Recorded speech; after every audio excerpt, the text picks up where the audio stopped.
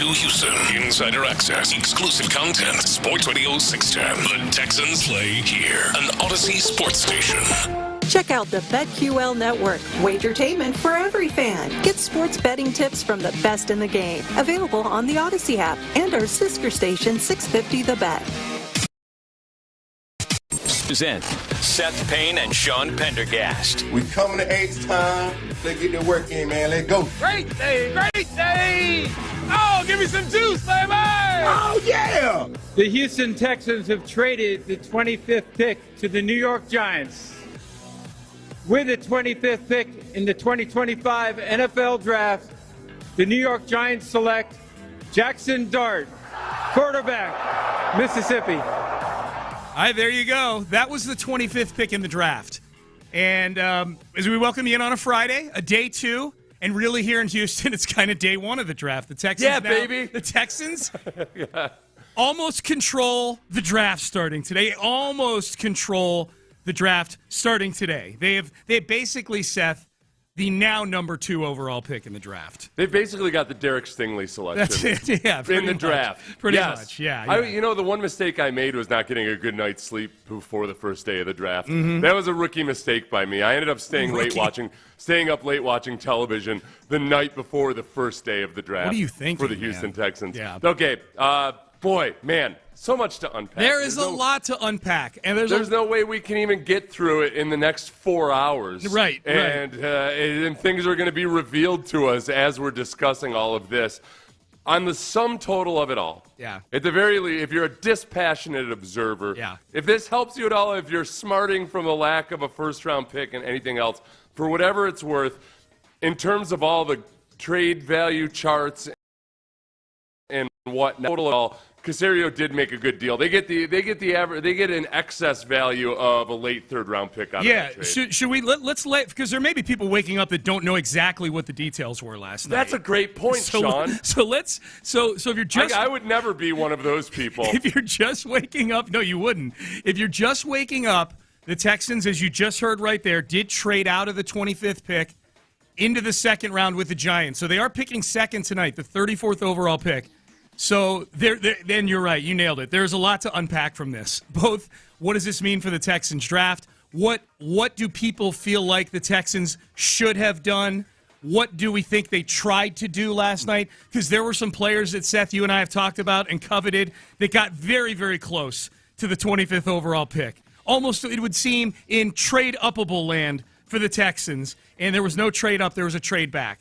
So here is Adam Schefter last night on ESPN with the details of the deal the Texans made to move out of the first round. Greeny, we said this would be the quarterback range, and the New York Giants have just traded back into the first round to pick number 25, which belonged to the Houston Texans. In return, they're giving up pick 34, pick number 99, and a third-round pick in 2026. The Giants at 25 are on the clock. Look for a quarterback here. All right, so that's the deal. So it's a late third-round pick in this draft, pick 99. It's a third-round pick, probably high in the third round, and then they move and they move back 9 spots for that.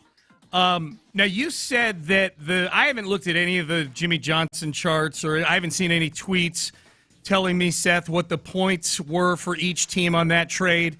It sounds like you've seen that. It's an even trade. Every value, Texans Cap posted the various charts and the technical analysts and everything, and the Texans, quote unquote, won all of those, which is what you should do when a team is drafting up for a quarterback. When a team trades up for a quarterback, a team like the Giants will get a little bit of a pass of overspending because, okay, go get your guy. Yeah. I think there's a perception by a lot of people that I noticed last night because they said it to me. There's oh, man, the Texans got hosed. Look at what the Rams got. It's on the text page, yeah. The Rams immediately afterwards had a trade with the Falcons where the Rams get about the equivalent of a high third-round pick extra in the trade. So, the Rams got a really good deal. But if you analyze the Texans' value just by normal standards, they also got a good deal. Yeah. So it's now what we can find out in the future is whether some of the offensive linemen that got taken immediately afterwards, like Josh Connerly or Josh Simmons, how good do they end up being versus whoever the Texans draft if they draft at number 34? That's right. That's the long-term grade on it. Yeah, it was really interesting because you're right. The Falcons, the very next pick, traded up with the Rams at 26.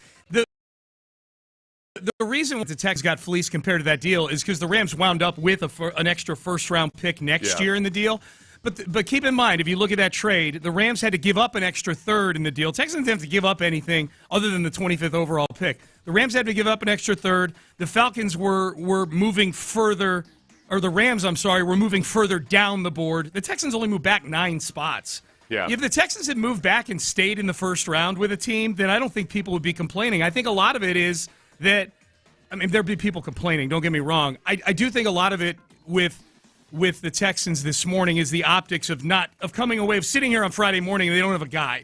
If they had moved back to 32 and drafted somebody and we have something to sink our teeth into, then I think that the feelings of the Texans moving back and not picking anybody, are probably minimized there. The other part of it, too, is that a lot of the name brand guys and the guys that have been discussed most, none of those guys are on a jet on their way to Houston right now. Right. That's a big. None of those guys or very few of the guys with a name brand appeal are on their way to Houston right now in the positions of need for the Texans. And so I'm not judging anybody for being upset or feeling disgruntled about not having the fun and enjoyment of a first-round prospect right now. The other side of it, though, is on the long-term view of things, this is a smart GM type of move. You did add extra draft capital. Yeah. You did, even though the Rams got a much better – the Rams really, like at least on the trade value chart, built to the Falcons. The Texans quote-unquote won that trade with the Giants. It just wasn't as extreme as the Rams. But don't look at the Rams trade and think, oh, wow, the Texans really screwed it up. It's just they both got good deals. That would be – my question would be, were you talking to the Rams? Right, were you talking to the Falcons who traded up with the Rams? Yeah. Were you talking with the Falcons? In a vacuum, this trade, as you point out, Seth, in a vacuum, this trade makes – the math works on the trade. My biggest disappointment with this – and Nick Cacerio explained. We'll hear from Nick in the next segment. There's just so much to unpack here. My biggest disappointment is I wanted Matthew Golden, and he wound up within what appears to be shouting distance for the Texans. The tease of Matthew Golden looking like he was starting to slip a little and might, pass through some teams that might not be looking for a wide receiver. Yep. That was probably the hardest thing. Yeah. The biggest kick to the gut for me was Tyler Booker going to the Cowboys. Yeah. That was so Tyler Booker and the Cowboys. Remember, as much as Cowboys are a clown show of a franchise right now, they draft really well. They draft very, very well. That's why they've been able to be competitive as long as they have, despite Jerry Jones being a buffoon. It's why they have so many issues with giving players second contracts. Is because they have so many players that they have to give second contracts to because they draft really well. They outkicked their coverage when it comes to things. It's like they're married to a hot wife, but they're not worthy of her. Yeah. They draft really well. And Tyler Booker is a cautionary tale of people who love to say, he won't. He'll be, Tyler Booker, Emeka Ibuka, a lot of these guys are like, of course he'll be there at 25. Nah, not so fast. No, they're not. And I count 7 guys, Seth, that flew off the board in front of the Texans, a couple of them directly in front of the Texans at 25, where these were all guys that we discussed intensely on this show for 3 months, and it was like, it almost felt like watching the draft. It was a review of every player you and I have talked about in the mock draft injection. Like by the time Donovan Jackson was taken with the 24th pick, you really weren't left with any guys that we discussed with any sort of zest or intensity. Like Kelvin Banks goes off at 9. We expected that. Tyler Booker at 12, totally agree with you. Kicking a junk. That was the one you hoped would slip to 25, really. Right. Kenneth Grant going at 13. I credit you, man. You were all over Kenneth Grant throughout this draft process, and he goes at 13 to Anthony Weaver and the Miami Dolphins. I was, but you know what, man? I got to grow a pair because I let the consensus opinion beat me down because I'm watching Kenneth Grant, and I'm like, dude, I don't big guys don't move like this. Yep. What am I missing? Yep. And all I kept seeing was like, well, when you watch all the games and this, that, the other thing. The guy's a freak. Yep. Okay. 13th, Kenneth Grant goes off. Gray Zabal goes 18th, as was predicted by a lot of people. Right, yeah, that wasn't as much of a kick in the junk because that was about where people expected. They expected him to go to Seattle. Emeka Ibuka going at 19th. That wasn't really a kick in the junk. That was just surprising that he went before Matthew Golden, who eventually went 23rd to the Packers, and then Donovan Jackson. By the time Donovan Jackson went 24th to the Vikings, right in fifth, he needs to trade out right now. I think all the guys that he wants are gone. The only question is, how hard did he go after those guys?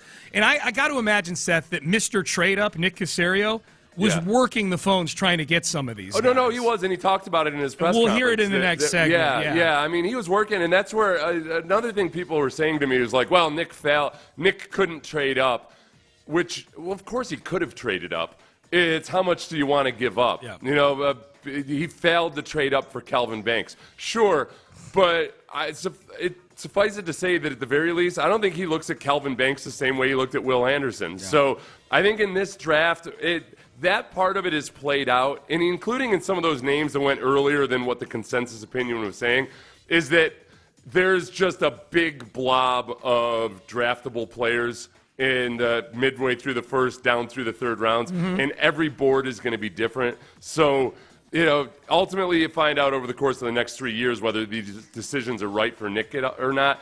But I think, especially in trading out immediately after Donovan Jackson was taken, the pick ahead of them, it feels like he didn't want to overdraft somebody. Yeah. He didn't have any of the guys.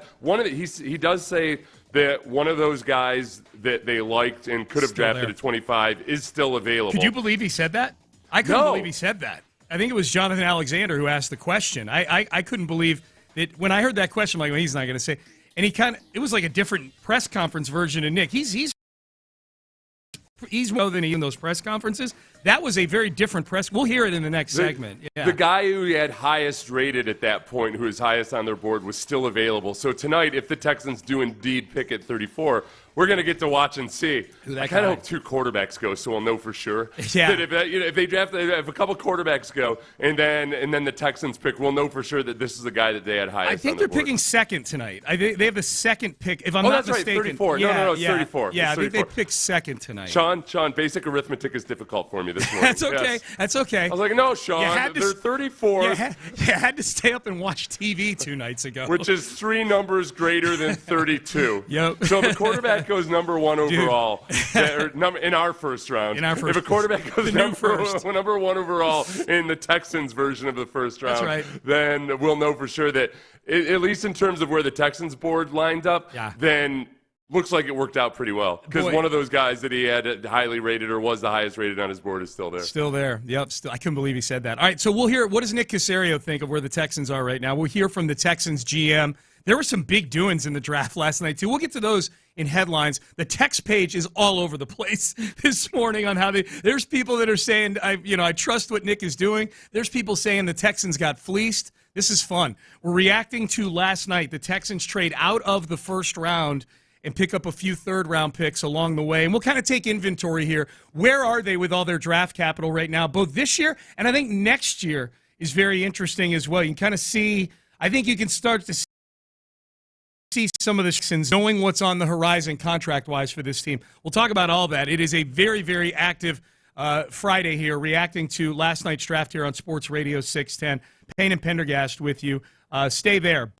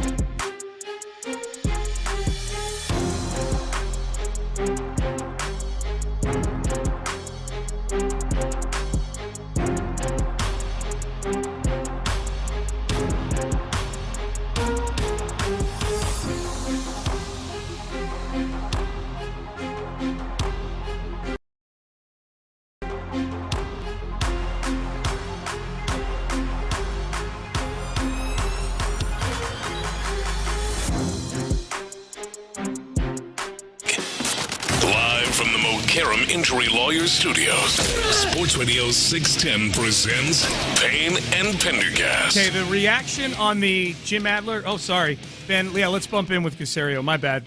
Here's Nick Cacerio last night, his opening statement at his press conference. Yeah, we're in a good spot. Feel really good about where we are. We went into the day, I'd say, honestly, we had three different scenarios. Trade up, stay 25 pick, trade back. I mean, D'Amico and I have been talking about it basically for 2-3 days. Here are some different scenarios. Here are some possibilities. I don't want to say we talked to the whole league, but we probably talked to the whole league on every different level. So, there are some players that we identified, some were out of reach. Some, in the end, trades are a byproduct of teams willing to make a decision to move or not. So, we fell at 25. That was the best thing for us. Puts us in a pretty good spot. 2 2s, 3 3s, picked up another 3 next year. We'll deal with tomorrow. We think we're going to get some pretty good football players tomorrow. We felt like the value to draft was basically in the middle. So try to take advantage of our opportunities here tomorrow. Put ourselves in a pretty good position next year as well. 1, 2 2s, 2 3s, 2 4s. So, we've always talked about just creating as much flexibility and optionality for us as possible. And that's where we are. So, there's 2 more days of the draft that are left. We'll see how these next few days go. I'll try to, make good, smart decisions tomorrow. Trust our process, trust our evaluations to the draft, kind of flip the page and kind of go to the next phase. So we're going to get good football players. D'Amico and I feel really good about tomorrow. We'll kind of see what happens. And tomorrow is today, obviously, on Friday. Here's where they're at, and we'll hear more from Nick in just a second. A lot of you reacting. We'll get to your reactions here on the Jim Adler, the Texas Hammer text line. But just, Seth, to kind of summarize, net out where they are quantitatively with picks, I think is a good thing to do for people here as they wake up this morning. Texans trading out of the first round with the Giants. Their first pick today will be second overall on day 2, the 34th overall pick. They've got, as of right now, subject to change, obviously, they've got 5 picks tonight, 2 in the second round, 3 in the third round. And next year, as Nick just pointed out, they've got their first-round pick, and now they've got 2 seconds, 2 thirds, 2 fourths. They're going to have 5 picks in the top 100 as of right now next year, unless they use some of that capital to move around tonight. 5 picks makes it a lot of fun tonight. Yes. And over-under on how many picks the Texans make tonight is probably right there at 4. Yeah, I'd say 3.5, 4, yeah. They're 3.5 maybe. Yeah, they're going to move up or back. Although I think just by them trading onto the 25th pick overall, there's a big mush of players right now that a lot of people thought that's where the real value in the draft would be. If you're upset about the draft just because the Rams got a boatload of value 1 pick later when they traded out with the Falcons. The Falcons are getting crushed for that. Yeah. The Falcons are getting the trade value. Yeah. So it makes it look like the Texans got bilked. The Texans did win that trade with the Giants by the trade value charts. So it was a good trade for the Texans. The Giants, they're trading for a quarterback, so they tend to give up more if you're trading for a quarterback. But on the sum total of it all, a lot of how you're going to judge this trade in the future is whether the 2 offensive tackles taken after the Texans end up being really good offensive tackles. Yep. That's by and large, that's how people are going to look at it. Josh Connerly went a few picks later. I forget to who. I don't have it in front of me. I know Josh Simmons went to the Chiefs because it probably means that Josh Simmons is going to wind up being a 5-time Pro Bowler now because he went to the Chiefs with the 32nd pick. Well, there's a lot of question marks about it. It was a really smart pick by the Chiefs because the Chiefs can sit and let him recover from his patellar tendon injury. He's got maturity issues. Now, the Chiefs tend to be a great place to cultivate character issues more so than get rid of them. Fair. So, if you want to get arrested, the best place to go. Now, he doesn't have any criminal issues or anything. It's just people have cited maturity concerns. But he could develop into a guy with more hardcore concerns right there in Kansas City. Yep. So, good job. I think it's pretty clear that the Texans didn't have a grade on Josh Simmons like a lot of people that did mock drafts thought they might. Josh Simmons was getting mocked to the Texans left and right by draft experts, and he was on the board there at 25. They chose to trade out, and so now we'll see what happens. Yeah, did you say where Josh Connerly went, or did you? I didn't know where he went. He went to Washington. He went to Washington. Oh, that's right, 29th. Yep, he went to the Commanders. Yep. Which is notable because in a lot of ways, I do come into a game in pass protection that remind me of Laramie Tunsil. I think he has the potential for that. He's not as gifted as Laramie Tunsil, but I think he's got more of a blue collar mentality. I think he needs to work at his run blocking, but he does look like he cares about run blocking. So that's the one I thought there was a really good chance after Donovan Jackson went off the board that Josh Connerly was going to be the pick. I didn't think the Texans were going to be interested in Josh Simmons at 25 just because of the injury issues and the reported, potential lack of maturity issues. Yeah. So that's the one. Connerly would be really interesting to watch and develop. Yeah, for sure. But other than that, the guys that went, Tyleik Williams goes to the Lions, defensive tackle. So that's potentially somebody the Texans might have drafted. But everybody else was safeties, cornerback, linebacker. There's not as much. I don't think the Texans really were eager for those positions as much. Yeah, I think if people are waking up this morning and they're upset with the Texans moving out of the first round, the sense I get, and I'm feeling some of this as well, because you guys know Matthew Golden was the guy I wanted. That you got so close to getting Matthew Golden. I would have loved to have known if teams were willing, if the Packers would have been willing to move. They're the team that picked Matthew Golden. What would have been the price to trade there? What were other teams asking for from the Texans? Obviously, if the Texans were talking to teams in that 18 to 22 range about Golden, or even we don't even know if the Texans loved Matthew Golden enough to take him there. We don't know what their evaluation was. Well, this is what's clear is this is the thing that annoys me some is when people say a GM failed off trade up. Look, any GM on earth can pull off trading up. Look at what the Falcons did. The Falcons pulled off an idiotically valued trade to trade up with the Rams. Look at the magnificent Gladstone last night. Right, which I give the magnificent Gladstone credit for cojones. He gets cojones credit, much in the same way that, hey, man, the Texans really, really stretched and reached to trade up for Will Anderson. Correct. It was one of the most aggressive non-quarterback trades in NFL history. Yes. And it worked out for him. Yep. So, likewise, I can't fault anybody that looked at Travis Hunter and said, oh, this guy, he's a unicorn. Right. I'm going to go get him. Absolutely. I think it's back to the Texan fan thing. For me, it's the Golden thing. I think for a lot of Texan fans, Seth, the sense I got was, hey, these offensive linemen are starting to fly off the board. Yeah. You start to get into the teens where Zabal was picked, and you had Donovan Jackson go right before. Cacerio was asked about that. What were you thinking as Kelvin Banks and Tyler Booker, these guys are coming off the board, and this run on your biggest position of need is starting? Yeah, I don't think there was really a consensus on a lot of grades. I mean, honest to God, if you look at some of these mocks, like where some of the guys were mocked and where they went, it wasn't even close. So, which, again, players come off the board when they come off the board. So it's all we can do is go through our information, try to figure out, where we think the best spot for us to take that player. So, again, we made multiple calls, I would say, picking a lot higher than where we were. So teams aren't interested. They're not interested. Nothing we can do about it. Okay, one more from Nick here. When did trading become a reality in this draft? Yeah, probably way before we probably were picking. So, we were kind of looking teams a little bit. There were some opportunities. Okay, kind of move. All right, what are the teams going to do? So we were talking about it. Wasn't wait until 25 and all of a sudden, at one point I think we had 3 or 4 trades potentially on the board before we got to 25. And then when we got to 25, we still had a couple scenarios. Some teams were looking at some situations. So, we took what we felt was the best offer and what the best decision for us was at that time. So we made the move. Upper teens, the 18th pick, the Seahawks select guard Gray Zabel. Mm-hmm. And that makes sense. If you're looking at, if what most people were projecting or most Texans fans were hoping for, a wide receiver or an offensive lineman, that's when you're looking at the board and, hey, Gray Zabel's still out there. Emeka Egbuka is still out there. Matthew Golden is still out there. Donovan Jackson is out there. But the math doesn't quite add up that one of those guys is going to slide to us. Let's start doing some work. If Gray Zabel is gone, then we can get Egbuka, or we can get even Derek Harmon. I wouldn't have been ultra surprised, the defensive tackle, if Derek Harmon had gotten drafted by the Texans, but he's gone too. So yeah. I think that Gray Zabel pick might have been when they really started feeling all right, the guys that we have that we'd be really comfortable with drafting at 25.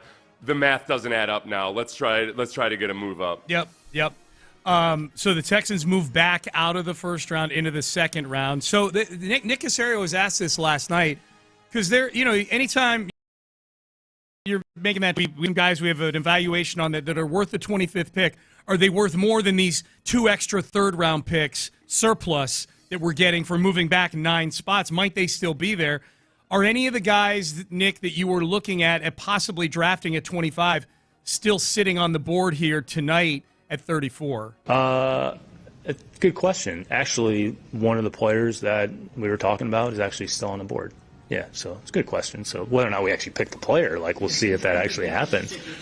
That was his forthcoming, especially on something where that's not showing your cards necessarily, but that's more information than you normally get. And not even just from Nick. Out of a GM that's trying to play things close to the vest. That there is. Who do you think the one guy is, Seth? You got your best available in front of you? There's a part of me that I wonder where there's part of it where I think when Nick says that they don't draft for need or by position or whatever.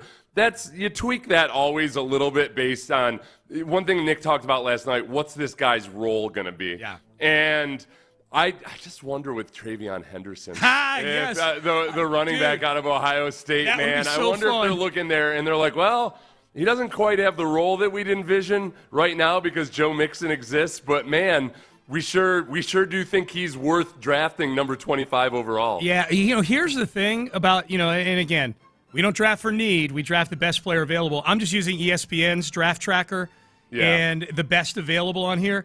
The first several guys that are the best available are at positions where I would be like, John, the cornerback out of Michigan is the first guy on here. Then you got Mike Green, an edge guy. You got Nick Emmanwori, the freak safety out of South Carolina. Yeah. You got the Donovan Izuraku, however you pronounce his name, out of BC. He's an edge. Darius Alexander from Toledo is probably the first one where you can even kind of meld your brain into thinking, okay, he's a D tackle. D'Amico loves D tackles. He's 5th on the board. And then, yes, Travion Henderson, a cornerback from East Carolina, Siobhan Revelle, who I think the Texans had in for a visit. Then Shedeur is still sitting there. We haven't even talked about Shedeur Sanders yet. We'll get into that in headlines. Tight end from Miami. There's not a lot. Point being, you don't get to an O-lineman or a receiver until you get to 11th on the best available on ESPN's chart, at least. And that would be Jaden Higgins, the wide receiver out of Iowa State. Yeah, and I think that's where teams kind of tweak their boards based on what their needs and like what Nick says, what the role for that player will be. Mm-hmm. So they may have gotten to the point where they're looking at their board and how it looks, and man, we've got a boatload of guys here that we feel pretty good about at the top half of the second round, and maybe it becomes a little bit less of just that it's a guy that you're going to plug in immediately, whatever it might be. The fact that Nick said that one of the guys they really liked is still there, that they would have graded as, okay, this would make sense at least. That makes the Browns pick fascinating. Yeah. And I hope that Shedeur Sanders gets drafted by the Browns. One, because then the broadcasts will stop talking nonstop about Shedeur Sanders. They will be during the time. I predict this. If Shedeur Sanders goes first tonight, there will be zero conversation about the Texans pick because everybody's going to be talking about Shedeur Sanders. Poor Owen Daniels is not going to get his flowers on TV. Yeah. Owen Daniels is announcing one of the Texans picks tonight. Hopefully not that one because you're right. It'll get buried underneath Shedeur Sanders. Couple texts real quick. I want to read these. Keep sending them in. We're going to sprinkle. We got a long segment coming up at 7 o'clock to get y'all's opinions in on this. But just to illustrate, Seth, the dichotomy here, these are back-to-back texts. First one, I'm not surprised. Ocho, noted Matthew Golden lover. Y'all can try to find logic in this, but Nick effed up, period. That's from Ocho. Very next text. People mad at Nick Cacerio are crazy. There's no trade machine that lets you just jump up 15 or 10 spots to go get a guy. SMH. Yeah, it does. It takes 2 to tango, and to your point, you can trade for anybody. It's what do you want to give up to trade for? Listen, Ocho, you and I are just different. I don't fall in love with these hoes, look, man, you want to be desperate? You want to roll over your 401k for some hoe? Yeah. Nah. They're all dumb rookies, okay? Right. I like Matthew Golden a lot, and I was enticed by him. But I ain't going to fall in love with these hoes, okay? All right. I liked his vibe. His suit was awesome. Dude, that suit is an all-pro suit. Yeah, I know, honestly. Matthew Golden, that hurt. Yeah. Matthew Golden hurt. Yeah. All those multiple guys went that I would have been excited about. Matthew Golden hurt already. And the fact that he started to slide, you start to look at like, oh boy, the Texans will have options, and it might actually be Matthew Golden. Yeah. And then he walks out in that suit. Then man, he's gonna be the rookie of the year. The way way that Packers announced the pick too, where he said with the 23rd pick for the first time since 2002, and I'm like, no. He goes, a wide receiver gets dropped. I'm like, just say it and rip the Band-Aid off, please. Direct shot at Aaron Rodgers. Yeah, that's true. Rodgers had a justifiable issue with the Packers never drafting a wide receiver in the first round. That was just justifiable issue that Rodgers had. But I felt like that was rubbing salt in the wound a little bit. All right, we're all over this today here. Not just our show. Keep it tuned to Sports Radio. We're all over the place. We are all over the place, and we're all over the draft. Headlines. And this will be an all draft version of headlines, I promise you, coming up here, because there were no Rockets and no Astros last night. But we'll lay out what they got on the table for this weekend. And the big doings in the draft, non-Texans, we'll get into in headlines coming up next. Academy Sports and Outdoors, if you want to get your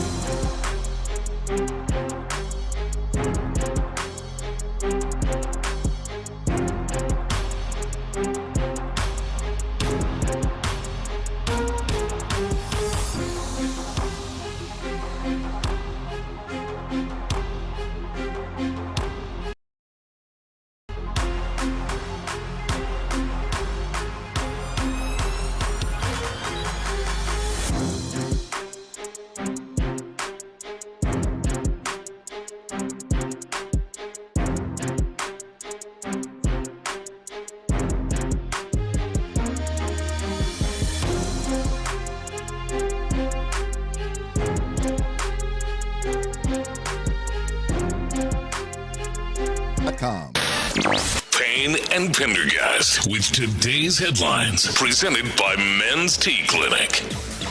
All right, let's get to today's headlines here.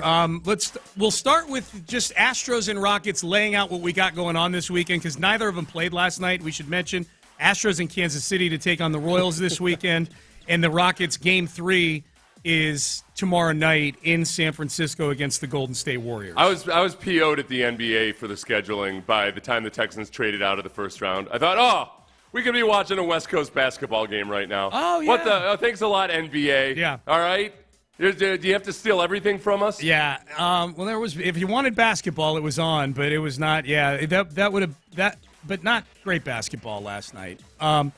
The Texans. So that's what's going on. We'll certainly touch on the Rockets at some point in the 7:00 hour. Big game tomorrow. News with the Texans. They picked nobody last night. They basically, Seth, yesterday made 2 trades. We haven't mentioned the first one because it's not super significant, other than I think the smoke signal that it sent. Nick Cacerio sent their 5th-round pick and a 5th-round pick in a couple of years to Cleveland to pick up some 6th and 7th-round picks this year. This looked like it was somebody going and like dipping into petty cash to pick up some pocket change to move around in the draft eventually. Nick talked about it in his press conference, and what he said was they just want to have that option and ability in the 6th round to get somebody. Yeah. And he cited, I can't remember who he cited, one of the Texans' 6th-round pick. He cited Hutchinson and Jarrett Patterson, both. Yeah. So that all made sense of it, and it was just it was all an exchanging of pocket change at the end of it. So that happened before the draft. The big trade, the one that has everybody talking, is the Texans moving out of the first round. The 25th pick in the draft rolled around. The 2 picks that went right before the Texans were set to pick were Matthew Golden, the wide receiver from Texas, goes to Green Bay at 23, and then at 24, Donovan Jackson, the guard from Ohio State and from right here in Houston. He went to Episcopal High School, went to the Vikings. So the Texans move out of the first round. The Giants trade up and draft Jackson Dart. The Texans move back to 34, pick up a couple extra 3rd-round picks, one this year, one next year, and now they've got 5 picks today, so they've got the run of the place today, and then they've got extra picks next year in the 2nd, 3rd, and 4th rounds now as a result of this trade and the Laramie Tunsil trade. People are upset. I would say based on our YouTube chat and the texts, about 75% of people are upset. 25% of people are saying, like, hey, man, just hold your water. Let's see what happens. Personally, on my side of it, emotionally, initially devastated. Mostly because I had the cake sitting right in front of me, and then it was pulled away from me. But one of the parties pulling the cake away from me was the NFL at large, because every single guy that the Texans had really been linked to was off the board by the time Donovan Jackson went to pick ahead of them. Yeah. Where the rubber meets the road, and what we'll find out in the coming years is the offensive tackles taken in the first round after the Texans would have selected at 25, Josh Connerly and Josh Simmons. Yeah. Do those guys end up being really good pros in the NFL? Yep. And unless this first pick in the 2nd round is a Kamari Lassiter, or the 3rd round would be a Kalen Bullock. Like that's the give and take. Mm-hmm. It makes sense mathematically and in the big picture scheme of things, but boy, there's so much of it that felt like the Kenyon Green trade back.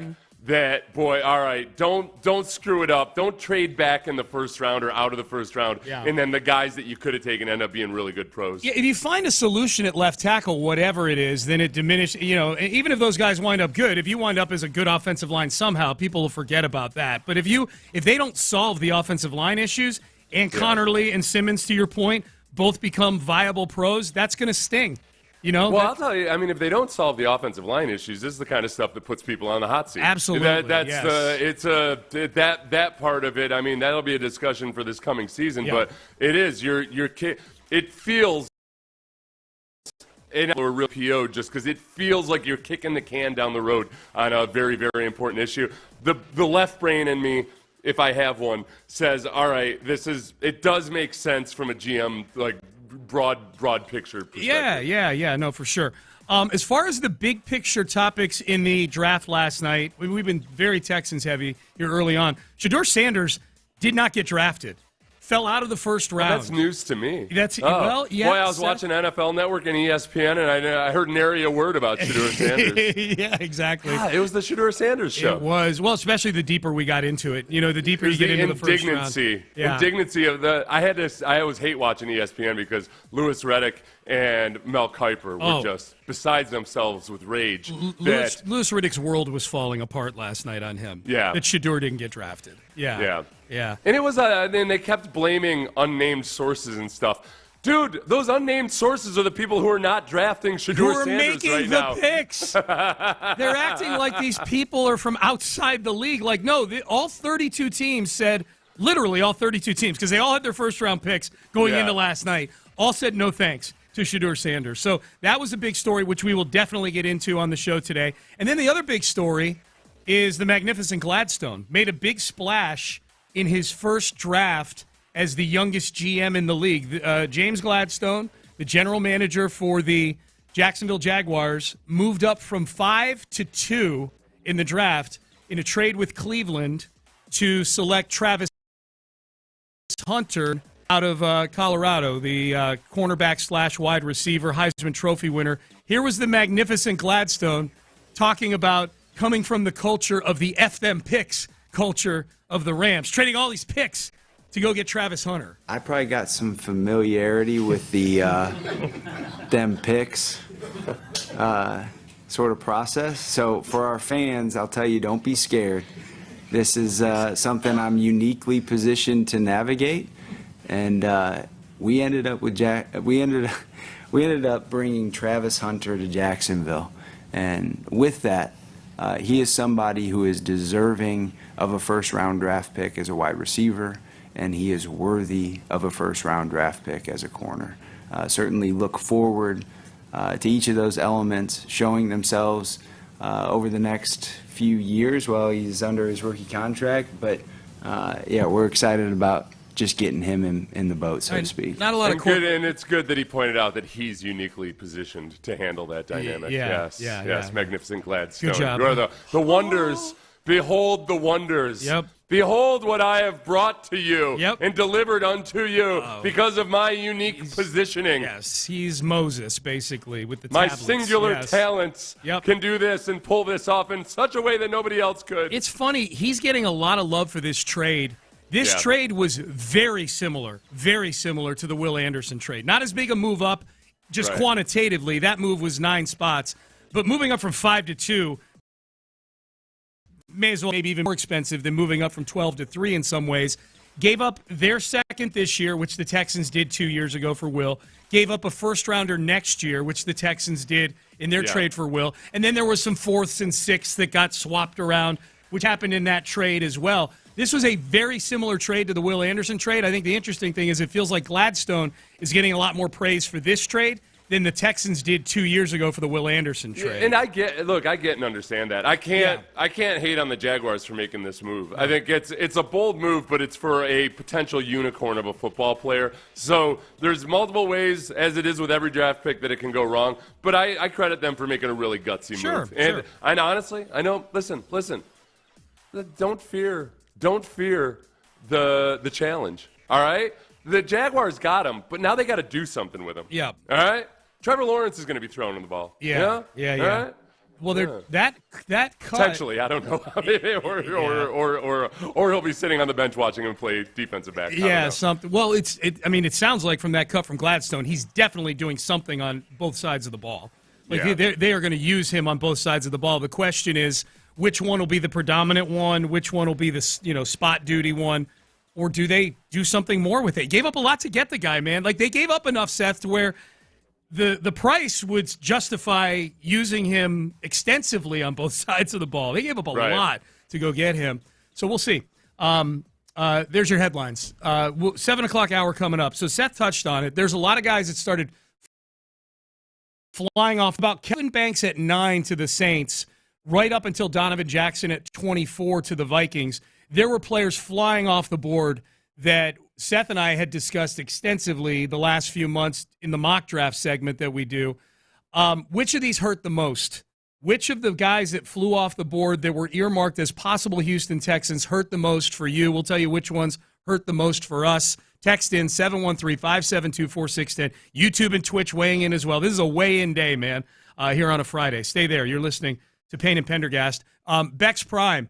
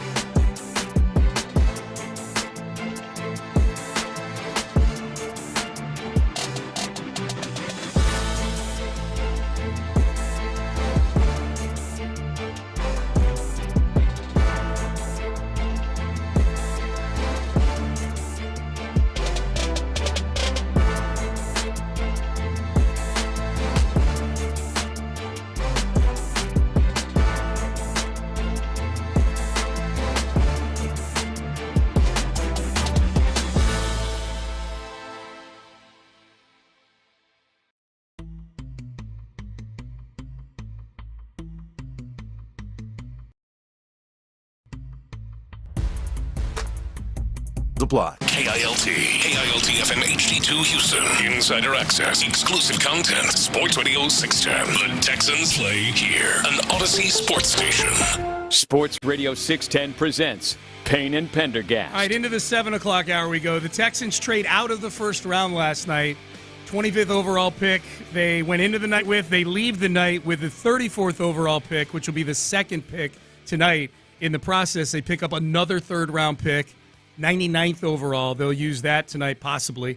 And then a third-round pick in 2026. So the net of all of it is they've got 5 picks tonight. They didn't pick anybody last night, but they've got 2 second-round picks, 3 third-round picks tonight, and they've got extra seconds, thirds, and fourths in next year's draft, which we'll talk about the draft inventory and what it means, but the specific players that were flying off the board last night that at times you were probably looking at the TV screen going, oh, man, he's available. Boy, I hope I see the Texans at the bottom of the screen here with a trade up to get this guy. That was me. I was like that for sure. We're going to go through each of the individual guys that maybe we're feeling some FOMO over today, that they're not Houston Texans. A lot of texts weighing in on this as well. Before we get to both of those things, here was Nick Cacerio talking about the Texans' strategy last night. Yeah, not like I would say middle teens, middle to kind of upper teens. Like started to look a little bit like, all right, what are we looking at? What are our options? All right, where are some of these teams? And trying to kind of get an idea. As again, not wait till 25. I'd say some teams had a pretty good idea, and that 18 they were potentially looking to move out. So then it's all right. Who are you moving out for? What are you doing? What do you have to give up? So those are all the things. Honestly, I mean, I know we didn't pick, but like we probably were more active and had as many discussions as any draft has been a part of. So that's the thing about, and we've talked about this, everything's fluid. You just got to be flexible. You got to be adaptable. You got to be ready to move. You got to take the information. You have a pretty good sense or feel for what you think's going on in the rest of the league. I mean, honestly, a lot of the guys that were picked and where they were picked didn't surprise us. They may have surprised some other people because they weren't thought of to go that high. But honestly, I mean, D'Amico and I talked before the draft, and we said, when I've talked to even some agents, this guy's going to go way higher than people think he's going to go. And they agreed. And, you know, we were right. Doesn't mean we're right on everything. It just means we had a sense and a feel for maybe how we thought this was going to go. Who is the player he's referring to there? Tyler Booker. 100%. Tyler Booker, 100%. 100%. You got Tyler Booker.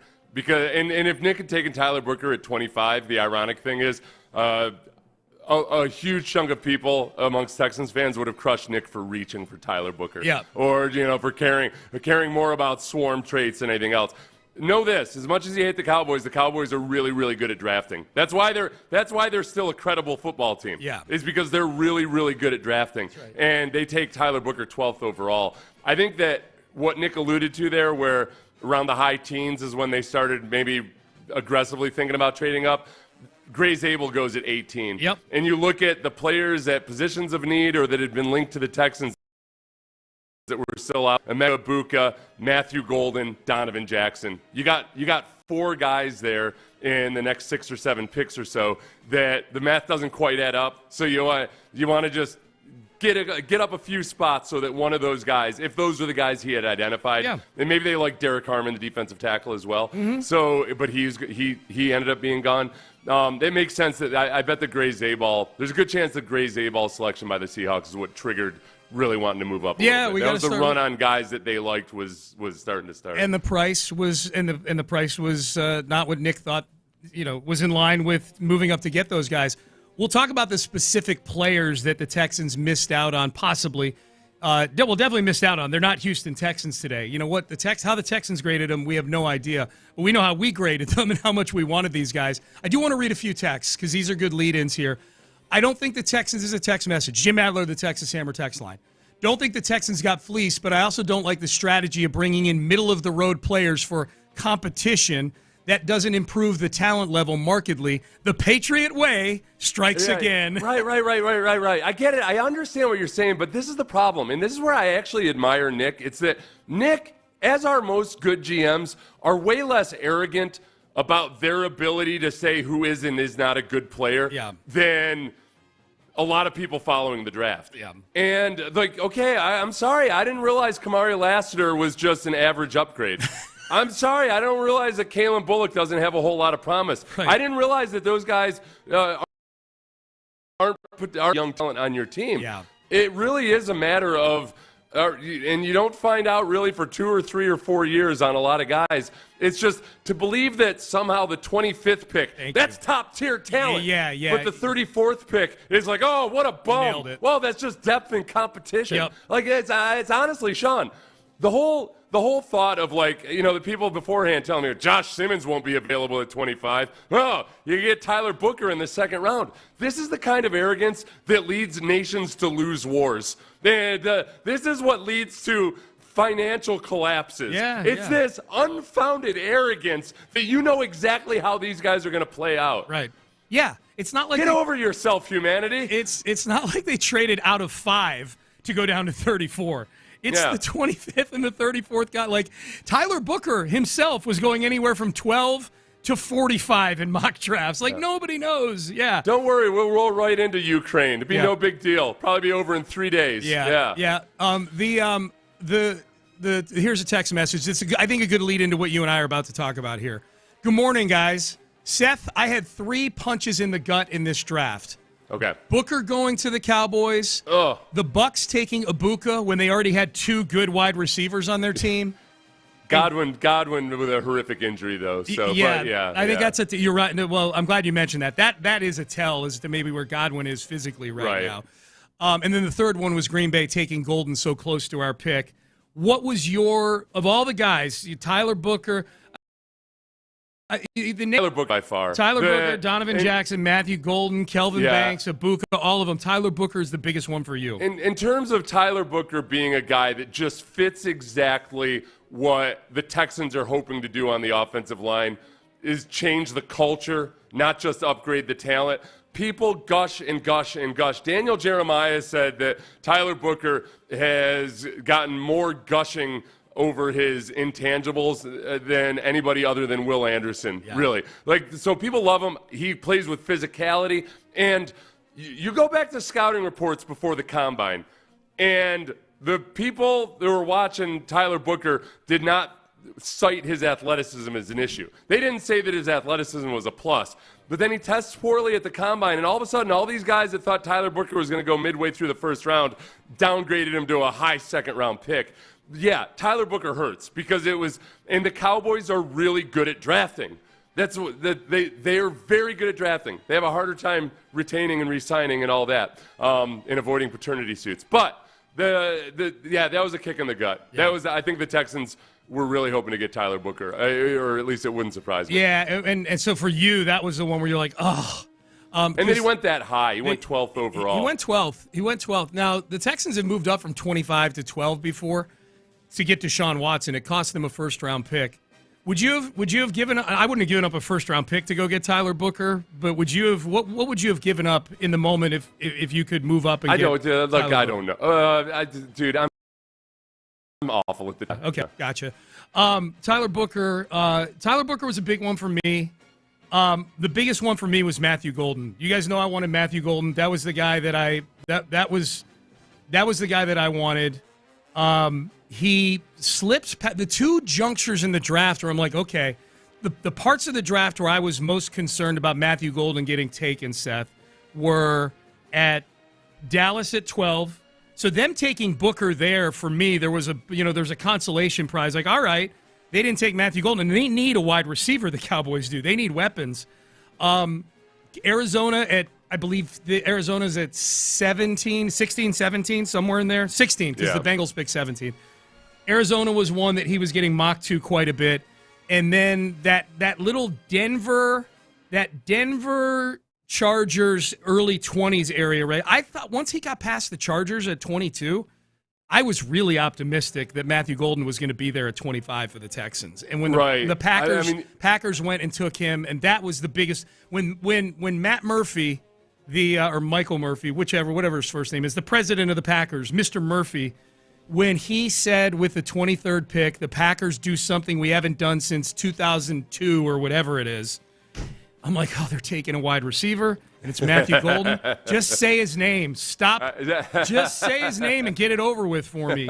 Kick me now. All right. I was like, I'm standing on the hangman's platform. Like, all right, I don't need a flowery speech. Yeah. All right, just put the hood over my head and let me drop. So mine's Golden, yours is Booker. What about these other guys? What was your FOMO on these other guys? Matthew Golden was a kick in the nargs because I had allowed myself to dream. Yeah. He was sitting there. He was sliding. You're looking at, okay, who might draft a wide receiver? I don't know. The Packers have a history. Hey, the Vikings are doing just fine with their Justin Jeffersons and whatnot. That was a kick just because of I had allowed myself to dream. That was like holding a lottery ticket for $1 billion prize. Yeah. And you start thinking about all the everything you're going to buy. Yeah, all the things you're going to do for your mom and everything. Yeah. I'd say, honestly, this is a weird one, but in reverse, it was retroactively. Josh Connerly and Josh Simmons. Oh, no, wait. First, Donovan Jackson, obviously. Jackson. Yeah, Donovan Jackson was there. You're sitting right there. Like, okay, all the guys that you'd really identified, there's still one remaining. It's come down to this. You're at the finish, and boom, there he goes. What would we be saying this morning if Donovan Jackson had gotten to the Texans and they took him at 25? I would say I'd be excited about it. I think a lot of people, again, kind of like with Tyler Booker, people had him as a potential early second rounder. So there would be people criticizing Nick for it. I had identified him as a guy that I felt good about. Mm-hmm. And like most of the guys at 25, I felt good about, but there are guys who are also going 25 for a reason. So I would have felt really good about it because I think it was just a step in the right direction. I wouldn't like project the game changer or what have you, but it was a guy that many people had identified and that Daniel Jeremiah had linked to the Texans with a lot of confidence. I would have felt like, all right, boy, they played it down to the wire, but the strategy worked out. They got one of the guys they had identified. Yeah, Jackson, with the Jackson, when Donovan Jackson got picked, that's when I said, there's a good chance they trade here. We've been talking about it on this show for the last 2 weeks, which is that the Texans, especially as Shedeur Sanders' stock began to drop over the last couple weeks, and Jackson Dart's stock was going up from the second round into the back end of the first round. We've been saying it on this show, which is 25 is a primo spot if quarterbacks are slipping to the back end of the first round. That's sort of the beginning of the chunk of the draft where teams are going to start to think about moving up into to get that extra year of team control with the fifth-year option that you get on first-round picks.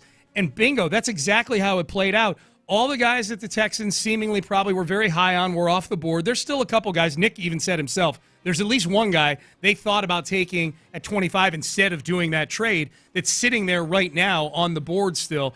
But the once all these guys that we're talking about flew off the board, the trading back thing to me it was obviously very viable.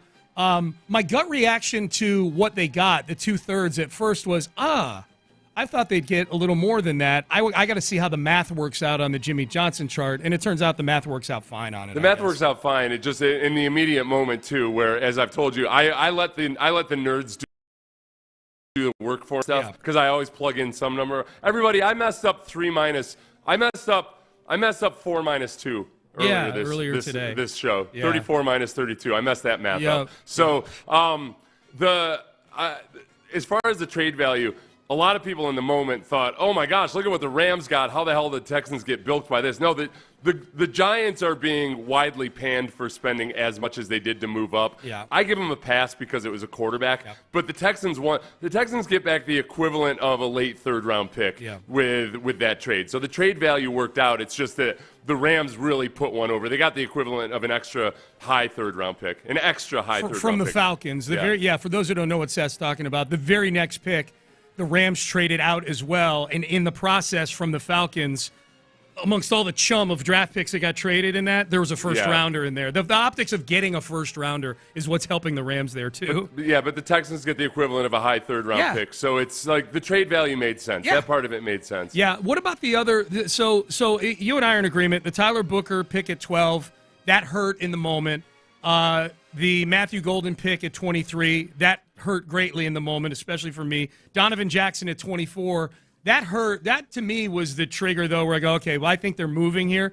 Yeah. What else, either before or after the Texans? So Calvin Banks goes off the board, and the fact that he was the third offensive tackle taken, there was a part of me after the first two guys go, after Mbu and Will Campbell and Armand Membu. Yeah.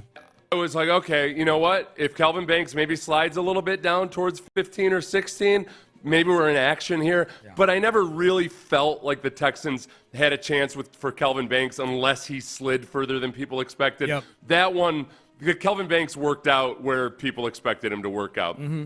Tip of the cap to the draft heads.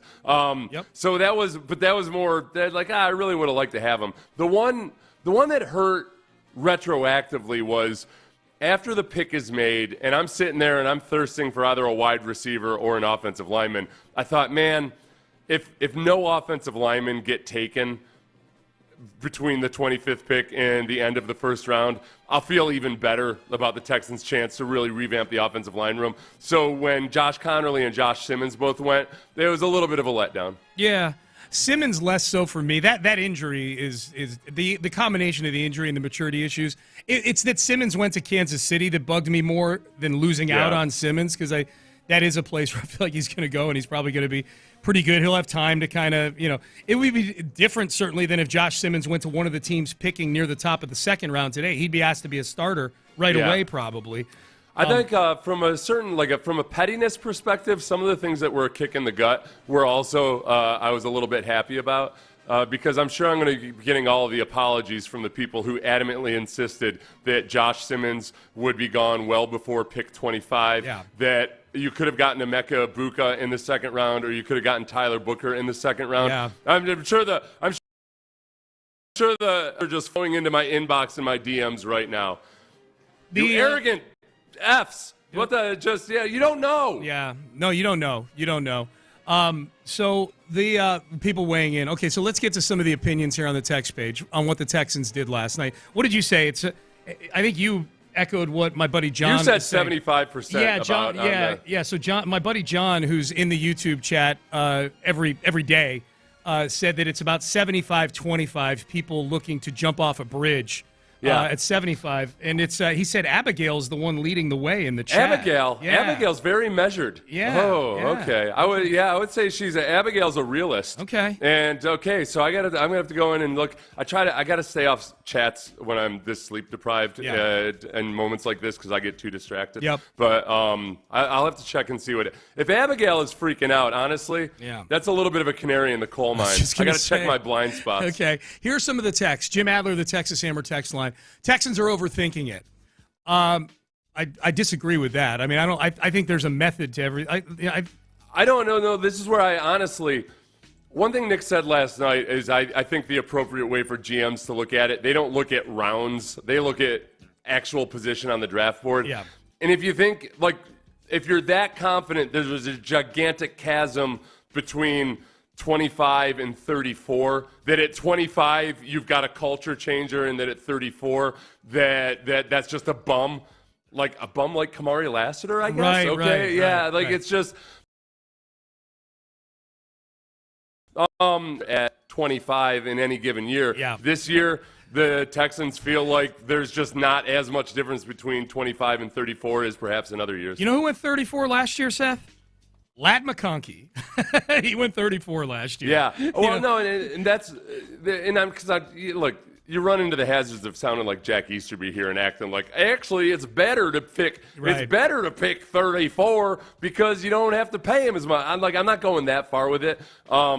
But especially with wide receivers, the number of really good second and third round wide receivers, that holds true. That's been a trend for a while now. Someone says, in Nick we trust. That's the very next text after he's overthinking it.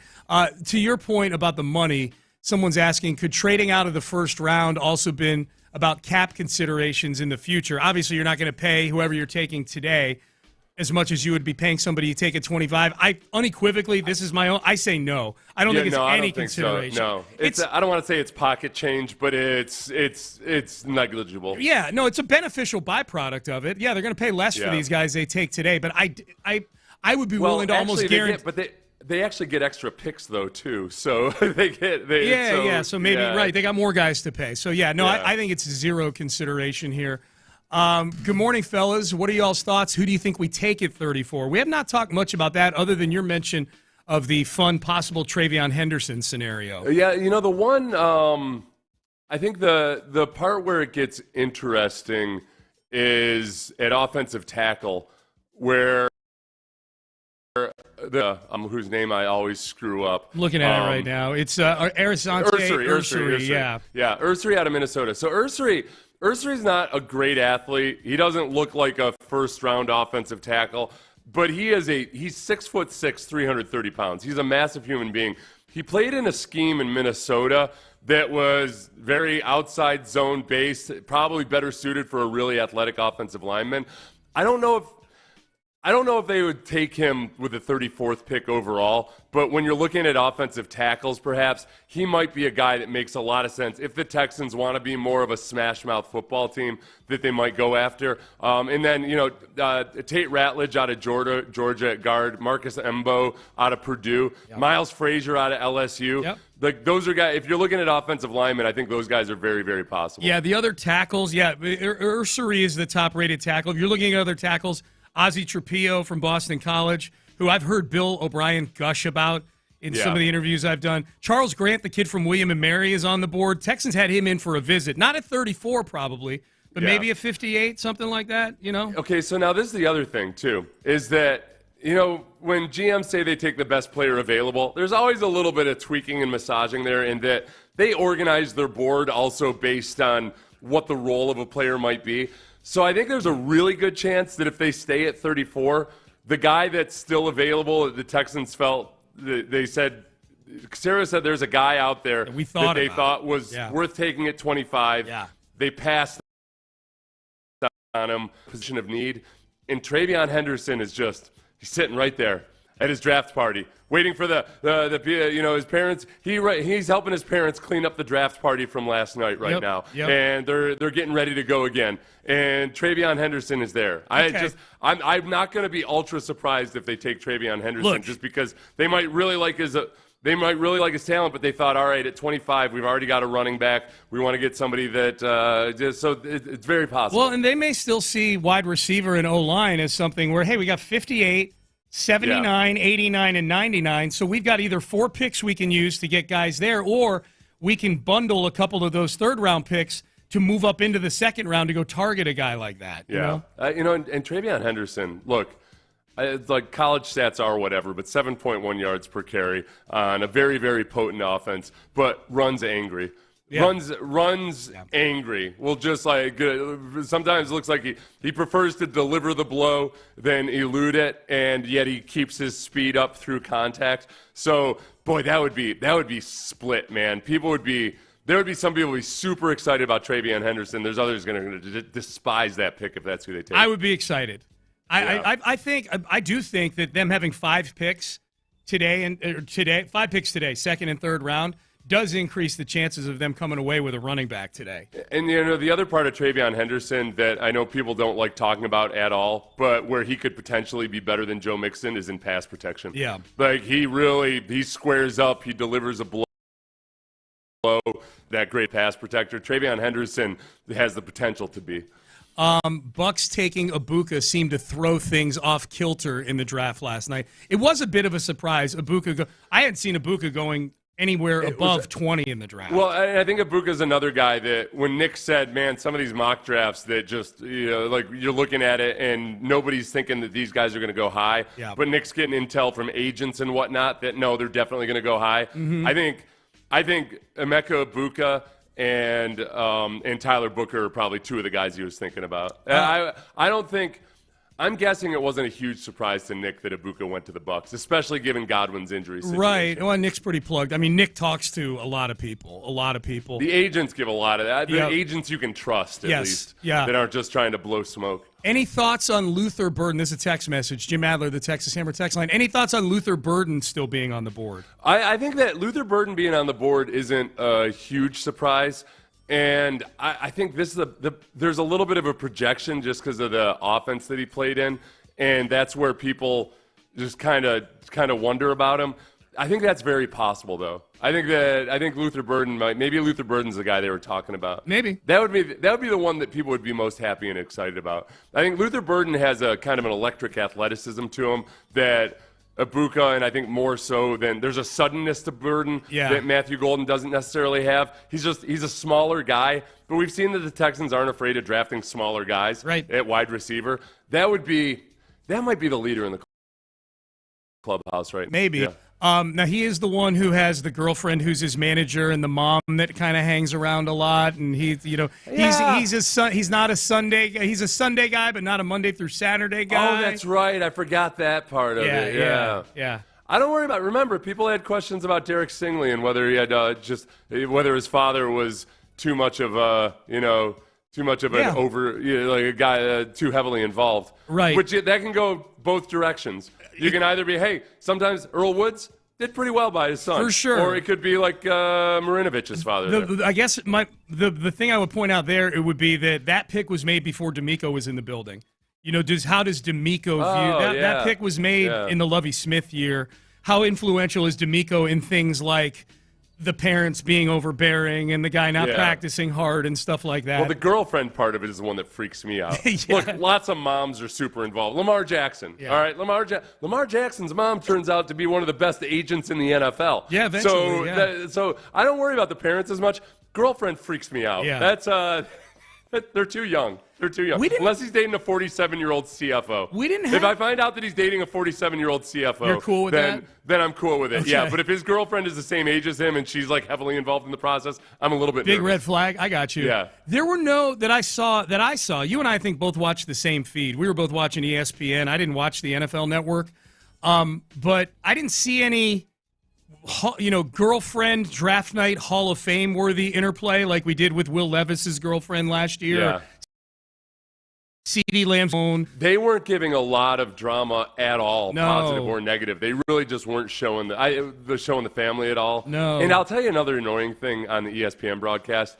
They were tiptoeing around any and all kinds of character concerns, except for when they were lambasting anybody who would question the greatness of Shedeur Sanders. Yeah. But other than that, then they were kind of just really, like when Walter Nolan was drafted, they would say, like, well, hey, he's got good veterans on the team that can help him learn how to play like a pro. Yeah. They would allude to it that there might be some maturity concerns with Walter Nolan, but they wouldn't flat out come out and say it. I didn't see this year, too, where they were doing that thing. Maybe I wasn't paying close enough attention. Like, once a guy got picked, then I was back on my computer until I started hearing, the chimes and whatever. But ESPN used to they were getting clowned yesterday. People were bringing up old graphics of players that had gotten drafted in the past, Seth, where they'd show the player's face after he got drafted. Like the player's face is on the left side of the screen. Then they'd have like 3 bullet-pointed facts about the player, like, led FBS in touchdown passes, 5-star recruit out of high school. And then for a lot of guys, the third one would be some super morbid thing, like mom died of the Mutaba virus back in 2012. Like, it's just there on a bullet. They're just bulleted next to touchdown passes there. Like, they got so much guff for the year that they went full into the sob story side of things. Yeah. That now they're just generic. Lost 27 members of his family in a church bus accident. Yeah, but now but also likes cats. Right. Is right-handed. Yeah. Jaden Higgins would be a guy that I'd be curious about because I think he's been going late second round, but the comp on him is a Nico Collins. The Nico Collins being a comp for Jaden Higgins, the wide receiver out of Iowa State, that would be one that I think people would be lambasting because it's above his projected value, yet at the same time, man, Nick in identifying Nico Collins as a guy outside the first round that has those physical traits. Jaden Higgins looks a lot like that. Optimists would do what you just said about the Nico comp, and you're right. Pessimists would be like, that guy's going 57 in every mock, and we took him at 34. Text message to Jim Adler, the Texas Hammer text line. This is a good one. I think what hurts the fan base in this draft is the C.J. Stroud, Will Anderson draft set an expectation of fireworks, and this first round was a whimper. And I thought about that last night, like, man, they are never going to replicate. Hopefully they don't have to replicate it. Hopefully they're not picking second and third in the draft anytime soon. We've not mentioned the draft party yet last night. Yeah, what happened, Sean? I texted with a few of my friends who were out there, and they said people were not happy. Now, let's add in the fact that it was pouring rain last night at various times. So it's pouring rain, and because it's the 25th pick, people are sticking around. They're sticking around. Yeah. And so it's like they're at work this morning. Right. So you're waiting around for something that feels promised to you, even though it's not. We pointed out several times they could trade out of that pick. Yeah. I'm about it. Standing outside for the better part of 4 hours. The doors opened at 6:30, and the 25th pick rolls around at 10 o'clock. Well, plus, Sean, you know what? I don't look at the Texans fan base as being spoiled because of the fireworks. 4 times in the last 6 years, they haven't had a first-round pick. That's correct. Yeah. I mean, the F them picks scenario of the Rams was, at the very least, you got an immediate payoff on this. But we've been going since 2020 with not even having a first-round pick in 2/3 of the draft. That's right. It gets a little tiring. So just go ahead and win a Super Bowl this year, okay? Yeah, can we make fun T-shirts. So I don't feel like the Texans have earned a bleep them picks T-shirt yet. Yeah. Boy, the texts are rolling in, man. This is my question to the texters. Is what if you're somebody who's upset with what the Texans did last night, trading out of the first round? What can they do tonight that would get you back on board with this draft? You're out on it so far because you wanted them to do something in the first round. What can they do tonight that would make you feel like, okay, maybe I jumped the gun a little bit. Maybe I should have waited till the end of day 2. I'm curious what that would be for people. I think that for a lot of people it's going to be Luther Burden because I think there were some people, Corey Barrett there and a few other people that are very active who like Luther Burden more than Matthew Golden. Mm-hmm. We obviously also have that hometown appeal of any Longhorns that have watched Matthew Golden play that people really liked Matthew Golden. His walkout song was a Bun B Pimp C song also. That's right. Yeah, that's right. Yeah. Oh, I'll tell you what, I forgot. Yeah, it's actually, the ratio is even worse. 5 times out of the last 7 drafts, the Texans have not had a first-round pick. Yeah, 2018, they didn't have one either. Yeah. That's pretty wild, dude. That's nuts. That's got to be approaching some kind of a record. It would be 5 out of the last 8 because they drafted Titus in the first round in 2019. They had a first rounder in 2019, 2022, and 2023. Other than that, their last first-round pick before that was Deshaun Watson in 2017. So, yeah. Yeah, 5 out of the last 8. 5 out of the last 8, yeah. Okay, there were no girlfriend or wife things going on, but yes, somebody points out on the text page, a baby did puke last night when I don't know if that was Kelvin Banks III that was sitting next to him. There was a baby sitting on a lap of some woman sitting next to Kelvin Banks. It was a baby. I don't know whose baby it was, but there was a baby sitting next to Kelvin Banks when he found out he got drafted by New Orleans, who within 2 seconds, like visibly spit up. Yeah, tell us how you feel, kid. Exactly, man. I'll tell you what. Hot take. Okay, poor behavior by that infant, unacceptable. Where are the parents? Right there. No, the biggest where are the parents moment, I felt bad for this dude. During the national anthem, I think I was watching on the NFL broadcast at that time, it's in the middle of the national anthem. The camera goes up to one of the stanchions, and there's 3 kids clowning around. And the father is standing behind them and, like, desperately trying to tell him to get it together, but also doesn't want to go viral for screaming at his kids during the national anthem. Yeah. I felt bad for that. At the peak of like, oh boy, wait until I get you home, but I can't do this in public. I felt bad for that dude. Yep. Especially because then 2 of the kids might have been like friends of his son or something. Yeah. So then you're the overbid. Then you're the dad who's the curmudgeon. Like, hey. And you're on camera. You're like, all right, what do I do here? What do I do here? Yeah, that sucks. This is a good one. Drafting 3 times, and this is an answer to the question I just posed, which is if you're somebody who's disappointed the Texans didn't pick last night, what can they do today that would get you back on board? Drafting 3 times in the second round would make me a little happy, somebody said. So maybe using 2 of those thirds to move up into the higher part of the second round to get a guy. Look, and the payoff on it is we know this. The first round has name brand appeal. The second round is people are skeptical as hell of Kamari Lassiter until Kamari Lassiter shows up. People were mad that the Texans didn't take Kool-Aid McKinstry, the pick before Kamari Lassiter, and I think 90% of it was they like the name Kool-Aid. Yeah. It gets a little silly here. Like these guys are the guys that are still sitting here right now are by and large very similar to the guys that the Texans passed on at 25 who ended up getting picked throughout the rest of the round, just in terms of the caliber of player, All right, Payne and Pendergast with you. A lot of people weighing in. We'll continue to mix in your opinions. Mock draft injection. You think they're done when the draft starts on Thursday, but when your team has 5 picks in the second round, what do? You go and find a mock draft for day 2. Mock draft injection for tonight is coming up first. Daily and Black. If you're a homeowner,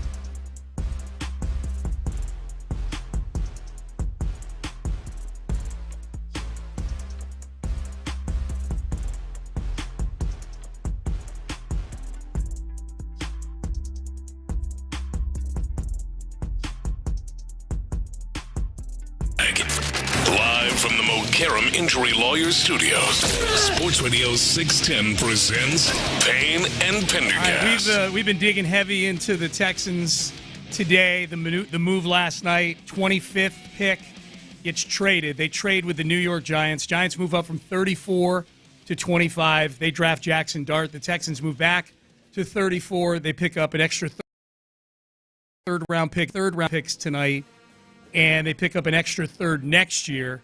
They've now in 2026 got their own first round pick to go with 2 picks in the second, third, and fourth round each next year. So they've got 7 picks next year in the first 4 rounds.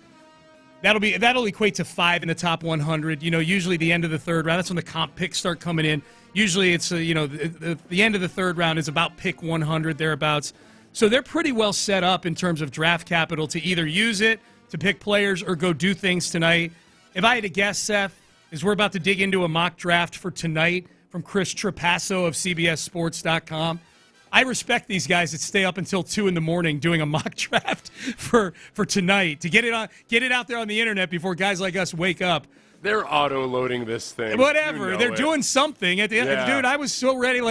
They're sitting at a computer having to post something. At 12:30 at night, I respect even just that instead of going to bed. I was tired last night.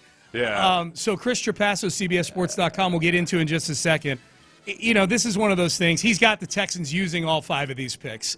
He's got no trades in here. I think the one thing I'm pretty confident in is as the Texans, Seth, sit on 34, 58, 79, 89, and 99 overall picks tonight, that they will not use all 5 of those picks themselves to grab players. Mm-hmm. There will be trades tonight, if I had to guess. Mm-hmm. But let's do this, all right? So this might be a proof that they were auto-loading. Yeah. With the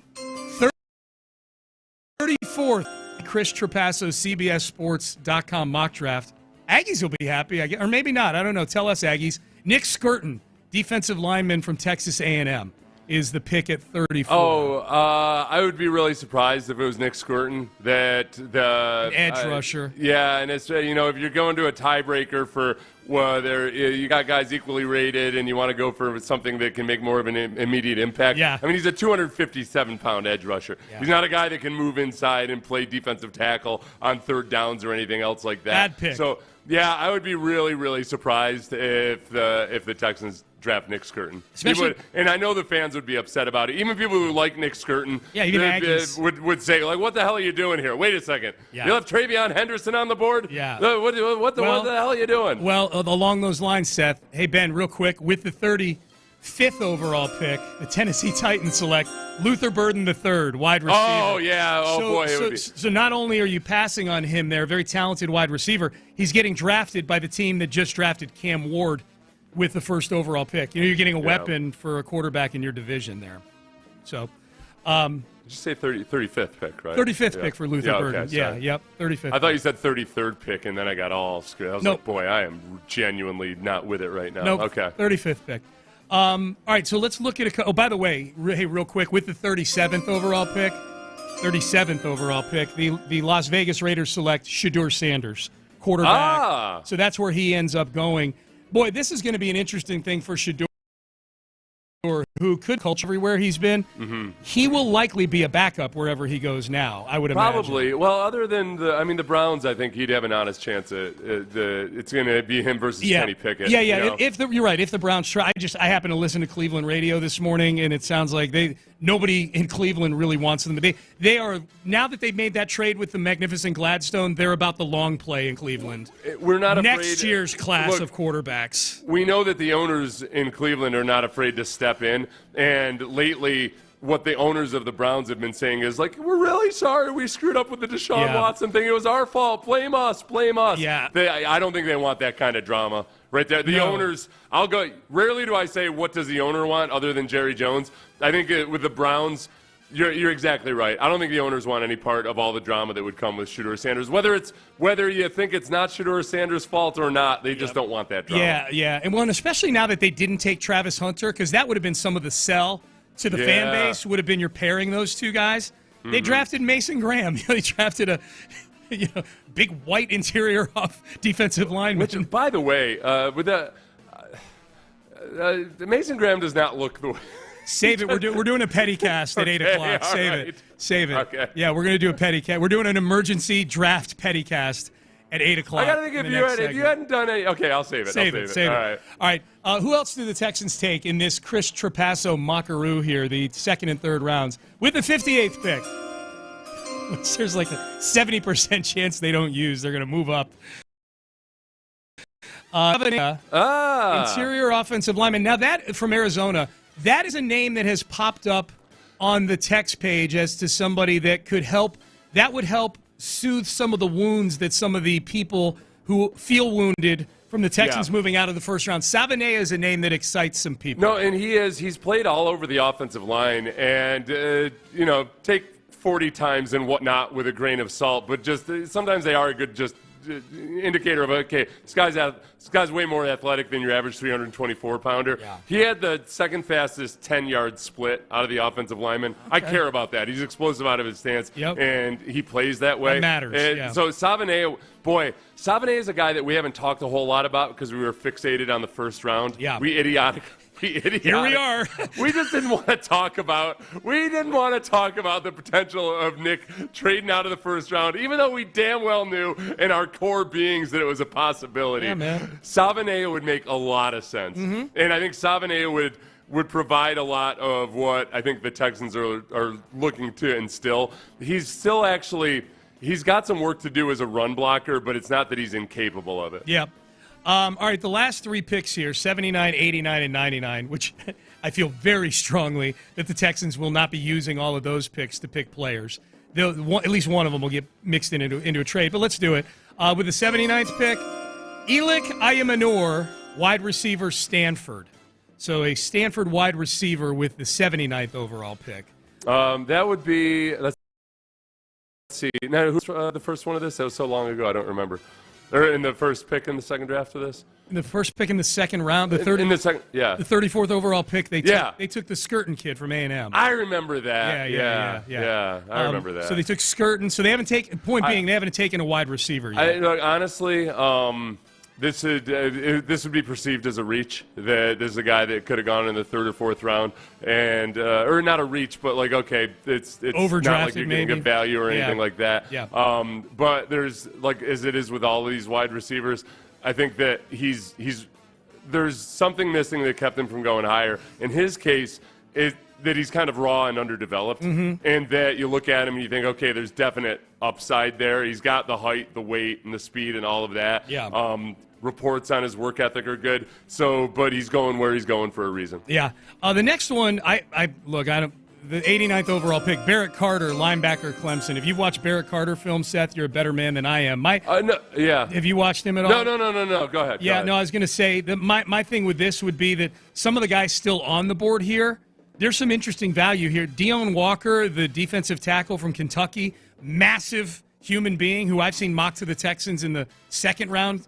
He's there on the board. Miles Frazier, the interior offensive lineman for LSU, is still on the board. Now, granted, you just took Jonah Savanea with a pick.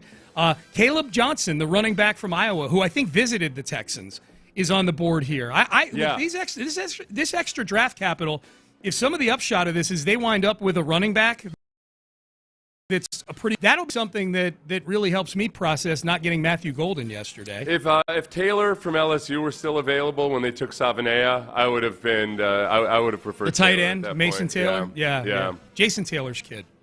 He's son of, that's right. I forgot about that. Yep, yeah, son of Jason Taylor. Well, that's what's working against him. Yeah, he's the son of a legendary NFL player. That's right. Oh yeah. Nobody will ever draft a guy who's a son of a legendary NFL player in the first round. Keeps people down. Yeah.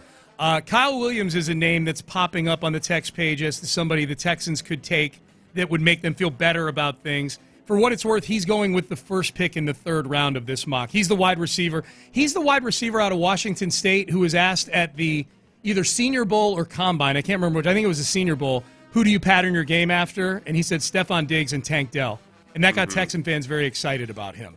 Kyle Williams out of Washington State. And that would be, what's the overall pick for that? He got picked at 65. I'm just saying there. He was already gone. He was gone. There are texters that are saying that if they drafted him, they'd feel better about the draft. Yeah. Oh, okay, gotcha. Yeah. All right, Payne and Pendergast with you. Are you ready to do a petty cast, buddy? You ready to get petty? The things we were most petty about in last night's draft, Texans or otherwise. We will do an emergency petty cast coming up next. But first, West Point Lincoln. By the way, the other pick the Texans took in that mock draft was C.J. West, defensive tackle out of Indiana, just to put a bow on that. Now let's put a bow on a brand new Lincoln in your driveway. Maybe a gift for somebody.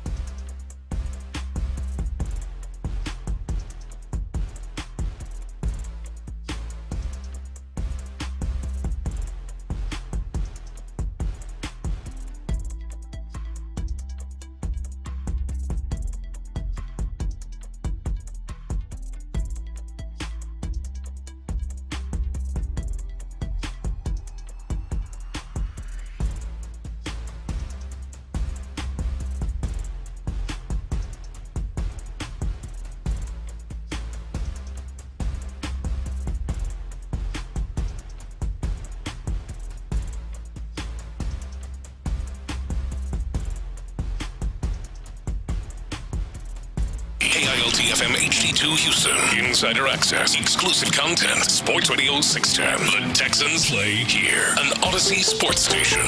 Sports Radio 6 Payne and Pendergast. We normally do the Pettycast on Tuesdays, 8 a.m. People love the Pettycast. It was the draft last night. First day of the draft, first night of the draft last night. So there's plenty to be petty about, for sure, on something like the draft. I'll let the texters get it started here, Seth. Jim Adler, the Texas Hammer text line. Yes. This texter says, I'm ready to break the glass for the emergency Pettycast. Not only am I petty that the Texans didn't take anybody in the first round and let all the really good offensive line talent go off the board that we really needed. But not only that, the magnificent Gladstone pulled Travis Hunter out of his hat, and then Tyler Warren goes to the Indianapolis Colts. So now we have to face both of those guys twice a year. I'm really petty about all that. We'll have petty about this. Yep, go ahead. Tyler Warren's Anthony Richardson is throwing him the ball. Yeah. Tyler Warren gets to show up in Indianapolis, and they'll tell him, whoa, boy, we're so glad you arrived because our quarterback cannot throw the ball consistently at all, so we need easier targets for him. Enjoy the pressure, all right? Yeah. You're Kobe Fleener until you prove otherwise. Yes, that's right. You're Kobe Fleener. Travis Hunter's another story, but likewise, all right, do something with him. Yeah. All right, you got him. Do something with him. You know what? Travis Hunter going to the Jaguars, it's like when somebody wins the lottery. You're like, all right, let's see where you are 5 years from now. Right, And the majority of them end up broke, okay? Exactly. Yeah. Exactly. All right, our pettiest takes on the draft. You foreshadowed one when we brought up Mason Graham a segment ago. Oh, I honestly, people who are only casual observers of the draft for the Patriots saying that if they hadn't watched the film and hadn't watched these guys play, when you see Will Campbell walk up in his purple pinstripe suit, it was green, wasn't it green? It was green, yeah. And then you saw Mason. Both of those guys look like they could be showing up to service your something at your house. Oh, like, yeah. but they're not going to be that good at their job. Yeah. It's not like, sometimes the HVAC guy shows up and he's just like some spry guy that's hopping around the rafters in your attic and everything. Yeah. These are not those guys. They just don't. When J.J. Watt gets drafted and people were down on it, at the very least, J.J. Watt looks like a strapping young man. He looked put together, yeah. Will Campbell and Mason Graham's, the difference between how they look in a suit versus how they play on the football field, drastic. It's wild. Those are the two dopiest looking white guys who have ever gotten drafted in the top five. I'm certain of it. Yeah. I'm certain of it. That's why I'm looking at Will Campbell. I'm watching him walk up in this green pinstripe suit with the weirdest shaped body for an elite tackle I've ever seen. And I'm like, for all of you out there criticizing his arms that are like 2 millimeters too short for you, that's the least of your worries right now. I can assure you this is not exclusive to me. Yeah. Many former NFL players shared the same thoughts with me on text last night. I appreciate you sharing. Yes. I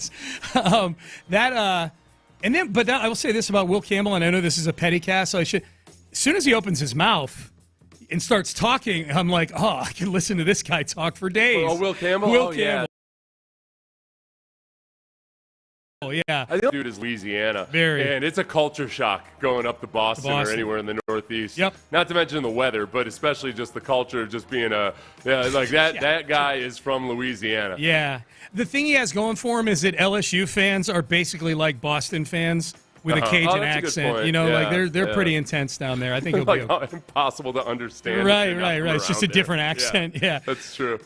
Matthew Golden, you loved his suit last night. You're petty. You are petty that we don't have Matthew Golden, in part because he is a sartorial splendor. I'm petty because I was getting excited about the fact that Matthew Golden might fall all the way to 25, but then he shows up wearing the suit of a 5-time All-Pro. Yeah, that dude. Boy, people say he's not a wide receiver one.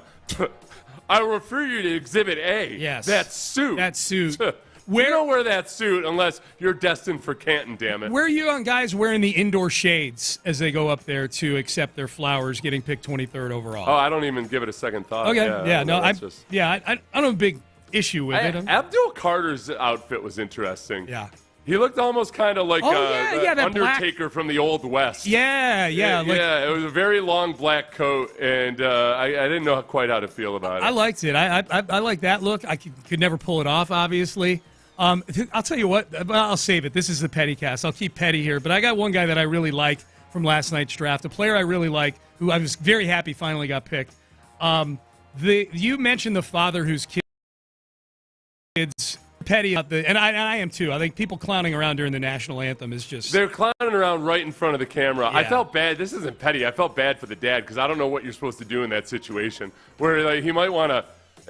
he wants to give him a harsh talking to, but at the same time, he's on camera as well, and you're just stuck in a bind there. Yeah. And especially if it was the worst possible is if it's his son, and maybe his son's a good kid, but the other two jackasses are jacking around, and you're really there's nothing the guy could do there. Maybe he's the father of the year, but his son's falling victim to the influence of his two buddies. Josh Simmons going to Kansas City is something people are petty about. I'm petty mostly because I feel like that was a smart move by the Chiefs. That is the classic thing the Chiefs do where, hey, we just won a Super Bowl. It's the 32nd overall pick. We've got offensive line issues. Let's take a chance on a guy that doesn't have to play right away coming off of a patellar tendon injury, but he could be a top 10 talent otherwise. So it was a really smart move by the Chiefs. Yeah, it was a good move. It was a good move. Boy, there are people on the Jim Adler, the Texas Hammer text line, multiple people that are petty about spending 3 hours at the draft party and then having the rug pulled out from underneath them. And having it rain like hell during it. It's pouring. Yeah, that's boy. And I just, you know what? You should be petty towards me for. I didn't want to bring it up, and we did talk about how it was a possibility that Nick would trade back. Oh, yeah. But I knew in my heart that, given the way this draft is, that it was probably a more real possibility to believe. So be petty towards me. I should have prepared you guys for it better than I did. I just didn't want to be a Debbie Downer, you know. And I myself, I didn't want to think in that world. And ultimately, the trade itself was a good trade. I know it doesn't feel that way, but if you look across at the trade value charts, the way people are grading it, you know, relatively objective outside observers are grading it as a B+ to an A- for the Texans. It was good value, the return they got, and yet emotionally it just sucks because you're excited about a first-round pick. Kelvin Banks is a text. Kelvin Banks' baby acting petty about the Saints pick of Kelvin Banks. If you missed it. If you're a Saints fan, you're distraught over the fact that either Kelvin Banks' baby or nephew, whomever it was, vomited as soon as the youngster found out that Kelvin Banks was going to the Saints. I mean, spit up everywhere. It was hysterical. I would have told that kid, hey, you know what? The Uber fares were delightfully affordable when I was in New Orleans during the Super Bowl. Yeah. So there you go, kid. Yeah. You got that to look forward to. Kid, the first 2-month-old to ever care about rideshare. Yeah, absolutely. It was kind of weird having a heavy military presence on every corner, but other than that, it was a great New Orleans experience. Very uplifting, yeah. Dude, when you're strolling through the French Quarter and it feels like I'm in The Handmaid's Tale. Yeah. It was. What was the most uplifting part of the French Quarter? The streets that only had 6 soldiers on it. Yeah. It was wild. You know what? I think it made for fewer people urinating on the sides of buildings as I was walking past. So, my God. I think he's got a punchable face. Oh, this is the old school baseball scout in me, and I tweeted this last night. If I were an old school baseball scout from the movie Moneyball, I would take one look at those glasses and kick him out of the building. Like, for one, you're a quarterback wearing glasses, son. Yeah. You don't show anybody you got vision issues. And second, your selection in glasses. You look like a schoolmarm. Those are the same glasses CJ wears. You know, CJ wears glasses sometimes. I'm not a big fan of it either. Okay. Yeah. Well, no, some guys can pull off the look and some guys can't. You know, I don't like my quarterback wearing glasses. Okay. I don't like it. I don't know. That's the old school irrational baseball scout in me. I'm like, keep your contacts that is a little in, irrational. You got to be eagle eye, man. Yeah. Perception is reality in some cases. Yeah. Someone weighs in. How about Jackson Dart's smoking hot mom? His mom is a smoke show. I didn't notice. Yeah. I can say that genuinely. I didn't notice. Yeah. Okay. No, it was. Yeah, she was. I'm assuming it was his mom. Like it was. Dude, I don't know, but you know the problem is I realize I've gotten to an age where a lot of these kids' moms, I'm like. They're younger than me, right? And I don't think of them as the moms. That can't be the mom. I do find a lot more of them attractive these days. You know, like that's probably a function. Real of age. Quick story. Yeah. My senior year in college, there was a freshman on the team, And on the first day, there's kind of like, you do the team picture, and a lot of the parents are still sticking around while they're dropping kids off and stuff. Yeah. And this kid's mom was so hot. And this poor freshman. I don't think he lasted past his freshman year. I couldn't think. I don't think all the guys openly lusting after his mother. How many? And telling him all about what they were going to do to his How many mom. guys ended up sleeping with her? No, none. None? Okay. Well, that's the She answer. was a lady of fine virtue. That's fine. I mean, it's not like we gave out her name or anything like that. You know, it's. That's another thing as a rookie, though, by the way. As a rookie, when you're out at training camp and all the players' wives are out there, you, learn real quickly, all right, eyes down. Yeah. Because a lot of the players' wives are out there. And they're in your age bracket. A lot of the players have done well for themselves. That's right. Someone says, draft party was cool, ... until it wasn't. Yeah, it's too bad. Honestly, look, it's like going to watch a great movie that has a tragic ending. Mm-hmm. If you're at the draft party, it had everything you wanted right up till the climax. Yeah. I mean, it brought you right to the brink. And then the main character got stabbed in the heart. Mm-hmm. Yep. Now, the good news is he's resurrected today with the 34th overall pick. Come on, people. Oh, yeah, no, but they brought back Frank Stallone to play Rocky. Fair. Yeah, that's where it feels like. That's what it feels like. That's a good analogy right there. Rocky 7. Frank Stallone takes care of business. Frank Stallone's redemption. As long as we're doing the petty cast, this is possibly the most petty exchange in the history of the NFL draft. Nice. This is in 1994. The 1994 draft, Mel Kiper, rising star at ESPN, is there on the set 30 years ago and absolutely crushes the Indianapolis Colts, who needed a quarterback at the time, for taking Trev Alberts at 5, Trent Dilfer at 5. Here was Mel Kiper Jr. Got a problem with this move? I think it's a typical Colt move. I mean, here's a team that needed a franchise quarterback. There were 2 out there. They have a chance at 2. They don't take it. They end up coming back into the picture to get Trent Dilfer. They take an outside linebacker, not even a true outside linebacker. Somebody has to learn coverage in Trev Alberts. They have Coriat. They have Harrod. They do have a hole that developed with the release of Dwayne Bickett. But to pass up a Trent Dilfer when all you have is Jim Harbaugh, give me a break. That's why the Colts are picking second every year in the draft, not battling for the Super Bowl like other clubs in the National Football League. There's a lot of people that are still very relevant in the world of football that are talked about in that clip. Jim Harbaugh, Trent Dilfer, who is a ratchet college coach these days at UAB. but had a nice career for himself. He did, he won a Super Bowl. He won a Super Bowl. I mean, he had a nice career given his relatively he's just a guy that can not turn the ball over while the defense takes care of business. So that was Mel Kiper Jr., and the GM of the Colts at the time was a guy named Bill Tobin, who responded proportionally to Mel Kiper's criticism on the ESPN broadcast. One question, Bill. A lot of criticism about not taking a quarterback here. Your response? Well, we got a guy up there. Who in the hell is Mel Kiper, in a way? I mean, here's a guy that criticizes everybody, whoever they take. He's got the answers to who you should take and who you shouldn't take. In my knowledge of him, he's never ever put on a jockstrap. He's never been a coach. He's never been a scout. He's never been. And all of a sudden, he's an expert. He's in our papers 2 days ago telling us who we have to take. We don't have to take anybody that Mel Kiper says we have to take. Mel Kiper has no more credentials to do what he's doing than my neighbor, and my neighbor's a postman, and he doesn't even have season tickets to the NFL. Oh, good one. Oh, that's a shot across the bow. What if I told you that Trev Alberts is going to go on to start 7 games in 3 years for us? Is that what it was? Yes. God, he was a major bust. His entire NFL career was 3 years with the Colts. Wow. He started 7 games total. It feels like more because he wound up on ESPN in what ended up being he was like the Kirk Herbstreit of ESPN for a while, the main college football. Now he's the AD. But a horrible NFL player. Horrible NFL player. Yeah, horrible. He had injuries too. I know that, but yes, not a good NFL player. So there you go. The pettiest exchange in the history of the NFL draft: Kiper and Tobin. I've got another petty here, Seth, non-football. Steve Kerr. Oh, God, you're the worst, Steve Kerr. You're awful. Steve Kerr, the Rocket fans were chanting F you, Draymond, the other night at the game. Yeah, Steve Kerr didn't like that. It's not ideal when a crowd is, chanting F you, Draymond. It's just, I don't know. I mean, it did in Boston a few years ago in the finals. It is what it is. He's been around forever. He's an instigator. He's always going to be in the mix, and because of his career, his championships, his fire, and that's all part of it.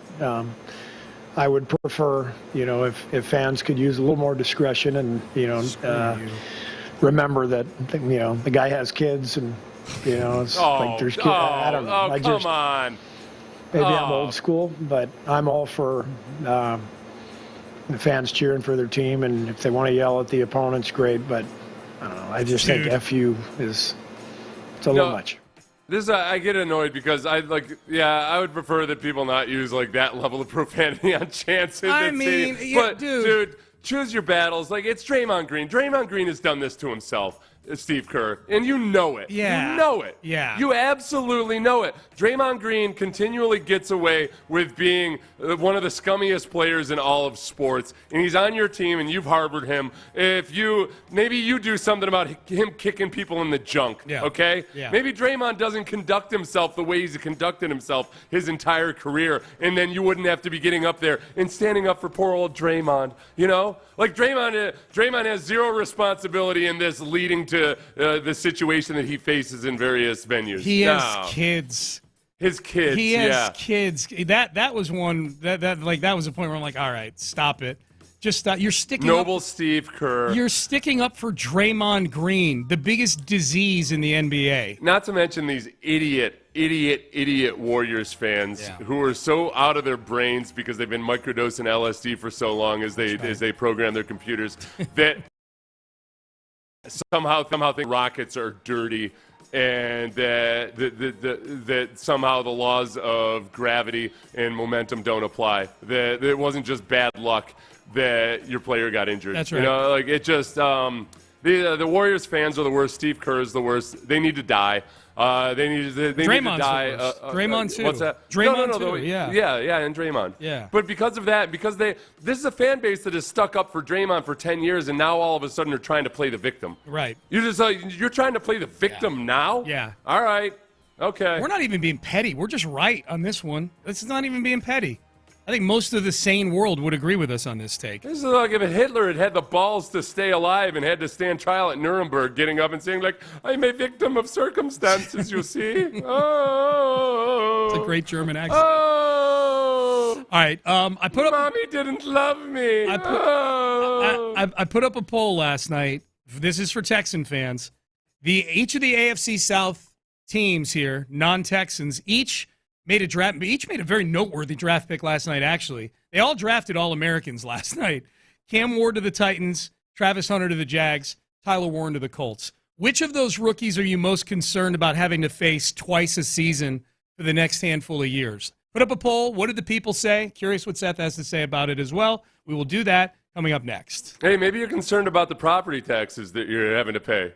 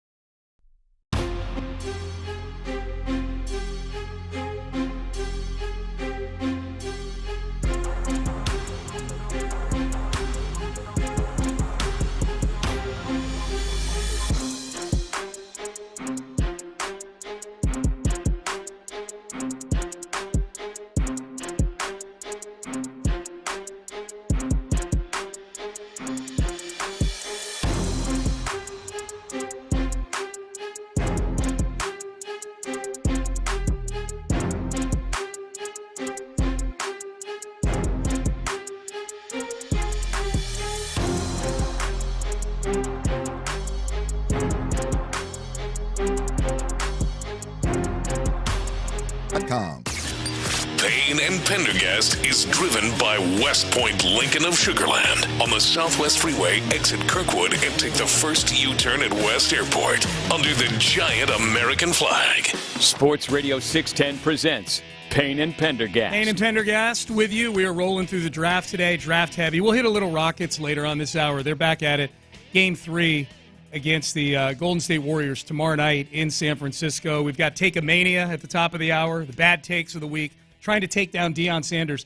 Tease for that, Deion Sanders is going to try to take down Deion Sanders this week. He's had so many bad takes lately, he's fighting himself in one of the bouts at the top of the hour. Have we heard from Deion at all, other than the commercials that were playing heavily last night? Not that I've seen. Okay. In response to Shedeur falling. No, I've not seen anything from Deion. You know, the funny thing last night, Seth, was that ESPN had been running a promo, for the last week or two or however long leading up to last night's coverage of the draft. It was very Shedeur-centric. It was showing highlights of Shedeur and showing Shedeur doing things off the field, showing off all his swag and everything like that. And at the very end, he says, it's going to be legendary. And they flash up the graphic, day 1, draft, 6 p.m. Eastern, ESPN. And after the draft was over last night, I was staying up and watching SportsCenter and whatnot, and during one of the breaks, they ran the exact same promo, but they just changed it to day 2, ESPN 2, 5:30 Eastern. They just changed, same commercial, changed the graphic up to and including Shedeur talking about how legendary he is. It's absolutely the best thing that could have happened for the broadcasters is for Shedeur to slide it around, too. That is a huge mega story. Yep. The second and third rounds become very quickly, you realize as you get into it, like, oh, all right, okay, let me do some research on this guy if you're watching and you're not plugged in super hardcore to the draft. So this is actually very, very notable. Yeah. Those dirty network executives are probably hoping he slides to the third round. Oh, hell yeah. Keep people around all night. Well, there's only been, what did I see the numbers? There's only been one quarterback drafted in the second round over the last 3 drafts. Will Levis is the only quarterback to be drafted in the second round. There were several third, but so is that a trend? Like, do people just say, all right, well, it's Shedeur, and then there's,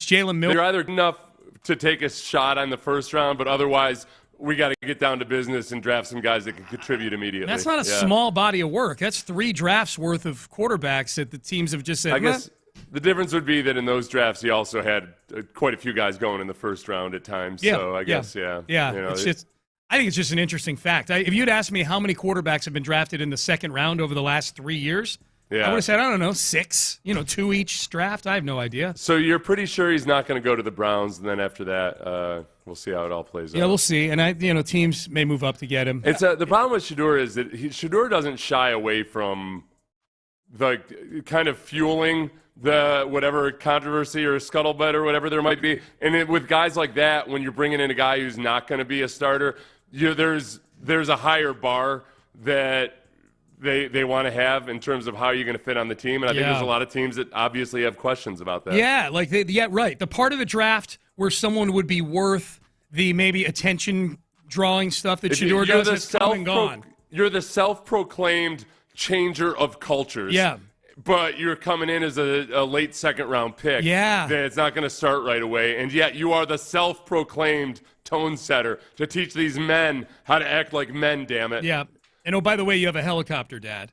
You got that comes with it. I think a lot of last night is a referendum as much on Deion as it is on Shedeur, in my opinion. Deion's got a little bit of just that. I think Deion doesn't understand that the way he operated worked because he never played game. It doesn't work if you're a guy of marginal talent or prospects. Yeah. Yes, he's writing checks with his mouth that Shedeur has to cash. Yeah, and Shedeur doesn't have the talent to cash those checks.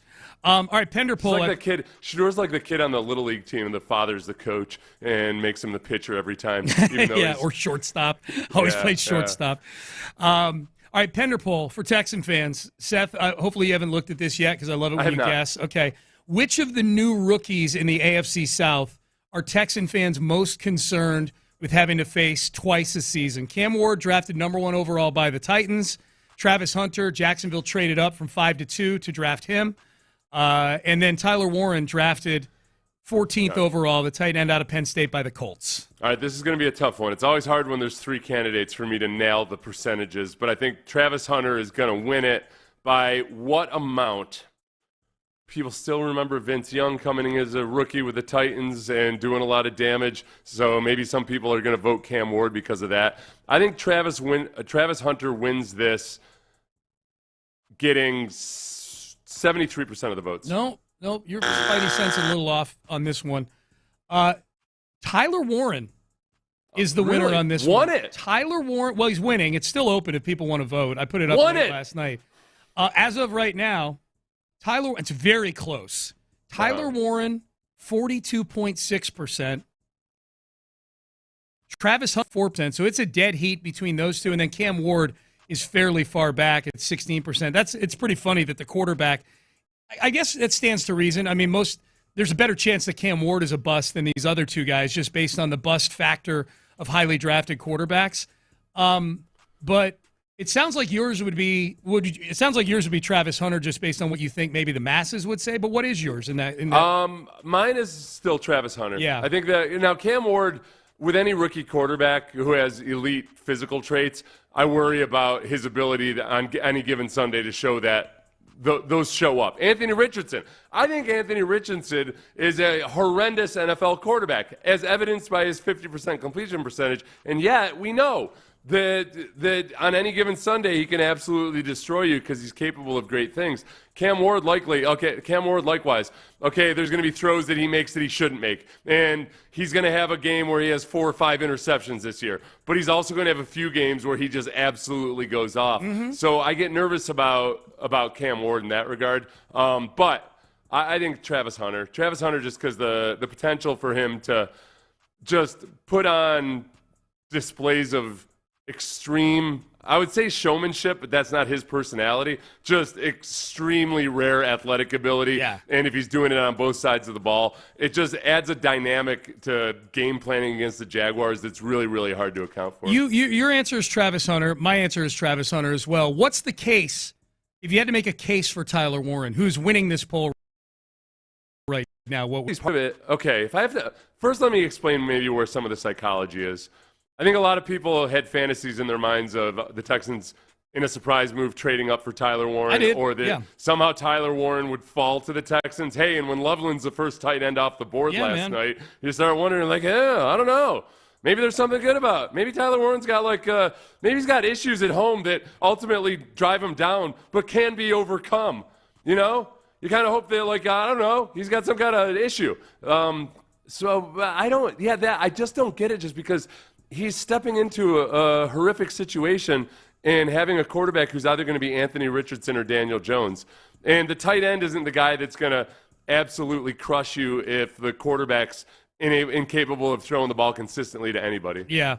If the Colts want to turn this into a dink and dunk offense, then by all means let them. Mm-hmm. And Tyler Warren might break a few big ones here and there, but he's not going to be as much of a menace and a threat on a down by down basis as potentially Travis Hunter or Cam Ward. Plus, you got to remember too that Hunter, if he's playing more wide receiver than defensive back, he's paired up with another really good young wide receiver. Brian Thomas Jr.'s name should have come up by now. You're right. That situation is as good as it could possibly be for Trevor Lawrence. Yep. I'm not convinced that Trevor Lawrence is actually a really good NFL quarterback, but I flat out know that Anthony Richardson isn't. Yeah. Some explanations on the text page. Texans suck at covering tight ends. That's a text message from Jim Adler, the Texas Hammer text. Well, this is a different texter, but same point. Texan fans are concerned because Travis Kelce's given the Texans defense issues even at an old age. Yeah. So what would Tyler Warren do? Yeah. Those are. I mean, they're all good players. I don't think there's not a bad. There's not a bad answer. I'll tell you what I'm excited about with Travis Hunter, especially he's going to be used on both sides of the ball, and it would appear that he's going to. In fact, let's play, Ben, if we could. Let's play Gladstone here. This is Gladstone when he was asked about the F them picks mentality with the Rams, where they would trade major draft capital to make big moves like he did last night. I probably got some familiarity with the them picks sort of process. So for our fans, I'll tell you, don't be scared. This is something I'm uniquely positioned to navigate, and we ended up bringing Travis Hunter to Jacksonville, and with that, he is somebody who is deserving of a first-round draft pick as a wide receiver, and he is worthy of a first-round draft pick as a corner. Certainly look forward to each of those elements showing themselves over the next few years while he's under his rookie contract. But, yeah, we're excited about just getting him in the boat, so to speak. Multiple people have reached out to me via text this morning and said he sounds stoned, the magical Gladstone today, or the magnificent Gladstone. Oh, yeah, he's got a little bit of that. Yeah, Amy's like, Amy texted me, she's like, he sounds like Spicoli from Fast Times at Ridgemont High. I tell you what, honestly, the part that I was kind of surprised about where he said that I'm uniquely to navigate the situation. Navigate was the word you're probably trying to think. He's uniquely qualified to navigate the situation. Qualified was the word I was looking for. Gotcha. Okay, so uniquely qualified to navigate the situation. That would almost be like if Nick Cacerio had showed up and in one of the first moves he made, that now like what his first draft pick was Davis Mills. But okay, what if Cacerio gotten up and said like, well, a lot of people scoff at drafting a quarterback in the third round with your first pick. But look, I was in the organization that had Tom Brady, who became one of the best quarterbacks of all time. He'd have gotten crushed. I am uniquely positioned and qualified to make a pick such as this. He'd have gotten crushed, and I think a lot of it would have been because Jack Easterby was still in the building at that time. Well, plus he wouldn't have said that. No. He wouldn't have said. Jack Easterby was in the building, but he also Cacerio tries really hard to not make it about himself. Yeah. Gladstone was kind of like, hey, don't worry, I'm in charge now. But the reason I bring up that he would get crushed is everybody in Jacksonville seems to be lapping up everything Gladstone is saying. Like, I don't think they gave one crap that he's bringing up the Rams last night. Like, they love him there. Right, yeah. I wouldn't look, honestly, I think it's a good move by the Jaguars. I don't begrudge them one bit. It was a bold move for a very unique player, and they have a GM who's uniquely qualified to do it. You and I both like the Will Anderson trade. I think if you like the Will Anderson trade, then it's hard to criticize the Travis Hunter trade. They're the same trade almost. The Will Anderson trade was because one of the biggest assets for Will Anderson was very much about the intangibles. Yeah. And he wasn't the same caliber of unique physical specimen and football player in college that Travis Hunter was. Yeah, nobody. So that's where, man, that's a lot to give up for. At the time, Will Anderson, remember, Will Anderson was very, very raw as a pass rusher. You and I were having conversations about drafting Tyree Wilson instead of him 2 days before the draft. Because Tyree Wilson did some of the defensive end things. He had more polished technique than Will Anderson did. So there was still some projection with Will Anderson. The thing that really put him over the top was all of the intangibles. And that's something that we as fans can't see and also get tired of hearing about because every coach is gushing about the intangibles of various guys. Yep. Half of whom end up being bums. Yep. Keep texting in takes on the Jim Adler, the Texas Hammer text line. A lot of people weighing in. We're going to get back to the Texans and what they did last night. Let's touch on the Rockets here real quick in the next segment. They play the Warriors tomorrow. Turns out C.J. Stroud had some really good analysis on Jalen Green from Game 1 to Game 2. C.J. Stroud showing off his basketball chops. We've got that for you coming up next. Coach D'Amico isn't...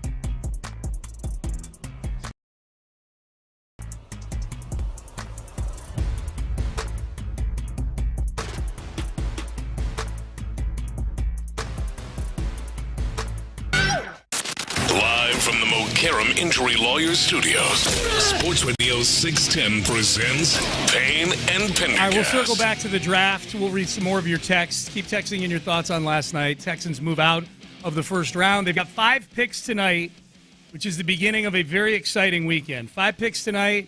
Got a few picks tomorrow. You got the Rockets game 3. Meanwhile, in the background, the Astros are playing the Royals. So this is a good time. It's a good weekend. We've not touched much on the Rockets here. This is an important, pivotal game 3. And I have not seen any news, Seth, about Jimmy Butler and the MRI. Have you seen anything on Jimmy Butler yet? I had searched early this morning, and I hadn't. And I'm guessing the Warriors are going to keep this as close to the vest as humanly possible. Yep. So I doubt we hear anything substantial until right before the game. Game time decision. Yeah, I could see that.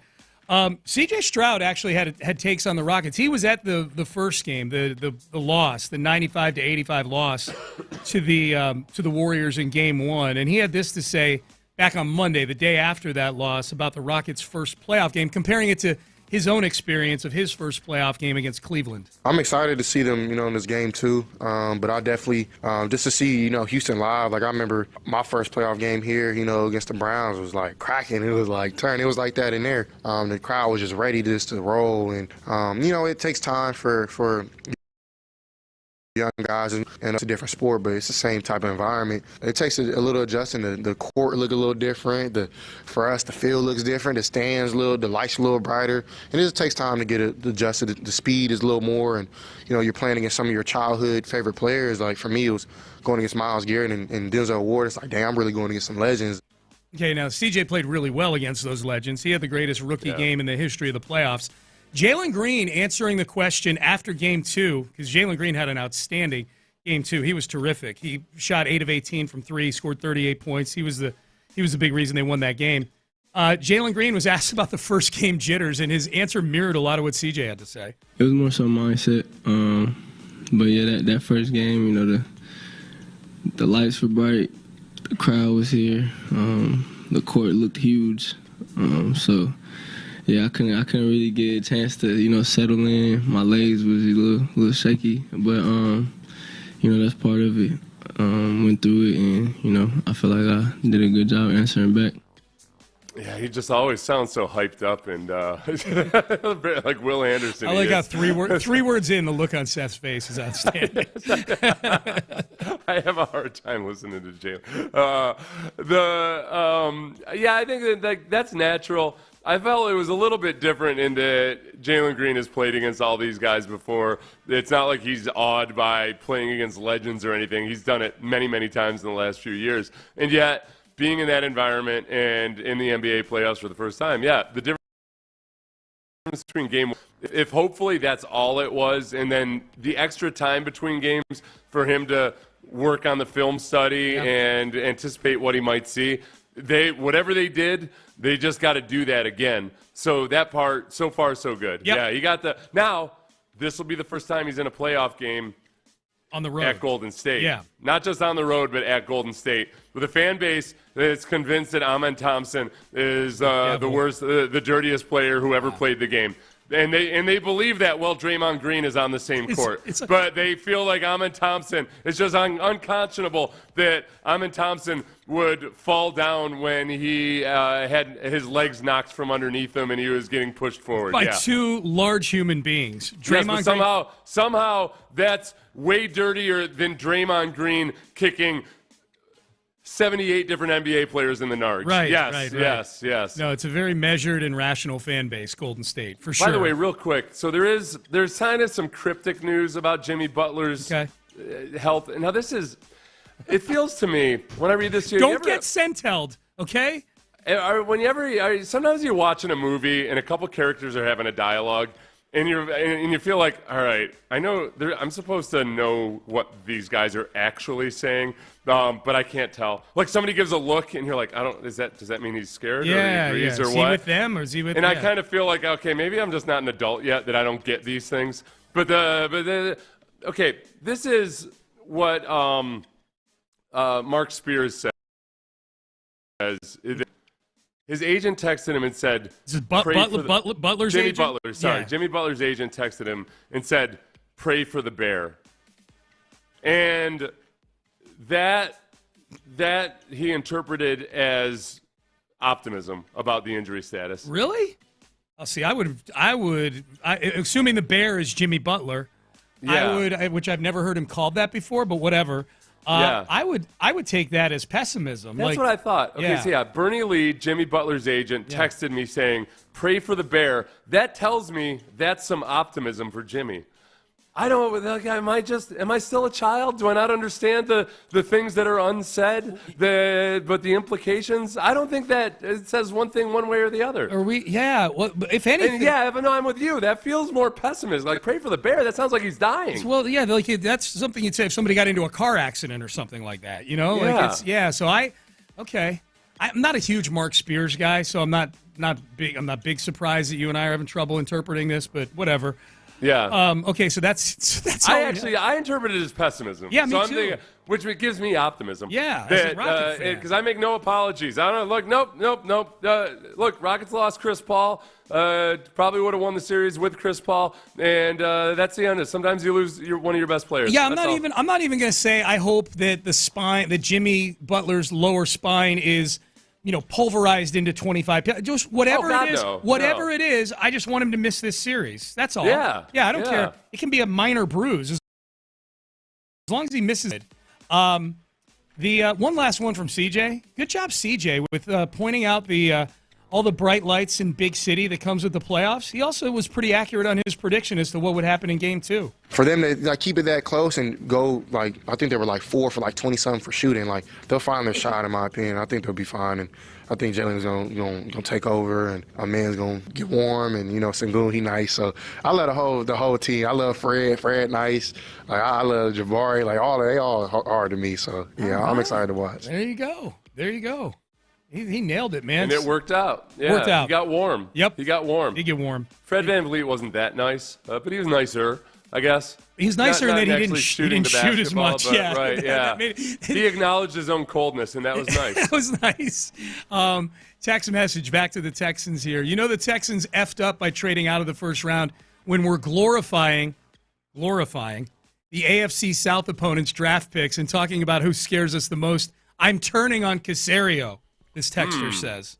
Turning on him. I would say...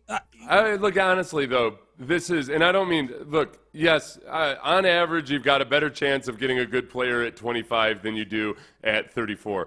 But if you thought that only the good impact players can be found at pick 25 and there are no good impact players at 34, I just question how long you've actually been watching football. Yeah. And you got extra draft capital back. They won by the trade value charts. The Texans won that trade. It was a good, you'll get to pick high in the second round. This is not like the DeAndre Hopkins trade where you're trying to justify it with the fact that we got a second round pick back. No, this is, you moved down a few spots and you got more assets back, and that it's not a markedly huge difference between 25 and 34. Yes, 100%. I am way less upset. I'm not upset at all about moving back. Zero. Moving back from 25 to 34 to get a couple extra picks, totally cool with. I'm upset because there were players that I really liked that got well within what would feel like striking range for a trade up. So I'm upset that they didn't get those. I'm not upset at Nick because we don't know what teams were asking for in those trades. You know what I mean? I know he was calling those teams if he liked those players. Now, the other thing, too, is we don't know what his evaluation was. We don't know what his evaluation was on Matthew Golden. That's my guy I wanted. He may be 38th on their board. I have no idea. Not 25th or whatever he would have needed to have been for them to have taken him. So I am upset because they got so close to getting at least one guy, if not a couple, that I really wanted for this team. Yeah. And the offense, and the other thing, too, and you've pointed this out very astutely a few times today, is that it does feel like once they traded out of 25, that the bin of offensive linemen that we were excited about for this team possibly emptied in between 25 and the end of the day yesterday with Connerly and Simmons going off the board. It does feel like perception. I'm no film guru or anything. I'm just talking about the grades that we see on all these players. Big drop-off after Simmons on the offensive line. No, and I think the thing is that it all depends, too, on how aggressively did you want to trade up for those guys. Yeah. That if, like, Nick just wasn't in love with them as much as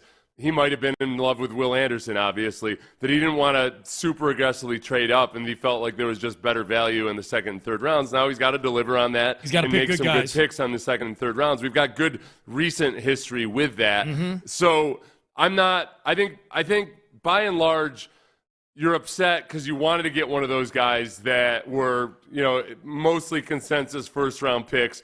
They had name brand appeal, and Nick wasn't going to spend whatever it took to get up. When people say Nick failed to trade up because he tried and couldn't do it, he could have traded up to almost anywhere he wanted, depending on how ridiculously outrageous the price tag was. That's right. He chose that it just wasn't a good move, and he didn't love those guys that much. I don't. Looking, you might fall in love with them hoes. I don't. Right. I don't love these hoes. Right. And I love them, leave them. Right. I don't bleep and need them. Nick didn't love them hoes either. Exactly. Yeah. All right, take a mania. The reigning champion, Deion Sanders. This actually plays perfectly into draft talk. Reigning champion in the Bad Take championship is Deion Sanders on retiring jerseys. Deion is part of the challengers to Deion today as well. We've got a few more that we'll get to. Take a mania. We do it every Friday at 9. We do it next. Listen, you guys hopefully will never have a chance to win Take a Mania. I know one or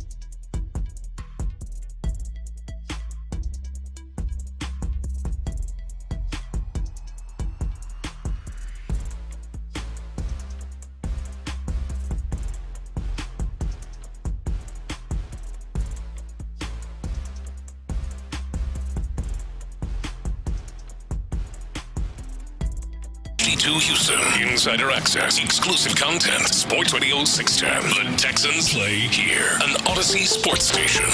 Sports Radio 610 presents Payne and Pendergast. I go, we'll clean a couple things up here before we get to Take a Mania. Several of you, many of you, and we appreciate 75% of you. Yeah, weighing in on the, letting us know what the Pray for the Bear means, what the genesis Jimmy Butler's of that is. agent texted, pray for the bear. And Sean and I just didn't know what the hell that meant exactly, whether it was positive or negative. Yep. And apparently we're idiots because that's a Kobe Bryant thing. Well, it's a Kobe thing where I guess there's a quote from Kobe: if you see me in a fight with a grizzly, pray for the bear.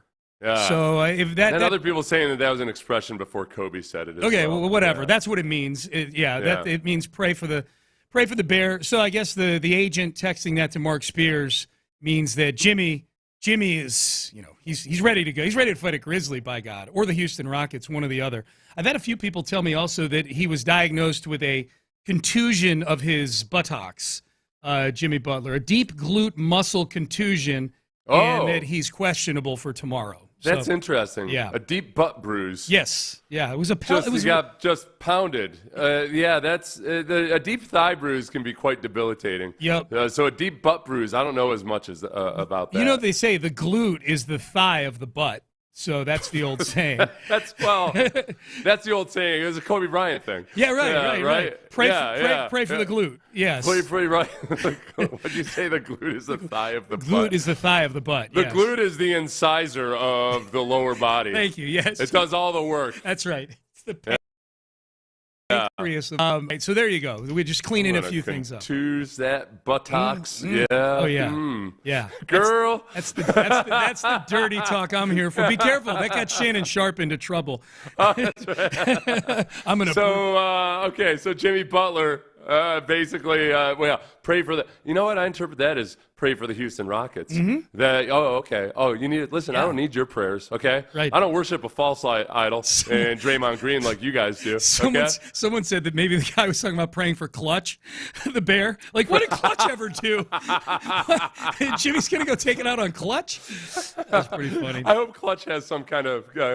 Outfit where they changed the head mask a little bit and it's he's got a lot of gum showing, the very Draymond Green like face. That'd be great. All right, Take a Mania. Bad takes of the week that try to take down previous champions. This is the reigning champion right now is Deion Sanders. This was Deion back on April the 18th, right before the Colorado spring game, at which they retired Travis Hunter and Shedeur Sanders' jersey numbers. So here's Deion Sanders, and a lot of criticism for the Shedeur part of that. That Travis Hunter's a Heisman Trophy winner, that's understandable. Shedeur was a decent quarterback on a team that won 9 games that got blown out in a bowl game and was not an All-American or anything like that. He's Deion's son. Played there 2 years. Here was Deion's take on that. Retired jerseys can be a sore subject. Not really. Alums. This is the first time I've ever seen it sore. I think every jersey Darren and I played in is retired, so I'm pretty familiar with this. So it's never been sore. But why do you think that? What was your message like? Maybe Buff Nation and Buff alums who are wondering I don't have why a message. I'm praying for my AD. I love him to life, Rick George.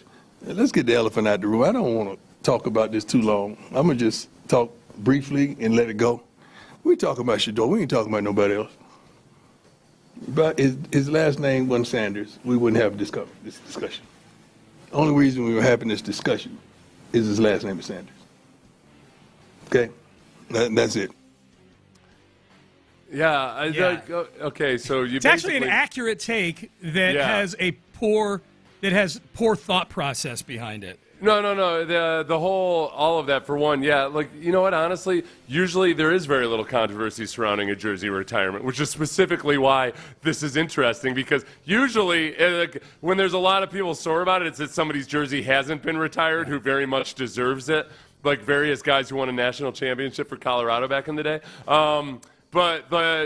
It's notable in this instance. And the reason it's funny because yes, it is the reason that this is a topic of conversation is that his last name is Sanders, but because you guys don't seem to be handling the fact that his last name is Sanders all that well. Like, Shedeur is the rich kid who is pointing to his daddy all the time and saying, do you know who my daddy is?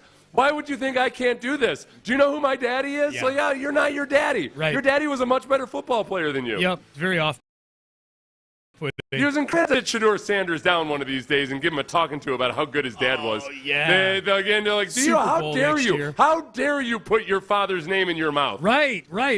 Keep your daddy's name out of your mouth. Yeah, you don't even belong in the same. Yeah, for sure. You're not in the same universe with him. Yeah. All right, so Deion actually had another horrible jersey retirement take. So Deion might take down Deion. This I can guarantee you. In this matchup here, Deion Sanders will remain the Take-A-Mania champion going against himself. You can't see that. Same thing with Rashawn Salam, right? How long did we wait?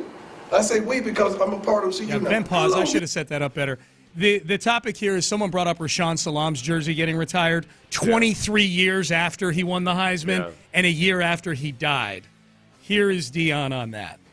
I say wait because I'm a part of CU now. How long did we wait? 23 years after his Heisman. After his what? After his Heisman? Yeah. How many years after his death? 1. Less than 1. So we got to die to get recognized. Ain't nobody saying nothing in the church right now. Everybody got something to say otherwise. Right. Hey man, give people their flowers while they can enjoy them and they can smell them. That's how I get down. You guys are doing a good job. I always tell you guys are doing a good job right now. I don't wait. I'm not built like that. Okay. Yeah.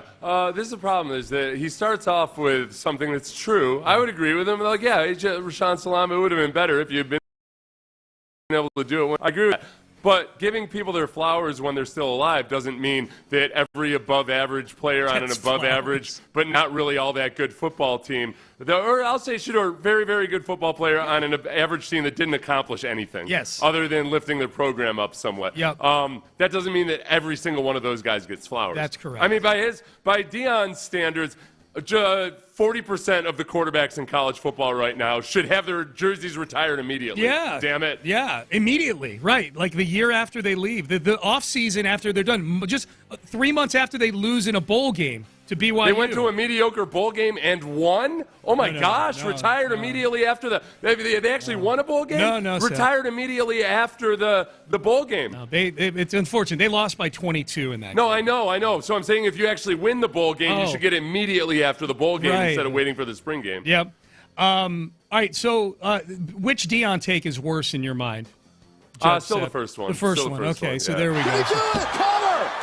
Deion kicks out of Deion's finishing maneuver. Yeah, he owned himself like 4 times in that. Yes. He made the argument against himself 4 times in that original take. All right, I got 3 more here. Nico Harrison, the GM of the Mavericks, did a press conference. The postseason, the Mavs got knocked out of the play-in, so Nico Harrison is doing the postseason State of the Union here. Yeah. He didn't realize just how beloved Luka Doncic was. Didn't know that Luka was important to the fan base. I didn't quite know it to what level. Really, the way we looked at it is, if you're putting a team on the floor that's Kyrie, Clay, PJ, Anthony Davis, and Lively, we feel that's a championship caliber team, and we would have been winning at a high level, and that would have quieted some of the outrage. And so, unfortunately, we weren't able to do that. So it just continued to, go on and on. Okay, where are you on that? Where are you on that one, Seth? All right, now you know this because with Deion, there is a part of it where I'm hesitant sometimes to criticize people who are standing up for their team or their son. The problem with Deion is that Deion's creating a lot of the controversy that doesn't even need to be there because they keep talking about Shedeur like he's this culture changer and this unique specimen and everything. Mm-hmm. This is a big one. Nico is defending himself. Didn't realize in a building he's in every night where everyone's wearing a number 77 jersey. He didn't realize. I almost felt like he was like, we actually hired we hired people to study the market, and it didn't come back that positive. Yeah. Blame them. Yes. Blame our research consultants that we hired. Yeah. There's that, and then okay, if if things had turned out differently, and by that, part of that is if Anthony Davis had stayed healthy, which Anthony Davis does not stay healthy. No. He's had one healthy season in the last, 4 years? Yeah. Oh. This one. Nico Harrison, new champ. Deion, you are pinned. You're off the hook. Deion Sanders off the hook. Nico Harrison, new champion, holding the belt up high. I can't. The damage control on this has been so resoundingly awful that you can't get up there and to tell the fans who are mad at you, hey, I'm sorry, I didn't realize you cared about. I was like, it'd be like a surgeon telling a patient, hey, I know we were supposed to amputate the right leg, but we actually amputated the left. Yes. Yeah. Why are you crying? Oh, you didn't need that. I'm sorry. Yeah, I didn't realize it meant that much to you. Oopsie. We still do have to take the right leg. Yeah. But I didn't realize that being ambulatory mattered that much to you. All right. Maybe I would have done things differently. I love that. All right, so Nico Harrison is the new champ. He's got 2 challengers. Let's do these quickly here. This is C.J. Gardner-Johnson at his first press conference as a Texan this week, talking about his new quarterback, C.J. Stroud. He's a competitor. I say a lot of people don't understand with C.J. I met him.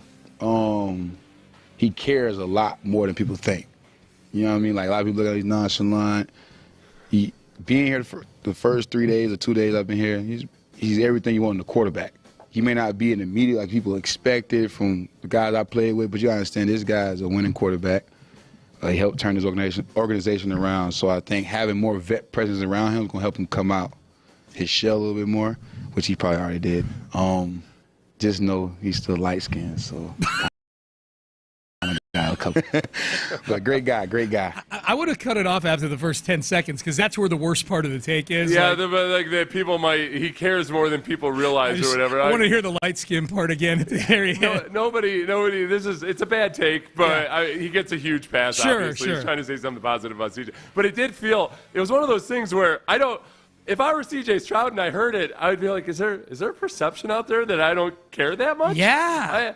If anything, I think he cares too much at times. Yes. He's got that, what you want out of a young athlete is that sometimes you got to dial back just how much they care so that they can roll with the punches more. Yeah, I haven't heard a single person say that they're worried that CJ doesn't care enough. Nope, just C.J. Gardner-Johnson, it kind of implies it. That's it. So, all right. But that's not enough to take down Nico Harrison. Okay, no. Not even close. Good kick out, Nico. Nico kicks out of the CJ finisher. All right, last one. We played this one earlier this week. This is Puka Nacua and Julian Edelman talking about Brock Purdy's upcoming contract. We all expect Brock Purdy to sign a new deal with the 49ers. The question will be, how much is it worth? When you hear them talking here about a 4 and a 5, they're talking about the first digit in the average annual value of the Brock Purdy soon-to-be extension. 4 meaning a $40 million plus deal, 5 meaning a $50 million plus deal. Brock Purdy, is he going to get a 5? I don't think so. You think he's going to go with a 4? It's going to start with a 4. Yeah. A high 4? No. I think mid-4. Mid-4. A 45? If he does, that'd be smart for him and them. Yeah. I mean, I think he seems like a smart guy. I think they have a chance to still be in their window. And I think if he goes for a 5, the window closes. Okay. The idiotic part about that take is Puka Nacua has no idea how the salary cap works. Right. Yeah, the 45 and 50 million. The $5 million difference is going to be whether or not the window closes. That's it's $5 million matters. And don't get me wrong, but $5 million matters. But that's the difference between back in the Super Bowl hunt or window closed. They might not be able to afford a journeyman defensive tackle if they give them that extra $5 million, right. And that's going to make or break them. Yeah. So it's a bad take. It's a bad take. Is it worse than Nico Harrison not realizing how beloved Luka Doncic was? And the Nico one was tough because he's not nearly as entertaining to listen to as Deion Sanders, obviously. Mm-hmm. But it's just he's a GM especially. He's sticking up for himself and not the team or his son or anything else like that. Yep. That was a horrendous thing. It got to the point where Charles Barkley told somebody to stop talking. Charles Barkley doesn't want anybody to stop talking. He loves talking with everybody. Charles, which camera am I supposed to look into here? Because I'm talking to Nico Harrison, right? Yeah. That one right there. Okay. Like he's staring at the fourth wall. It was that was Nico funny. was up there. He's almost like if you're watching, when you're a kid, you punish your kid, and your kid's defiant, and they're like, no, I'm just going to keep disagreeing with you. And you're like, I got to just stop talking. Right. Just stop fighting Stop it. talking. Like, all right, that's it. I'm taking this away from you now. Stop talking. Yep. Yeah. We taken away from him. He did. That's when you need to get grounded. So did we do the pinning combo here? Did Nico kick out a Puka? Did he do it? Cover! Nico kicks out again. Sorry, we did that before. I couldn't remember if we did. All right, so there you go. New champion. Take a Mania. Nico Harrison, Dallas Mavericks general manager. I'm keeping track of the lineage of this belt. Don't worry. I've got it at the bottom of the rundown. All the past champions. It's going to be a battle royal in December between all of you and your horrible takes. All right, a lot of the horrible takes surrounding Shedeur Sanders have to come out from like Riddick and Mel Kiper last night, as they were basically blaming the anonymous quotes about Deion Sanders for creating a perception. about Shedeur Sanders for creating a perception about Shedeur Sanders, as the people who made those anonymous quotes were the people who weren't drafting Shedeur Sanders. The decision makers. You let your own anonymous quote that you gave affect your decision making. Yeah, it's wild. All right, the rationale behind what the Texans did last night. And Nick Cacerio, I think Nick Cacerio this is probably the most revealing he's been in a cut from a post-draft press conference that we can remember. We'll have all that for you. Summing up everything the Texans did and didn't do last night is next. Hey, no anonymous quotes here. I'm putting my name on this. Seth.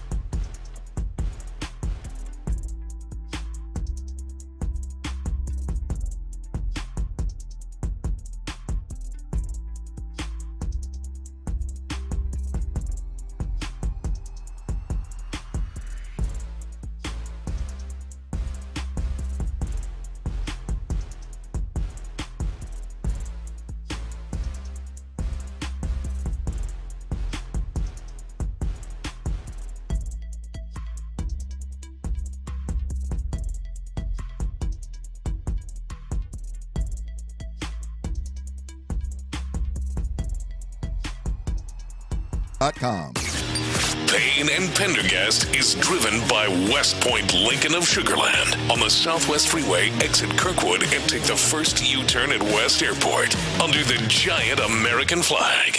Sports Radio 610 presents Payne and Pendergast. The Houston Texans have traded the 25th pick to the New York Giants. With the 25th pick in the 2025 NFL Draft, the New York Giants dart, quarterback, Mississippi. There you go. So the 25th pick was used to take a quarterback, just not by the Houston Texans. And Texans trade. And the details of the trade, for those who have just been listening this morning, hearing us talk about the trade, but not the details, it's pretty simple. The Texans move back 9 spots to 34th overall. They'll be picking second tonight in day 2 of the draft. In the process, they pick up an extra third-round pick tonight, the 99th overall selection, and they pick up an extra 3 next year, presumably the Giants' third-round pick next year in 2026. So the bottom line, Seth, is this.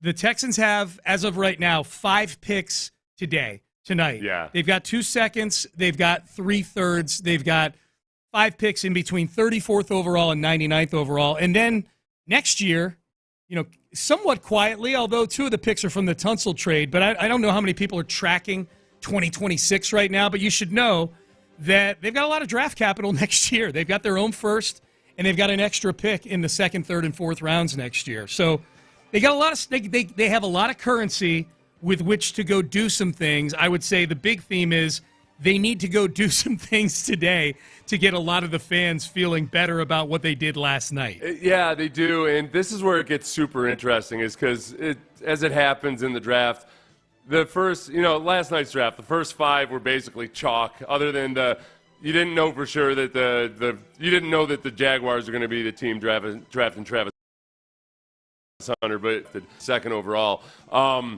This is where it starts to, after the first 5 or 10 or so in the 2nd round, there's relative consensus. Travion Henderson, a lot of people have as one of the best players available. But I'm just like, I've been looking at different lists. There are some lists that have Travion Henderson way down on best player available. There's some, like ESPN has him as the 6th best player available right now, the running back out of Ohio State. Mike Green, the edge rusher out of Marshall, is on a lot of people's lists. There are really, honestly, in terms of quote-unquote consensus guys at the top of this round, there aren't as many offensive linemen and wide receivers as there are the defensive players and defensive tackles. That's pretty much it. That's where what Texans might be thirsting for versus who are the actual best players available. I'm preparing myself for anything tonight. Yeah. I don't know what the Texans are going to take, what position or who. Okay, I got 2 cuts from Cacerio I want to play here. Nick Cacerio last night, the man who engineered that trade, which I think, Seth, you and I are both, the trade in a vacuum, we both think the trade's it's a good trade. I'm a little upset that some of the guys that I wanted for this team, particularly Matthew Golden, got so close to the Texans. Would I have overpaid a little bit to get him? Sure, but we don't know what the details were, or even if there were trade talks for either of those guys specifically, Golden and Donovan Jackson, who went right before the Texans. But here was Nick Cacerio yesterday, after the draft was over, saying we think we're in a pretty good spot right now. Yeah, we're in a good spot. Feel really good about where we are. We went into the day, I'd say, honestly, we had 3 different scenarios. Trade up, stay 25 pick, trade back. I mean, D'Amico and I have been talking about it basically for 2-3 days. Here are some different scenarios. Here are some possibilities. I don't want to say we talked to the whole league, but we probably talked to the whole league on every different level. So, there are some players that we identified, some were out of reach. Some, in the end, trades are a byproduct of teams willing to make a decision to move or not. So, we fell at 25. That was the best thing for us. Puts us in a pretty good spot. 2 2s, 3 3s, picked up another 3 next year. We'll deal with tomorrow. We think we're going to get some pretty good football players tomorrow. We felt like the value to draft was basically in the middle. So we'll try to take advantage of our opportunities here tomorrow. Put ourselves in a pretty good position next year as well. 1, 2 2s, 2 3s, 2 4s. So, we've always talked about just creating as much flexibility and optionality for us as possible. and that's where we are. So, I mean, there's 2 more days of the draft that are left. We'll see how these next few days go. I'll try to make good, smart decisions tomorrow. Trust our process, trust our evaluations. And then once we get through the draft, kind of flip the page and kind of go to the next phase. Okay. So we're going to get good football players. D'Amico and I feel really good about tomorrow. So, we'll kind of see what happens. Okay, so that's sort of where they feel they are on things. One thing real quick, because there are, could they trade out of 34? Like a lot of the really good players that are listed on the best available list are at positions that I just don't envision the Texans using the 34th edge rushers. Running back would be a wild card for sure, and I'd get excited about Travion Henderson. As we're talking, Seth, about the possibility of even more moves, of moving out of 34, because maybe there's teams looking up to get Shedeur Sanders or Jalen Milroe. They're looking to get a quarterback, and they could look to stockpile even more draft capital. Nick Cacerio did say this last night when he was asked, you were thinking about guys at 25 versus trading. Are any of the guys that you were thinking about at 25 when you made the trade still sitting out there? Good question. Actually, one of the players that we were talking about is actually still on the board. Yeah, so it's a good question. So whether or not we actually pick the player, we'll see if that actually happens. Okay, so that's as revealing as you get from Nick Cacerio, that there is a guy out there makes me think, okay, then that would lessen the chances, I think, that they're going to trade out of that spot. Well, and depending on who it is, if the Browns were to take a quarterback, Shedeur Sanders or otherwise, then I think we get a pretty telling example of who that guy must be if the Texans draft him at 34. 100%. Which creates a fun scenario of that player knowing, hey, the Texans like me, but not that much. I thought you liked me 9 slots higher. That's great. That's great. Well, thanks for screwing me out of $1 million. I was just going to say the money. Yeah, the money, the draft slot. That's so funny. Could have avoided all this drama. I guess the other part of it too is that yes, they take the best player available. I think a lot of GMs though they don't want to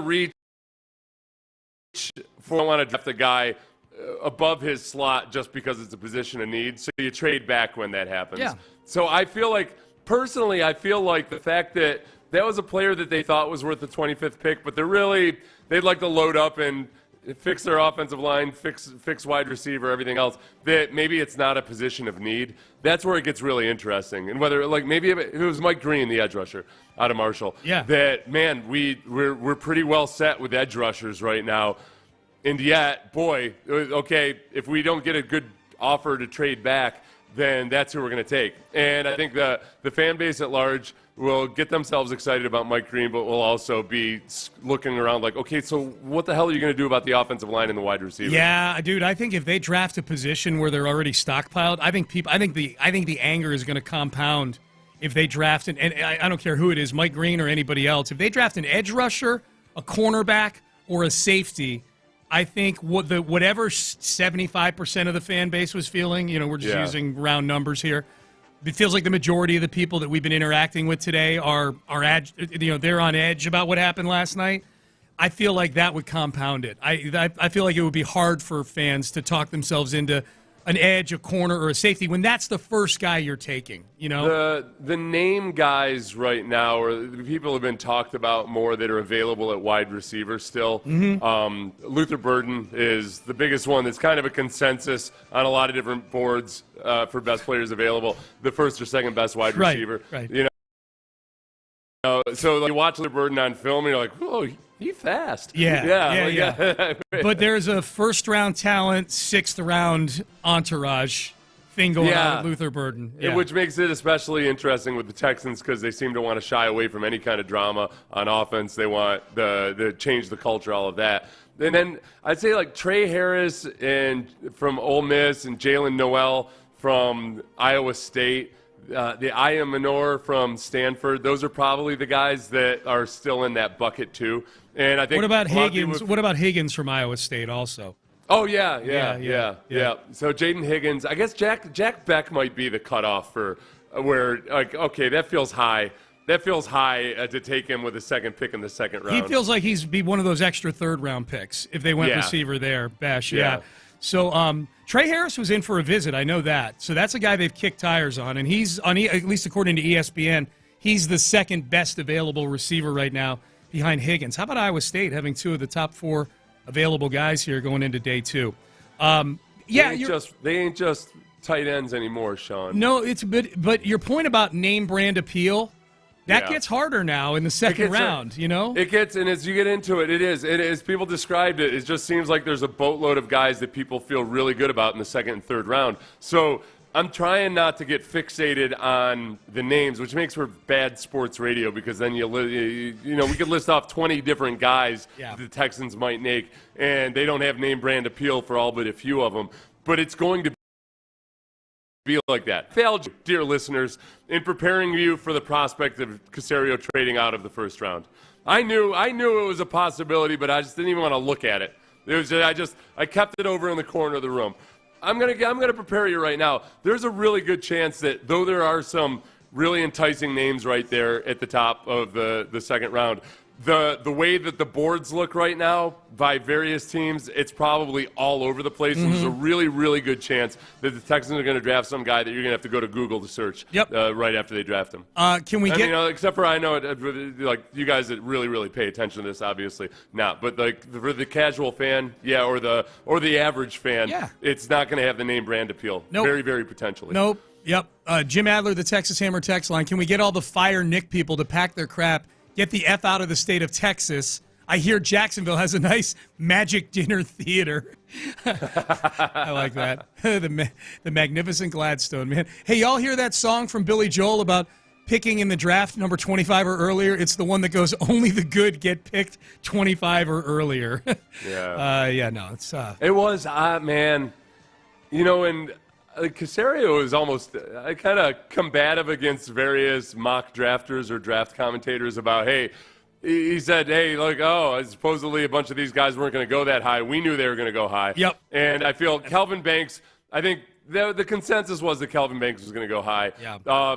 Tyler Booker is the one that big one, yeah. I think people were very, very skeptical of Tyler Booker. I think there were a lot of teams like the Cowboys or the Texans. Tyler Booker. I think Donovan Jackson was. I still swear, Sean, Donovan Jackson was marked down because he's duck-footed, more so than any other reason. I think that people don't like when they see a duck-footed athlete. They forget the fact that LeBron James is duck-footed. C.J. Stroud, man. C.J. Stroud's not quite thought of as an athlete, but still, but you know what? There you go. Yeah. Because he's duck-footed, and then we knew he could run. Yeah. And it was just a matter of whether he chose to run or not. But I think a lot of people, maybe back in his youth, were encouraging him not to run, partly because you want to become a pure pocket quarterback. But they saw him walk out on the football field with those duck feet. Yep. And they're like, "No, Scrooge McDuck, you're a pocket passer." Are you ready to pep talk the people for this second round tonight? This is our last segment. This is our last segment. Myself. Next segment, you and I do after this one. We're coming in with a complete draft all done. So this is our last chance pre-picks to talk to people. So we are pep talking you for the second round. If you're one of the 75% that are angry the Texans traded out last night, stick around. We're going to get you fired up, all right? And meanwhile, prize picks. We got draft picks and we got prize picks.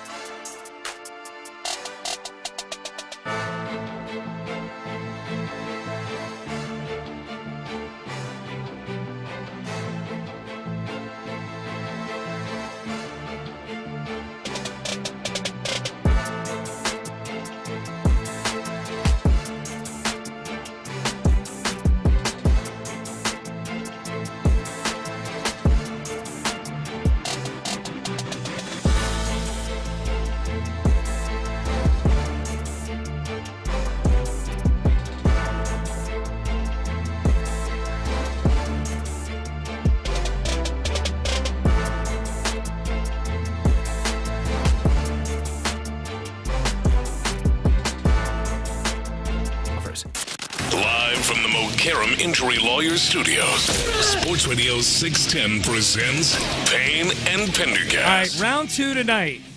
5 picks. 34, 58, and then 79, 89, 99 at the back end of the third round. So we got 5 picks tonight. Seth, we've got a few minutes here in the loop.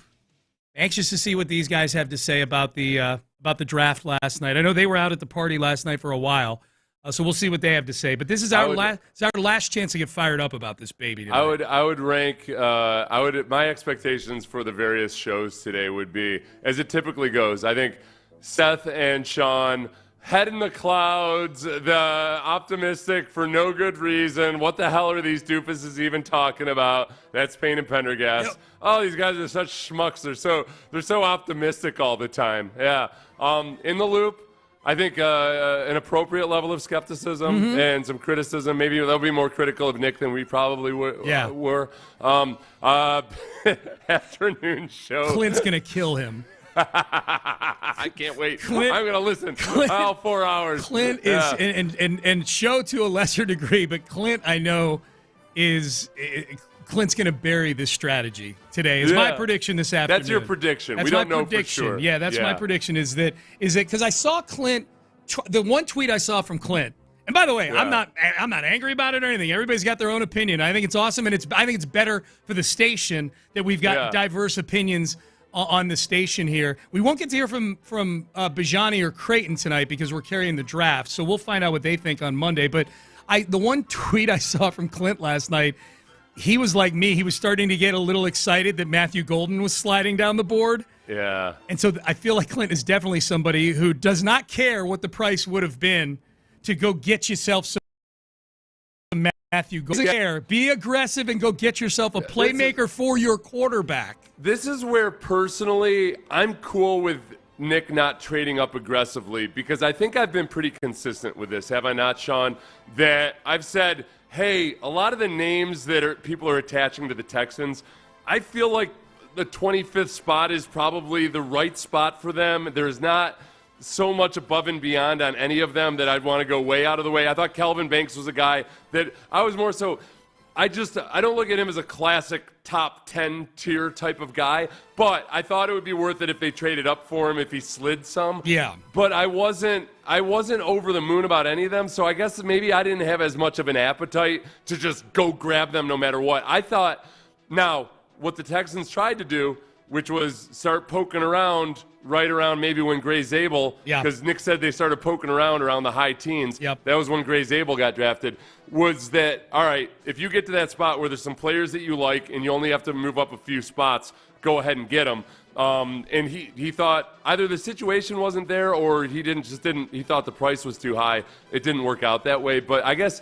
maybe that's why I'm a little bit less distraught than some people. Yeah. Doesn't mean I'm right. It's just that's how I was approaching the draft. I didn't really want to trade up significantly for anybody in this draft, like significantly. And the Banks rumors were ones that started to feel like you might need to gut some of that Laramie Tunsil draft capital that you got to move up and get him. When he got drafted at 9 by New Orleans, A, I was expecting it, but B, my other gut feeling was, okay, I'm not somebody who wanted the Texans to be trading draft capital to move up. I had more of an appetite to move back, if anything.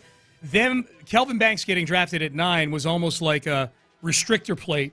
You know, it kept the Texans from doing a trade that I didn't want them to do if he started to drift down the board a little bit. Well, that's where some of the mock drafts where they had the Texans trading up to like 16 or 17 or so to draft Kelvin Banks. I thought Jonathan Alexander's mock draft, one of his mock drafts, he did something like that, and the compensation was relatively fair. Okay, I can live with that. I like that. So that's where I am. And again, it doesn't mean I'm right or correct. That's just maybe why I'm not as up in arms or distraught about it. The concept of getting as many picks as possible in the second and third round, that's what offsets a little bit. Like, okay, there's not a huge difference between picking 25 and picking number 34, but there is statistically, on average, year to year, a better chance of getting a good player at 25. When you add extra picks into the second and third round, that balances out the probability. And the names aren't going to be as well known, but you just do. You take swings at the plate, and hopefully you hit on 3 of them. That would be magnificent to get 3 really good players in the second and third round. This is a draft where one of the narratives around this draft was that there's some tippy-top players that are really good, but anything from like the late teens, around 20, through the 60s and 70s are a lot of the same guys. Yeah. And so the Texans are sitting like a team should be in a draft like that right now. They've got 5 picks on day 2, and we'll see what they do with them. If they'd just been picking 24th instead of 25th, they would have come away. They would have gotten with their somebody guy with a name that we knew and made sense to pick him there, that you could get really awesome in college, all of that. Yeah. I mean, so what's the pep talk now for people who are upset? Let's talk to the 75% out there, Seth. Okay. And get them excited for day 2 here. First and foremost, 5 picks. Yeah. Okay.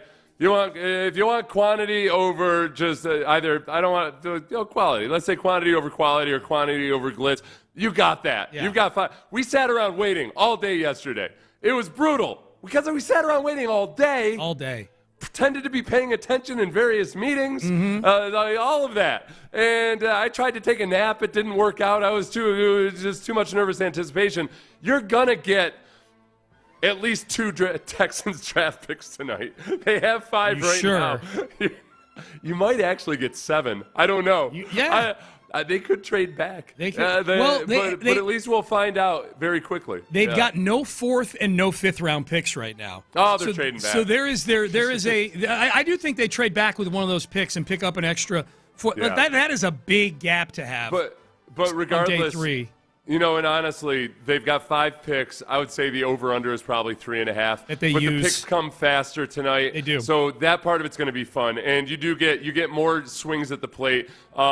The trade deal and the value itself, if you're trying to calm yourself down a little bit, a lot of people, because the Rams got really good value on their pick immediately after the Texans when they traded with the Falcons, I think a lot of people's immediate perception was that the Texans got raked over the coals or something. No, the Texans trade value charts very much won that trade. The Giants get a little bit of a pass because it's typical to overspend for quarterbacks. Yeah. But it was a good trade. Yeah. They got the equivalent of an extra late 3rd round pick in that trade. So it's a good trade. That part, you can feel good about that. Cacerio didn't get raked over the coals or make like a stupid, desperate decision. Right.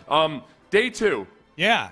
If you can think back, if you've got the ability to remember a year ago, they picked up Kalen Bullock and Kamari Lassiter in the 2nd and 3rd rounds, and Blake Fisher, who I still feel positive about. It's just he hasn't had that many opportunities to play. 3 good swings at the plate right there. Yeah, so I still, let's not forget, yes, very good value to be had in the 2nd, 3rd round, especially just in recent league history with wide receivers. Some phenomenal wide receivers have been drafted in the 2nd and 3rd Nico round. Collins among them a few years ago. He was a 3rd round pick by Nick Cacerio. So, and then just in general, if you're in Texans Cap was on this a half hour before the trade was made, Texan Cap said, "Oh, the Texans are in prime trade down maneuvering spot right here." Yeah. And I think Texans Cap, as a capologist type dude, was really happy with the compensation the Texans got, and he thought it was appropriate. When you're not looking for a quarterback and other teams are, Sean, you called this the last week or a couple weeks ago. Man, you look at the way the draft board is, and a lot of the teams that might be looking for a quarterback are going to look at the Texans, and that's the spot right there. Primo spot. And that's ultimately what ended up happening. Yep. So, and the other thing is, too, out there, as evidenced by Nick Cacerio's words, that there's a guy that they would have been happy to take or that they thought was worth drafting at 25, but not so much that they couldn't say, I'll wait. I need to know who this person is. I need to find out. I need the Browns to draft a quarterback. Yeah, we'll never know. I need the Browns to draft a quarterback because then we'll know that, okay, if the Texans use their 34th pick, this has got to be the guy that they would have drafted at 25. Yeah. Please, at the first press conference, everybody, let's not ask that kid about this dynamic. Let's not ask the kid that gets drafted, hey, are you aware that the Texans liked you at 25? Yeah. But not enough to actually draft you at 25? I'm not only going to do that, I'm going to come in with the exact dollar amount that he lost by falling from 25 to 34. I'm like, do you realize that you lost $3,486,019? And that these rookie contracts are guaranteed? I mean, that's how much you actually lost. Right.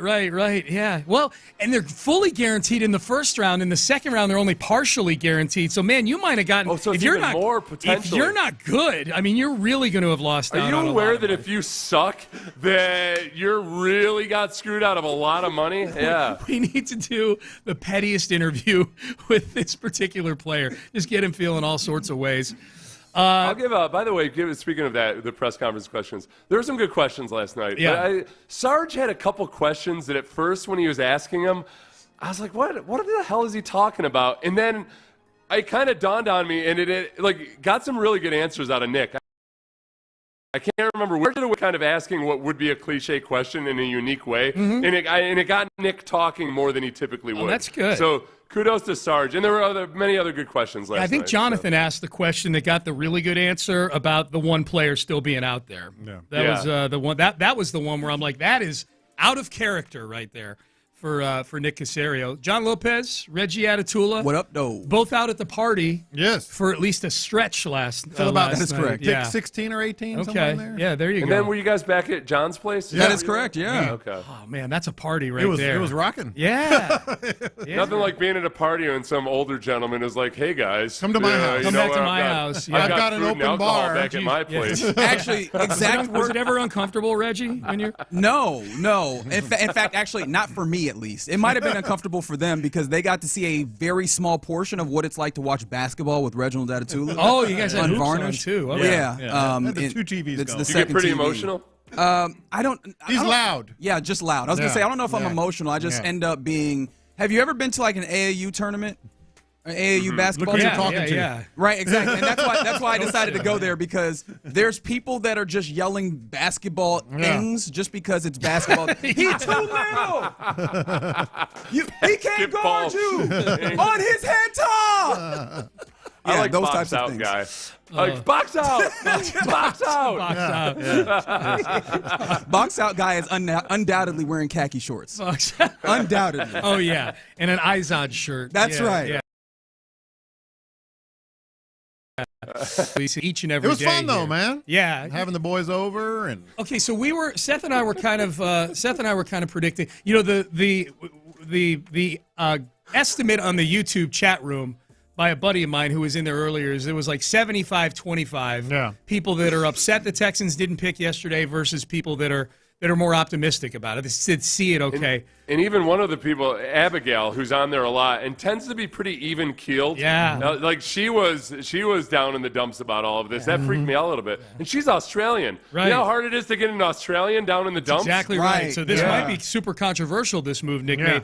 But 75%, you know, when you look at the lineup here at Sports Radio 610, there's really 4 shows. Yes. You know, during, the mornings, middays, afternoons, and then the night show.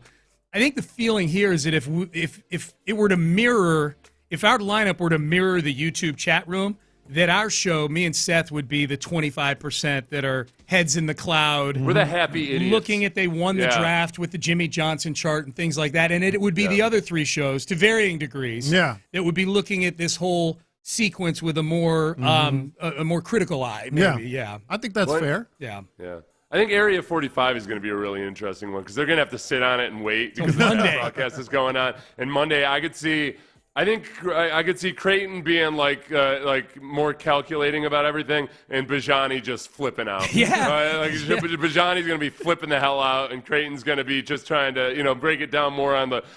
But Creighton's going to bring up some trade. Totally makes sense. Yeah. Yeah. Oh yeah. No. He's got that historian vibe going. Right.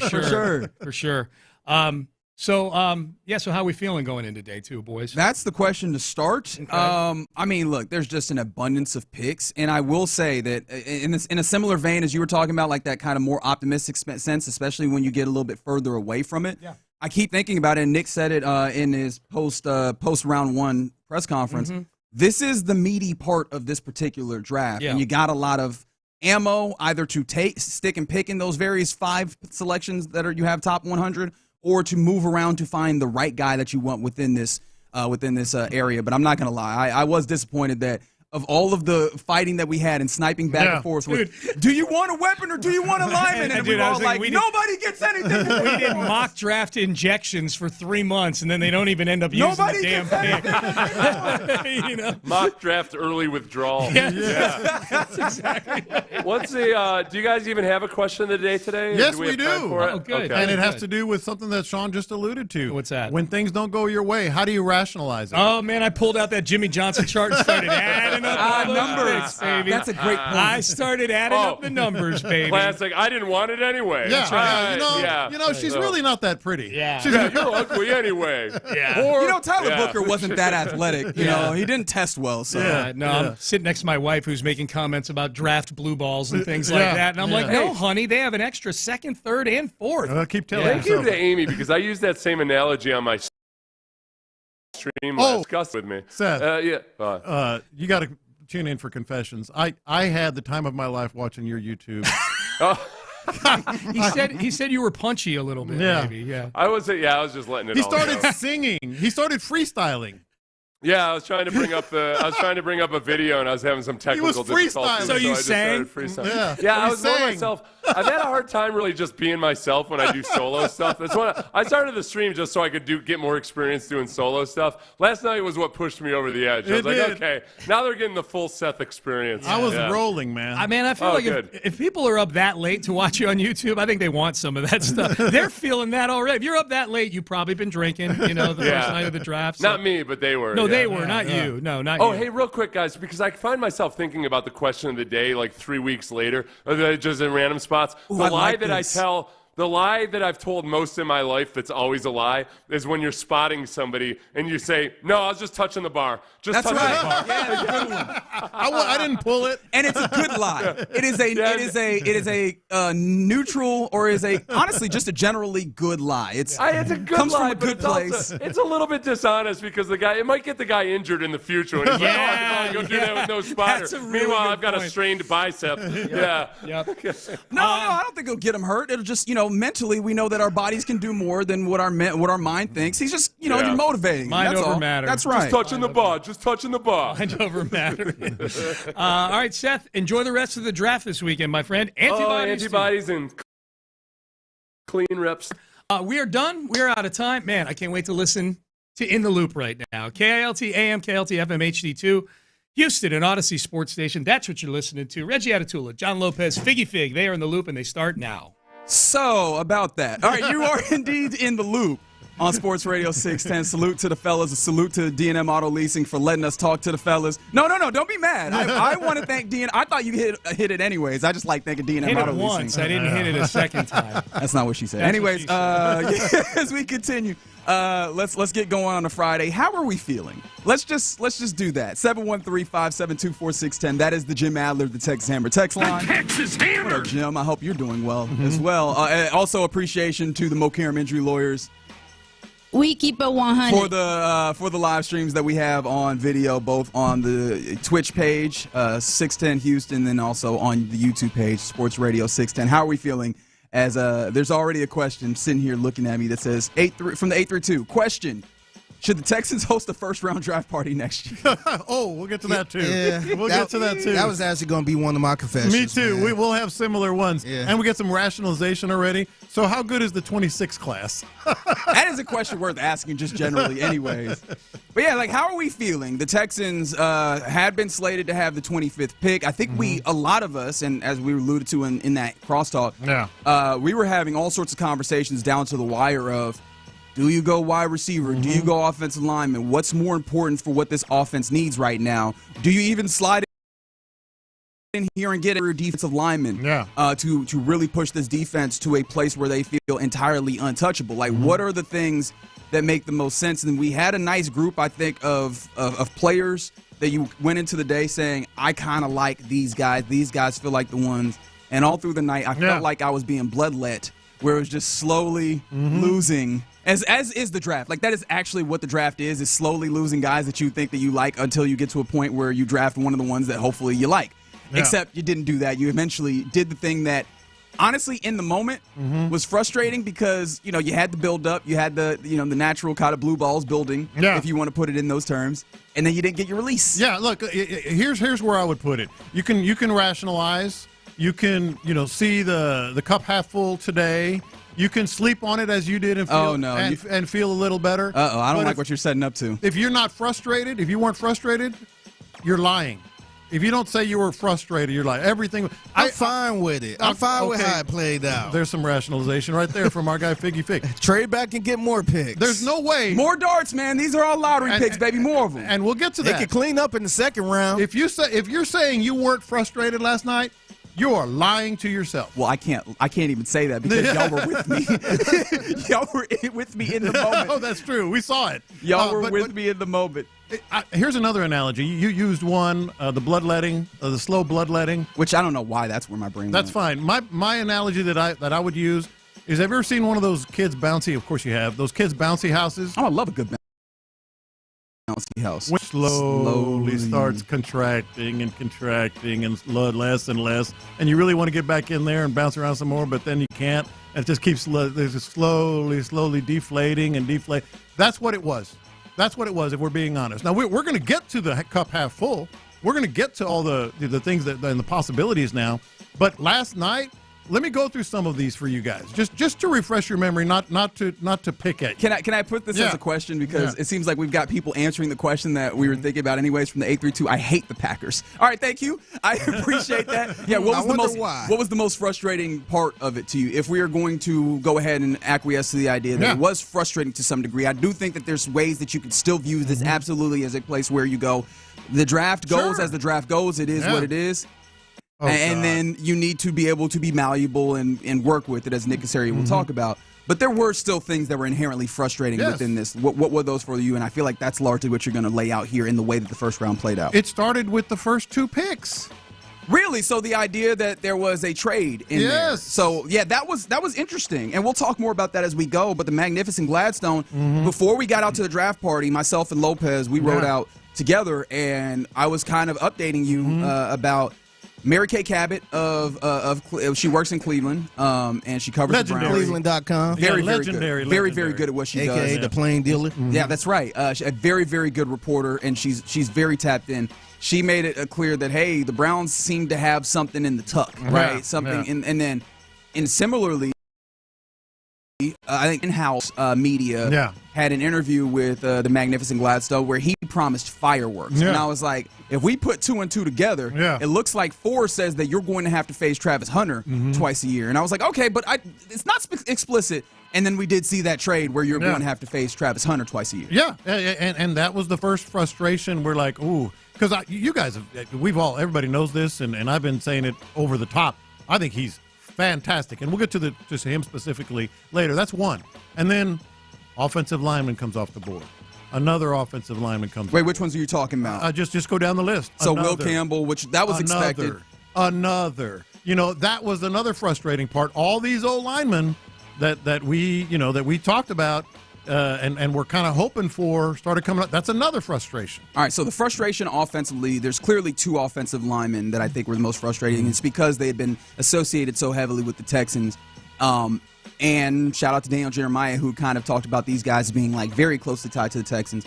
One of them is Kelvin Banks Jr., who goes 9 to the Saints in a way that I just did not anticipate there. Like, I think with the reporting that had started coming in closer and closer to the draft, understanding that as insiders get more insight closer to the draft, we get more of what seems like will actually be the case. And when we were seeing Kelvin Banks going 6th or what have you, I was like, ooh, okay. Yeah. The idea of the dream at 25 for him in particular is not going to be there. But I never would have guessed that it would be the New Orleans Saints. Right. And really, I think to express myself more clearly, the thing about that is you see some places where you go, I don't have to worry about them taking one of my quote-unquote guys, right? The guys that I think are in the pool of players that I would want at my selection or near my selection. And the Saints did not seem like one of those places where I thought an offensive lineman will go. boom, you take an offensive lineman, and not that. One of the ones that's on a priority list for me personally with this Texas team, and I went, I tugged at my collar. Yeah. The second one was seeing Tyler Booker go to the Cowboys. Tyler Booker goes. Like, that was the thing that got me, because specifically I knew the Cowboys wanted Teteroa McMillan as a wide receiver, and I had heard rumors that if they didn't get that, they'd trade back, understanding that maybe trading back wasn't that easy. Yeah. I knew that Booker was a guy that they liked. For some reason in my brain, I didn't get to the idea that they would take one of the guys that you like. Yeah. And once you have that, we are officially in a quote-unquote run. Frustrating mode. And then, hey, Gray Zabel might drop to the Texans. Nope. Gray Zabel goes 18 to Seattle. And so there's another offensive lineman that goes off the board. Oh, I know. Hey, we're getting close to the Texans pick. One pick before the Texans traded out. There goes Donovan Jackson. So that's the other frustrator. There's two right there. Then we're like, okay, well, what about wide receiver then? Yeah, that was the one. As we started getting closer. Hey, Matthew Golden's dropping. It felt like that was in play. Yeah. It felt very much like, and I know that it's funny because I know that I've been on these airwaves, and yes, 832 when they talk about the Saints, the Saints did have Ryan Ramczyk just retire, and so maybe Kelvin Banks steps in as his. I have been very high as a proponent of offensive line to try and make sure that this offensive line is better, not just in this year, but in the coming years, building back an offensive line. But I understand and I recognize what Matthew Golden is as a player, and as he started, I guess, quote unquote, falling, because it's always a weird thing to view it that way. Most mocks and such. Yeah, but mocks aren't ultimately what the actual value is. But as he is still on the board, getting later and later, I'm like, okay. I am willing, especially with the way that this draft is falling, where offensive linemen are going and maybe some of the ones that are more palatable in this particular bucket of players early on are not necessarily there. You could very easily convince me on a Matthew Golden, a receiver that has a lot of versatility. He has the speed capable of kind of taking the top off a defense that I know people wanted. That's a weapon that, and then for the bleeping Green Bay Packers to take him 2 picks before you. They hadn't taken one since 2002. Who don't take first-round wide receiver. That's the one. They wasn't doing that with Aaron Rodgers. They ticked off Aaron Rodgers behind not selecting wide receivers in the first round. And now y'all want to have a change of heart. Now y'all showing out for the public because y'all hosting now? Y'all had people at the house and y'all wanted to show out? Is that what happened here? You see all that sauce they put into that selection? Oh, my gosh. It took 10 minutes. It took 10 minutes to get So, like, frustration with what the division's doing, frustration with the linemen, frustration with the wide receivers, frustration with what you just described. 2 picks. The Texans are going to have to get either Golden or Jackson, right? No, the 2 picks before those guys were general frustration of building up and all these things we're talking about and all these mocks and all the things the Texans can do. And, Nick Cacerio loves to trade up and all that. And then you don't even get a pick. Like, everybody was all dressed up at the party and the band didn't show up. It was no, the mariachis were there. Well, okay, the mariachis were there and they make everything better. But that's you got some second-round picks, though. You got a second-round pick. What you talking about? Yeah, and we'll get there. There's some, we can turn that into, okay, maybe we're cooking a little bit, but the frustration is undeniable. Yeah, and I guess an additional frustration that was entirely different was just like being at the draft party and having all this happen and like the anxiety that you were building up to, and then literally they rained on your parade. It rains. It literally rained on your parade. It was such a weird experience being out there, and literally it rained, and I'm jumping into the situation where I'm trying to help the fellas that are conducting the draft coverage that you heard here on Sports Radio 610, helping them get inside, out of the rain, get the equipment. And it's like it took me away from stuff. So some of this stuff is also filtered through the lens of, I'm carrying equipment and then finding out that, Kelvin Banks Jr. is gone or not. Actually, that one was a little bit later. But finding out that Tyler Booker's being taken or what have you, all of those types of things was very, very weird. But it is worth asking, like, especially as you see the offensive linemen go, you see Matthew Golden go. Do you feel like the Texans and Nick Cacerio should have been more aggressive in the way that you? I mean, we've even overwrought at this point about his history being aggressive trading up. Do you feel like they should have been more aggressive? I think they were.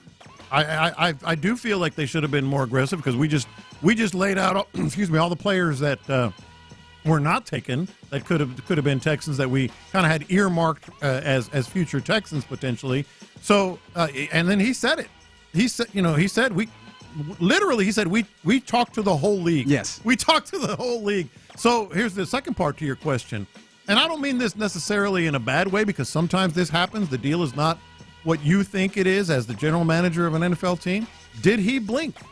Did he blink a little bit? Should he have maybe, made one of these deals if it wasn't completely outrageous? We don't know what it was. Well, but that's the thing is, I mean, even just seeing that first pick or first trade, because there's a few trades that maybe give you a level of an idea as to what the cost, what the market is, would have been for certain levels of move up. Mm-hmm. And we saw, a next year first round pick go in going for what could be a generational player in Travis Hunter in that selection, or the pick, or the trade rather, is what I'm looking for, between the Jaguars and the Browns. Moving up 3 picks, you see a swap for a second and a third, basically, and then a first-round pick going in there as well. Or actually, I'm mixing up drafts, or rather trades. Yeah. But you saw a first-round pick get included in that, which it felt like quarterback-type pay in order to move up there. And that made me wonder. It was a first-round pick for next year and a second this year. That's right. Yeah. And I do wonder, does that mean that it was kind of exorbitant? And do you want Cacerio pushing outside of his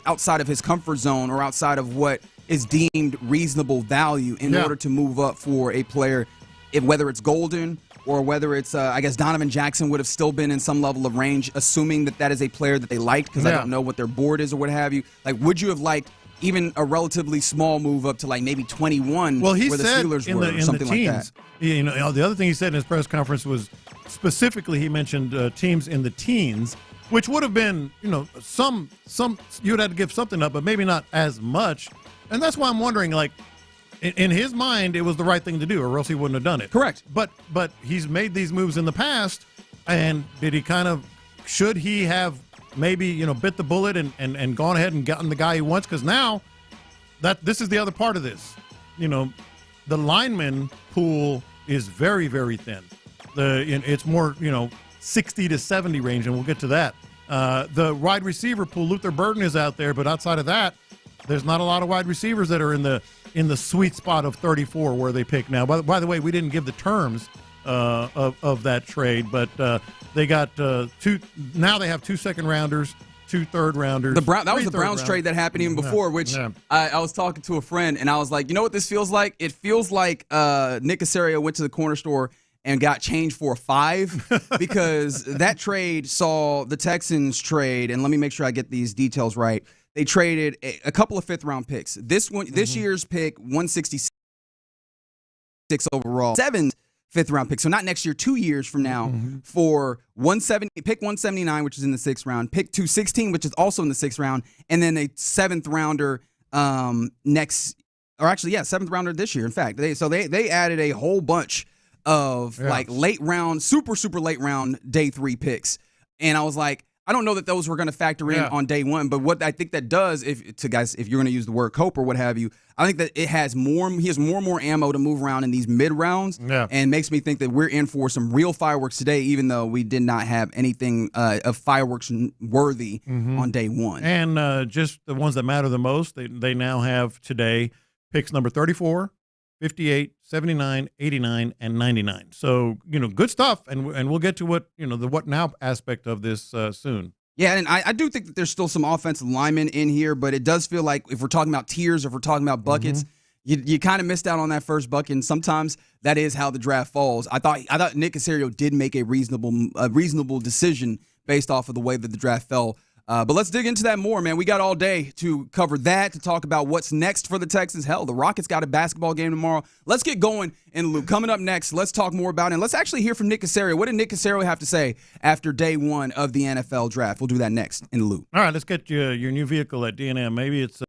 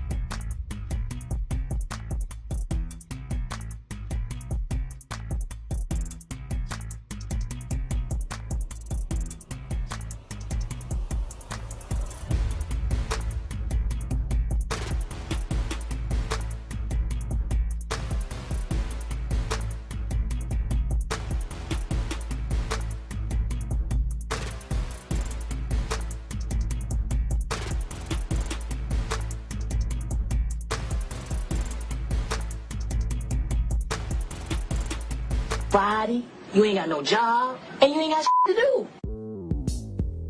Houston, let's get in the loop. You better get ready because we're going to show up and show out. With John Lopez and Reggie Atatula. And that, my friends, is a scoregami. Always live, always local. 713, what's the damn number? 572-4610. You're in the loop on Houston Sports Leader, Sports Radio 6. All right, we're all still reacting to, we're reacting to the first round of the NFL draft, in which I've been reacting ever since it happened, so yeah. I'm still reacting.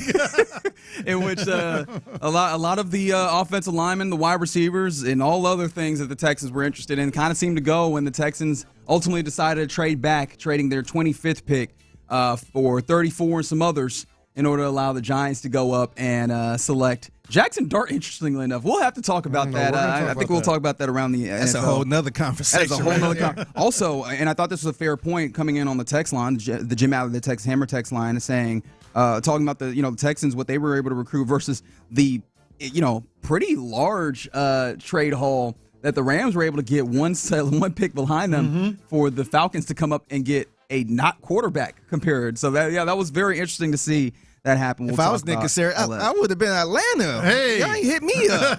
What's up? Especially, Nick Cacerio talked a lot about the various, the due diligence that they did, and we know through various different reports that a lot of, as early as 2 and 3 were talking about trades, and all the way through, it seemed like there was a lot of teams that were discussing trades. Even though we came into today with every team, it seemed like there was a lot of conversation about moving and shaking. There was 4 trades, if memory serves me correctly. In fact, let's go to Nick Cacerio. Actually, can you give me cut 3? I know that I didn't ask this for this one, but I do want to ask. I want to see. Damn it, man. I want to see. Yeah, that's my bad. That's my bad. But in the moment, I realized, because it's a very good question to Nick Cacerio. He was obviously talking after the first round to kind of give his thoughts and his experiences and processes on how this fell. He was asked, at what point did it become a reality that the Texans would be trading back? Yeah, probably like way before we probably were picking. So, I mean, we were kind of looking, let's say, in the upper teens there a little bit. There were some opportunities. We could kind of move. All right, what are the teams going to do? So we were talking about it. Wasn't like wait until 25 and all of a sudden, at one point I think we had 3 or 4 trades potentially on the board before we got to 25. And then when we got to 25, we still had a couple scenarios. Some teams were looking at some situations. So, we took what we felt was the best offer and what the best decision for us was at that time. So we made the move. Look, he was ready to make some moves, from move up. And, obviously you always talk about, stick and pick versus move up and move down. He was all of that. He was dealing with all of that a lot. Like, as we mentioned, he said he literally talked to the entire league, something along the lines of, I don't want to say the entire league, but the entire league. And you'll hear that. But it was something that they clearly saw happening, as we saw happening, as these linemen were leaving, et cetera. I did find it interesting that he said that he, as early as the early teens, they started thinking, which made me think, who went in the early teams? Yes. Tyler Booker. Did he see Banks and Booker go and go, oh, okay, this is, I know how this might play out to the point where we need to be prepared to back out here. But I mean, still, now I will go back to, this is what Nick Cacerio opened up with, at the outset of this presser, with a little bit of optimism and hope, which you would expect in the process still. But yeah, I was interested, considering all things considered. Yeah, we're in a good spot. Feel really good about where we are. We went into the day, I'd say, honestly, we had 3 different scenarios. Trade up, stay 25 pick, trade back. I mean, D'Amico and I have been talking about it basically for 2-3 days. Here are some different scenarios. Here are some possibilities. I don't want to say we talked to the whole league, but we probably talked to the whole league on every different level. So, there are some players that we identified, some were out of reach. Some, in the end, trades are a byproduct of teams willing to make a decision to move or not. So, we fell at 25. That was the best thing for us. Puts us in a pretty good spot. 2 2s, 3 3s, picked up another 3 next year. So, I mean, we'll deal with tomorrow. We think we're going to get some pretty good football players tomorrow. We felt like the value to draft was basically in the middle. So we'll try to take advantage of our opportunities here tomorrow. Put ourselves in a pretty good position next year as well. 1, 2 2s, 2 3s, 2 4s. So, I mean, we've always talked about just creating as much flexibility and optionality for us as possible, and that's where we are. So, I mean, there's 2 more days of the draft that are left. We'll see how these next few days go. I'll try to make good, smart decisions tomorrow. Trust our process, trust our evaluations. There you go. And once we kind of go to the next phase. So we're going to get good football players. D'Amico and I feel really good about tomorrow. So, we'll kind of see what happens.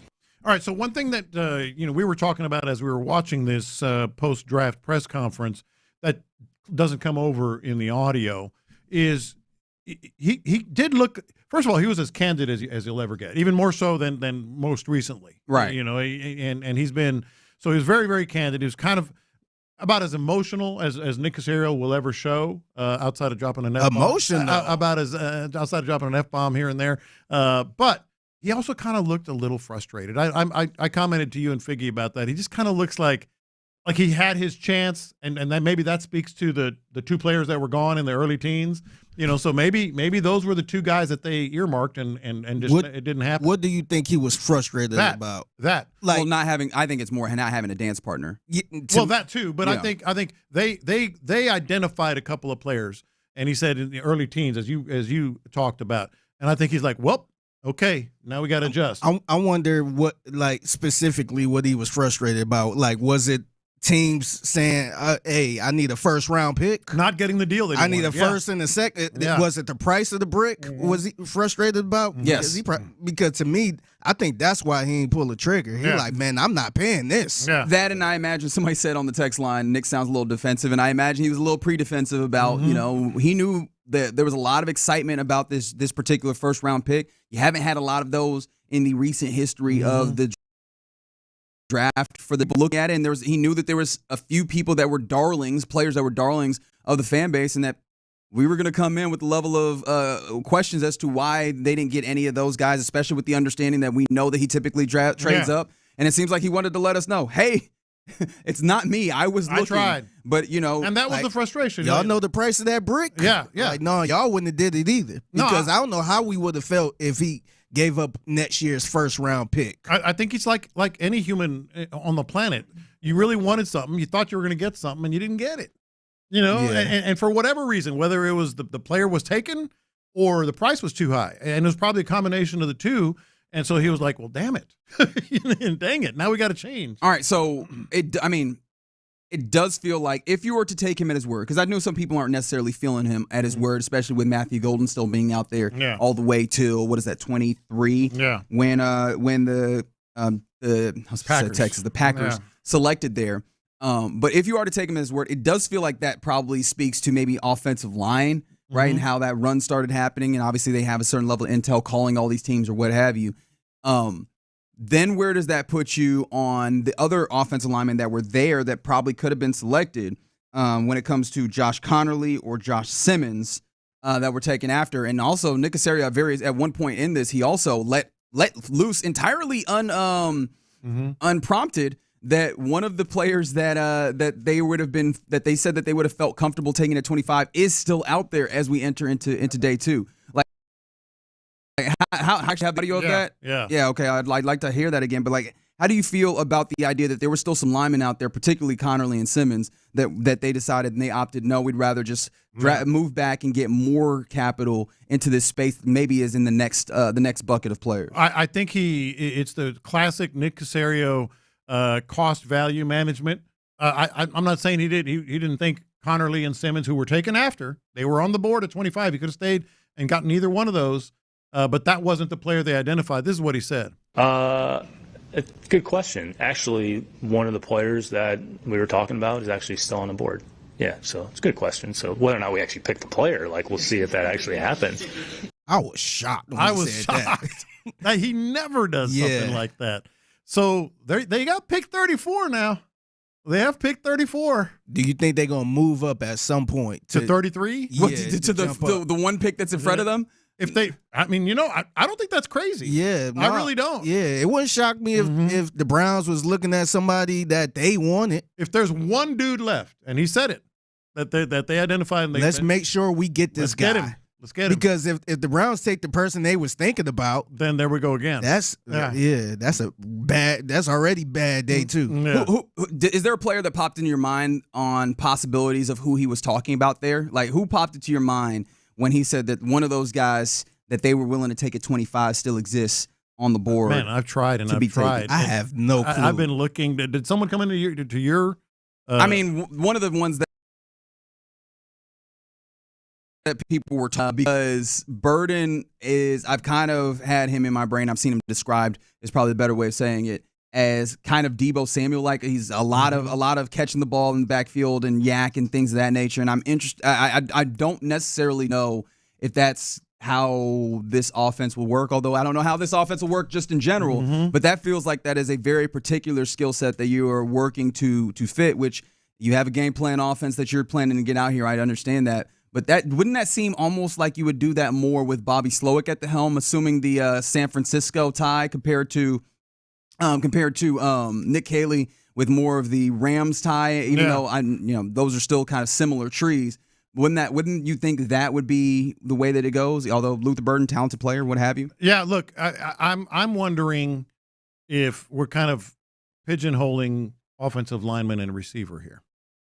I'm wondering if the player that they really thought was the player that they could, one of the players they could take at 25, isn't even a lineman or a receiver. You think it was that running back for They North brought Carolina? in Caleb Johnson. Travion, the kid from Ohio. Travion Henderson. Henderson is still there. That's a high place to take a running back, but 2 running backs were taken in the first round. And so of the linemen, I think the highest rated, USA Today did like a top 100 prospects. Yeah. The highest rated one left is rated 61.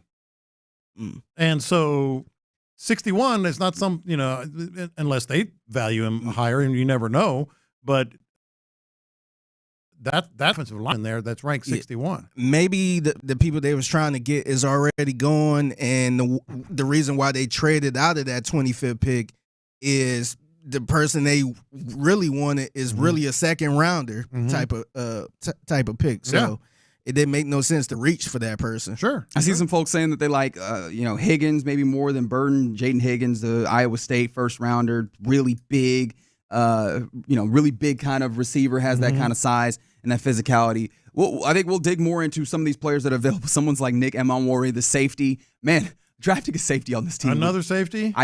That we would definitely get into a weird place. We'll talk more about the players that you still want to see as we continue. But yeah, you're in the loop right here on Sports Radio 610. That is a good point, right? Some other reporting, Bobby Belt up there in Dallas did say that the Texans tried to move to 12, but Dallas actually wanted picks this year and not future picks. So maybe it seems like which is interesting because he has a large allotment that I would feel like you could dig into for this draft. But I guess some people are in a Nick we trust. There's a lot of picks that are available to move around. We'll continue to talk about what it could look like moving forward for this Texans team as they still have all of their 2025 NFL draft picks ahead of them here going on tonight and tomorrow. All right, you're in the loop right here on Sports Radio 610. Coming up next, let's get into our question of the day. We've talked about the frustration that a lot of people felt on day one. How do you typically rationalize when you don't get your way? 713-572-4610. We'll do it next. All right, let's talk about Low T Center right now. Summer is on the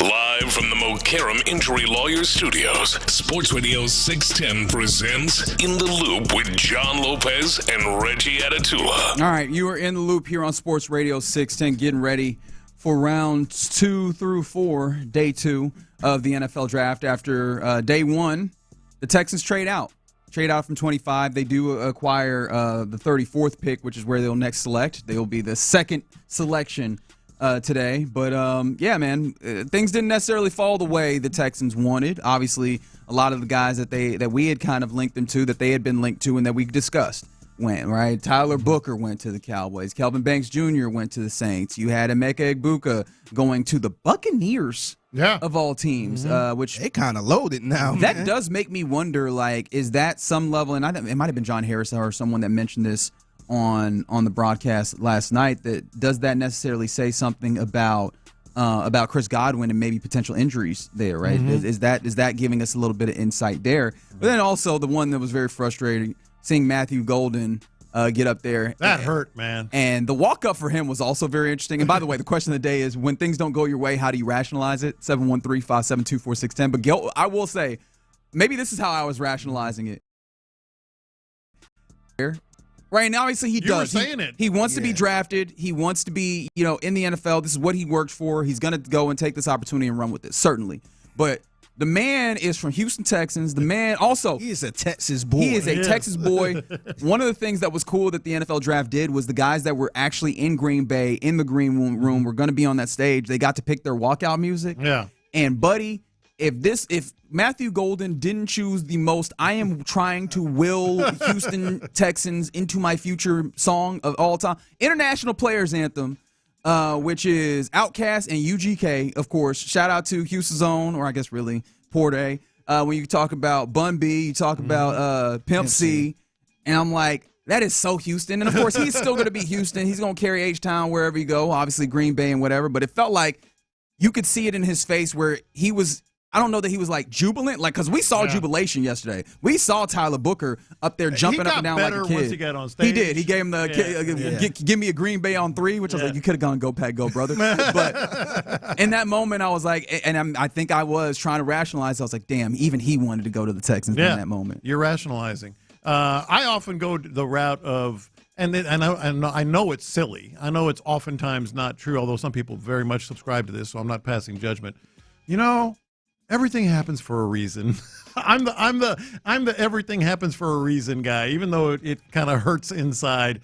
And then, however you want to rationalize it, 713-572-4610, with clear, very frustrating night. If you don't think it was frustrating in the moment, I think you're lying to yourself. But that doesn't mean that the things are done. But, yeah, I'm that guy. Well, maybe it happened for a reason. Maybe this 34th pick is going to be, or the 59th or whatever, is going to be some, Pro Bowl. Actually, Nick Cacerio, I think it was Nick Cacerio last night, was talking about, hey, Henry To'oTo'o, we didn't know he was going to lead the team in tackles. Something like, There's other options. There's other fish in the sea. You got other toys. Yeah. There are other. You got other toys you can play with. Yeah. And he's not wrong. There are other fish in the sea, especially ones that have a good amount of upside. The draft did kind of situate in such a way where there's a lot of talented players in these spaces in the second and third round that'll be available to you. Somebody said, was it me or did Golden not look happy when Green? Yeah, that's what I was speaking to, 100%. No, he did not look happy. Yeah, somebody said when the guys that they had on their own wish list started getting picked, then the Texans trade out of round one, they just thought, well, it is what it is. Oh, yeah. Wait, somebody dropped that on. A listener came up to me, and he had the whole thing planned and said, what do you think about the draft? How do you do that? And he goes, well, it is what it is. The other way that I rationalize things in sports, it's kind of like an offshoot of a girl that you're interested in, and she's not interested in you, and you kind of go, she's really not that hot anymore. She's really not that hot. Did you do that with any of these picks? I didn't do it with the ones that I really wanted, but some of them I'm like, yeah, he's not that good anyway. He's not that good. I think that probably hit me, and I think somebody asked us on the text line about the Connerly and Simmons. Yes. I think Simmons, I was easy. I very much went there where I was like, I don't know that I really necessarily, He's not that good. or not even that I didn't want him per se, because he is a talented player. Everybody who watches the tape goes, oh man, he would be like the best of these guys. But the concerns that he had feel like they are the exact concerns that this Texas team would look at and go, no, thank you. Yeah. Which is the patellar tendon injury that he's dealing with. That at least in football, we have not had very much data of someone coming back from that particular injury and performing to a high degree. And, I mean, when you're talking about a first-round pick where you have a certain expectation of them to be like starter caliber and then also be sometimes even better than that, that's a little question. There's a little bit of question mark on that. And then on top of it, the idea that there might be some character concerns, nebulous character concerns that I want to make sure that I put in that way where I understand that I can't substantiate these things, so I want to be careful. However, they has been talked about in such a way. We keep mentioning the swarm mentality and leadership traits and those types of things, and looking in the face of that, I can see how Nick Cacerio would go, not on our board, buddy. Yeah. Not on ours. And another one that I do a lot, and it's actually turned into a meme just in culture in general, when you go, it's fine, I'm fine. It'll be fine. Fine. Did you don't want fine? Did you rationalize it all? And you'll understand exactly why I'm asking this immediately after what you just said. Well, they did get starting caliber freight. Like, did you lean on, well, this is what free agency for, and this is why you paper over all these things? That's part of it, but when you step back, you realize you're just rationalizing. We don't whine. We're really good. It's fine. It's fine. It did make me think, especially, and look, again, there's still guys in the day two picks that really have an opportunity not just get in there and be solid, but be starters. Tate Ratledge out of Georgia, second round grade. He looks like he has an opportunity to do some good things. And also on top of that, if you wanted to get an offensive line that was capable of running the football, he's actually probably stronger at run blocking. There's Jonah Sabanea. I'm sure I'm saying that incorrectly. I did not check the pronunciation. Apologies to him and his family. But out of Arizona, he's a second-round grade. He's a solid guard talent. And then, I mean, there's still some guards that you can even get into the third round and into the later parts of day two that seem like they could be starting caliber players because that's where this draft is pretty solid. So is that there's more fish in the sea or what have you? But it is. I do think that you still have opportunities to get that. You do. You absolutely do. And we'll get into that again some more for sure today. But the other thing about rationalizing things after you don't get them is you really have no choice. I mean, that's the other part. You're just like, well, what am I gonna do? Cry? Yeah. What am I gonna do? See, do you ever rationalize that way where you're just like, whatever, man, we're in it now. We're here. That's where the phrase "it is what it is." It is what it is. We are. That's what it means. No, it does There ain't nothing you can do about it. It is what it is. It is what you can't change. That's how it plays. You just have to live in this world. We're in it now. It is It is what it is, Nick Cacerio. No, it's not. It is what it is. Somebody said, only thing I'm tripping on is the Rams got a first rounder for their pick after the. Yeah, very interesting trades. Let's talk about that, actually. And let me make sure I get some more folks in here on the way that they rationalize. Somebody said they rationalize it. We're just like, God got me. Like, hey, man, God got me ultimately, right? Yeah. If we're just getting to that point where if God want me to win, I'm going to win, right? Mm-hmm. So, okay. And then some other people that have talked about the Texans don't have a strong history of picking guards in the draft. I don't know. And I've seen a lot of this type of rationalization where you just get angry. We've seen a lot of it today on the text board, on YouTube, on Twitch already. It's like, well, there go the Texans again. What did they say about Nick Cacerio earlier? Somebody was texting like he doesn't know how to evaluate offensive players. So he's not good at it anyway. So yeah, that's why you do it in the second round. Yeah. Either way, like they will have to address the things that they want to address. I was going to say needs, but that's something that they said they're not going to do specifically that way. Obviously, it feels like an offensive lineman is in the offing. It feels like a wide receiver probably in the offing.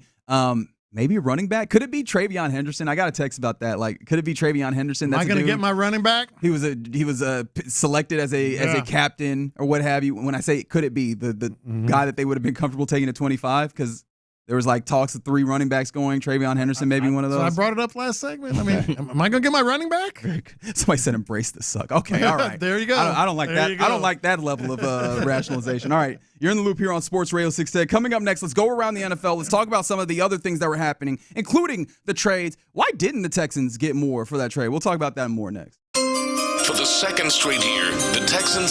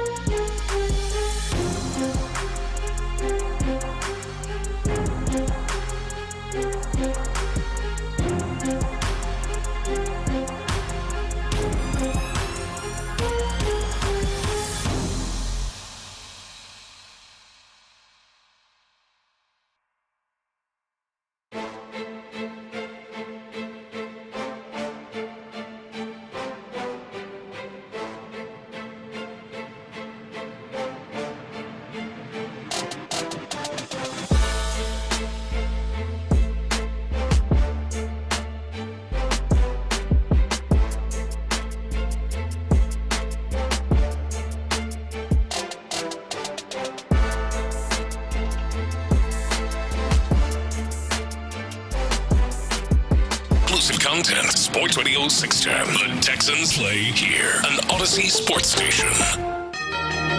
Let's go around the NFL in the loop style. Why are you smiling? Because I love football. Here's John Lopez and Reggie Adetula. I'm going to tell you all about how much fun you're going to have this season. On Houston Sports Leader 10. All right, let's go around the NFL here in Loop on Sports Radio 610 after a night where we had the first round of the NFL draft. And all sorts of things were happening, including lots of moving and shaking. But I feel like the main story that we were coming into this draft with, and the story that still persists, funny enough, where does Shedeur Sanders land? Because he clearly was not selected, including where it felt like at 9, where, I mean, if we were looking at, well, the Saints be interested. They take an offensive lineman. And then we get to 21, where people had been thinking about that's where Pittsburgh I thought he was going to go. I think we all were looking at it. In fact, let's play a little audio because a very prominent football mind in the world of sports media thought he's going to go there. Ryan Clark, former Pittsburgh Steeler, works for ESPN and hosts the Pivot Podcast. This is actually from the Pivot Podcast social media accounts. They were hanging out, the guys of the Pivot Podcast, watching to see how this unfolds. And this was him eagerly to see what was going to happen with Shedeur Sanders. What the hell? What the hell? Hey, come on, you defense, Pittsburgh. Come on now. Yeah, man. He even went further, was talking about like how Mason Graham was a good player, but man, they are now at the behest. They are now just, it feels like they're just whatever Aaron Rodgers wants to do. They have no second round pick. So it'd be one thing they had a second round pick, and you could probably get a Jalen Milroe or something like that. Round pick. How about Mel Kiper? Like, he was livid because all he kept saying is Shedeur. And now it was damn near breaking down the argument. They were. Shedeur. They were. Yeah. And you mentioned Jalen Milroe. There's a real sentiment. I don't know what you want to call it out there. Milroe might go before Sanders. I think so too, because I know right now people looking at the Browns like, oh, they got to get the quarterback. It's gonna be Shedeur. I don't know about that, man. Well, that'd be something. Jalen Milroe. That sounds like trying to get somebody fired. In fact, that feels like if Jalen Milroe goes before Shedeur Sanders, I think you got to go and Jalen Milroe got to go up to Buffalo and go thank Josh Allen. Man, I'm just mixing up names. Josh Allen specifically, because that is exactly what we're doing here. We're like, oh, look at all these traits. We've seen it turn into something before. Let's try it again. It is in the vein of the Anthony Richardson. It is in the vein of who was the other big body dude that couldn't actually do this in a different way. But that's basically what we're doing here. It's just, we've seen it happen once. We've seen someone make the magic happen once. It can happen again. I do think that I guess the other side of this is they don't have to play him right away. I think Anthony Richardson, you had to play him right away. Jalen Milroe, he can sit a little bit. And I also don't know. No, that is a factor. Yeah, I feel like Shedeur, I feel like it'd be a lot more pressure to play Shedeur kind of right away, too. No, I think that, that's the human element that always comes into play. I guess that's scaring some teams away, too, where you got to feel pressure to play him. I mean, with the other quarterbacks, you don't have to play right away. All right, so some other things that happened around the NFL. Obviously, there were some trades that actually came into pass here, and I guess one of them was obviously involving the Texans. Let's start there, because that was interesting with the Texans or the Giants trading up, and I thought some people thought as the Giants trading back into the first round to get that extra fifth year option with what you get on a first rounder compared to a second rounder. Usually that's big for a quarterback in particular with the cost that it takes for, if you were planning on having that guy for those extended years. And they traded up not for Shedeur, but for Jackson Dart. My guy. I don't know why I said that, but I've liked, I know why you said that. I've liked him from the very start of this whole process months ago. And I was pointing it out to you when they were even as they were showing the highlights. His accuracy is just something you can't teach, and I think they felt very much the same way, along with a lot more things that they know. But I think Jackson Dart is probably faster than Shedeur Sanders. I mean, Shedeur is not like crazy athlete. In fact, he's a little bit more. I mean, he moves enough as to do the things that he was asked of within that Colorado offense. But it was a lot more kind of quick reading. In fact, funny enough, he kind of profiles like what you would. All right, we on race card, right? We gonna step into this space. Previously, when we kind of had very racialized analysis of quarterbacks, very much so, where you go, yes, where you go, oh well, the black guy is the mobile quarterback. That is the pocket passer, the guy who stands in the pocket and really analyzes and throws the football from there is the white guy. He kind of flouts those notions because he is more of the latter. He is more of the guy that kind of stands in and gets that ball fairly accurately and analyzes and reads the field pretty well. I think one of the tough parts about it, I know some people are talking about with Shedeur with the circus or whatever. I don't know how much the circus actually factors in. I think that he has a personality that is not for everyone. I think if you want to call that the circus, that's one thing. He just does not have a really strong arm. We haven't talked a lot about that, and he does not have an arm that cuts through the air. Plus, he's not crazy mobile, and he does not necessarily create as much with his legs.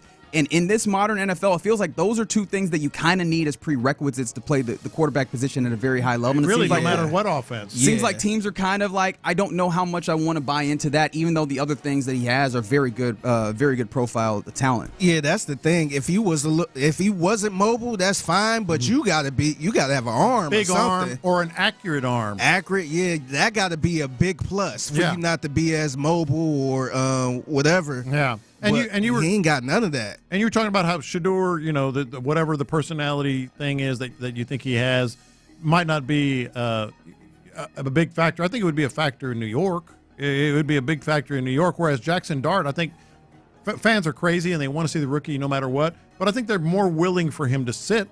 Jackson Dart to sit. And if you're looking for a good cross cultural, cross racial example.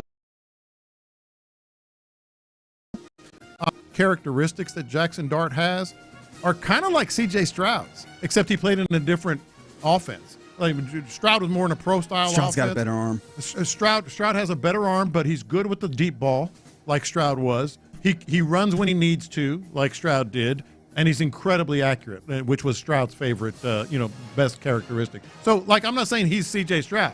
I'm saying some of the characteristics he have are shared. And it's a little easier for him to sit for a year rather than if that was Shedeur Sanders. Yeah. Hey, don't do that. Somebody said CJ's also light-skinned, though. All right.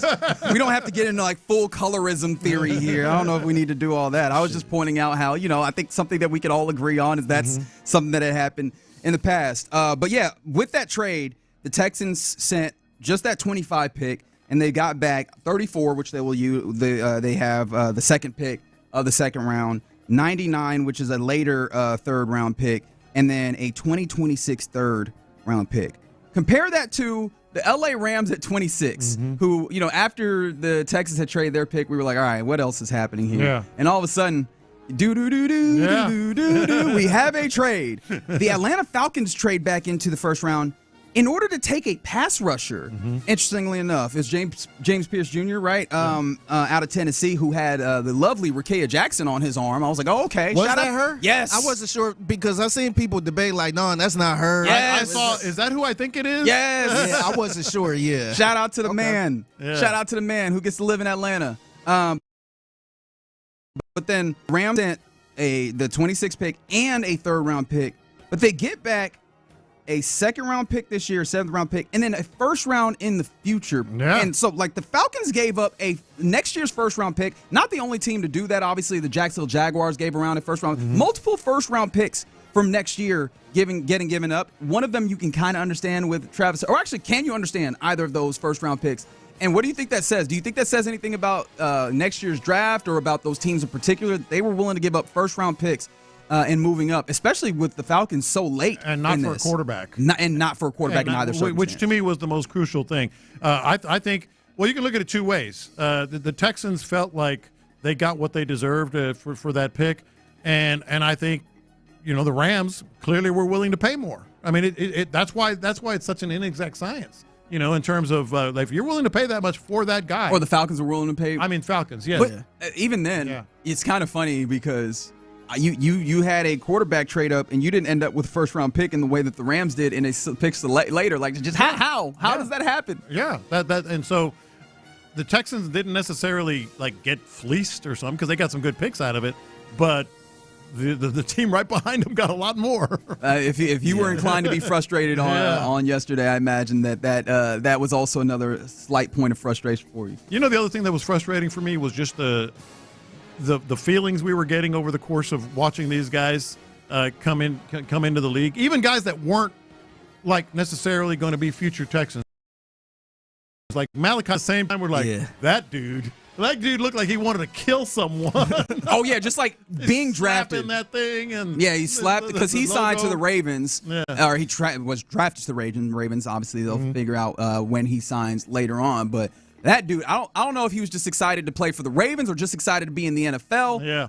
I am scared of that Ravens. Yes, that's fair. I'm scared of that Ravens secondary. I told you guys, okay, he's a Hall of Famer because he's with the Ravens. Do the Texans play the Ravens this year? They don't play the Ravens. And look, I hope not. I think I would still take this Texans secondary over anyone, right? Yeah. You just have incredible up and down, all the way across, left and right. But Malachi Starks alongside Kyle Hamilton and what they got going there, man, that seems like that's not going to be fun for the AFC North. And then the other one is a player that we did sort of have our fingers crossed about, and that's Tyler Booker.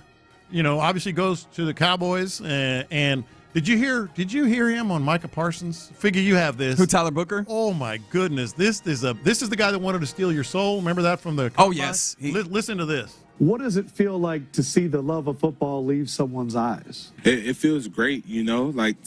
Football is a child's game. So people wake up, be like, man, I can't wait to play this football game today. They listen to their hype music, they take all the pre-workout, they get so excited to play football until they come across Tyler Booker. And then when I'm going after you, quarter after quarter, play after play, series after series, and I start to see that love leave their eyes, that's what makes me love the game. I just really love. I like that part. Yeah, you just got me right. You ready to go? I ain't gonna lie. He got me ready to go. Bro, I'm gonna play right now. Yeah, he got me hype. I ain't gonna lie. All right. Play after play, quarter after quarter. Hey, man, welcome to the team. Welcome to the team. That's Micah Parsons. Yeah. Tyler Booker, he's another one that I was like, dang it, FOMO. Yeah, that would have been. If only Nick Cacerio was interested in trading this year's picks this year. It was mentioned, but I don't know. Again, we don't know what the actual cost would have been, but I would have to imagine it would have been pretty big. Going back, let me a good text came in to check me, and I appreciate you checking me when I need to be checked. One of the reasons, the difference between the trade back that the Texans had at 25 and the trade back the Rams had, the Texans will be selecting 34, which was a stepping back 9 picks. The Rams will now be selecting 46. Mm-hmm. That is a big difference when you look at the second round and the maneuverability that you still have there. Yeah. I feel like but especially first round pick. But if y'all have the chance to get that same trade, would y'all do that one or do the one we currently did? No, I'd have done that one because you get a first round pick next year. But you'd still need to maneuver yourself to get earlier in the second round. Sure. Here you have, you got a third rounder this year and you got a third rounder next year as well. Yeah. So you still have some maneuverability. The Texans, the 26th draft, and we're not going to get too far ahead of ourselves. You've already done some scouting, huh? But but just so you know, 2 seconds, 2 thirds, and 2 fourths. Yeah, there's a lot. So they got 2 seconds, 2 thirds already next year. Yeah. So that's good. All right, some other things on the draft coverage. Pat McAfee was seen hitting a vape pen from a fan in the stands, which after Paul Heyman got out here putting him on blast. Yep. I would have imagined that he'd been a little bit cleaner on this, huh? I feel like you'd have been a little bit more vigilant. Puff, take a gummy, puff, puff, puff, puff. That sounds about right now. And then, did you guys see when Kelvin Banks Jr. was selected? They took it to the video in his house, and I'm guessing that's his lady that was sitting next to him with the baby. With a baby, yeah. And there was a baby spitting up on the broadcast, and many people had a lot of fun. He did not want to go to New Orleans. But I saw someone also make the joke, because obviously that's a little bit negative, but there were some people in the positive space that were like, man, he realized his dad was going to be a millionaire and threw up. Or she, I don't know if it was a baby boy. But ultimately, that was part of it. I don't know how many people were talking about the fact that, Kelvin Banks' lady, I'm assuming, who was next to him holding this baby, started like clapping and everything when they found it vigorously, and the baby was just being jarred. Yeah. It was like all of a sudden the baby was on, like on a roller coaster, and I felt bad for the baby. I was like, hey, I know you're excited, but can we pay attention to what's happening with this child right now? Watch the baby, man. So, anyways, yeah, that mother arm was moving though. Yeah, it was. That baby was sitting there shaking.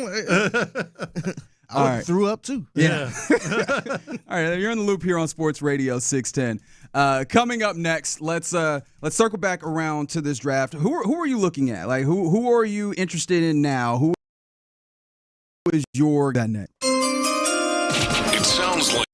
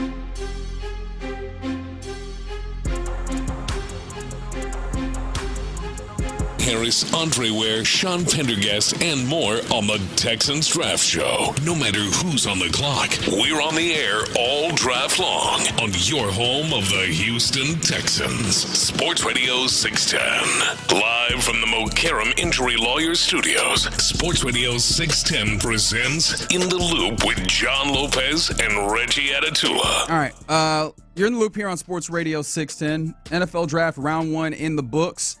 Round 2 gets going tonight. Of course, as always, listen to the coverage right here on Sports Radio 610. We got you covered as this continues.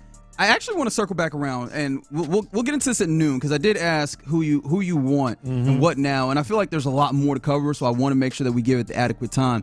But one thing I have neglected to this point is the AFC South teams got better. Yeah. Even as the Texans maneuvered, and with the board falling as it did, and understanding the Texans because they are much better than these other teams. They were more beholden to the whims and the machinations of what happened ahead of them, ultimately trading out of the first round. But did the rest of the AFC South gain ground? And if so, like which of the three teams in your competition were you more concerned about? The Tennessee Titans at the very top of the draft, number 1, selecting Cam Ward, quarterback out of Miami. The Jacksonville Jaguars trading up to select Travis Hunter, one of the, in my estimation, the two blue chip guys. Yeah. A guy who is a wide receiver, defensive back combo. And then the Indianapolis Colts getting a gift of sorts with Colston Loveland being selected by the Bears and allowing Tyler Warren of Penn State to fall to them at 14. Which of those are you most concerned about? Which of those kind of intrigued you the most when we saw it happen yesterday?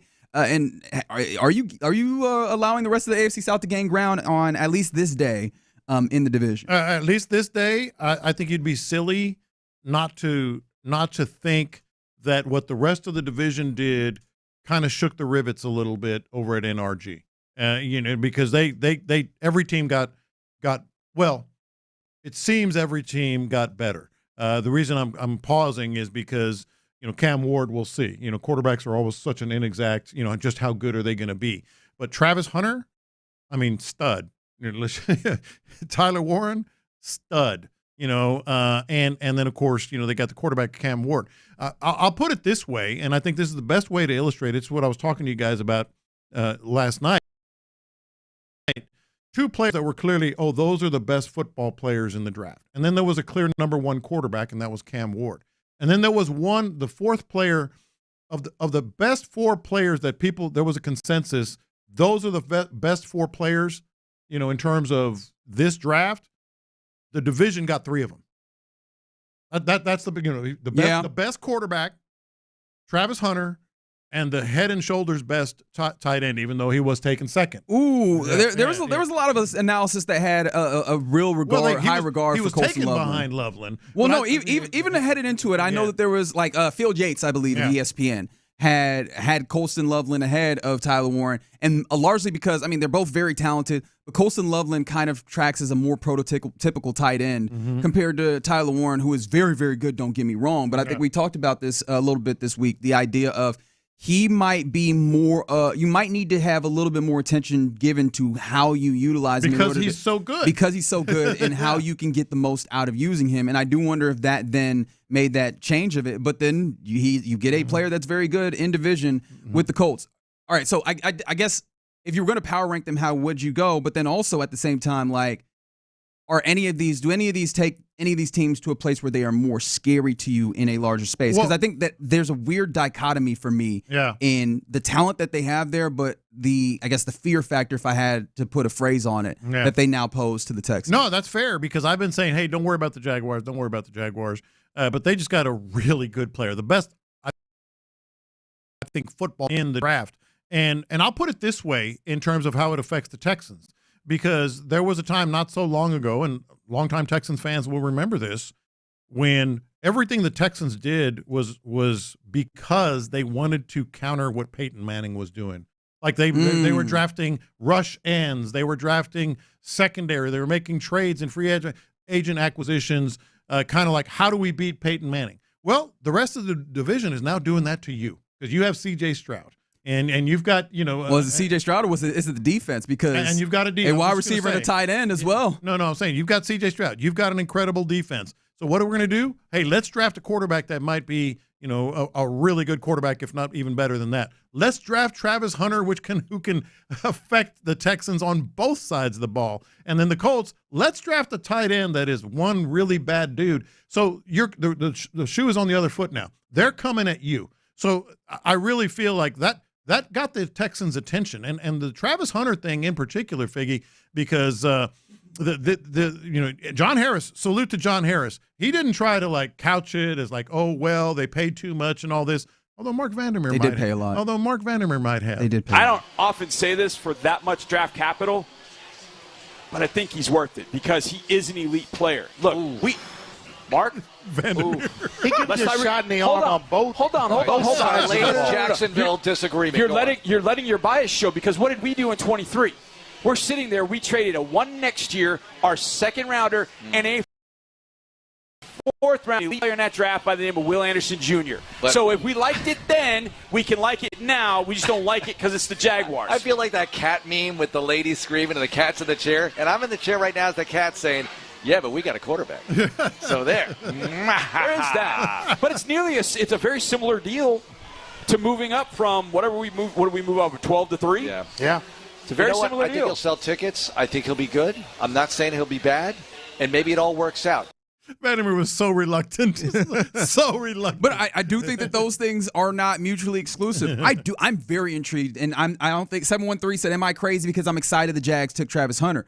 No, I don't think that's crazy at all. He is an incredibly talented player, and I think that one of the things that's interesting is that he is very raw still, too. He is still relatively raw athletically. As a wide receiver, there's still polish to be added on top of his talent, and he is still, I think, cornerback, he's probably a little bit further along when it comes to finding that polish, but just the high end of his ability. And, yes, I would love to see Hunter versus Stingley or Hunter versus Nico Collins or what have you. I just also look around and I go, do they have a quarterback to make this worthwhile? Sure. With Jacksonville, do they have a quarterback to make the Tyler Warren worthwhile? Although someone did on the text line mention from the 832, Dallas Clark nightmares for weeks. I get that. But is Daniel Jones going to get him the football? Yeah, is Anthony Richardson going to miss him half of the times? I do think that I'm not afraid, but I do find – so I don't think that you gave ground, but I do think that there are some really interesting players where if some of these teams start putting more things together, because I think that if they start putting more things together, these are interesting foundations that they have started with on day one. I'm not afraid. I'm not afraid either. But these are the types of players that 6, 8, 10 years. Maybe when they do get a quarterback, maybe when they do find a solution, are going to be a big problem for you. They potentially are going to be. If Cam Ward is really good, that's a big problem. If Travis Hunter is playing at a Pro Bowl, All-Pro level for 8 or 10 years, that's a big problem. How good does Cam Ward have to be for it to be a big problem? Because in player comps, I've always talked about how bad they are, and here I am being a jerk because I've mentioned them many, many more times in this process than I probably should have. But CBS Sports put together player comps for all of the top 100 players, and I found it to be useful at least to get some level of gauge of what the general rough altitude a certain player might be able to get to. And the one for Cam Ward was Jordan Love. Yeah, and if he ends up being in the range of caliber of player of Jordan Love, is that where you go, oh man, I'm scared, or is this just all right, that's fine? I mean, Jordan Love isn't bad. He's not. Jordan Love isn't bad. And I'm not saying I'm with the texter. Next year, I'm not worried.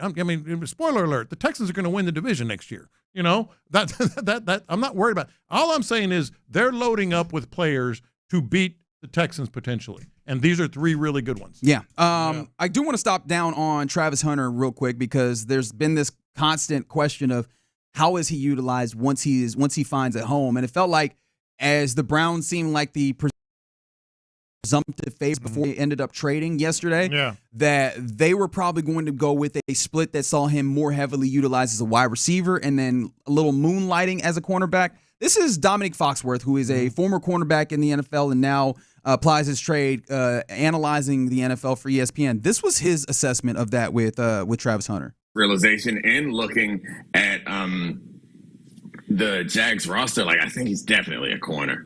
He's definitely a corner. I know that Gabe Davis isn't great and De'Ami Brown isn't great, but I feel more comfortable with that, putting that out there with Trevor Lawrence than I do with their cornerbacks, especially since they have ends. They have good pass rushing ends, but they don't get a lot of pressure, and they're a heavy man coverage team. I feel like Travis Hunter's impact is much more needed with that team on the defensive side of the ball. And I think you and I came to the conclusion that it probably would be easier to be a full-time corner and a part-time receiver than the other way around. So, I think as we were entering this draft, we thought the Browns were going to draft him, and he was most certainly going to be a receiver there.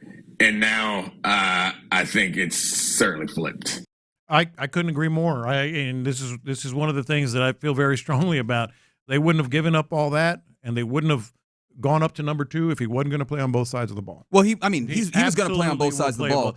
I find it interesting, the idea of him playing more on defense, because I think that I would be more I'd be more interested in what he might be able to do if he was playing more on offense comparatively. I don't know. He's 6 foot 188, and not to say that he's giant. Who is he covering for the Tech? Is he covering? I don't think he's covering in the slot, or whoever you end up selecting, or whoever you end up playing at the Z. Is that worth what I guess in theory what you'd be having with Travis Hunter, or is he having to try and guard Nico Collins? Which best of luck, dude. Well, no, absolutely best of luck, and I think Nico Collins is going to win more than his share of battles if it comes to that. But he's the best cornerback in the draft, obviously, and he's faced big receivers before. I think they're going to put him on the opposing team's best player. I could see where he's a full-time cornerback, 15 to 20 plays on offense, you pick your spots kind of thing. And then I think they even maybe pick their spots occasionally in a big moment, returning kicks. I mean, I don't know that you can have him return kicks. I think you could. If he's already playing both ways, I don't think I said pick your spots. Like in a big moment, we need to do this. What about being he's going to need all the breathers he can get if he's going. So special teams has to be an opportunity for him to stand for by and large, a moment. Yes. I don't think that you can But have you know him how high return. I am on this guy. No, I understand. And rightfully so. He's an incredible athlete. And even the idea that we have gotten very comfortable talking about the fact that this is absolutely going to happen both ways is a miracle. Literally a handful of people have done this at this level. It is an incredible feat. And that's why I'm like, you can't push that to the craziest level. We're playing 17 car crash sport games. Yeah. You can't also be like, you know what? Get back there and return a punt, dog. That's I feel like that's too much. I think eventually he will. Occasionally. Sort of like Deion. I mean, to be honest, Deion wasn't an exclusive sometimes. They put him back there sometimes. From the 832, Hunter's going to get locked down by Stingley or Lassiter and get cooked by Nico. Yeah, I would love to see that. All of it. And you will. No, you are going to see it. Twice a year. You're going to see it. Twice a year. Yeah. So, yeah, man. I thought that the AFC South did good. I don't think it's going to be good enough for these Texans. And I think that's an encouraging thing as well. Headed into day 2 before the Texans even make any selections in the NFL draft. All right, you're in the loop here on Sports Radio 610. Coming up next, let's get into what's popping, including the Astros getting started on a 3-game set. What did their opponents do yesterday in a doubleheader? Plus, remember, Rockets got basketball coming up this weekend. We'll talk about that and more next. Could the Texans still...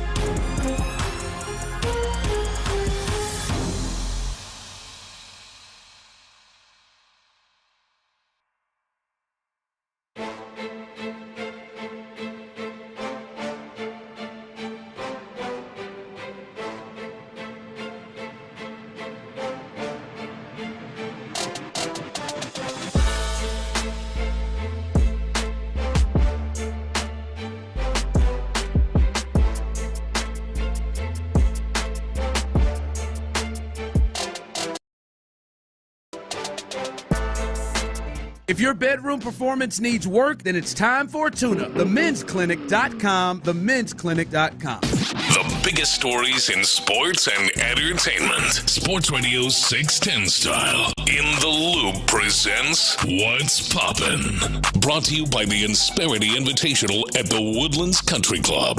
May 2nd through 4th. All right, let's go into What's Poppin' here in Loop on Sports Radio 610. That is a 4 for 5 week, ladies and gentlemen, on staying on sides. That's a very low bar. I understand. I will work to continue to be better. We're getting a little bit better as the season goes. Exactly. Yeah. There you go. Yeah, just target on his back. Don't trade me in the offseason. All right. Somebody should have come to expect it. It was fun getting to see Andre out there at the draft party yesterday. All the fellas, Mark Vandermeer, John Harris. I saw him last night. I started to say that drop to him. He probably would enjoy it. It's every week. It's every week, though. Somebody on the text line, we were talking about the rest of the AFC South and what they did in the first round of the NFL draft. If for some reason you didn't know, Cam Ward goes number 1 to the Tennessee Titans. Travis Hunter goes to the Jacksonville Jaguars at 2, who traded up from 5 to 2 to get him, gave up a first-round pick next year. We were talking, and then also Tyler Warren fell to the Indianapolis Colts. We didn't talk a lot about them, but also because probably their quarterback stinks. But one, apparently Gladstone, the magnificent Gladstone, I didn't see this. He talked about this yesterday, that I think he did it in a very cheeky manner of saying, guess what side of the ball our head coach is from, which maybe seems to intimate that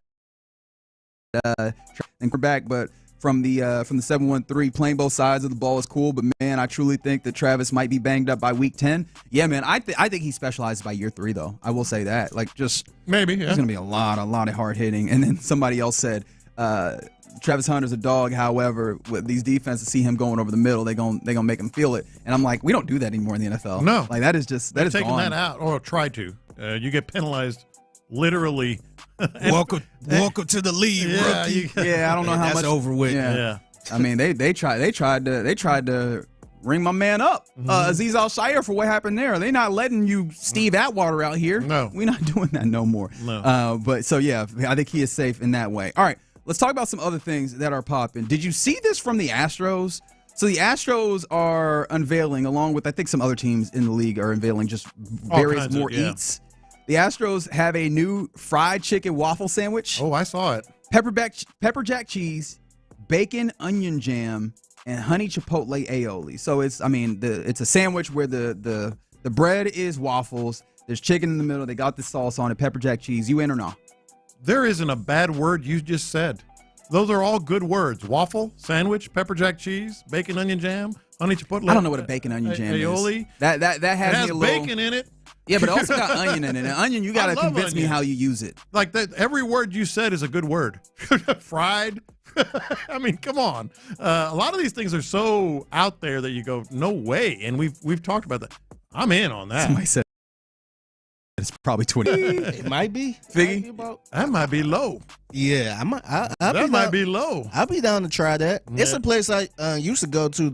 I think it was called the Waffle Bus. And they used to have stuff like that, like a waffle chicken sandwich. Yeah. That's stuff good once in a while. The only thing that gets me about having the waffle as like the bun of sorts, and somebody said they had the OG from the Waffle Bus, as you said, is that you got to find a way to get like the moisture in. Right, because a waffle is inherently kind of needs like some butter and some syrup. And I look at that and I go, is that gonna be kind of too dry when you bite into it? When you talk about the chicken, that's where that jam comes in. Is there enough of it though? That's where the jam. The bacon jam looks like it's thick too, and all you got is that aioli. And I'm like, is that gonna be enough, or am I gonna be like having to take one bite and 2 swigs of whatever drink I have in my commemorative cup? You know what I mean? Like that's the one thing that I'm wondering. You know? Oh, it's on the list. Give me the fried chicken waffle sandwich, extra onion jam and chipotle, please. Oh, so that's you're like, hey, give me extra. Can I get some extra? So the next time you go to an Astros game, it's on the list. I think I just might get it. As you know, I'm a traditionalist. Usually at baseball game, hot dog, peanuts. You know. You're peanuts at a baseball game? Yes. God, you're so old. Old? That's what everybody does. Everybody does that at in baseball 1934. No, when you were wearing your tweed. 7135. Some peanuts. I only want people under the age of 40 to text this. Do you crack peanuts and eat them at a baseball game? I do see a lot of young people. Yeah. And by the way, that's the only place I'll crack peanuts and eat them is at a baseball game. Yeah. And a hot dog. But I'll have this. Yeah. It kind of sucked, though, because people just throw the shells that's on the best part. Yeah, but if you ain't eating none, you stepping all over them. Sure. That part kind of sucked. All right, so the next time I imagine you'll have an opportunity to get at this is actually come Monday when when the Tigers and AJ Hinch come into town for that series. Because this weekend, the Astros are in Kansas City to face off against the Royals. Wesneski, Valdez, and Framber Valdez and Hunter Brown will be going this weekend. They'll face off against Seth Lugo, Wknd, and Bubic out there. And I am interested to see how this goes. I think that Wesneski might be set up for a good one tonight, 6:40 p.m. on Space City Home Network, because the Royals played a doubleheader yesterday. Yeah. They won both of them, although I don't really care all that much. Y'all in the Central, more power to you, versus the Rockies. However, in the first game against the Rockies, 7-4, they had to utilize 1, 2, 3, 4 relievers because Cole Reagans only went 3 innings. He has a 4.4 ERA, which isn't terrible, but I mean the way that Cole Reagan's season went last year, he looked kind of incredible. But yes, I mean you'll miss Reagans, but they used a lot of relievers there. Not as many in the second game, so it's not like they're fully depleted, but the pen is not going to be very long. Get into the pen if you can get Lugo into the pen. I feel like you can get yourself a quick win and extend your winning streak as the Astros yesterday, because the Astros had the day off. They were in Kansas City, chilling, eating barbecue, I presume, and the Royals had to play a doubleheader. And when we were talking about it, I was like, how many relievers they use? Because that's key right there. So you get into their bullpen early against Seth Lugo, who's 1-3. Decent, as you mentioned, decent ERA, but did I mention Lugo's ERA? I think the ERA I was talking about was Reagan's. I can check Seth Lugo's ERA if you want me to. 3.9. Oh, okay, well, even better than Reagan's. But he's 1-3, so you get into the bullpen today, and good things might happen with Wesneski on the mound. Michael Wknd obviously has been decent over the years, but Sunday afternoon, Sunday at 1:10 p.m., Hunter Brown versus Chris Bubic, who is 1.45 ERA and is 3-1. So that's going to be a great pitcher's duel on Sunday. Yeah. So it'll be an interesting series to keep track of this weekend. Also, still kind of tentative on that rehab start for Michael for Colors McCullers. Lance McCullers Lance Jr. McCullers. Goodness gracious. Michael Stomach Wknd. bug. Huh? Stomach bug. All right. I mean, stomach bug? Maybe if he was eating some of these other selections that the MLB teams put out there. Apparently, the Blue Jays have a cotton candy fries. That's the one where you're thinking it too much. You're thinking too much. All right. Would you do a Marlins hot dog tower? What's in it? It's a tower of hot dogs. Well, I wouldn't do 4 hot dogs, 4 Polish sausages, 4 corn dogs. Oh, my goodness. I wouldn't do it by myself. That's all for the a dogs. caveman. I'm a big corn dog. At least a dog and a sausage. All right, sorry, I'm too far in now. Yeah. We'll talk about the Rockets here in a second. They're going to get going on Game 3 on the road. Padres have banana pudding helmets. Yes, please. They got some cookies stuck in there too. Okay, that's interesting. And then we mentioned the boomstick burrito, and then the Yankees have tiramisu. I'm not a big tiramisu helmet. fan just in general. It's kind of like it's a poor man's tres leches cake. Oh, okay. Yeah. As soon as he brought out the Spanish, that tres leche, I see it. I see what you mean. Yeah. All right. Let's talk about the Rockets. They have an opportunity to try and go up in the series as they hit the road for the first time in the playoffs to face off against the Golden State Warriors in San Francisco on Saturday. The big thing that we're all looking forward to is what, Lopez? Jimmy Butler. What is happening with Jimmy Butler? Shams Charania gave us a little bit of an update yesterday on what's happening with Jimmy, where he said that, and I'll read it verbatim, Golden State's Jimmy Butler has been diagnosed with a deep glute muscle contusion, and his status for Game 3 against the Rockets is in serious jeopardy. That's the part. He went further to say that this is the best case scenario, however, because the MRI showed that Butler avoided any fracture or structural damage. So if I'm going to make assumptions here, which you know what happens when you make assumptions, bad things.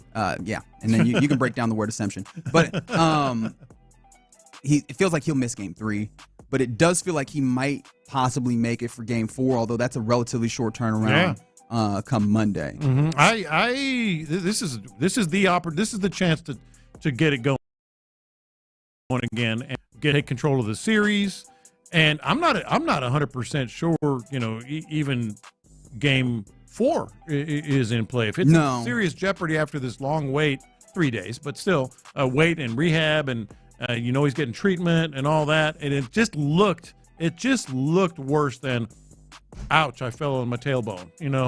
It looked like him. He was limping pretty badly, et cetera. This is the opportunity, and then you got to, see what unless Jonathan Kuminga does something, which he hasn't really done. No, but maybe they have spent the weekend trying to get him back in the good graces because they need him. But he's just had a weird relationship with Steve Kerr, and Steve Kerr just having an unwillingness to play him. Yeah, and it feels like this offseason might be a potential time where they split organization and Kuminga. But if they ultimately want to get things done in the right direction for both of them, it would behoove them as the Warriors to have Kuminga play and play well, and it would behoove him to play well to try and show his wares to any other teams that be interested. Obviously, it would behoove the Rockets, rather, for neither of those things to be the case, and for Steph Curry to try and go it alone, because how optimistic are you if Jimmy Butler doesn't play? Because I feel like I'm in the like 60 to 70% win percentage range. I'm with you. If Steph Curry is having to try and carry the offensive load by his lonesome, because Steph Curry can beat you by himself. I don't know if he can beat this team by himself with the defense that they have. The shots are so difficult to come by. The defense stretches them. You and I were talking about this yesterday. The way they stretch the floor on into a place where he can get a shot off, and then you have the Kuminga factor. I mean, unless Post channels Jack Sigma all of a sudden, he won't. or Klay Thompson. I'm willing. If I'm wrong, I'm wrong, and maybe I'll give you 25 up downs or something. Right? We can do that. But I feel fairly confident Quentin Post is not going to come out here and be the guy that steals a game for the Warriors in this series. So that's my point. Unless they ain't got nobody else, man. And honestly, I ain't think I would say this, but I feel like they kind of miss Klay Thompson a little bit. Yeah. At least he was somewhat of a threat. Sure. No, that's kind of my point. Unless those things happen, which are unlikely. Well, boy, I hope this doesn't come back to bite me. It will. Steph Curry isn't going to beat you by himself. I hope so too, because that would be very disconcerting. I mean, I don't think he can, but they can still also, the Rockets can kind of beat themselves too. Well, that is a great point. Do that part. That is a great point. That part kind of came to light even when Steve Kerr was just scrambling to. He played 12. What did he play? 12 players in that game? Game 2. He played number 61. I'm like, all right, what's going on here? He played number 61. That's Park Ranger Pat McAfee. No, but he was in total scramble mode. To your point, Figgy, and they still kind of were hanging around a little bit here and there. So that would be like, oh boy, killer instinct, Rockets, killer instinct. And we had to get a 38-pointer from Jalen Green. Right. Yeah. So I mean, I hope Jalen Green gives us another 38. Yeah. We'll see how that ultimately goes on Saturday, tomorrow, 7:30 p.m.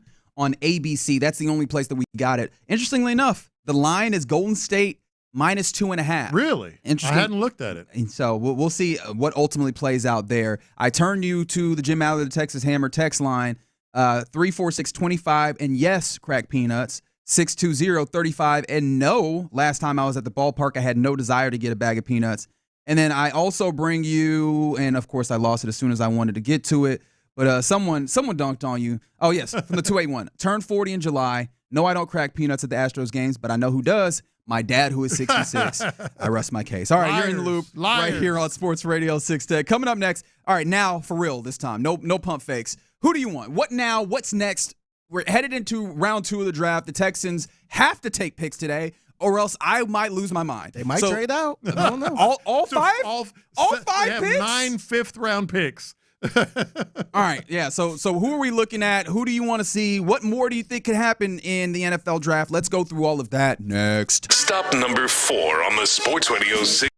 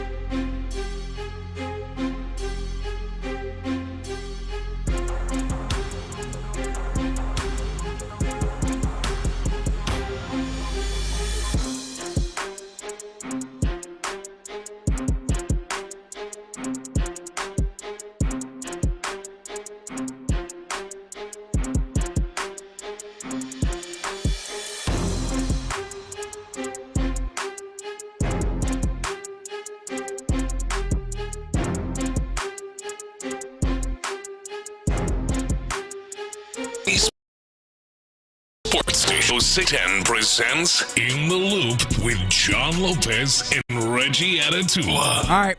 What's it look like now? NFL draft night one, obviously done. The Texans did not make a selection. A lot of just run on players that you would have imagined dovetailed nicely with what the Texans would have liked to do, what some of the reporting was that they would do, what some of the mocks anticipated they might do. Those players kind of went. Seemed like Nick Cacerio saw the vibes pretty early, let him tell it, and was like, well, we might need to trade back. And so they made what I wouldn't necessarily, somebody was asking us if it was a chess move. I don't know if it would be a chess move, but I feel like it was more. Or Plan B. There are different kinds of moves in chess, I guess, but it felt like a very good contingency was used. Yeah. So you trade back, you allow the Giants to go up and take their pick, and you get some more. You get 34, which is the second pick of the second round, in addition to the 58th pick that you had, which was a later pick in the second round. And then you add 79 in addition to your 89, or sorry, you add 99 in addition to your 79 and 89, where you have 3 picks, all 10 picks apart in the third round, and you move into day 2 of the NFL draft. Who do you like? What are you looking for? Now what for the Texans as they move along the 2025 NFL draft? Look, and this isn't me coping or whatever however you want to put it. Cope. But this is a really interesting day in terms of how they approach it. Fascinating. And to your point, this to me this is a plan B. You know, they were putting together this project, and then the drill bit broke. All right, so now what? I got a screwdriver in here. Yeah. So how do I fix it now? What do I? Now what? And there's that need to be asked. And I think the number one question is if they were targeting an offensive lineman, and it seems, reading between the lines of what Nick Cacerio said, et cetera, that they didn't happen. Do they even go offensive linemen with the 34th pick? Because if you look at ESPN just updated, the top, I believe they had like 30. Yeah, well, they have more, but 30 on their initial, post here. If you look at the top 30 players available, none of the top 12 are an offensive lineman. So do they even go offensive linemen with 34? With 34, you got to go best player available, right? And I'm saying that loosely. I'm not saying get a safety or something like that, but whatever you're needed, you got to go with the best player. I mean, Reggie, that's the top dozen players, and you're picking the second pick today. None of those, according to them, and I saw a USA Today one as well, that absolutely didn't have an offensive lineman among their top dozen players available today either. Do you even say, screw it, we'll get an offensive lineman later? Well, I don't know if you go as far as actually saying screw it, but I do think that you are in a place where it is possible that maybe you get a player that does not fit that same kind of thought process. But because of all of the ammunition that you have, you might move and improve that 58 into something that's a little bit closer to 34, and then just double dip in this talent-rich area of these kind of first round, second round, tweener grades, and maybe fish in that pond. A little thing, some folks on the text line are being a little bit unserious, and I say that with love and tenderness, about trade all the second and third round picks and get 16 picks in the fourth round, and maybe not do that. But someone Luther Burden is out there. Well, that's the second part. Do you like Luther Burden? Because there's him, and then there's another one I mentioned. I got a text about this. Travion Henderson, is that an interesting guy to you? Get your running back here? Because Travion Henderson, I think he fits the profile of something that the Texans would like in that, you look at his history, and he's kind of a leadership guy, voted a captain. I think he took NIL money and bought his mom's a house. That's kind of the type of guy that they like. Plus, he is quick, he is athletic, and I think that pairs nicely with the running back room that you have. And then on top of that, and this is maybe the biggest thing out of all of that, he's a good pass blocker at a running back position. And that's something that they like and something that they probably need more of in that room. Could it be that they just go, we get that guy, and know that there's still a nice crop of linemen that, as you're kind of pointing to, maybe teams aren't necessarily going to have a run on early? Or maybe you even still get into a place where maybe you find another pick in the 40s range where you can still get into that place. Because as I said, if there's not a run, I remembered that just a little while ago, somebody, I believe Daniel Jeremiah, at Move the Sticks on Twitter, said, quote, and this is at 9:53 a.m. today, I believe we'll see an early run on wide receivers tonight. So maybe that run happens. They want to get involved there with a pass catcher or a running back, and then they circle back around the lineman here a little bit later. Yeah, to me, that's the second part of this, of the now what. I think wide receiver would have to be in play at 34 because Luther Burden has, in the consensus picks or whatever. But I honestly think running back is in play. I might get my running back. Okay, so you're in on the idea of the Travion Henderson. Well, Travion Henderson. Remember they had Caleb Johnson in a top 30 visit out of Iowa. Yeah, out of Iowa. Judkins is out there. Quinchon Judkins. And then later on, maybe if you don't go running back here, you got Scatterbo still out there. Scatterbo's still out there. Man, you're just really trying to get that. I'm not trying to up the grit profile. I'll just put it this way: the grit. the deepest position right now is running back. Okay. Yeah. In terms of top 60. Well, if it's the deepest, 50, how much do you need to get that 34 then? I was about to say, if it is the deepest, you might want to wait until later. Yeah, but you did that with offensive linemen. How'd that work out?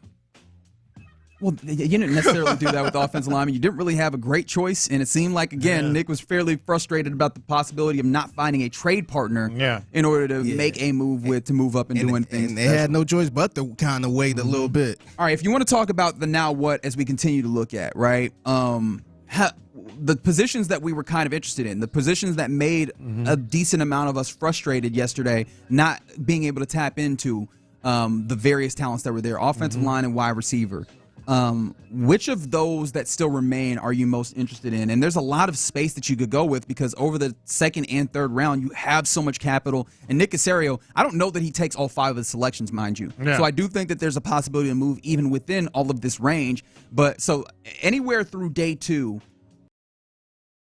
wide receiver that you like and that you're comfortable with. Well, to your first part of the question, what intrigues me the most at 34, and I know they've got 4 other picks today as well, but still, the other thing that we always have to remind ourselves, just because the consensus among mock drafts has someone like Luther Burden, as the best available receiver, that doesn't mean the Texans think Luther Burden is the best available receiver. I'm still thinking about Trey Harris, the wide receiver from Ole Miss. Yeah, and that might be one where if the Texans are like, big dude, fast dude, big, not extremely fast, but good runs. 4.54, so he's actually a little bit. Runs good routes. Like he ran a slower 40 than Ted McMillan. He's got that radius and catchability and all that stuff. I like him a lot, and if the Texans do, well then there you go. It might be Trey Harris at 34. If not that, it might be a running back. To Figgy's point, if it's deep, it's deep, but now you got your pick of just about all of them except for 2. And so. It might be running back that was shocked. That intrigues me the most, especially with the history of the Texans not really getting them running back too early. Yeah, if you maybe, I feel like I think there's still some really good opportunities on the board to try and attack here. And as you mentioned, there's still some running backs that I think are in that same kind of tier or a bucket of players.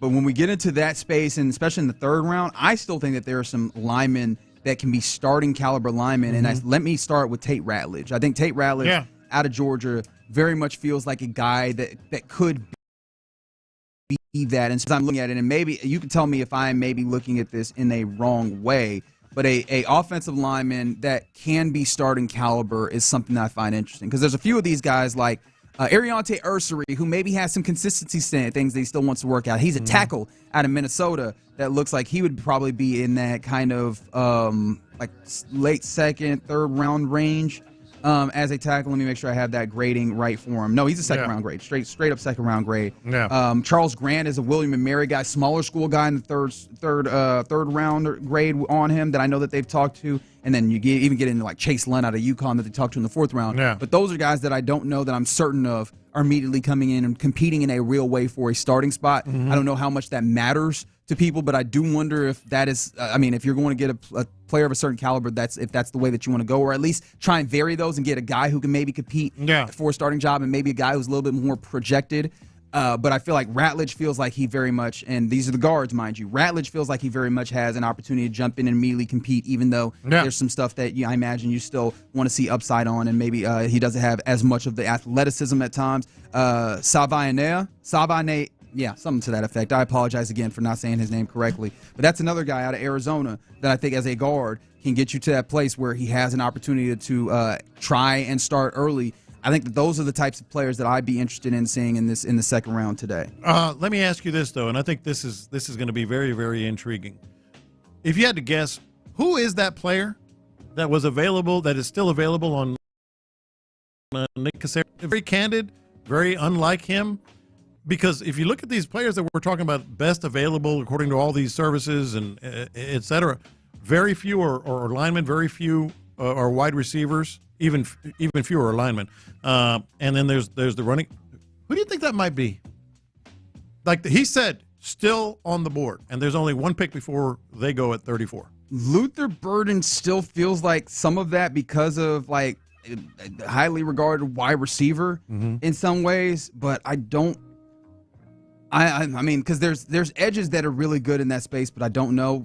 Would it like Jalen Noel be something that you're interested in? But he feels like he falls in, with all due respect to like that next crop of wide receivers where you're talking about Tate Ratledge Noel and Higgins. Well, Ratledge also feels like he fell into that next bucket of players. I know, as well. but again, we don't know what they think. Yeah, that is fair. We don't know what they think. That is fair. But I think that, you talk about Noel feels like he falls in with that Besh and Higgins and that kind of group of wide receivers. Burden is one of the few guys that feels like he fell in with a higher kind of pool and bucket of players.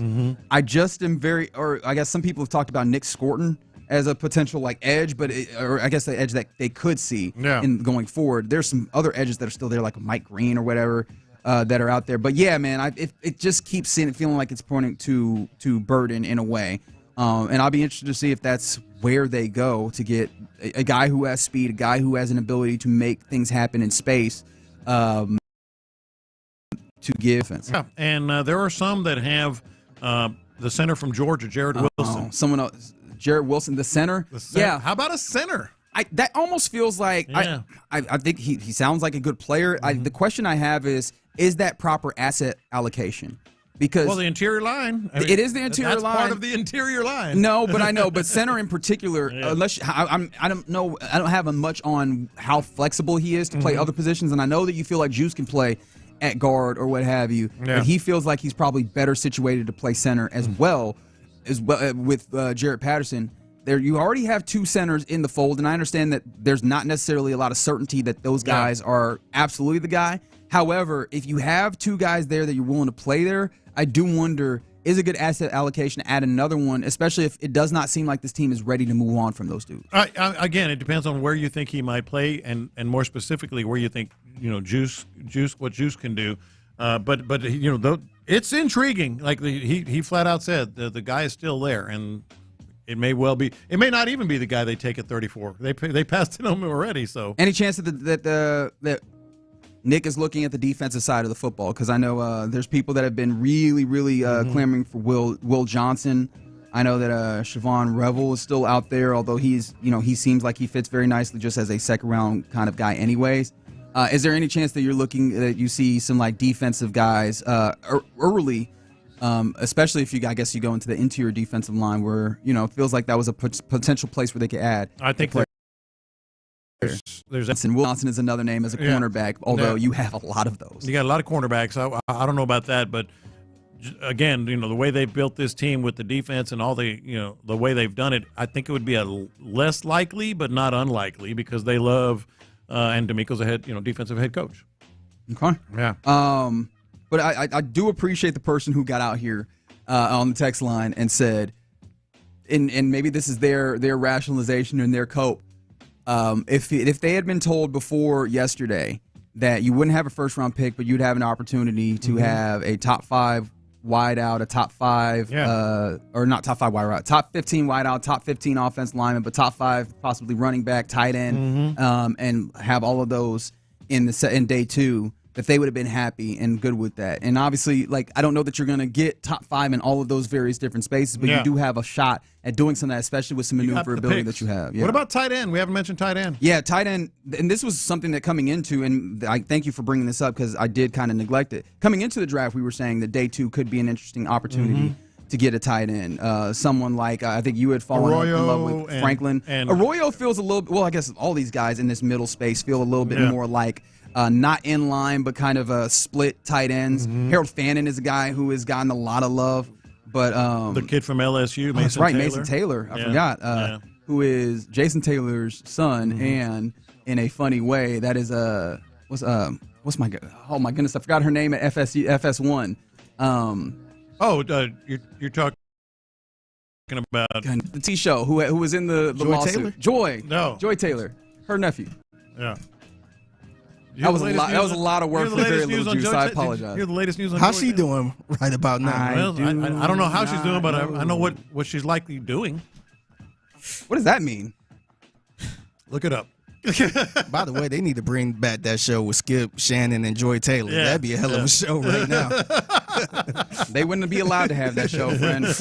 And if they did have that show, I'd wonder what the location would be. All right, you're in the loop here on Sports Radio 610. Excited to see what is in store for the Texans in the second day of the draft. Second round, third round, fourth round, all sorts of things going on, and you'll be able to hear live coverage, up-to-the-minute updates right here on Sports Radio 610. Coming up next, we'll do what we always do at this time, which is give you our lunchtime confessions presented by the Men's Clinic. Let's do that next. Could the Texans...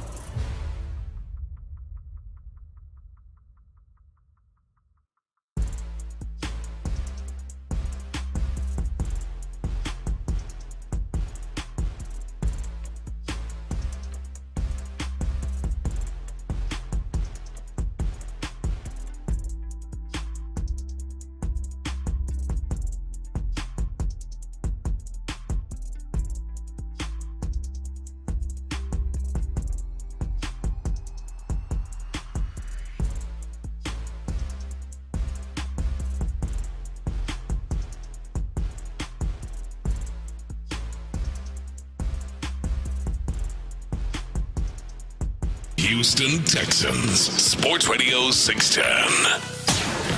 Sometimes it's sports, sometimes it's not. Whatever it is, Reggie and John are keeping it real. It's In the Loop's Lunchtime Confessions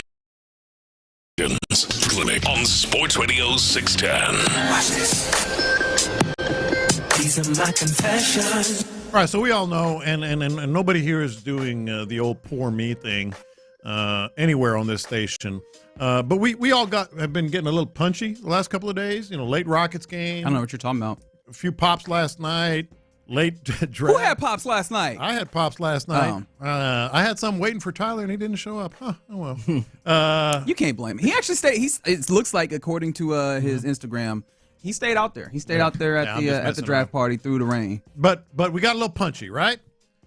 I got a little punchy. That's the way it is. Stayed up late, got up early, so I turned on Seth Payne's YouTube, his YouTube live stream. Well, it wasn't live when I saw it, but either way. And this was absolute gold. As much as we all get a little punchy, I don't think anyone, with good reason, because he stayed up to watch the draft and do, by the way, up until the wee hours, his live stream reaction to the draft, and then get up early to do the show this morning. But this is what it sounds like when it maybe gets a little too much. No, I got to go to bed soon. I can't react into the Nick Cacerio presser, but I got to listen to it in the morning before the show comes on anyway. Excuse my language, everybody. Let's find the Nick Cacerio presser. We're going to do it right here. No sleep, adapt and adjust. All right, we're going to find the Nick Cacerio presser, and here we go. Nick Cacerio, why did you leave me? So searching around, not knowing where I was, hoping that you would pick somebody at 25. All right. He's freestyling at 1 a.m. I wouldn't call that freestyling, but that's delightful. That is delightful. That's called filibustering. Yes, it is. That's called you need to get some sleep. I do love how he did the rationalization that moment. He's like, man, no, I can't do one more. I got to go to bed. However, you know what? I would have to do it in the morning anyways. Yeah. Bleep it. That's kind of like if you out and about and you hitting these streets and you know you got to go to work in the morning and everybody like, hey, man, just come to this last part. You know what? Screw it. I'm out here late. That is exactly what happened there. I'm out in these streets already. I might as well go to another spot. I honestly don't know if he got any sleep last night. Yeah, no sleep until we pick. That was after No one. sleep until the Texans pick. I doubt it. These are my confessions. So yesterday taught me at least two things about myself. Mm-hmm. So in going to the draft party, because all three of us went, and I decided to hitch a ride from Lopez. Mm-hmm. So I met you at your crib, and we took an Uber together. Yeah. And our Uber driver was from Venezuela. Yes, he was. And you guys spoke almost exclusively in Spanish. Mm-hmm. And so one of the things I learned about myself is that, I actually understand Spanish a lot better than I thought I did. You didn't participate, but you knew what we I were did not talking about. I didn't say I could speak Spanish better than I thought I could. I think I am, but I can understand it. We're picking it up. Mm-hmm. And the second thing is, I am a lot worse at remembering names than I thought I was, because we met a lot of fantastic listeners out there, and other folks that were just out there to watch the draft. Mm-hmm. And ask me how many names I remember right now. How many names do you remember right now? Zero. And we had great conversations. I was hanging out with folks, and I'm like, what was her name again? Yeah. Started with like a J or something. I ain't got nothing. And it's not their fault. It's my fault, because this has been like a recurring trend for me. Mm-hmm. And I was like, nah, I'm fine. It's just I didn't try and say their name. I didn't use the tools or the weapons that you have in order to help you remember stuff. I tried. Saying it out loud back to them? Couldn't remember names. That's a good. I'm gonna need to start like writing names down for folks. Like as soon as what'd you say it was again? Yeah? Okay. All right. Put that in my pocket for later. I can't remember. Say it names. out loud back to them when you meet them. Mm-hmm. Like, oh, Reggie. Hey, Reggie, how you doing? Oh no, that don't work for me. Yeah, that does not help me. Yeah? That does not help me. I feel terrible, because then I'll see people that they know, we both know that I've seen them before and that I've been introduced. Guy. And I'm just like, my man. What's sorry, up, friend. my man? Sorry, friend. I cannot remember your name, and it's not your fault. It's all me. What's up, big dog? What's happening, Chief? How you living? Salute to all the teachers too that had to remember a bunch of names, man. Yeah. I would be sitting there snapping my finger. Hey, cat with the red. Yeah. You in the red. Come here. These are my confessions. Man, I love, speaking of the draft, I love going to these draft parties and all that stuff, man. I always have a good time. Even last night, even though the storm, but man, I think I got to confess, man. I think it's time to step back a little bit from the draft parties, man. Oh, just as in general? Right now, I think, look, I understand if you have a top 10 pick or hell, top 15, I'm fine with that. But, man, we going hard for 25, man. Yeah. And it's so unpredictable, man. And this is exactly what they probably didn't want to happen. Just trade out totally. Yeah. Because even leading up to it, we was kind of estimating when the pick was going to happen. or whatever. Yeah. That's a long time, man. So, like, Mark Vandermeer and them, they was out there at 6. Yeah. And fans were out there. It was a lot of people out there ready. And you sitting out there for about 4.5 hours. Yeah, that's tough, man. I think I'm not saying they shouldn't have anything, but we got to be in the bar or something, man. Or go back to where it was 2 years ago. That outdoor amphitheater. Yeah, but the see, Miller Theater. Yeah, that was cool. I think but they also had the top pick. Yeah, that's what I'm saying. Yeah. I think we got to go to a little smaller pub or something like that, man. Well, but I like this. I like the feel of having like the whole. That's 25, man. That's the 25th pick, man. That's a long time, and look, I'm not complaining at all. Like I had a good time regardless. But we gonna do this every year? Would it be fun at NRG Stadium, especially if it's like on the field as opposed to like just in? You know what I mean? That might be something. They had it at NRG Stadium before. Club level. Okay, yeah, I don't know if it was club level would be cool. That's where they drafted Deshaun. I remember. Yeah, I was actually working on the street team during that time. Yeah. But I think something like that cool. But the big old draft party like that, man, I think that, and people still gonna come out to support. So don't get me wrong, but.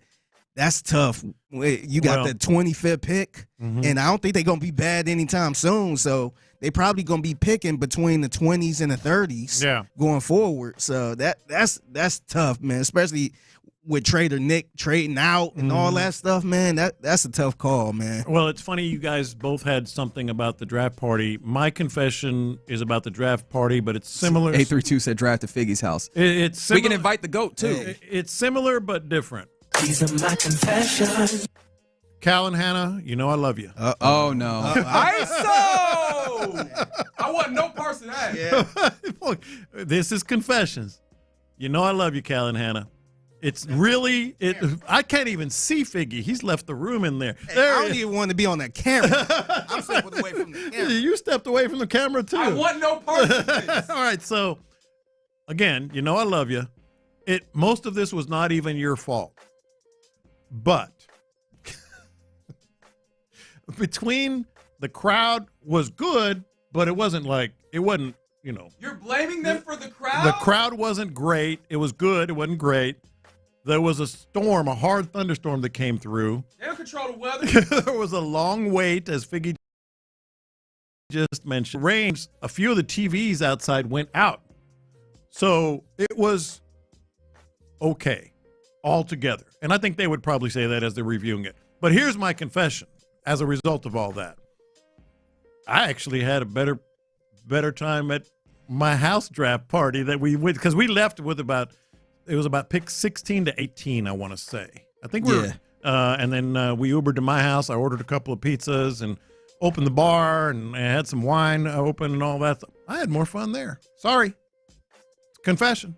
No, I think that was... Yeah, that's fair. I mean, I think a lot of people like watching the games and stuff at the house more than like being at a big bar or a big old event, something like that. Well, I think it's important to remember that it's because in part of the way that the thing came down because of the weather. Like if the weather, it wasn't necessarily out of their control. It was out of their control. If the weather had not hit and all those other factors, I think we would have continued having more fun out there. But it's because of all of that, and then we had to try and like move inside with like contingencies as people were like making things up on the fly. Yeah, if you're not doing that, or if you're doing that, being at the house is a little bit more fun, right? And just sipping on a bourbon and eating pizza, like that feels a little bit more fun than But when everybody's out there and it's lively and you got the food trucks popping and music and mariachis, no, that was a lot more fun than just if we had been there. And so it was great. I mean, and again, you guys talked about it.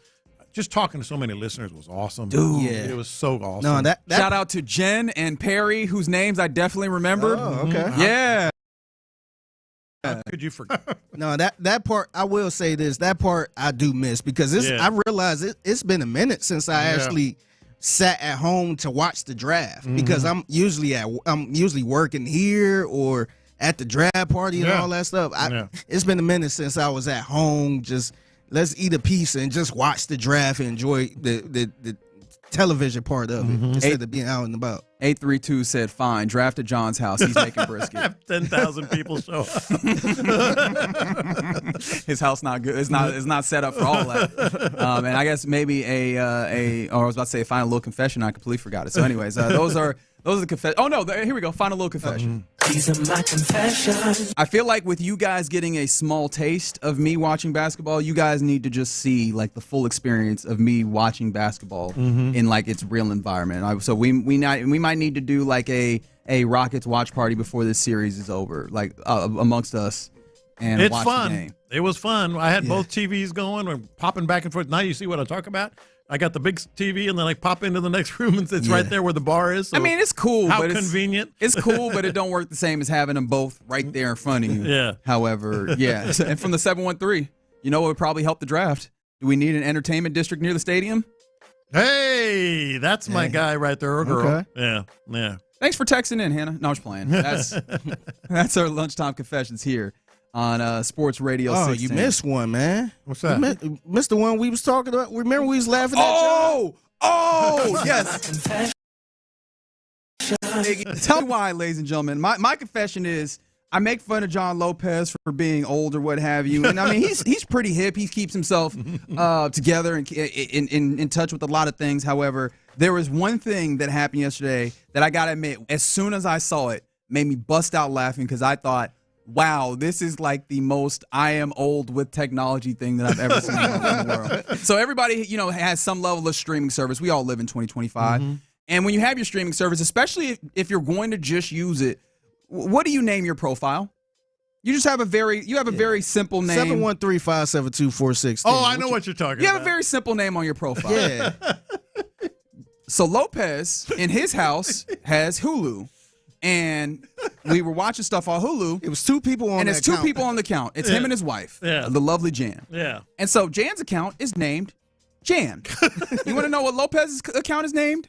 John P. Lopez. Damn right it is. He put the whole. I'm surprised it didn't say John Philip Lopez. How do you put your whole name on your account? I bet you spent probably about 15 minutes typing that in because you had to move around the board with your remote as opposed to using the keyboard to type it in. You got to be short as possible. No, man. John P. Lopez. Like that's mine, my account. Mine, you'll see. He capitalized them too. Yes. Oh yeah. Yes, mine.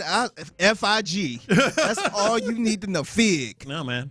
John P. Lopez. Man, that is. By the way, I got. Is that all the accounts? No, I've got.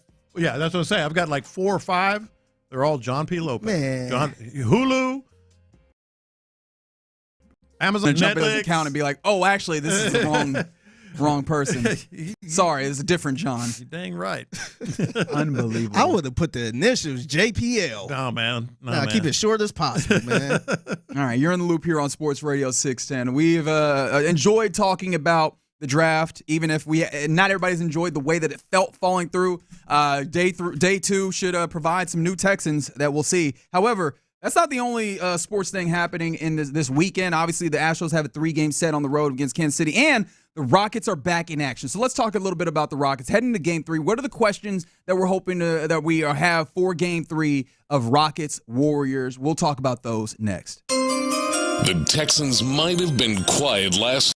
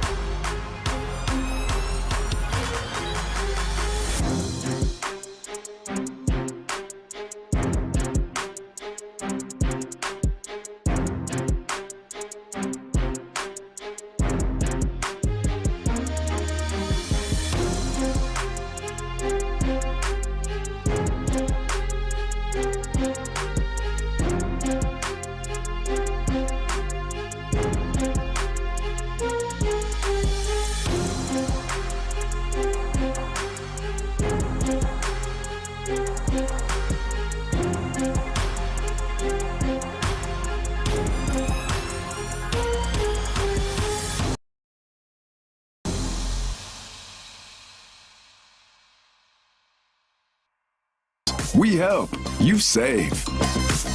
Live from the Mokaram Injury Lawyers Studios, Sports Radio 610 presents In the Loop with John Lopez and Reggie Atatula. All right. Yeah, you're in the loop here on Sports Radio 610. Been fun today as we've continued talking about the draft, getting ready for round 2 of the draft, which you can hear right here on Sports Radio 610. Getting you ready for the draft in round 2 as well will be The Drive, who are broadcasting live at Blue Water Seafood out there on FM 1960. It's 12914 FM 1960 if you're looking for the exact address. So Clinton Ron will be out there getting ready on the Crawfish Tour as that continues rolling on for round 2 of the NFL draft. So go out and see the fellas out there. But also getting ready for the weekend in Houston sports. The Astros got a 3-game set on the road versus Kansas City, and then the Rockets on the road as well, continuing the series, the first round series versus the Warriors. It's tied 1 apiece after the Rockets got a big-time victory on Wednesday. And tomorrow, they get back at it. We gave the update from Shams Charania about Jimmy Butler, where Jimmy is dealing with a gluteus maximus contusion, something to that effect. But his butt hurts. That is one way you could say it. Yeah. I think that is technically correct. Mm-hmm. I don't think it's fully correct, but it's technically correct nonetheless. But yes, Jimmy Butler, serious doubt is what Shams Charania says about his outlook on Game 3. What's some of your outlooks headed into Game 3 of this series coming up Saturday, 7:30 on ABC? Well, I think, the Rockets, and Ime Udoka, talking this week after Game 2 about he wants the chippiness.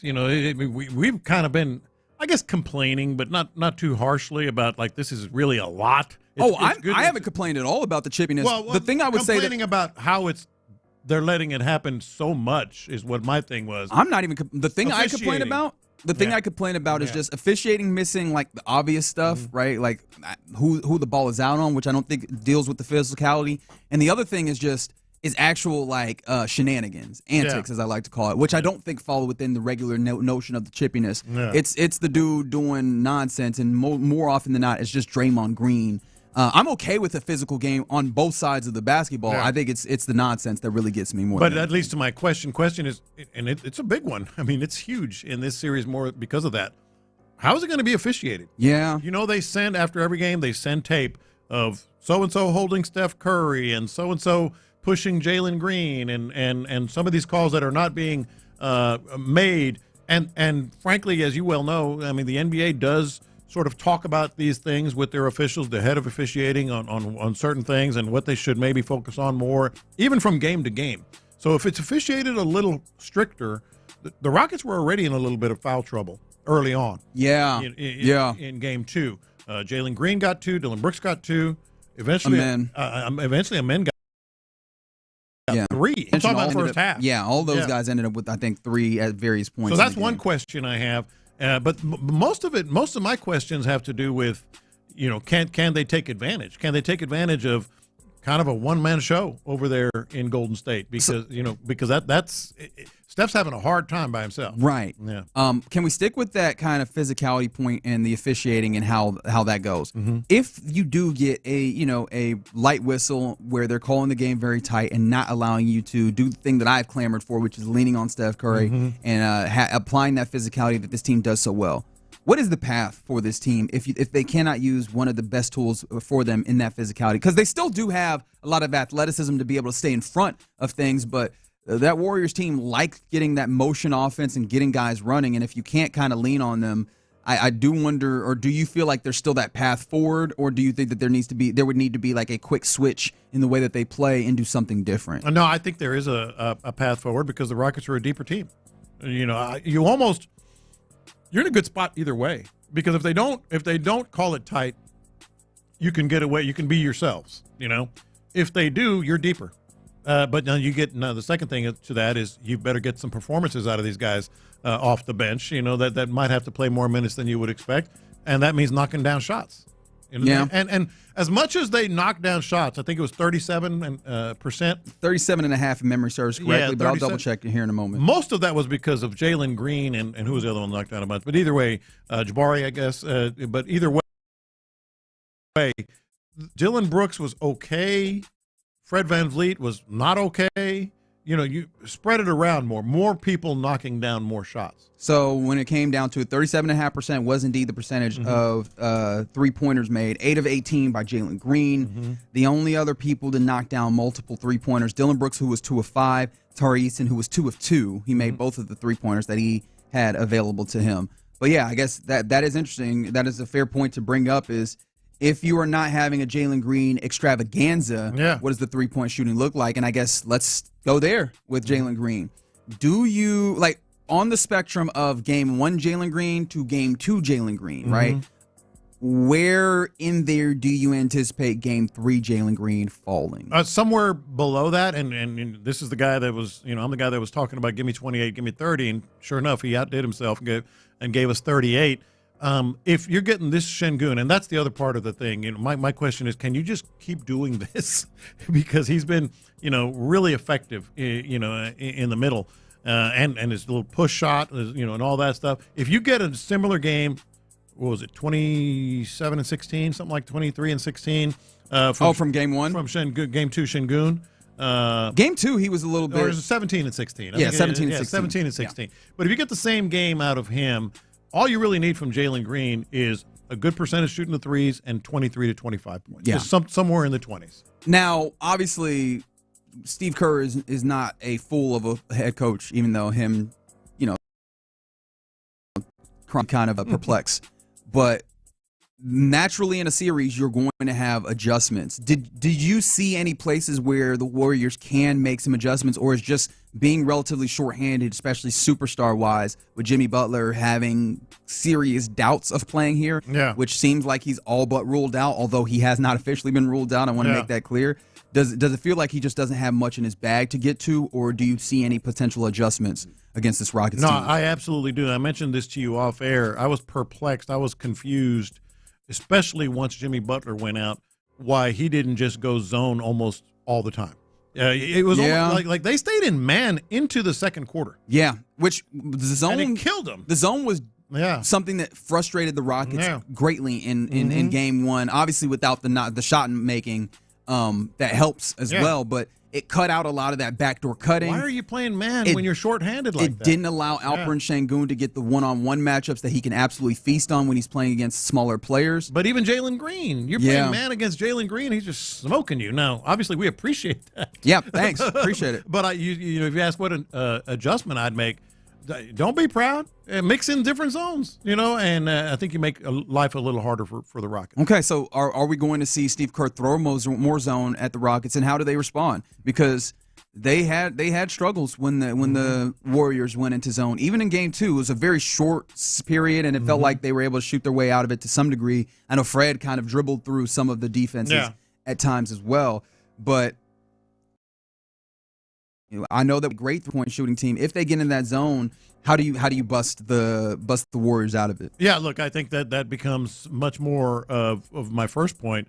Knock down some shots. Yeah, just make shots and don't let them. No, it's a very simple formula. Everybody knows it from middle school on. Get them out of the zone. Yeah, get them out of the zone. And I think Şengün there needs to be an adjustment in terms of how he's getting the ball and how quickly he's getting rid of the ball. Yeah. Because you can, and you know this, but you can do a baseline cut on a zone relatively easily because the back end drops, but they don't drop all the way to the baseline. So as soon as he catches it and turns and finds the right guy, that's a possibility. The other quick, deliberate pace. Yes, quick and fast on the cut. As soon as he catches it, someone's cutting. On the backside, especially where there's only one guy. Okay. Yeah. You said you had a. Yeah. The other thing that I think is really important is, and this is a big question because it could come down to this: can you keep knocking down free throws? Oh, can you keep knocking down? Because they're bad at it. Well, and they were good at it in game 2. Here's the other thing, right? Yeah. We talked about this for game 1, but I think it applies once more in game 3. Do jitters show up? Because you started your playoff at home. Now you go on the road. And a playoff road environment is a different beast. Yeah. And you've been in these. You've covered these. For some reason, it just pops up in a different way. The psychology happens.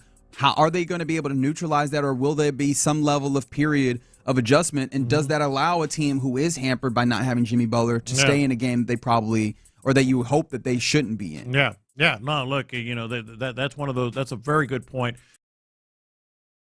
I think Jalen Green settled in. I think he's settled in game 2. Now, it might be different on the road, but how other guys respond. And then role players is what typically that's exactly what I was going to say. Yeah, go ahead. Yeah, no, I just agree. I think, how do the other guys who are going to get more minutes, you would think, in this type of situation, especially if it's called tightly, how are they going to respond? And then the last question. Really last time this time? Yeah, I really mean it this time. What are you going to get out of Draymond? Because if Draymond just a technical interjection, he could just kill his own team here by just going nuts, which is very, very likely. That'd be interesting. Yeah. All right. Excited to see what the Rockets do against the Golden State Warriors, and if guys can keep from losing the plot, like stay on. Yes. Did you also notice, as I did, Dylan Brooks? I love when he can get into his bag a little bit when he starts posting up and then getting that mid range turnaround when it needs to or whatever. But then the only thing I don't like about it is he sees it go through and he's like, well, now that's what we're doing. We're just going to take a whole bunch of these. I'm like, hey, get a few of those and then go back to what we were doing before. You don't have to stay there. It gets good to him. Yeah. And real quick, did you see yesterday? Actually, I think you did. We watched some of this game. The Thunder, the Oklahoma City Thunder, basically put Memphis in the dirt because they're now up 3-0. They were up 2-0, but they had a terrible game in their first game on the road in this series in Memphis. Yeah. And it seemed like Memphis was up by like 20-something at one point. 29 at one point, and the Thunder come all the way back to win, and that is they completed the largest comeback from a halftime or largest halftime deficit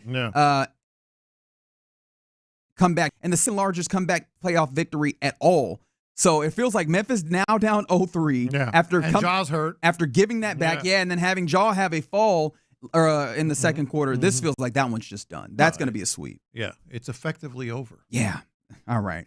No, it's just over. You can just say it's over. All right, you're in the loop here on Sports Radio 610. Coming up next, let's go back to the draft. Who are the winners and losers of the first round? And also, this allows us to circle back around to now, how does the entirety of the second round play out in your mind? 713-572-4610. Let us do it next. Stop number 4 on the Sports Radio 6.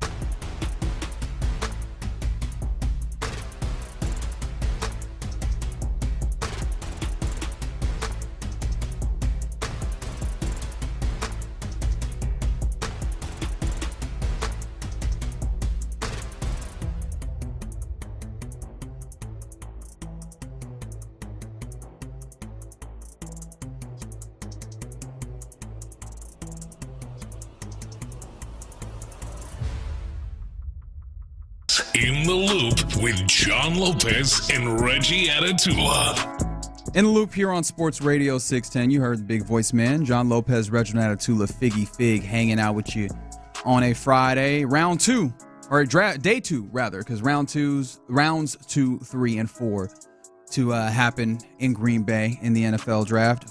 Who are the winners and losers of round 1? And call your pick. What are you looking to see as well? 713-572-4610. Call your shot. Speaking of call, before we get there, let's go to Wood. Wood's on the phone with us. You're in the loop, man. What's happening, Wood? All right. Man, I don't know why Nick Cacerio figures he's so smart. Just because you have book sense don't mean you have common sense. What is it that he got against number 1 draft picks? Last year, you give away our number 1 draft pick, and we get a second round, you give it to go get Diggs, and then we have Diggs on a 3-year contract, and then you decide to renegotiate, and now Diggs is not here. I mean, man, these GMs have to be laughing when they see the Texans calling them like, oh, man, Nick Caserio's on the phone. You know, we can fleece him because he don't believe in getting a number 1 pick back. Everybody who lose a number 1 draft pick at least get a number 1 draft pick back. And then at the beginning of the day yesterday, what you get another 7th rounder and 6th, keep your 5th rounder. What we want with a 6th and a 7th rounder? Those picks don't mean nothing for a back like that. He think he's so smart negotiating out here, but he's killing us with these. We got great opportunities to get players who can make a difference in the first round. But he keeps getting out of the first round because he thinks he's so smart. No common sense at all. Somebody need to wake you up, Nick Caserio. You're not the smartest person out there. There are other GMs just as smart as you, and they're proving it by fleecing you every year because they realize, oh, here come the Texans calling. Well, we know we're going to get a number 1 pick from them, and we know how to give up a number 1. We can give up a 2. Nick Caserio don't value a number 1 pick. But he can talk a good game. He's real smart on talking to everybody like a con man. Man. Appreciate you, Wood. Man. We're not going to really get into a lot of hypotheticals and a lot of speculation, right? I feel that frustration on the one, though. But I think in this very particular situation, like on the larger, I feel you. In this particular situation, once that kind of starts going this way, this is probably the right way to play it when you have a group of guys that you go, hey, this is being too many guys are being taken out of my pot. The reasonable thing is to trade back, right? Like, or am I out of line here? No, look, we know Wood knows we love him, but that's over the top.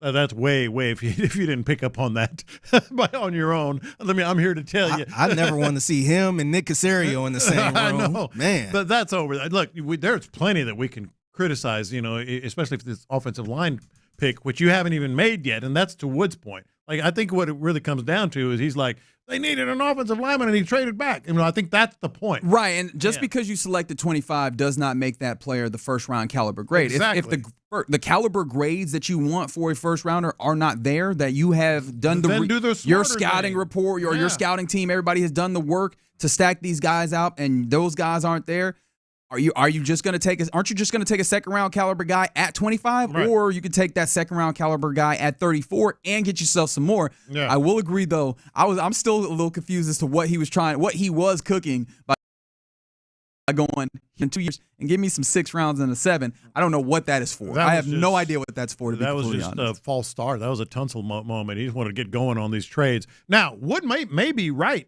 because the offensive line pick is going to be even more magnified now. He's had some struggle with offensive line picks, and now he moved out of it. What if two things could happen? What if Josh Connerly becomes an all-pro who was there at 25 and you moved out, And what if the guy they eventually draft doesn't work out? So he could be right. I just think that's pretty over the top for now. All right, seems like the phone line's popping now. All right. So, Figgy, who we got? Richard in Sugarland. Richard, what's happening? What's up, man? What's up, baby? How you doing, Reg? Hey, I'm living, bro. Hey, okay, so hot take. Cacerio's going to be using these, he's trading down and stuff like that, but I'm really feeling that he's going to be using this as trade bait in order to go and get an established offensive lineman for the most part, because obviously, like y'all said, he's really iffy about O-line picks. So maybe he knows that he doesn't know about drafting offensive linemen and is just going to go and try and use some of these 2s and 3s that he's building up to go out and trade and get somebody established. Might take a hit to our cap space, but if I'm not mistaken, we've got the room.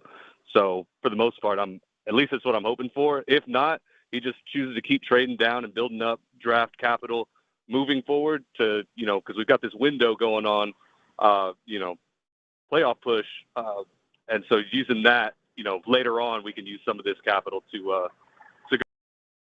go out and get that we really that are going to hit, no matter what, pretty much as long as they don't get hurt, knock on wood, to really give us that edge, in the playoffs. All right, Richard, I appreciate you calling in, brother.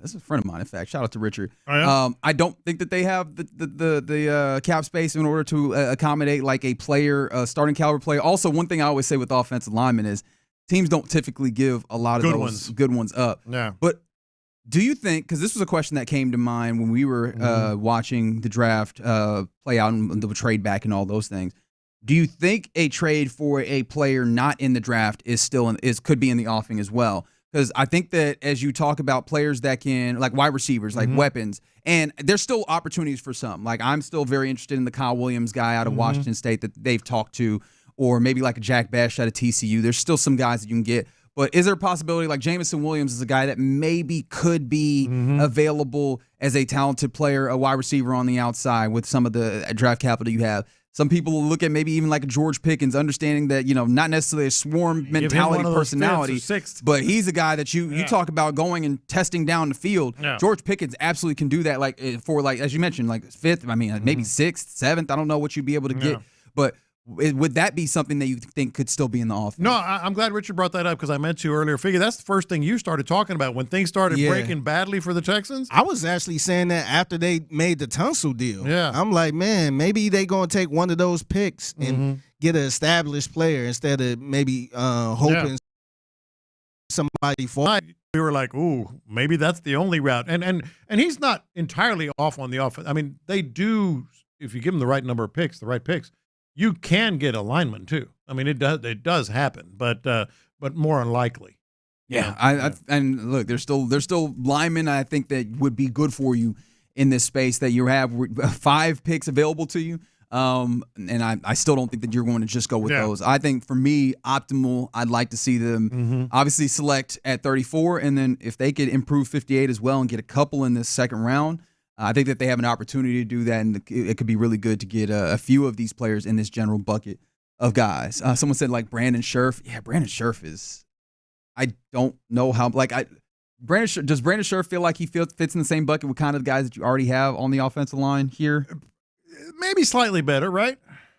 Maybe slightly better. Slightly better. And then the thing that I've kept thinking about offensive line-wise is turning this thing forward, spinning it forward. Like you've got a lot of kind of veteran guys in that medium space. I'd like to get young guys that for sure. have. I think they would too. Going forward with it. All right, so we said we were going to talk about winners and losers in this thus far. What about did you feel like the Jaguars were a winner here? Yes, I did. And now I'm not saying they're going to be a winning team in 2025. But I don't see how you can look at that as anything but a win. Given the quarterback, cost and tax in order to move up to 2. Well, but also, you've got the new GM, new coach. I've doubted them from day one, and actually that's one of my potential losers is me. I brought this up with you guys last night. I'm like, what if I was wrong on these guys? I haven't given them any credit. The magnificent Gladstone and Duval himself, Liam Cohen. What if they're like onto something over there? I mean, that was a bold move that kind of rocked the draft night world, and they got a great player by everybody's estimation. They got a great player. So what if they're actually pretty good over there? Yeah, and that makes me a little uncomfortable, especially because when you hear them talk, specifically the magnificent Gladstone, he's starting to sound smarmy already. Like before, he sounded kind of robotic. I did not love this, and I don't think he's wrong, but I did not love this. This is him talking about the idea of trading all of that capital in order to move up to 2 from 5 in order to select Travis Hunter. I probably got some familiarity with the them picks sort of process. So for our fans, I'll tell you, don't be scared. This is something I'm uniquely positioned to navigate, and we ended up with we ended up bringing Travis Hunter to Jacksonville, and with that, he is somebody who is deserving of a first-round draft pick as a wide receiver, and he is worthy of a first-round draft pick as a corner. Certainly look forward to each of those elements showing themselves over the next few years while he's under his rookie contract. But yeah, we're excited about just getting speed. What if they're good?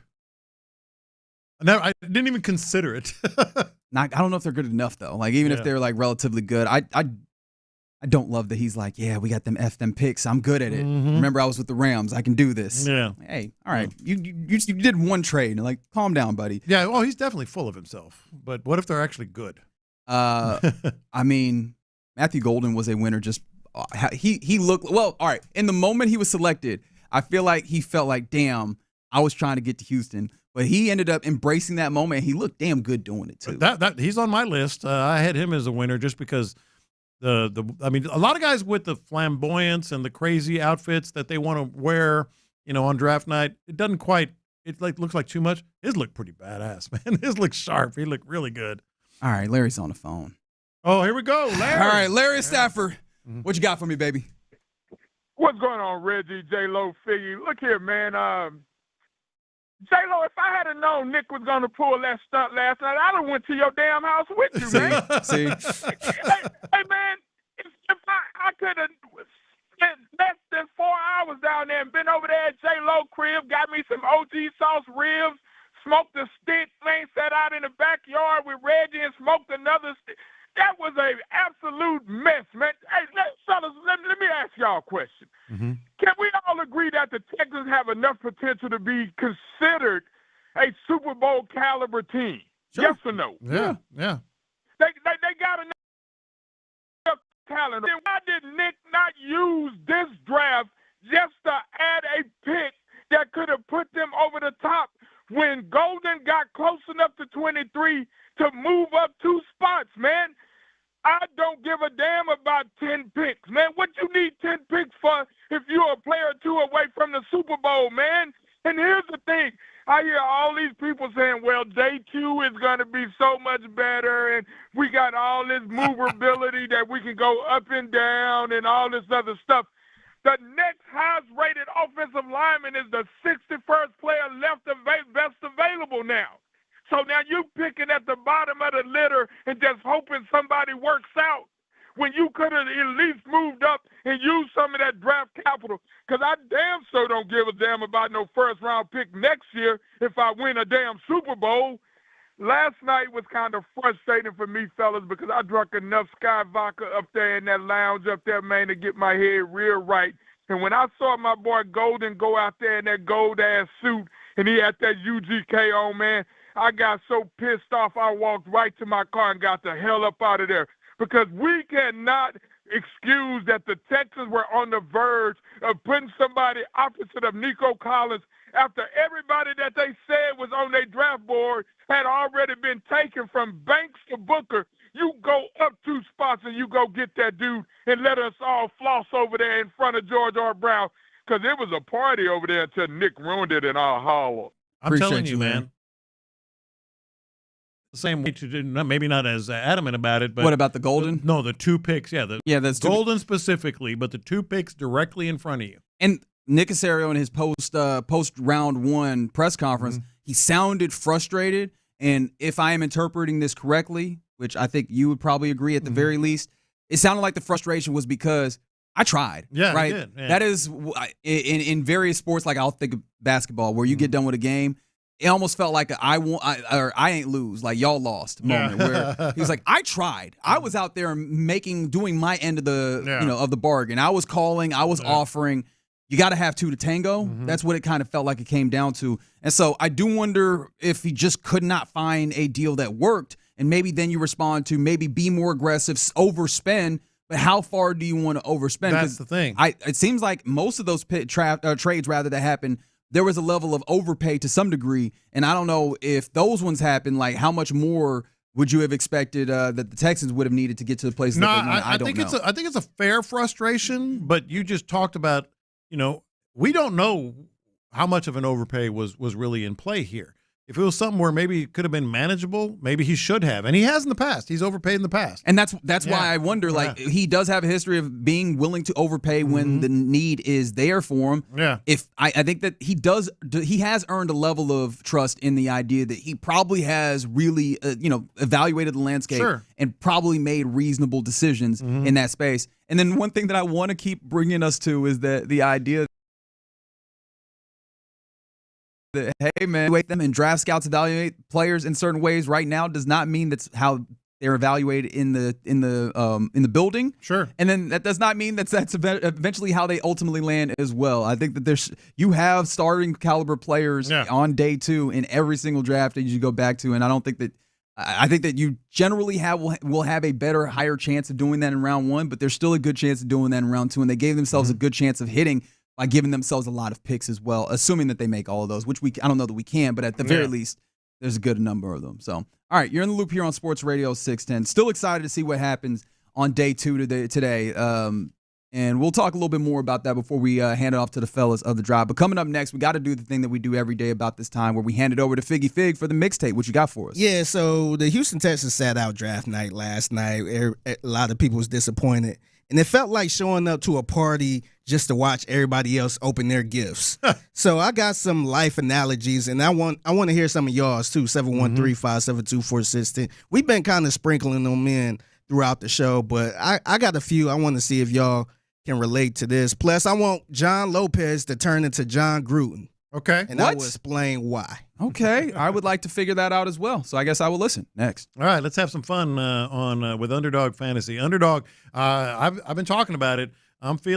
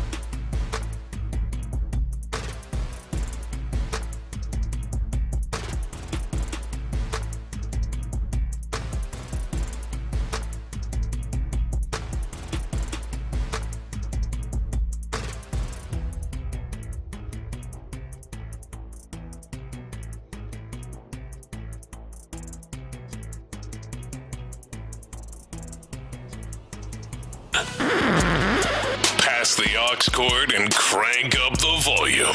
Figgy Figs in the driver's seat. Sit back, relax, and enjoy the ride. It's time for Figgy's Mixtape on Sports Radio 610. Yep, it's a mixtape in the loop. Sports Radio 610. It's Figgy Fig holding it down on a Friday. Happy Friday to everyone. Oh, it is Friday. It is. I kept thinking yesterday was Friday, to be honest.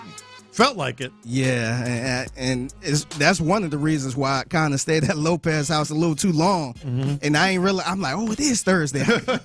We do got to work in the morning. Yeah. But happy Friday to everyone out there. As we've been talking about all day, the draft was yesterday. And we kind of left, I wouldn't say empty-handed because we do got some picks and all that stuff. And I'm fine with the move. But I think we all was kind of expecting the player Yes, this we whole were. time. And that's ultimately, I feel like if there was a player somewhere, it's because this is the type of draft where there was just a lot of guys that you could convince yourself. Yeah, so didn't get one. Yeah, we've been talking about all one. Nothing. Yet. Nothing. You'll get nothing and like it. Yet. Yeah. Soon. So Like Caddyshack? I don't remember. Caddyshack. You'll get nothing and like it. Go ahead. So I'll do the Google. I feel like the theme of the day is everybody been using analogies or how that felt. Mm-hmm. Especially being at the draft. You at the draft and it's like, oh, we waiting on the pick and we leave with nothing pretty much. Yeah. So I got a list of analogies that I kind of want to run across y'all. I love a good analogy. And Mr. Wordman himself. Yeah, love a good analogy. 713-572-46. I think Seth Payne would like a lot of analogies too. But if you got some, send them in. Seth's the analogy king, ain't he? Yeah, Oh, 100%. Yeah, Every time I'm out and about and people bring up 610, they bring up Seth Payne and his analogies. His analogies be on point. So I wonder how he'll feel about this one. So the first one I got was it's like standing in line for hours at a sneaker drop just to find out it was an online exclusive. Oh, no. Yikes. Like, So you waiting all this time. you got it's nothing. Like, yep, nothing. You leaving out with no shoes. I like it. What about this one? Like waiting all day for your birthday dinner and your family takes you to Olive Garden. Oh, don't sleep on Olive Garden. Yeah, but not for birthday dinner. No, that works. Because Olive Garden is great for we just going somewhere. Or maybe we're celebrating something light, you know? But I like the first one better because you're still getting something. You're getting breadsticks. Unlimited super salad. Yeah, no, that's Are true. they still doing that? I don't know. You have to ask, like, any deal. Years. I haven't been in a while, but I haven't been since I lived in Houston. Oh, wow. So, Wow. not Olive Garden. I used to go a couple times in Cleveland, but once I moved here, I'd rather have other stuff. Yeah, there's better. Yeah. So what about this one? Like Netflix hyping up a new season, and then it's only just a 2-minute trailer. I like that. Or it starts in 2 years. All these series are doing that now. Yeah. Yeah, it's like, oh man, it's been greenlit, and that series will come out in 2027. You're like, why did you tell me this? That does nothing for me. I get nothing. See, that's your analogy. It's like Kevin Garnett in Uncut Gems. Yes. You're like, why the bleep would you show me something if I couldn't have it? That's exactly what it is, and that's kind of what happened. Although I feel like Nick Cacerio would be like, me too. Like I am also in that place where I was showed things that I could not have. Yeah, no, Nick Cacerio was definitely in the line trying to get some sneakers and found out it was an online exclusive. Like, damn, walking back to the car. What about finally getting to the front of the roller coaster line and then they shut it down for maintenance? That's it. That's the best one yet. That's the best one. And you can see it. You can see the last people. You can still ride the roller coaster. You still get picks, but you got to wait. Or you got to come back tomorrow. Yeah, and the worst part about that is like you're clearly at the point in the line where you can't just hop out. Where you're like, last one, and you're like, I think I can make it. You start counting, like, all right, so there's. I feel like it's how many get on? It seats about 17. 1, 2, 3. Because we were there, we were like, I would literally text a group of my friends. I was like, all right, so if Green Raku and then the Vikings, if they take. Then Golden will beat, and nope. So what about this one? Like proposing at a baseball game, and she says, Let's talk later. Oh, well, that's your fault. Stop proposing in public. Stop proposing in public. But you thinking you going to the game? I'm about to be we about to be engaged. I'm gonna be married. I'm being engaged. You walk out of there like, man, I don't even know if I have a relationship. Nope. At There this is point. always a better place to propose than a sporting event. I do agree I with will that. take that to my, like. There's I do agree. no matter what. Like even if we're both sports fans, in our first day, I guarantee there's somewhere there's more romantic. And then also, even in best case scenario. What do you do after, right? Yeah, watch the rest we're of the gonna get game? married. We're just gonna sit here and watch the rest of the game. That's what we're gonna do. It's over at that point. Right, exactly. We should be celebrating. We should be doing something. It's like, sit down and make sure that hope your team wins still. Yeah. What about this one? Like going to a cookout and finding out it's vegan. Oh, wow. Shout out to all my vegans out there. No judgment, but that's I would cry. Yeah, that's kind of borderline going to an event and finding out ain't no food there. Yes. And you like, man, I ain't even eat nothing before I came here. That's the worst. I had 2 bites of an awful sandwich, but that's about it. You want to shout that place out? Would you like to? I don't even Would you like to Nah, expand? I'm gonna save you. I'm gonna save you one. I'm gonna save you. I'm gonna spare you. What about this one? Like ordering food when you're starving and the delivery driver eats your fries. Yeah. Or the delivery driver just steals your it whole because meal. apparently people will do that where they'll do it. They'll drop it that they're Get a notification like, oh, my food here. Where's my food? And it said delivered. And you see why I don't do those because like it's too many different variables. I might as well go to the store and pick it up myself, and one, know that I get my food, and two, not pay $75 in order. All right, I'm gonna run through the rest real quick. This is like texting your crush, you're up, and getting a reply from their mom. Oh, hey, you up? No, but mom is. This is Christina's mom. I have never had that happen. Whoa. I have had the you up and then you get the text message when you fall asleep and it comes through at like 4 a.m. And it's like, and you see it when you wake up. You're like, well, damn.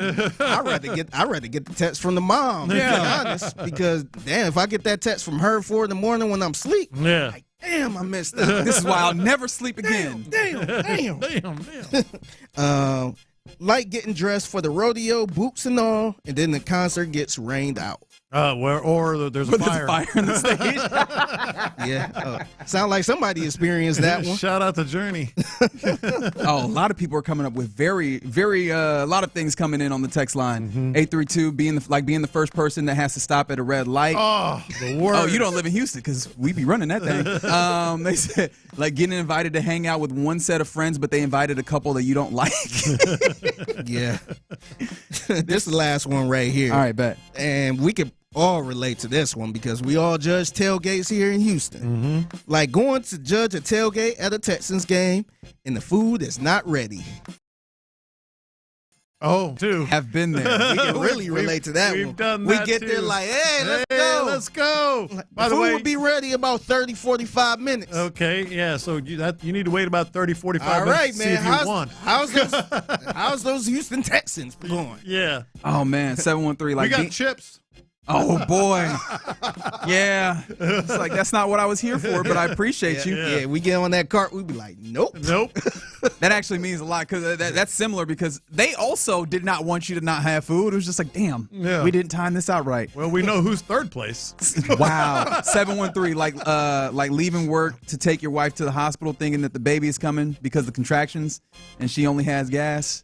Oh, that's a good one. That sounds like it sounds like that really happened to you. Yeah. Just like this one from Oddly 713. specific. Like it's like being a kid showing up to the pool and the lifeguard says adult swim. You have to sit down. Oh, that's an even better one. There's a lot of these. Y'all have some great You're all fired up. That's a great one. We just got an analogy Sorry, going. you gotta wait 15 minutes. Yeah. Oh. Keep them coming. 713-572-4610. All right, it's a mixtape in the Loop Sports Radio 610. I did tease that I want John Lopez to turn into John Gruden. Yeah, how does this happen? I don't know if I can do Gruden as well as others, but I think you can right here. So we was talking about this after the show because we seen this tweet of the Prospects walkout music. Yes. Right. And we talked about who was it? Matthew Golden. Oh no, it was Matthew Golden. Yeah. Well, I was infatuated with Tyler Brooks' song "Imaginary Players" by Jay-Z. Yeah, that was super rare. But I want John Lopez to turn to John Gruden right here. Okay. I want you to listen to all of these songs. Give a little quick review. Yeah, quick review. I want you to pick your top 3 out of this group. Are you giving him homework right now? Yes. Okay. I want you to come, weekend homework. That's crazy. Yeah, I want you to give me the top 3 people that had the best music, and I'll do that tonight. I want you to take out the UGK song and Outkast song. Right. Because we know about that one. Listen to it anyways. It's fun. I'm familiar with that. No, I know. I'm not saying you don't know it. I'm saying just listen to it. You just enjoy yourself for a few minutes. Yeah, but I want you to rank the top 3 players who had the best walkout songs. Piece of cake. And I want you to do it like John Gruden does it. Yeah, that's a good song right there. Hey, John, what you listening to? I'm listening to Gunna. Yeah. Freestyle. Hey, I think I don't know that I felt as old as when I was looking at these names and I was like, I don't know what are these. This is numbers? Is this a person? Is this an artist? Yeah. Which one? Let me pull it back up because I don't have it directly in front of me. But some of these names, that Rich Homie Quan is a good. Well, yeah, okay. Rich Homie Quan. But there's one in here that's like OT7 Quani, and I was like, what is that? Yeah. Is that an artist? Yeah, they making music now? Yeah, that sounds about right. It's a lot of Gunna in here too, man. They love some Gunna. I'll give you top 3, man. Piece of cake. All right, cool. We will be hearing that around this time on Monday from the OG John Lopez. Yep. And I'm gonna get y'all 832. They brought this up a little earlier. They said, don't forget tonight is that sperm racing tournament. Is it really? It's tonight, and you can bet on it. Yep, and you can bet on it. And to make this even cooler, are you for real? Or are we joking right now? No, you can bet on it. We dead serious. Yeah. So we got so it's the world's first ever sperm race. And they say it's going to be a heavyweight fight. Mm-hmm. So we got 2 young sperm donors. Mm-hmm. One by the name of Tristan, who is from USC. Okay. And we got Asher, who is from UCLA. Mm-hmm. So we got the red versus the blue, man. Yeah. The Bloods versus the Crips. I don't think that's how that works. And so they actually joined TMZ to talk about this. Oh, here we go. So they really hyping this up. TMZ is covering this? They are. And this is what Tristan had to say. Because they asked him, how do you prepare for something like this? Oh, no. I know. No. Yeah, a lot of people don't know that you can really fix your own fertility. You can, of course, it's a lot up to genetics. That's the main component. But you can fix your diet. You can fix your lifestyle. And so what we've been doing, we tested our biomarkers. We got blood work done. And we can see what we're deficient in. And so I was deficient in vitamin D, some B12, and I can see that like my testosterone is way higher than Asher's. So I know I'm just going to win the race. And I can see everything that I can, be better in. So I'm optimizing my diet. I'm taking the right supplements. I'm working out every day. It's also recommended to be sexually active. There's like a window from 3 to 5 days that is optimal for sperm production. So we're taking everything very seriously as being, like getting the LeBron treatment for sperm racing. One, terrible trash talk. Yeah. Atrocious trash talk. Secondly, I just imagine going to like the GNC or being at the gym. Like, oh man, yeah, I need this and this supplement. Oh yeah, what you training for? Well, you about to run a marathon? You trying to bodybuild? What's up? Actually, let me tell you. So who y'all want to bet? Who y'all got? I don't know. Race? Come on, man. UCLA or USC? You said Tristan and what's the old boy's name? Asher? I don't like the name Asher. I don't like Asher either. I'll go with Tristan too. Tristan, straight off their name, because all this other stuff I have no other I have no other way of knowing, and neither do I want to. I don't want to know who's better at this. I know that you're going to tell me later. I don't want to know. Well, I just want to let you know I don't. Just in case you want to watch the live stream, it's going to be live streaming. Unbelievable. www.spermracing.com. God almighty. Who had on their who's bingo not going to card? Participate? Deion Sanders. Oh, yeah. He will not participate. He never has. That is what we call a callback. And also, neither of those things were on my bingo card to be said on this program today. And somebody said 713 Crips win testosterone. What is happening? This is a very, very weird Friday. It's tonight. Tonight on the live stream. I think I'll just watch. Let me give you the address. He's going to have it on the. No, he's going to have it on the third TV. No. He's going to have it on the third TV. You should, man. Yeah, put it on. Take Absolutely not. Take a picture of it. Somebody said, "What are they racing which is that's such an apt question. Somebody watch it for us and give us a breakdown of it. Reggie's man. gonna watch it. No, I will not. I promise you. I've lied about a lot of things, but not that. I will not be watching that. I lied about watching Mayweather Pacquiao. I was like, no, it's too late. And I watched it. I will not watch this. I'll tell you that for sure. I'd much rather just watch the Astros play the Royals, friend. Like, I will very much be watching that. Well, we rooting for Tristan. Basketball. We rooting for Tristan. Let's go, Tristan. USC, baby. Let's go. Let's go. Those good guys swimming, man. Right. I mean, USC does have better athletic programs all the way around the UCLA. But all right, that is Figgy's mixtape. I'd understand if you didn't want to hear it again, but I guarantee you it's very good. 1:20 p.m. every weekday right here on Sports Radio 610 at the Figgy Fig on social media. If you see something that you believe to be mixtape worthy, or if you just want to talk to him about racing of a particular kind. All right. You're in the loop here on Sports Radio 610. Coming up next, let's get ready to talk to the fellas of the Drive. They're out there at Blue Water Seafood off of FM 1960. Let's see what they got going and get you ready for the weekend next. It sounds like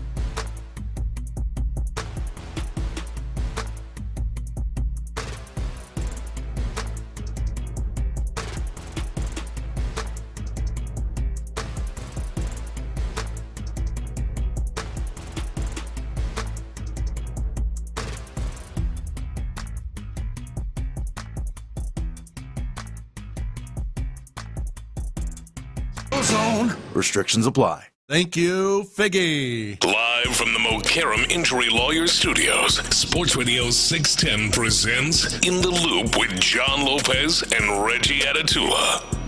All right.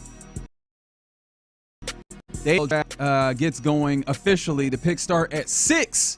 And you'll have Sports Radio 610 keeping you covered. Before we get there, you will get to ride along with The Drive. Clint and Ron are getting you ready for that.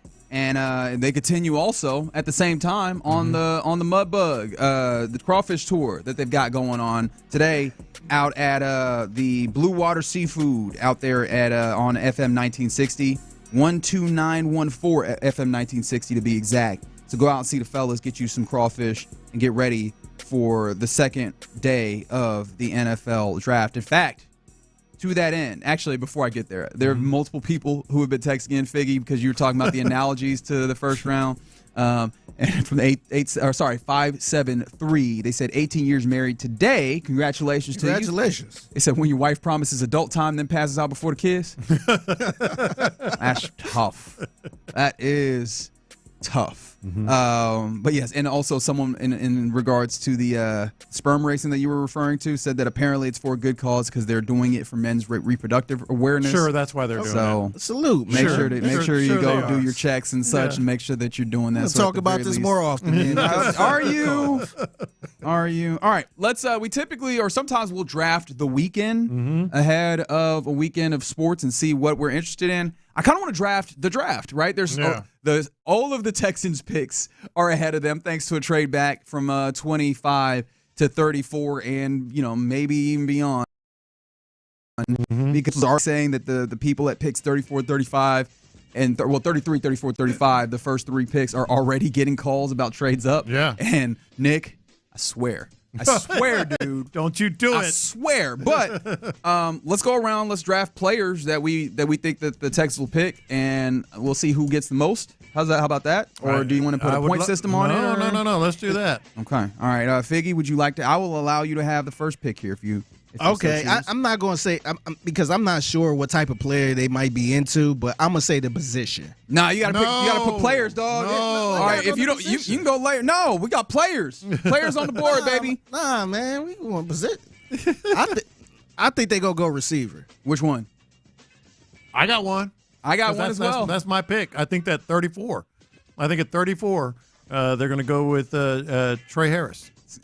So you just let him take your pick. Yeah. All right. Yeah.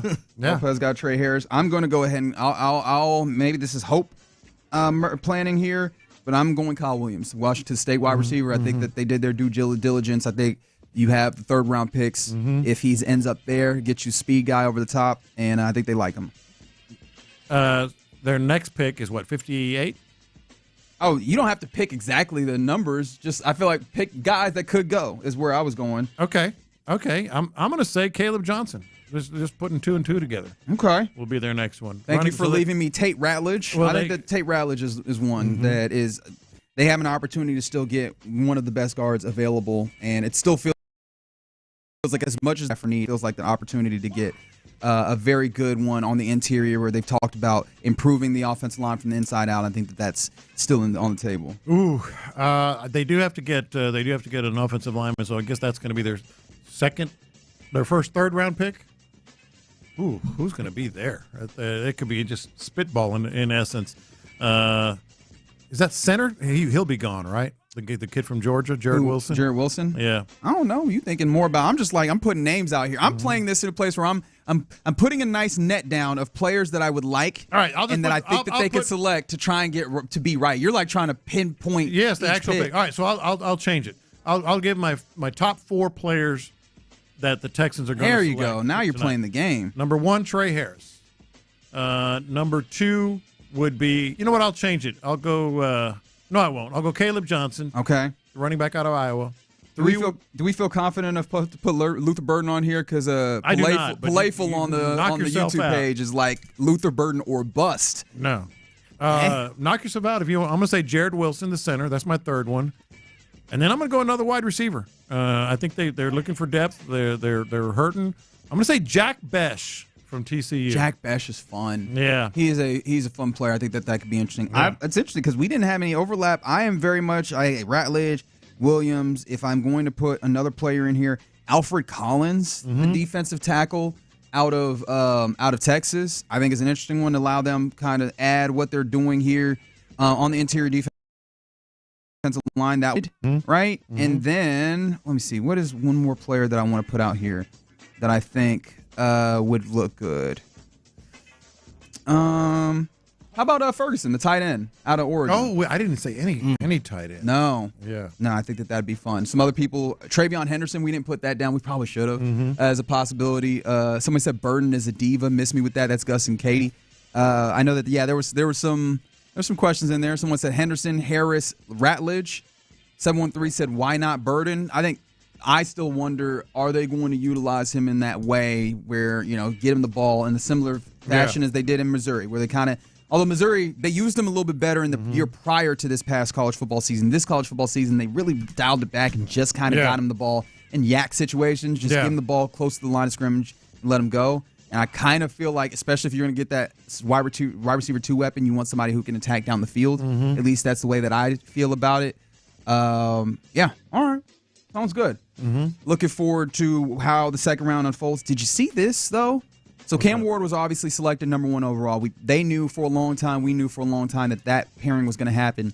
He seemed to be announced in Nashville earlier today. Yeah. And do you know who handed him his very first jersey? Yes. Sick. Warren Moon, Oilers quarterback, never played for the Titans themselves, obviously played for the franchise that moved. He repped the Titans like he did. He repped them like he did. He's about the last one. He must be getting paid pretty well. Nah, I think he really tight with your girl. Oh, that's your girl. That brother ain't like the Texans' new uniforms and nothing, man. No, I'm like, I wonder you why. need to take him out the doggone Houston Hall of Fame. Snatch that jacket, man. That man was cold, though. I was like, I hear you. I just snatch that jacket, man. There it is. They're showing it now. Yeah. God snatch that almighty. jacket. One more question for you before we go talk to the boys. Okay. Where is Shedeur going? Okay, so actually, this is a good question. Tell me if I'm wrong.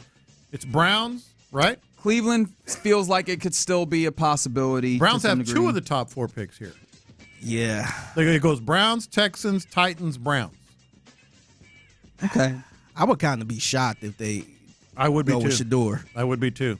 So if we agree with that, that means he's not going in the top 4. Could the Raiders still do it? I was just going to say Raiders are next. Then the Patriots. No. Nah. With Drake May? I don't see that. That's one of the few things that it feels like they have gotten largely right now, is that he seems like he's going to be good if you surround him with an offensive line that can block formats and weapons. Okay, then the Bears. No go there. No. Then the Saints. I'm not sure if they're 40 still overall, number 40 overall. I can see the Saints possibly. Yeah. That could happen. Where the Rams at? The Rams are. I can see the Rams. Pick number 48. Rams is interesting. 46. But I heard somebody talking about this, and I thought this was a good point to make note of, which is the last couple quarterbacks they've had have had arms that can really. Goff has a good arm. Matthew Stafford has a very good arm, and that's not quite. I'm talking about strength of it. It's not quite what you're looking at. Last with thing, Sanders. because this is where I was going, and I don't want to take time away from the boys. Cowboys are 44. They're not doing that. Who's their owner? Gerald Wayne Jones. Cowboys are 44. Jerry. Right. Jerry. Could he make it to Pittsburgh in the 3rd round? I know they don't have a 2nd round pick. Because they still don't have a good answer at quarterback. I don't know. Let's see if we ask these fellas of the drive. They are out at Blue Water Seafood FM 1960 out there. Appreciation to D&M Auto Leasing for giving us an opportunity to talk to the fellas. Fellas, what's popping out there? What's it look like? Well, it's one fella right now. As Clint is on his way. He's getting here. He'll be here in just a second. Yes, we are on the northwest side, right up Highway 290. One of the 3 locations they have here, and it's going to be a good time, man. It's going to be a good time. We'll be here till 6 o'clock Here's Clint. Here's Clint walking up. My God, he got here in 17 minutes. My man went to the wrong location. He was so excited. Yeah. He went to the other spring location, but he got here in time. But no, man, it'll be a fun time again every day.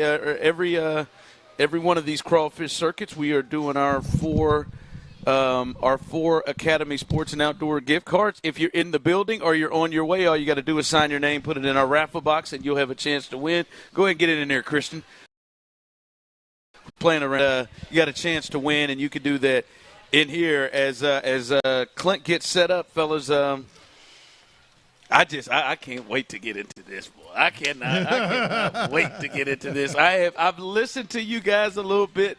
Sometimes I try not to listen because Lopez and Reggie, y'all try to almost mess with me and shape my thoughts. But I listen. I would to never a little try and bit. shape your thoughts. That's how powerful you boys are. I just said sometimes you make you think. I try to come in with my own thought, but this was I was surprised. Yeah. Did we not say, Lopez, yesterday that first thing we said? I cannot wait to hear what you guys say. Ron from one perspective, and then Clint. Funny enough, I know Ocho in particular, but I know some other people were like, "Oh, here come Clint. Clint gonna come with the fire." We're gonna get it, but can you give me a little taste? Like, what was the general feeling yesterday from you, Clint? Hey, for the first time, I want one of them old silver bullets. Oh, Coors Light, Wolf Killer. Hey, for the first time, I'm sorry, I was giving my order. But for the first time in a long time, man, I'm okay with the trade back.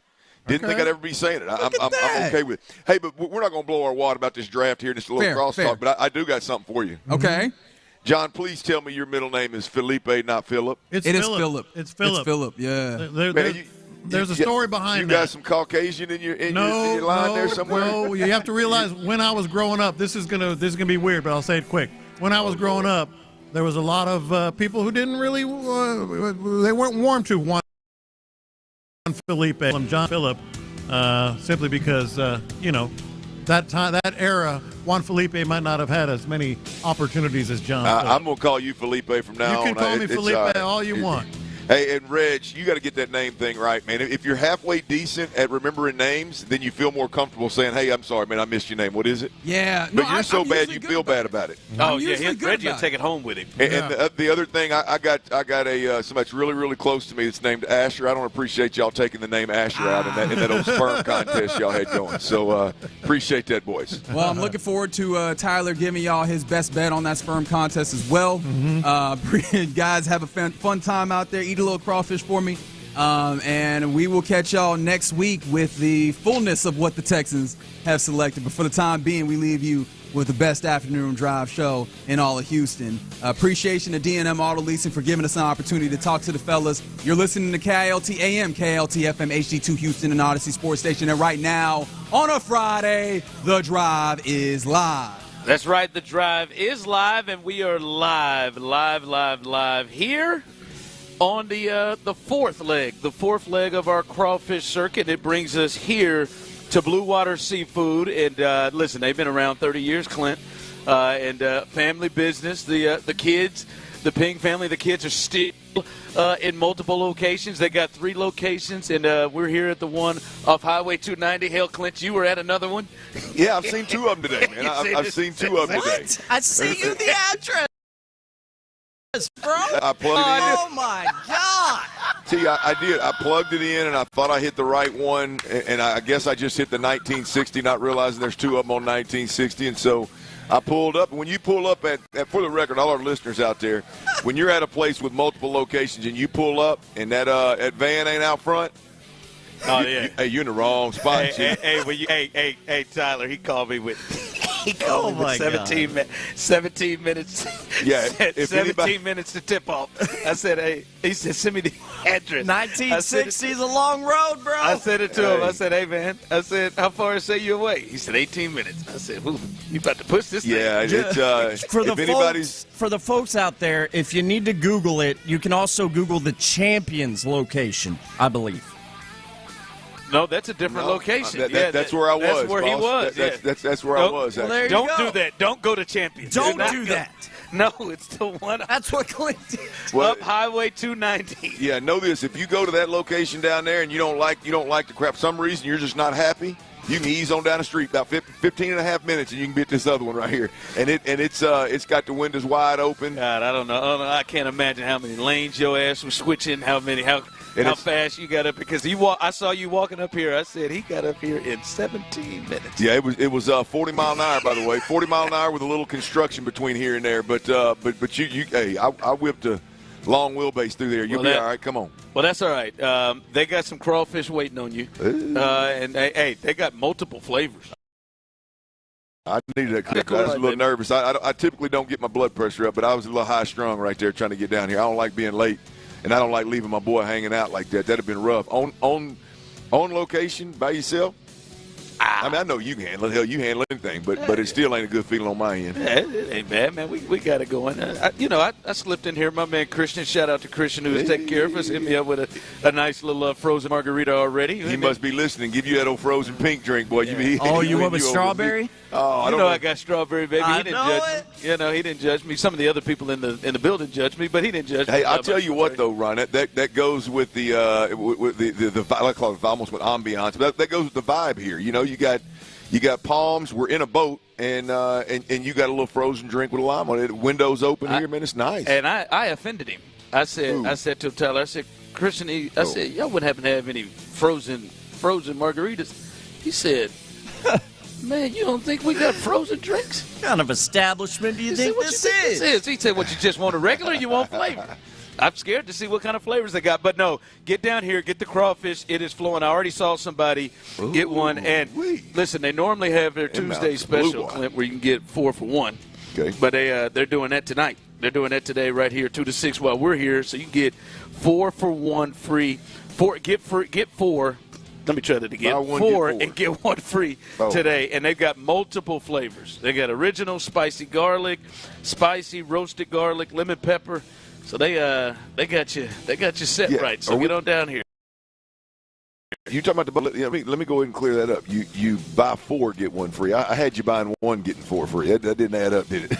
No. I don't know if this establishment's going to appreciate that kind of advertising. You buy 4, get 1 free. By the way, come on. Get 1 free. Yeah, get on down here, man. And I'm gonna tell you, I don't know what this cold beer right here costs, but that damn thing is cold and it tastes good. Oh yes, and coming up, we will let you know. It is more than just potentially winning a gift card to Academy Sports. We'll let you know here in just a bit. Oh, we're going to announce that today. We're going to announce the big prize pack on our tour. Big prize pack coming up. We'll let you know about that coming up in just a bit. But another one of them a-holes that cut me on TV right there. Oh, Dave wants that?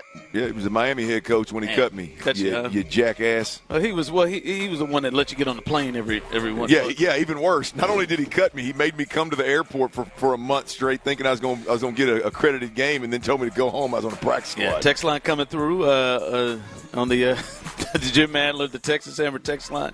While Clint ran out of gas. No, he didn't. Draft day. No, he didn't. Nope. He just went to the wrong location. It's always a possibility. It is a possibility, but it did not happen. I told Matt, I said, boy, wait till Tyler hears that Clint went to the wrong location after Tyler got up at 8:30 and texted us the address to his family. Hey, I'd have really been hot if Tyler wouldn't have made text that message, though, because I'd have had somebody to blame on it. But now I didn't have anybody to blame. No. Whoever's responsible for getting us directions. But because you said that, I had to blame it on myself. Yeah, there you go. Hilarious. So, but anyway, get to the right location here and have a good time with us as we do each and every. Hell, if you can't get here, get to a Blue Water location. That's right. They got 3 of them: Champion, Cypress Springs. So get on out and have a good time. All right, Clint. I don't know if that went the way we thought it would yesterday, and I will go back to what I said, fellas. The first thing I said yesterday about the draft, the first thing I said was, what do you think Texans fans are going to be feeling? How do you think you're going to be feeling? Do you think you're going to be feeling good about what happened, or do you think you're going to have to be convincing yourself to feel good about what happened and say things like, "In Nick we trust," or things like, "Hey, man, the early second round is very similar to the first round, and hey, we've done some good things before." Like, which route did you think you were going to be in? Now that we saw the Texans trade out of their pick at 25 and they go to the second round and they get multiple more picks. I mean, Nick is out here hoarding picks like he's on the television show. Like the end game is how many picks can you get? I mean, Clint got about 15, 16 picks in the next two drafts. As boring as day one and disappointing as day one was, boy, day two ought to be exciting for all of us. But he trades back, and if you missed it, now where they're at in this situation, they trade back with the Giants. The Giants can but right now they are sitting with the 34th pick, the 58th pick. These are 2 second-round picks today. They'd have 3 third-round picks, 79, 89, 99. That's all today. So as Clint said, there should be a lot going on. But 713-572-4610, those of you on YouTube and Twitch as well, how did you feel? Did you feel good, or are you convincing yourself how you felt? I feel good about it. I felt really. Yeah, I mean, look, I was guard. I wanted an offensive lineman. I wanted a guard in particular. And once I saw those guys coming off the board, I got really nervous that they were gonna either reach for somebody that they didn't really like that was further down the board, or they were gonna take best available at a position that they really didn't need. And so I was a tad bit nervous right there. And when Green Bay jumped ahead and took Golden. Well, they just stayed there. They were trying to trade back. No, but Green Bay jumped up. Green Bay jumped ahead and took Golden. Oh, I didn't think they traded up. I thought they just stayed there. Okay, you're right, because somebody jumped ahead of them. That's right. When Golden went is when I thought that was the receiver that would be the one that they would like, that they'd want to go get, local kid. And once he went and the guards went, I was like, man, this the worst thing they could do here is reach for somebody that they really don't like and pull another Kenyon Green type situation. So when the trade back happened, I was good with it. Surprisingly, I am usually very critical of trade backs. I am shocked by that. Yeah, because you have been talking for a good couple of weeks of be aggressive. Go be aggressive. Well, here's the thing: you can still be aggressive. I mean, you've got 5 day 2 picks, and they've been really good with day 2 picks. They can end up getting out of the first 2 rounds with potentially 3 picks, and I'm not mad at that. I mean, look, a late first and a late second. That I'm not saying I would not have preferred that. But you come out and you tell me you could potentially get 3, and they could potentially move up with both of their thirds using some of that capital that they have from last year. Thirds. Using some of that. I'm sorry. I meant the late seconds. Yeah. Okay. Right. So the earliest one. What are they going? Second or third? Second, third, fourth. Yeah. So they're second right there. So they're not going. I don't think they're obviously not going to move with that one. But the 2 second rounders that are later, they have all that draft capital back there now to move up with one of those, if not move up with 2 of those. So to think that you could get, let's call it, 3 really good second round picks instead of a late first and a late second. Man, I can't get mad at that, Ron. I mean, there are some really, really good players that are out there. When you talk about the skill that's needed, you call it skill, I call it speed on the offensive side of the football. Those guys are still out there. And there are some guard center combos out there, or guard center middle offensive line, interior offensive linemen that are still out there that I think would help, would be an upgrade. I have a hard time getting disappointed with this, man. And to be honest with you, I have a hard time not getting real excited about 5 potential day 2 picks, knowing how good they've been with day 2 picks. Yeah, well, Texans, as I said, I opened up the show yesterday with how do you think you're going to be feeling as a Texans fan after day 1? Do you think you're going to be naturally excited the way certain other teams are, or do you think you're going to convince yourself that you are happy about what's going on? Because nobody's ever – now, it would take a whole lot to just be pissed, right, about something they did. And I'm seeing some people text in right now. Someone just texted in, if the Rockets win, it doesn't matter. Okay. Someone texted in that the Texans gave me blue balls last night. We got 10 picks. Now that's a fair statement. I mean, I think it's okay to be disappointed and maybe have a little case of apologize to those folks. Apologize to those folks who were sitting in that rain at the draft party. Yeah. For everybody to go home safely. I heard Larry and Stafford call. I know he wanted a receiver, which they could have moved up one and got, and he was at that draft party. They double dipped his ass, didn't man. they? Yeah, man. He was madder than a hornet, boy. That draft party last night felt like the politician who knows they're about to lose, and then they don't really come out and make a statement yet. They just say, "Hey, man, we're gonna come back tomorrow and tell you about it because we ain't making no pick tonight." Another one of those. The downside of being one of the better teams in the league, when it comes draft time, you got a late first-round draft pick, and boy, you don't. If a couple of your guys come off the board and somebody wants to trade up, man, it's easy to slide on out of that first round, which we saw them do. And that was a buzzkill at the draft party. Now, for folks that like to make it a 3-day party, Friday's going to be big time. Friday's going to have a chance to be big time. I forgot all about the damn trade before the draft.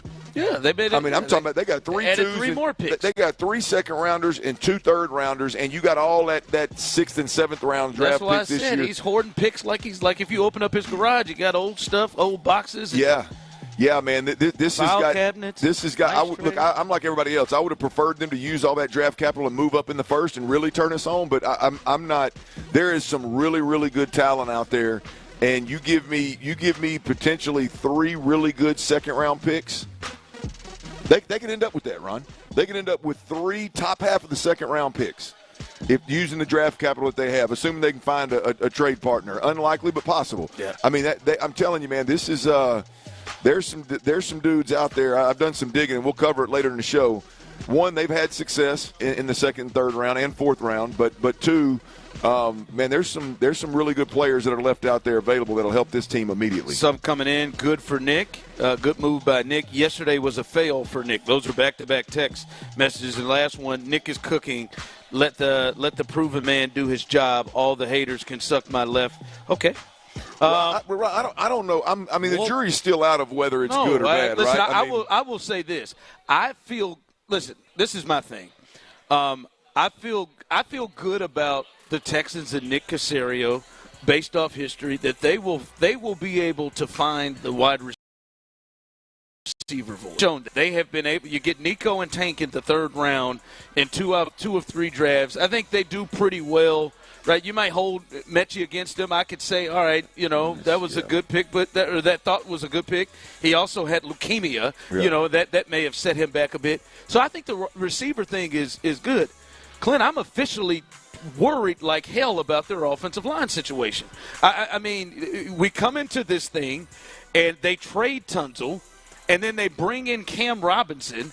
As that's the best move that this team has made. And the last time we saw them, C.J. Stroud was picking himself up off the ground repeatedly because George Karlaftis was up his ass. And what they have done is they've gone and gotten Cam. They brought in Trent Brown, who's got a leg injury that he's recovering from. Might retire when he gets healthy. Might. And they brought in Lincoln Tomlinson for $3 million and Ed Ingram, who's worse.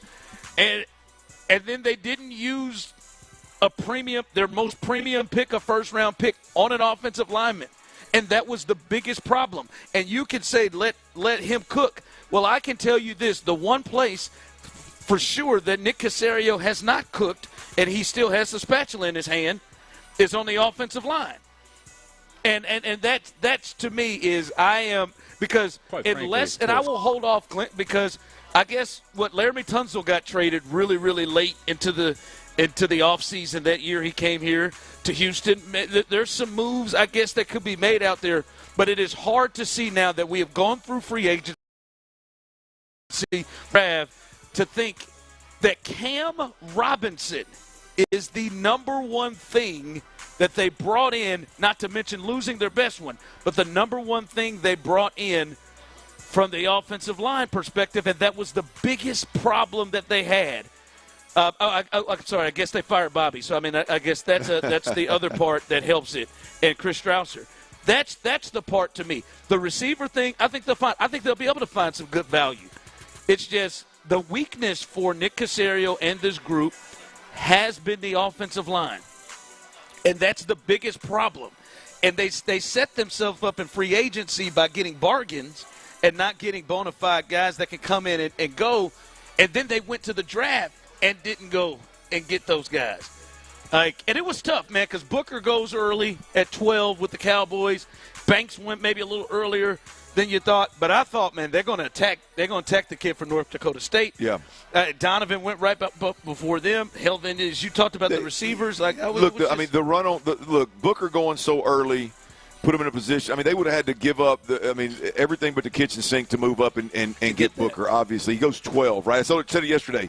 Like, the fear of like the Texans being in love with a couple of guys is if they're that damn good, everybody in the league is going to be in love with them. If they're that talented and they're that high character guys, everybody's going to be in love with them. And so you look at it, Booker jumps off the board, Banks jumps off the board before him, and so you got your top two offensive linemen gone earlier than expected, and now the price for doing business to jump is twice what it was. So, I mean, they would have had to give up, literally everything but the kitchen sink to move up and get one of those guards. And then you get into a position where you go, okay, are you comfortable if you're a fan? I understand being disappointed. Hell, I was disappointed with free agency, right? But would you prefer them? The one thing that they could not do, the one thing that the Texans could not do in this draft is pull another Kenyon Green. Sorry, Kenyon Green, I know we're up in your neck of the woods. I apologize. You know what I'm saying.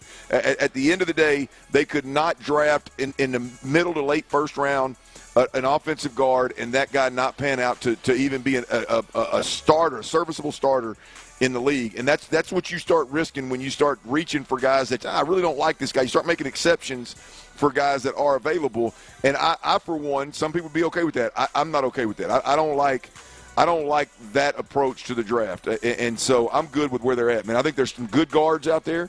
You want to talk about there's a center out there from Georgia, and everybody talks about, this tackle guard combo. A guy can play guard and then move to tackle because people watch Laramie Tunsil do it and do it well, and people watch one of the best in the league in Kansas City go from guard to that's not an easy transition. You want to talk about an easy transition that makes more sense is get a center that can play guard and allow him to either do both or do one. And you got one of those in Juice Scruggs already. There's one of those available that right now that's out of Georgia's played big time football. All right, reel it in now. What happened? We got to get to break. Reel it in now. Bad. What time is it? Come on, baby. Yeah, we're gonna have fun today. We're gonna have fun today. All right, as we continue, man, we'll look at what we were talking about. And also thoughts. Let's look at some of the day two picks. The Texans have a ton of ammo in this second and third round. We'll see what direction they go after that, and we'll continue that coming up next right here live on The Drive. But before we get there, guys, I've told many of you about the men's clinic. For those men who are struggling with ED, I want to first say thank you for everybody who has been listening, and those of you who have gone out.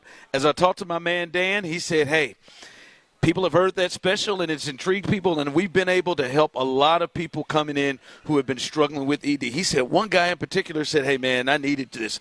I need you to save me, man. My wife, she was as sweet as can be, but she just said, hey, we got to do something about this or I'm going to have to make another move, and you don't want to be in that position. So before being at the position, go take advantage of this amazing special that's normally $1,000.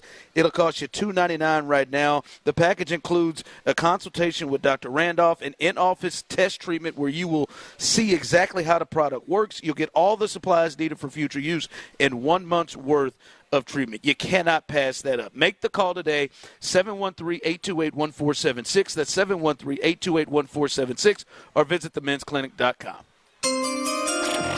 Could the Texans still get their guy even after trading out of the first round? Nick.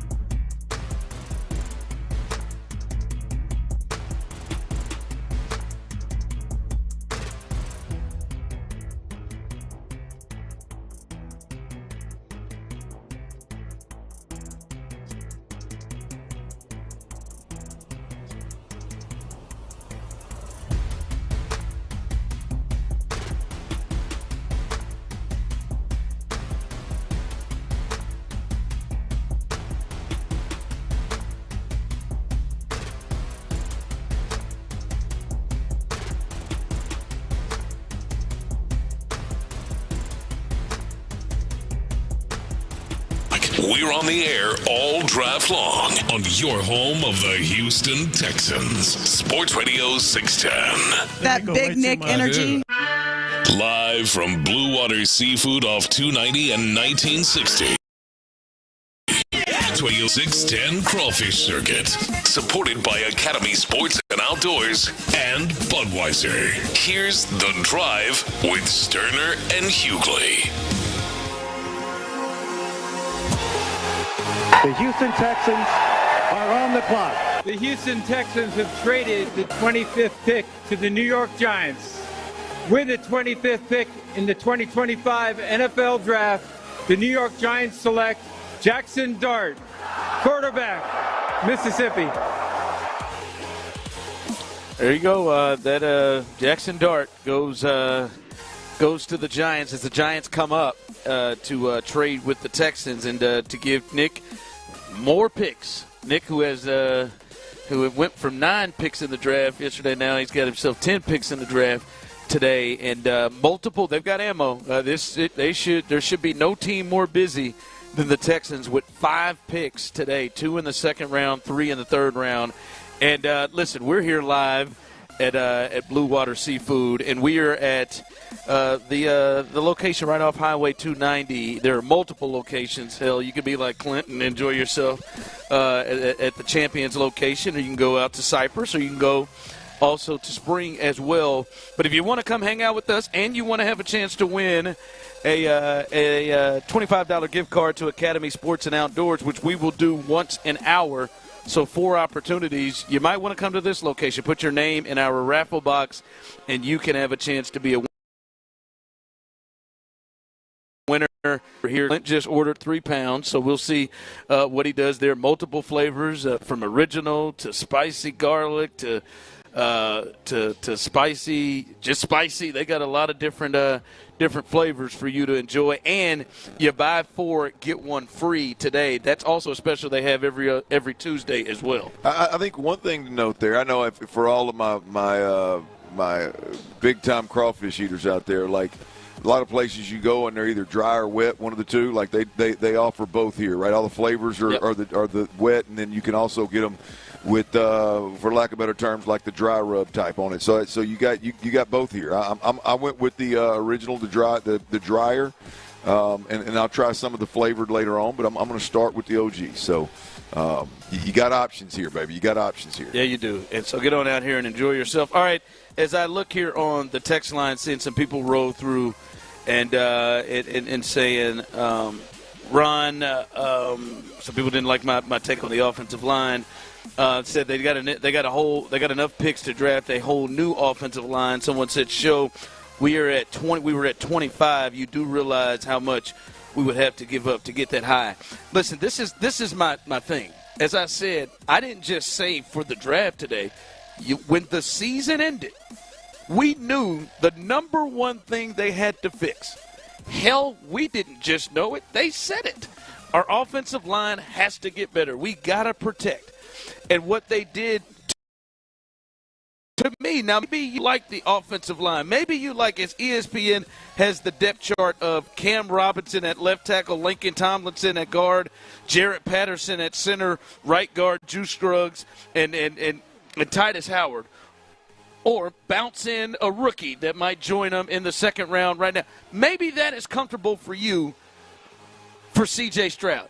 Me, I expected them to do more than this. And I expected them to put together an offensive line before they arrived to the draft that they didn't have to get screwed by, oh, damn, Booker went early. Oh, damn, there's Banks. Oh, I would have thought they would have put themselves in a position. See, I know you guys don't like to hear this, but Clint, the Chicago Bears didn't put themselves in a position where, hey, man, we'd be sweating it out if our guy doesn't get here. No, because they said, no, we're going to go ahead and take care of it. And that's my thing is, yes, Nick had, it would take a lot to go up and get there, but he had the offseason and he had the draft. Now, obviously, to me, they clearly think that they're fine there. They're good enough there, and maybe they didn't need a first-round pick that bad to go and put up. But to me, that wasn't adequate enough for the problems they had on the offensive line last year to get themselves to the draft to where they're screwed because the Cowboys pick early or something like that. That's my thing. It's not just about the draft yesterday. It's about the entire offseason, how they have handled the offensive line. Yeah, look, I mean, that's fair. That's a very fair argument. I'm as concerned as you are about the offensive line. I agree. I'm probably more concerned, to be completely honest with you, with not knowing what the hell you're going to do with Titus Howard. Kind of what that, and people that seem to be somewhat in the know talk about Titus Howard. It scares me even more. But This is a big day. You're not going to get Booker, obviously. You're not going to get that caliber player, obviously. But you can upgrade. You're surprised he went that early? I am surprised he went that early. I thought late teens and the Texans would have a chance to jump 5-6 spots and get to him. I thought late teens, and in no way, shape, or form did I see the Cowboys taking Booker there. But a lot of people had them taking the receiver out of Arizona. But they went and got Booker. They've been really good on the offensive line. They've been really good at drafting offensive linemen. So no surprise, he's a hell of a player, and he's mature. He's a plug-and-play offensive lineman. Hearing Saban and all and the panel talk last night, he's probably the more out of all of the linemen across the board in the draft. Their comments, I believe, were this is the one guy that's ready to play immediately. There's other guys with maybe higher ceilings or better feet or whatever.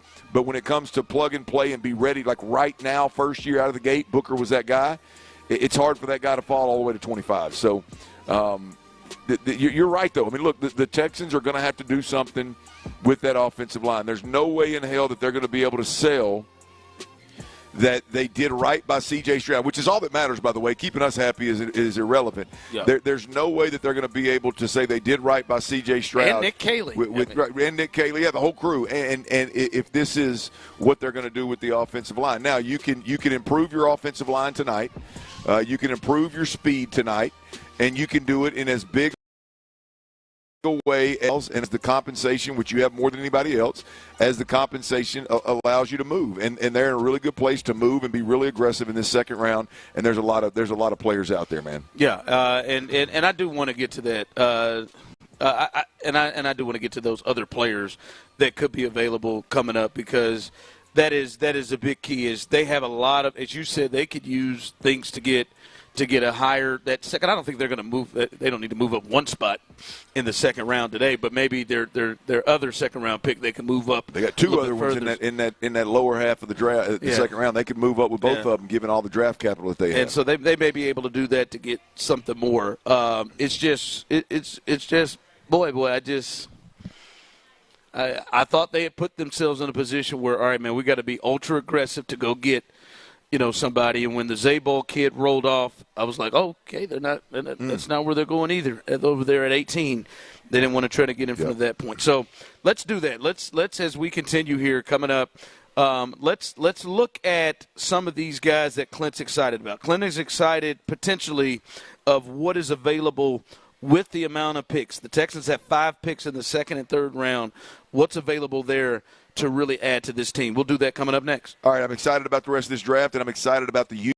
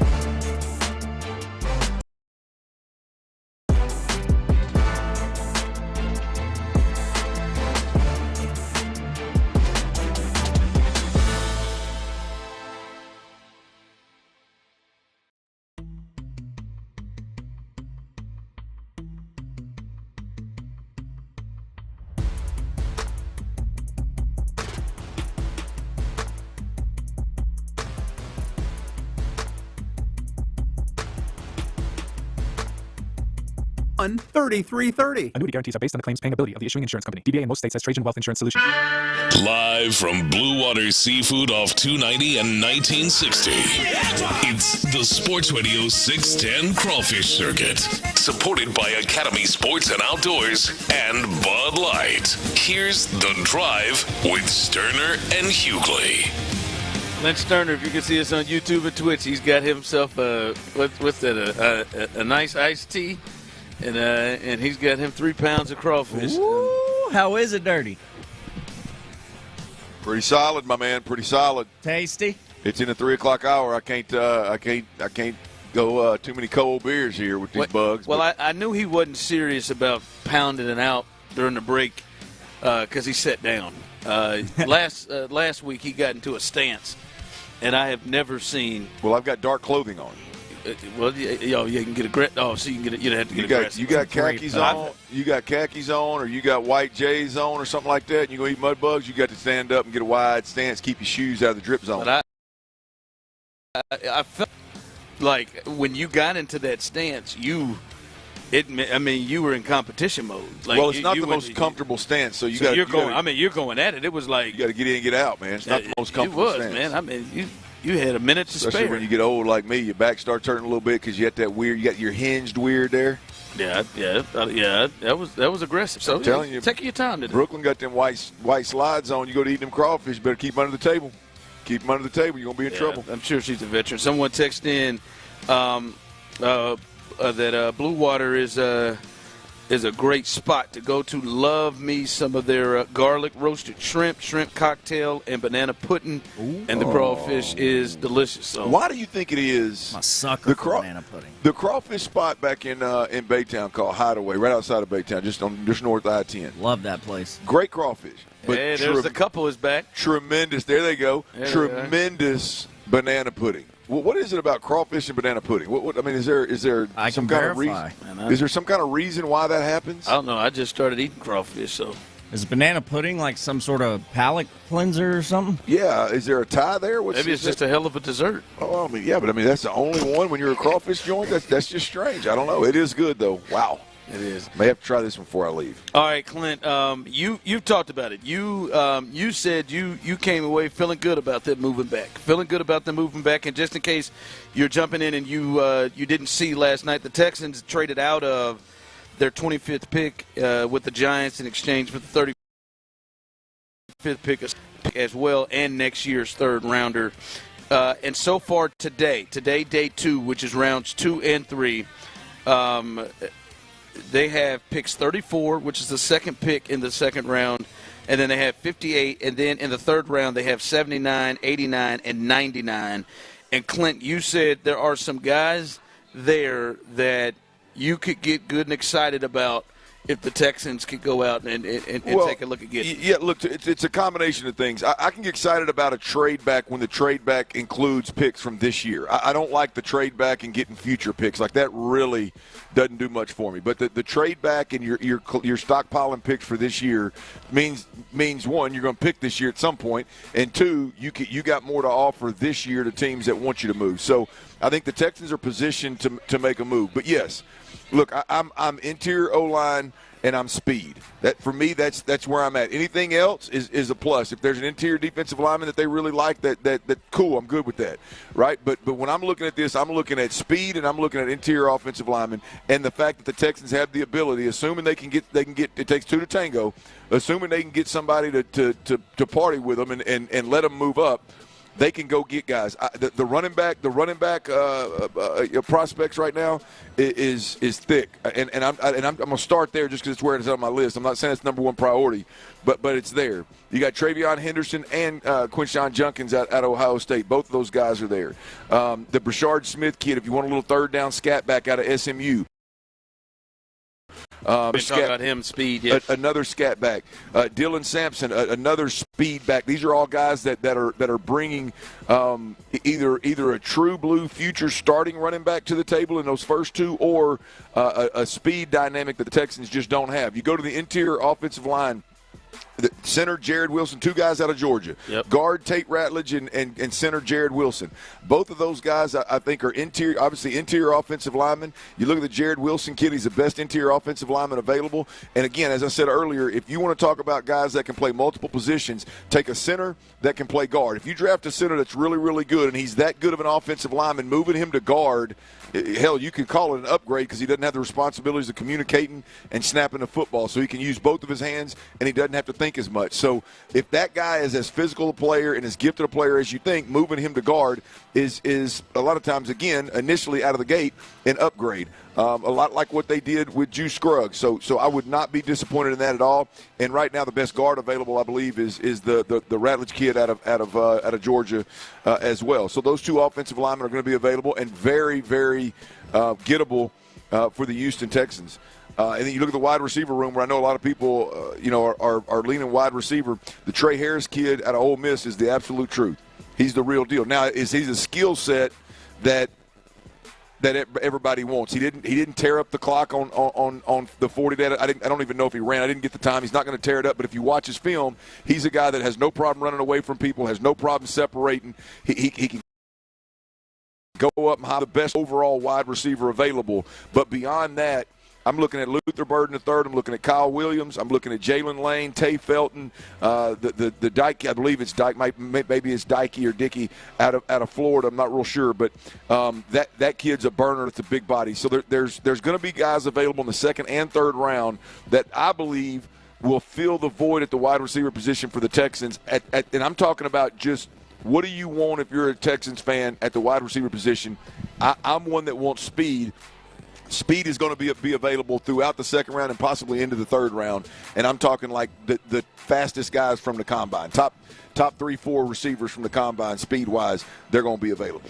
How many of these guys, I know you've looked into this a bit, and you understand how they fit with the Texans. How many of these guys do you look at and say, these are guys that can step right in and be, if not just major contributors, but starters? Like these guys coming in, these are guys that are day one. Yeah, I think it depends on what you're going to ask them to do. But I think if you're just talking about overall, like who would I plant my flag in a sense of this guy's going to play, I would go Trey Harris, Luther Burden, and Kyle Williams. Those 3 guys right there, I feel like are immediate starters on the outside, opposite Nico Collins.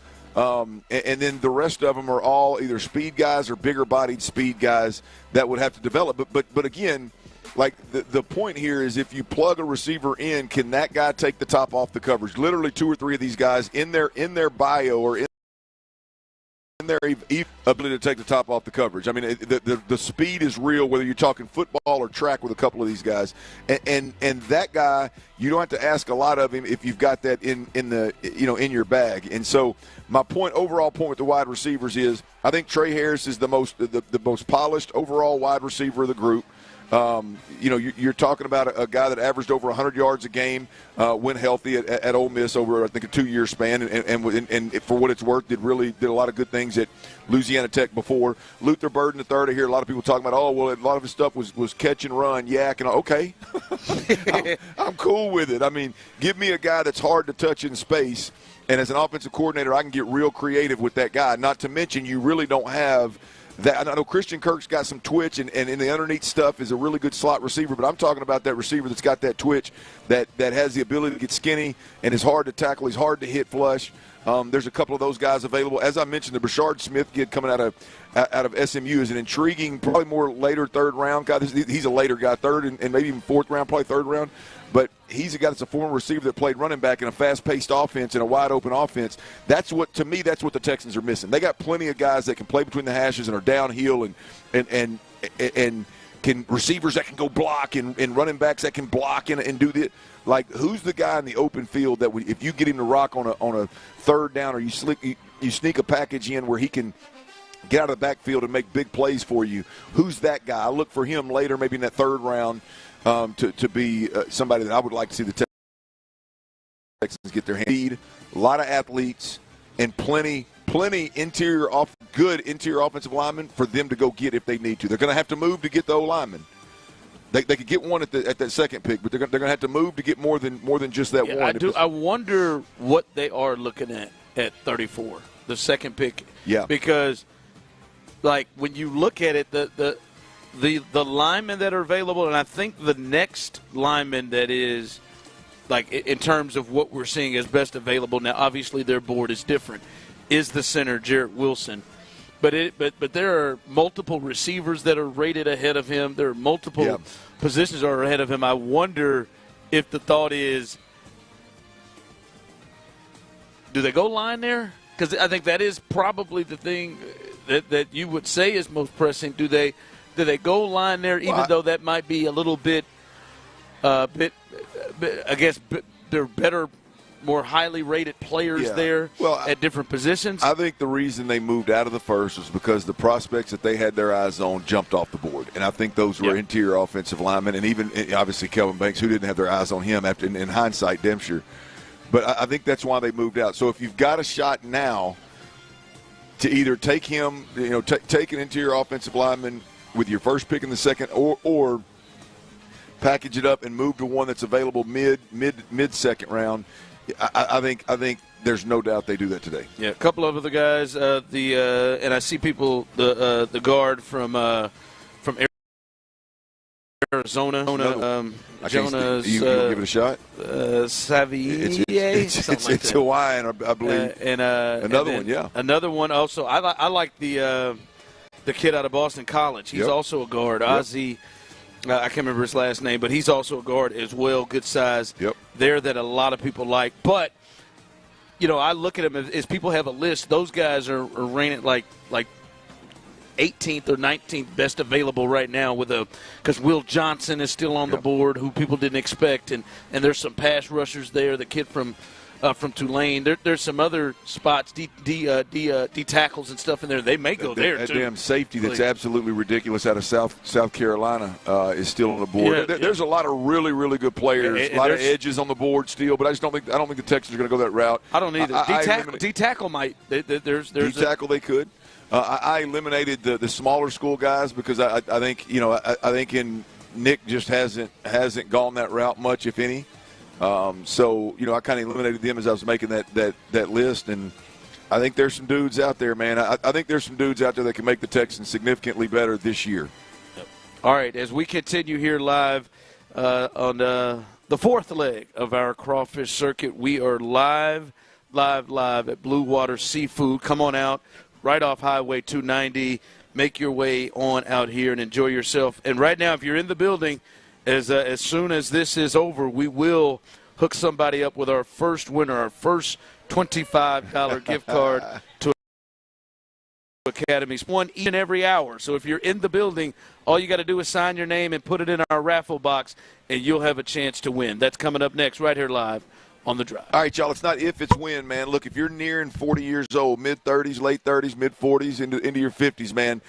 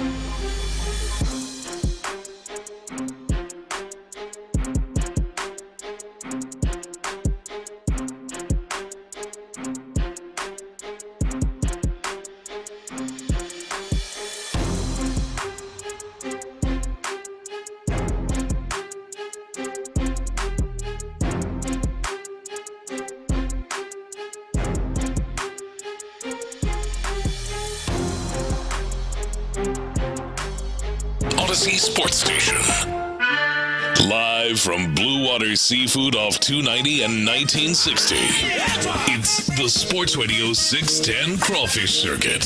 Supported by Academy Sports and Outdoors and Budweiser. Here's The Drive with Stoerner and Hughley.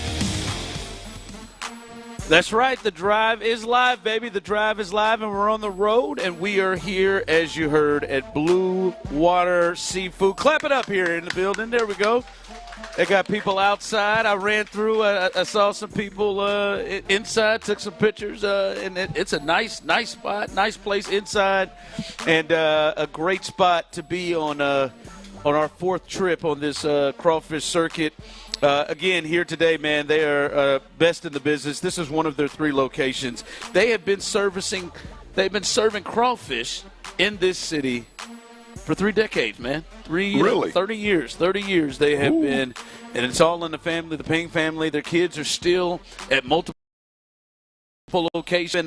They've been doing it right, and I'm walking around. I see my man got that roasted garlic. I'm gonna go ahead and get it. Shout out to our couple. They've been to all 4 of our trips. Give them a hand. Give them a hand right there. They've been to all 4 of the trips. There you go. I'm surprised you ain't ran them off yet. No, man, I can't run them off, man. They've been to more of them than you have. I have missed one. That is a great, well played, sir. Well played. But no, man, get on out here. Buy 4, get 1 free. They also have that special every single Tuesday. They also have oyster specials on Mondays as well, so you don't want to miss that also. So they've got a lot of spicy. Yeah, a lot of good things, man. Mother's Day coming up, man. They got good crab legs for that as well.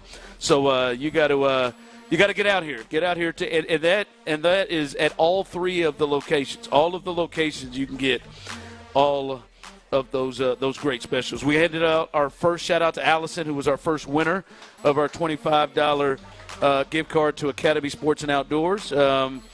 We'll see if Shannon breaks the streak. She has never won, and we'll see if she does.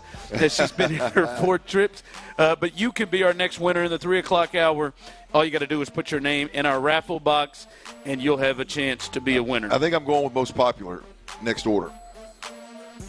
Yeah, that's usually your first. Well, whatever texter text about them shrimp and stuff, that kind of turned me on a little bit. I'm going with most popular. I'm going to see if that what the texter said. Trust is right. me, I'm sure Christian is ready to let you know what the most popular dish is. There he is. All right, Clint. Kind of the first round and where they are. You talked about players that they can look at, and you. I don't know if disappointed is the word at first. I don't know what it is. With them not being able to get one of those players in the first round, especially all of those players we had looked at and talked about. But I just, to me, right now, and I'll let you respond to this, and you all can respond to it on the text line and on YouTube and Twitch. I just think right now, as we have gotten through free agency, we are now through the first round of the draft, and I think even more I'm starting to feel this way, Clint. And to me, it feels like the Texans are in a space, Clint, where they are still building towards trying to get to a Super Bowl as opposed to being in a place where they are ready to play in one. And I felt like last year they were more in the direction, and maybe we were just off on it, but it felt like last year they were in the direction of, hey, we lost to Baltimore and we are ready to compete with Baltimore. We're ready to compete with Kansas City, Buffalo, all of it. It felt like that's what they were pushing towards last year. But this year, just looking at the moves, not making any of the major moves on the offensive line as we talked about, and then, trading out of the first round and not making any of those moves, there haven't been any real, hey, we want to improve and catch up and get to the levels that those teams are. And honestly, you could say there is a point, especially when you look at the offensive side of the ball, they're at least at the same or maybe even a step back in some regards when you think of Laramie Tunsil not being there and then replacing it with Cam Robinson. So that's just where I am right now, Clint, is this team and where they are.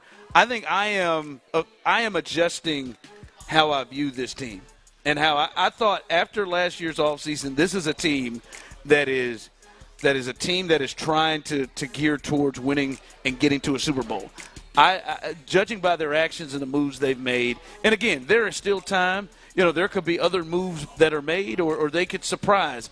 But right now, they feel like they are more building. Yeah, look, at the end of the day, I understand where this year is a little bit of a buzzkill so far. You go 2 years ago, they go get Will Anderson and C.J. Stroud, and it's like, hey, man, we're aggressive. We're moving up in the draft. We're making win-now moves. We're really building. We're going to get game changers, and they went and did that.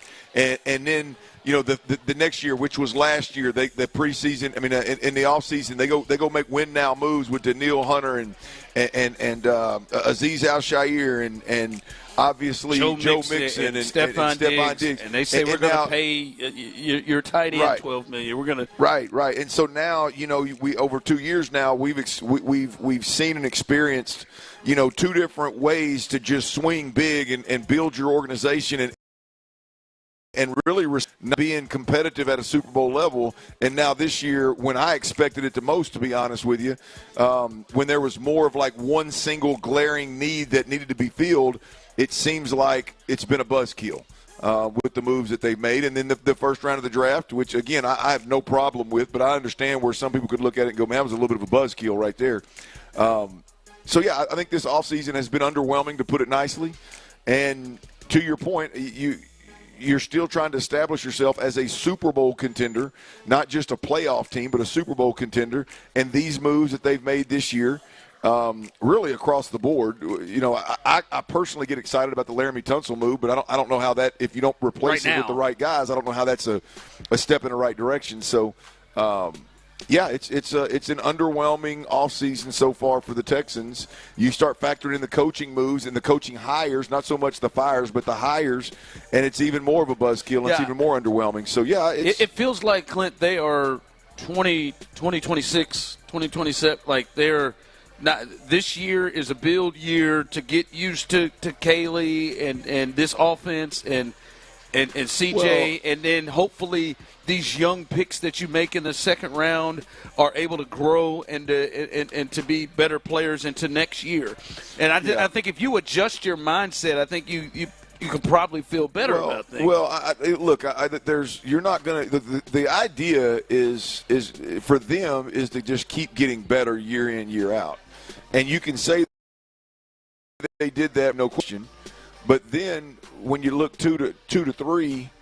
I just don't know how you convince anybody that happens, unless a bunch of the guys that you signed in one-year deals and reserve-type contracts can go out there and hit it out of the park. We'll see. Yeah, we'll see. We'll see where they get to. As I see some people texting in, damn show, 1 round of the draft is complete, only one. See how you feel after tonight. 1 round of 7 is complete. You're looking at the offseason as a buzzkill. Pathetic. No, from the standpoint of this team being in a position to play for a Super Bowl, to be in that position to get to a Super Bowl, an AFC. Yeah, I think what they have done, their actions in the offseason have shown like, hey, we're still building towards that. Like they haven't last year. Hey man, we're gonna go. We got Will Anderson. No, we're gonna get another dude on the other side that's big time. Yeah. Wait, man, we got Nico Collins and Tank Dell that look like a good. No, man, we're gonna add Stephon Diggs, a proven dude, man. Like they went and said we're going for it. Like we're gonna get enough weapons to match up. This year, they look like they are just building towards it. Now, could they surprise? Sure, I could guess. But right now, they just, to me, I've just adjusted the thought of, all right, this is a team that is, more in the range. I think I've said it before of a team like the Chargers, a team like the Broncos that are still building towards that point. It's not just the one. There is, like, guys, we've gone through free agency and we've gone through the first round of the draft. Do you seriously? I'm just saying it to you. Do you seriously look at this team and say they have now gotten to a place where I see them on the level of the Ravens, Bills, and the Chiefs? I mean, you may think that. I think that they are. To me, they look like a team that's building to get to that. The thing here's the thing is I think it would have been premature, even if they did make moves to go, hey man, Ravens, Chiefs, Bills, like in the playoffs, competing for an AFC championship every year, dominant, one of the more dominant teams, winning 13 games. Like I think it would have been premature, even if they would have gone out and been aggressive and signed guys at that point in time. It still was too early to say that. The key here to me is that you're primed and ready to make a couple of moves and prove that you're, at least to use your term, building towards that. And it seems like they almost put things in neutral and said, hey, we tried last year. We wasted a second-round pick with Steph Diggs. It didn't work out, right? And all these win-now moves sure made a difference, but let's correct some things in-house versus make big swings right now. At least that's what it looks like. A lot of offseason left, a lot of draft left, a lot of offseason left. And we'll see how this thing ends up piecing together. But I don't think it's unfair to look at what they've done in the offseason so far as a little bit underwhelming, no question. Yeah, text line soon. Yeah, I think Clint just kind of talked about it. They kind of pulled back a little bit on their aggressive. Well, it looks too, guys. I mean, I think there's a different approach is probably the way that I would couch it. Is I think they probably came in the young bull that wants to run down and get them all, and get one versus the old bull that wants to walk down and get them all. Yeah. That last year it seems like, hey man, it was more of a collective effort, kind of a just gunslinger approach of, hey, let's go build, let's go get whoever's available. If we got to trade draft capital, if we got to pay big money, let's go get it done.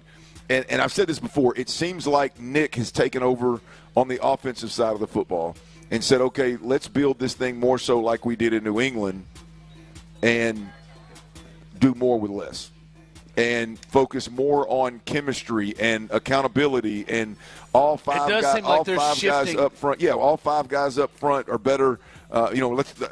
Five good guys up front are better than one great one and a bunch of misfits, right? Like it seems like that's been the approach, and hopefully it works. We'll see. You're right. Like it does feel like, Clint, they've almost midstream changed their approach. Yeah. They went from, hey, damn it, we're going Diggs, we're going to pay Dalton Schultz, we're going to go and get Joe Mixon. Like, hell, not just Joe Mixon. Remember, they were trying to get Barkley. They were trying to get Saquon Barkley, and were swinging. And they have gone back to, can we just say it? They've gone back to the New England way. Yeah.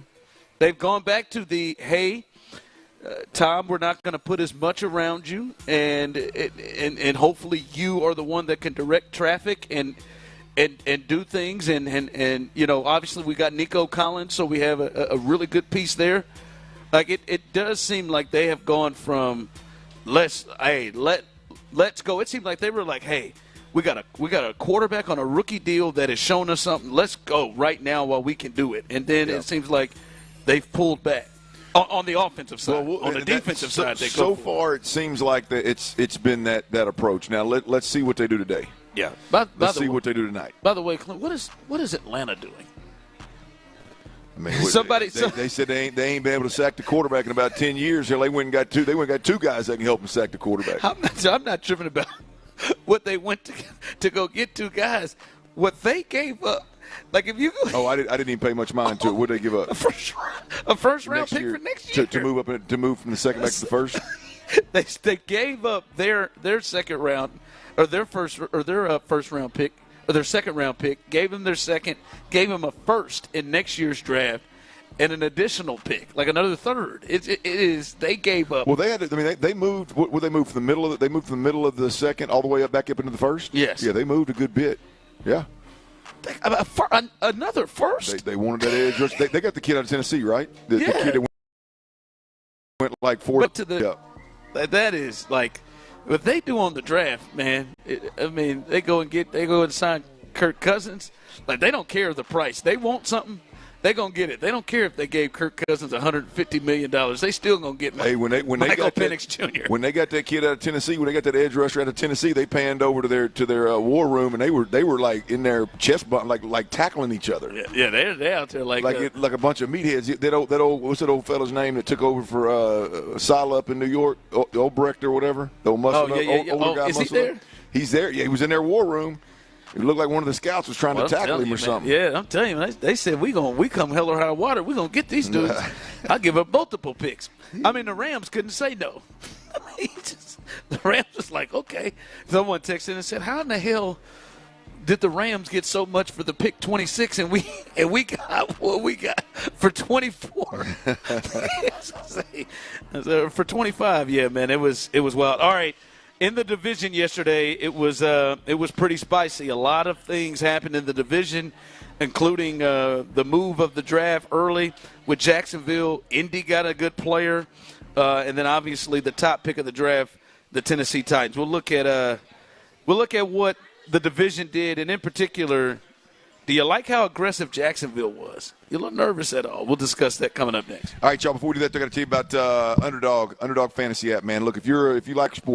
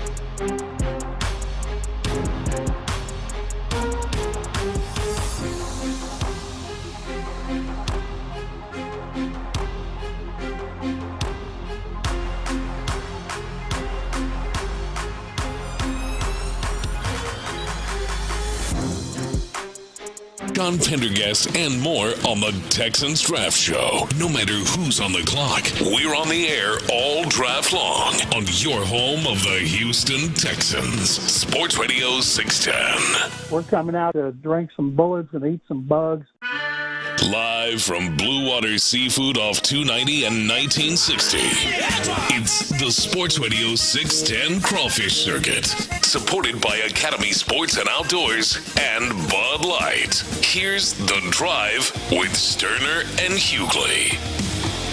Drive is live, and we are live here on the fourth leg of our Crawfish Circuit. You can clap, Shannon. That's all right. Yeah. We're on the at Blue Water Seafood. Come on out, make your way, and enjoy yourself with us. Shout out to Academy Sports, by the way. Coming up at the end of this hour and at the end of each hour, you have a chance to win a $25 gift card to Academy Sports and Outdoors. All you got to do is put your name in our raffle box. And I just saw, shout out to our good friends at Bud Light for helping us put this on as well. I saw the Bud Light girls; they are around hooking folks up with a little action. So, shout out to both Academy Sports and Outdoors and Bud Light. Make sure you get your Jordan gear like I did. There you go. As Academy Sports and Outdoors have partnered there, you can get you some Jordan gear at any location here in Houston. All right, Clint, the division, boy. The Texans moved back and didn't draft, but in the division, it feels like, hell, there's an argument, Clint, that they may have gotten the three best players in the draft. When you look at, obviously, Cam Ward, who was the number one pick and the number one quarterback in the draft, and then Jacksonville, they make the move, the early move of the night, moving up from 5 to 2 and giving up a lot to go get Travis Hunter, who I think many people think just player, maybe the best, him or Abdul Carter, maybe the best player in the draft. And then the Colts, they somehow get Tyler Warren fell to 14. To 14. And I was going to say tight end off the board. Yep. Many people thought that he was somebody. I know we loved him. You loved him. He's somebody that can do a lot of different things. So there are three different guys that got added into this division. That listen, I'm not saying the Texans should be afraid. They still got the best coach and quarterback in the division, and not to mention that Super Bowl level defense that it looks like they're going to have. But those are three dudes they're going to have to deal with now. Yeah, look, the division got better. There's no doubt about it. Those top picks, like you said, I would say three of the top four players probably, maybe three of the top five players. Definitely definitely Ward and Hunter. Yeah, well, I look. I think the Colts got the best tight end in the draft, but we'll see. Yeah, they definitely got better. I think the story. Big shout out to Cam Ward, by the way. I know that's hard for a lot of folks to wrap their head around, given that he's a Tennessee Titan, but he's from the great state of Texas. In fact, he's from just south of Houston here. 0 stars coming out. Goes to school at Incarnate Word in San Antonio, another Texas establishment, if you will, and blows it up there. Then he goes to Washington State, tears it up there, and then he goes down to Miami and becomes the number 1 overall pick in the draft. So big shout out to him and his family, man. Got to give the guy from Texas a little bit of love. That's a hell of a story, man. To go from 0 stars to the first overall pick in the draft is money. Yeah. Good for them. By the way, this is a little news coming from Jordan Schultz of Fox Sports. Several teams, these 40s, are calling the Browns, who are at 33, the Texans, who are at 34, and the Titans at 35 about potential trades to try to come up and get a wide receiver or edge, are viewed as highly tangible drop-offs in the wide range of evaluations. Would expect both positions to be targeted early in the second round. So, according to Jordan Schultz, the Texans are potentially taking calls for that pick 34. What positions did you say is a drop-off? They're talking about wide receiver and edge. Yeah, so wide receiver, one of them, where you'd like to see the Texans get a little bit better, get faster for sure, in my opinion. So they're going to be. Clint, if he acquires more picks today. I don't know. That'd be a tough pill for me to swallow. I think you can still. I think if it's handled the right way today, And with all the extra picks they have, I think we could end up coming out better with more impact players the way it's all worked out than had we drafted in the first round. Now, we'll see if that happens. That's going to take a lot of movement today. But I really believe that is a possibility. So I'm going to let today play out before I get too worked up. But I tell you what, you trade back from this this first pick in the second round, boy. Good gosh, you better have your Ed Ingram and Laken Tomlinson and Cam Robinson and all, and Trent Brown better be the what is it 2020? He better be the 2018 version of Trent Brown. 2018. That's when he was rolling. Wasn't it 2018, 2020, somewhere in there? That's a long time ago. Hell, that's what I'm talking about. I mean, these guys better come out and absolutely kill it. We'll see. Yeah, I don't see them trading back. I think they use that early second round pick, and I think they package some things up and climb up in the second round again. I may regret it as I did yesterday, maybe, but I'm more likely to see them doing something with those 3 third-round picks to trade up to get further, more than I would see them trading back again. But I mean, I guess if it's another good deal, I mean, I'm sure Nick will listen and take the call.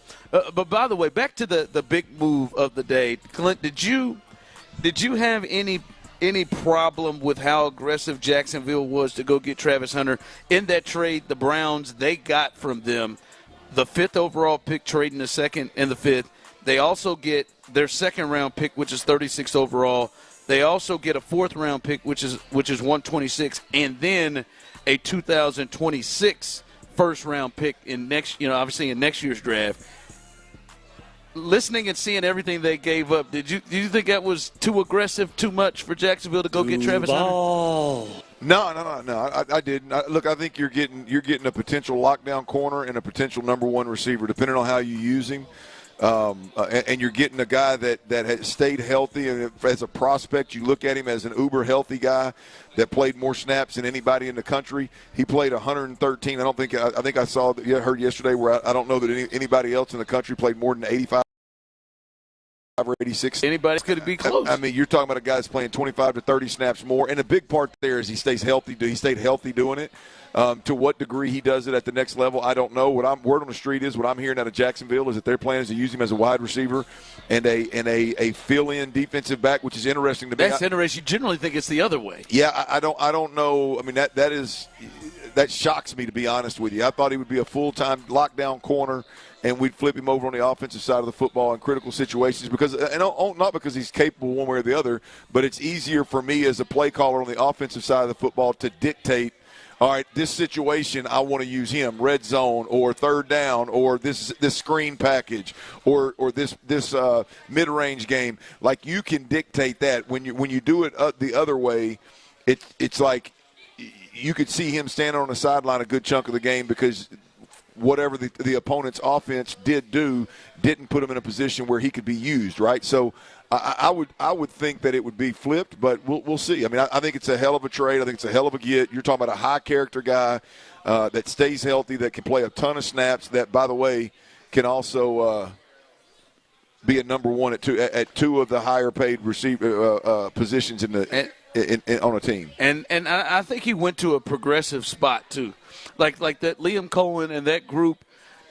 I think that's a group that will be a lot more open to using him, and I think as us as football fans, it'll be fun to see potentially his full potential of what he can do. I think this place I think this is a place that might be willing to play him 100 snaps. Like if it got down to it, I think people look at it and gave him a lot. They gave up a lot, and they did, but I like what actually they said. I know Sean and Seth love to give their general manager a hard time, but he said, man, sometimes there are players in drafts every year, and then there are guys who are truly impact players that affect the game and outcomes of the game more than others. And I think Travis Hunter has that potential. Pendergast and has that potential in multiple ways that we haven't really seen before. Yeah, look, and I heard Marcus Spears and Dan Orlovsky talking about the box office, impact that he could have, and Marcus said no chance. It's more about Trevor Lawrence, and Dan Orlovsky was more about Travis Hunter. I'm going to tell you, the example they gave was you tuned into Colorado football. Why? Because Deion Sanders, right? I disagree. Like I did initially. But then when you got there. I kept coming back. The Deion thing got old quick. Like I was like, all right, in terms of me going back and watching, right? It got old quick. Travis Hunter, though, I want to see how many snaps he's playing. What's he doing on offense? Is he locking anybody down on defense? Like, Travis Hunter was the star attraction. So I do believe he's more than just a great player. I think he's a guy that ultimately could end up being a box office guy, must-see guy. It's a little bit of selling guy. It's a little bit of the Shohei kind of thing, right? Like stuff you've not seen before. Oh, yeah, absolutely. Go in there and see, like, oh, he's about to just, like that as much, maybe since Deion, oddly enough. Yeah. All right, coming up, the Rockets, they've got a huge game 3 tomorrow. And there is some news coming out of that game. We'll share that with you coming up next. All right, look, a lot of y'all out there, it's already happening now. Look, I'm talking about hair loss issues, man. Your hair's thinning, your crown is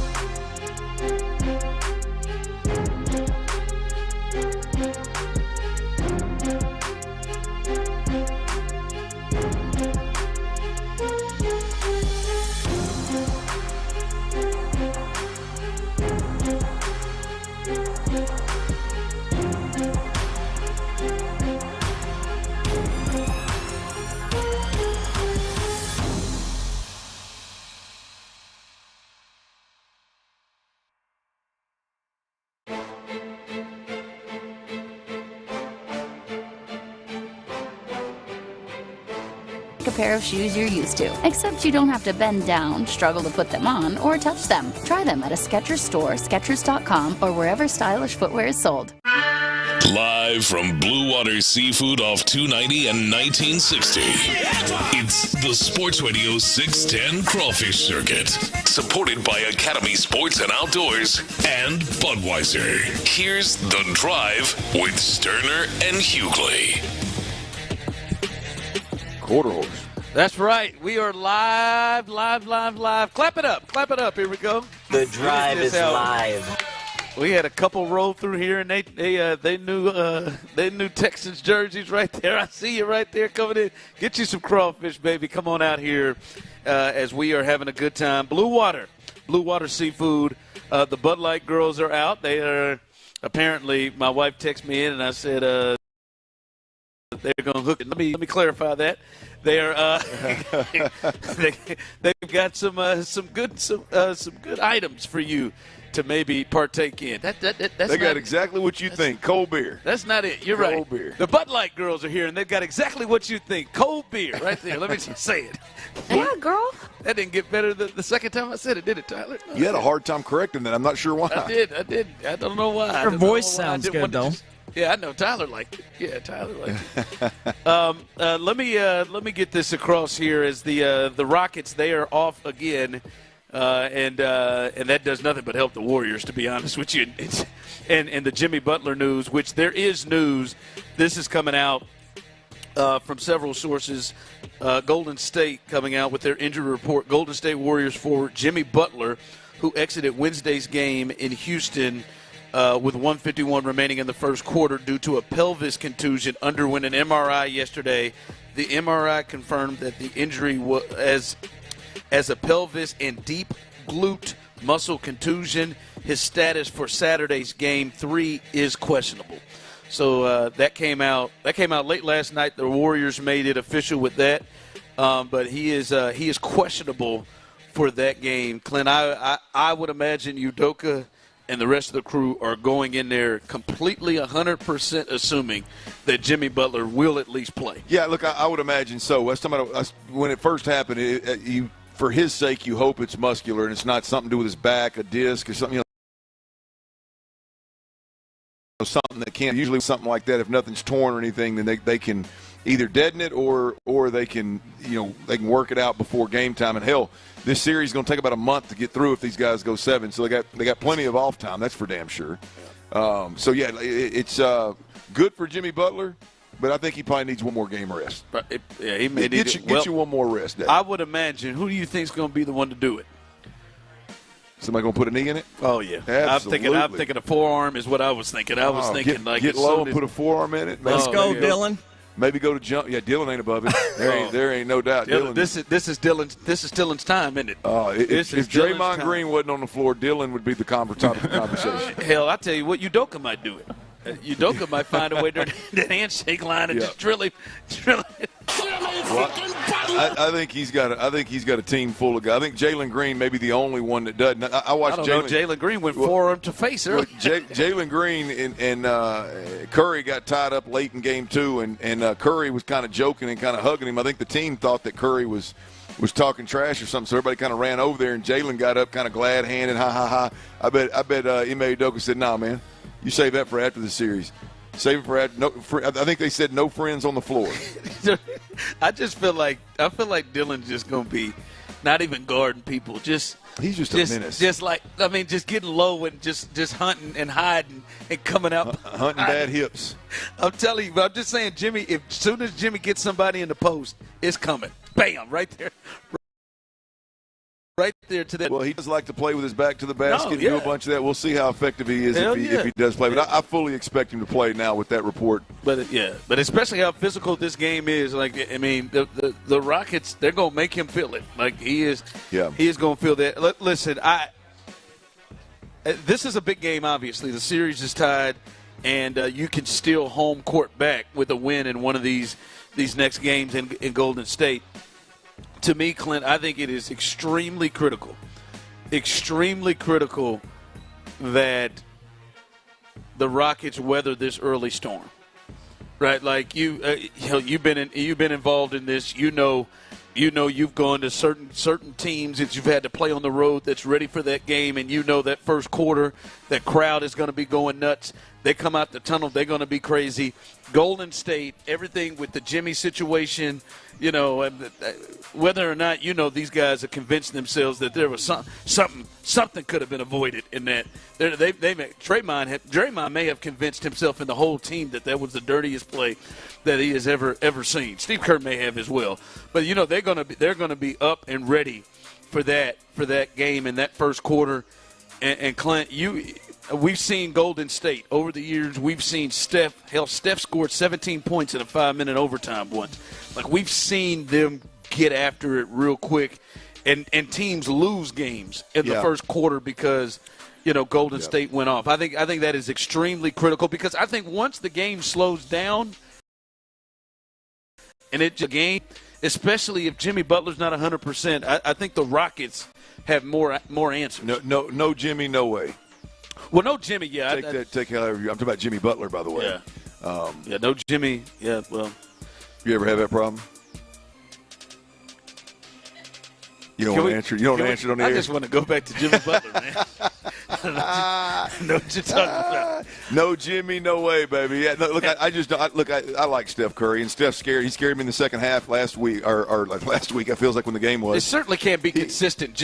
Like Steph just go crazy. Well, they just don't have enough. I mean, the Rockets are too good defensively. They have too many players that they can throw at perimeter shooters on the defensive end of the floor, and especially if the refs are gonna allow the Rockets to grab and push and be as physical as they've allowed both teams to be, then Curry he's not going to have enough. And let's be honest, if Curry goes out there and scores 40, do they have enough outside of Curry to keep up if you can score 100? I mean, I don't know that Golden State has that. So this, I think the whole thing, whether Golden State can compete, obviously depends on Jimmy Butler. And if they do, I still think this entire series hinges on Jalen Green and what he's able to do. Can he get 4 games of 7? Can he get 4 of them where he's bringing it the way he did? Not necessarily 38 points, but playing the brand of basketball that he played in Game 2, or do we get more of Game 1 than we get of Game 2? We'll see. And then what do we get from these younger guys? Because I expect the Golden State role player there. Like, I expect them to play better at home. Like, but there's just so. I mean, the one guy that scares you a bit paired up with Curry, I think, is the little shooter. Yeah, whatever his name is. Like, those two combined can light up the scoreboard, but I still just don't. I mean, if you can extend an already really, really good perimeter defending team, if you can even extend more because there's less of a threat that can mid-range or get you down low, then I think Jimmy makes it a real problem. Yeah. I think Buddy Hield shoots the ball better at home.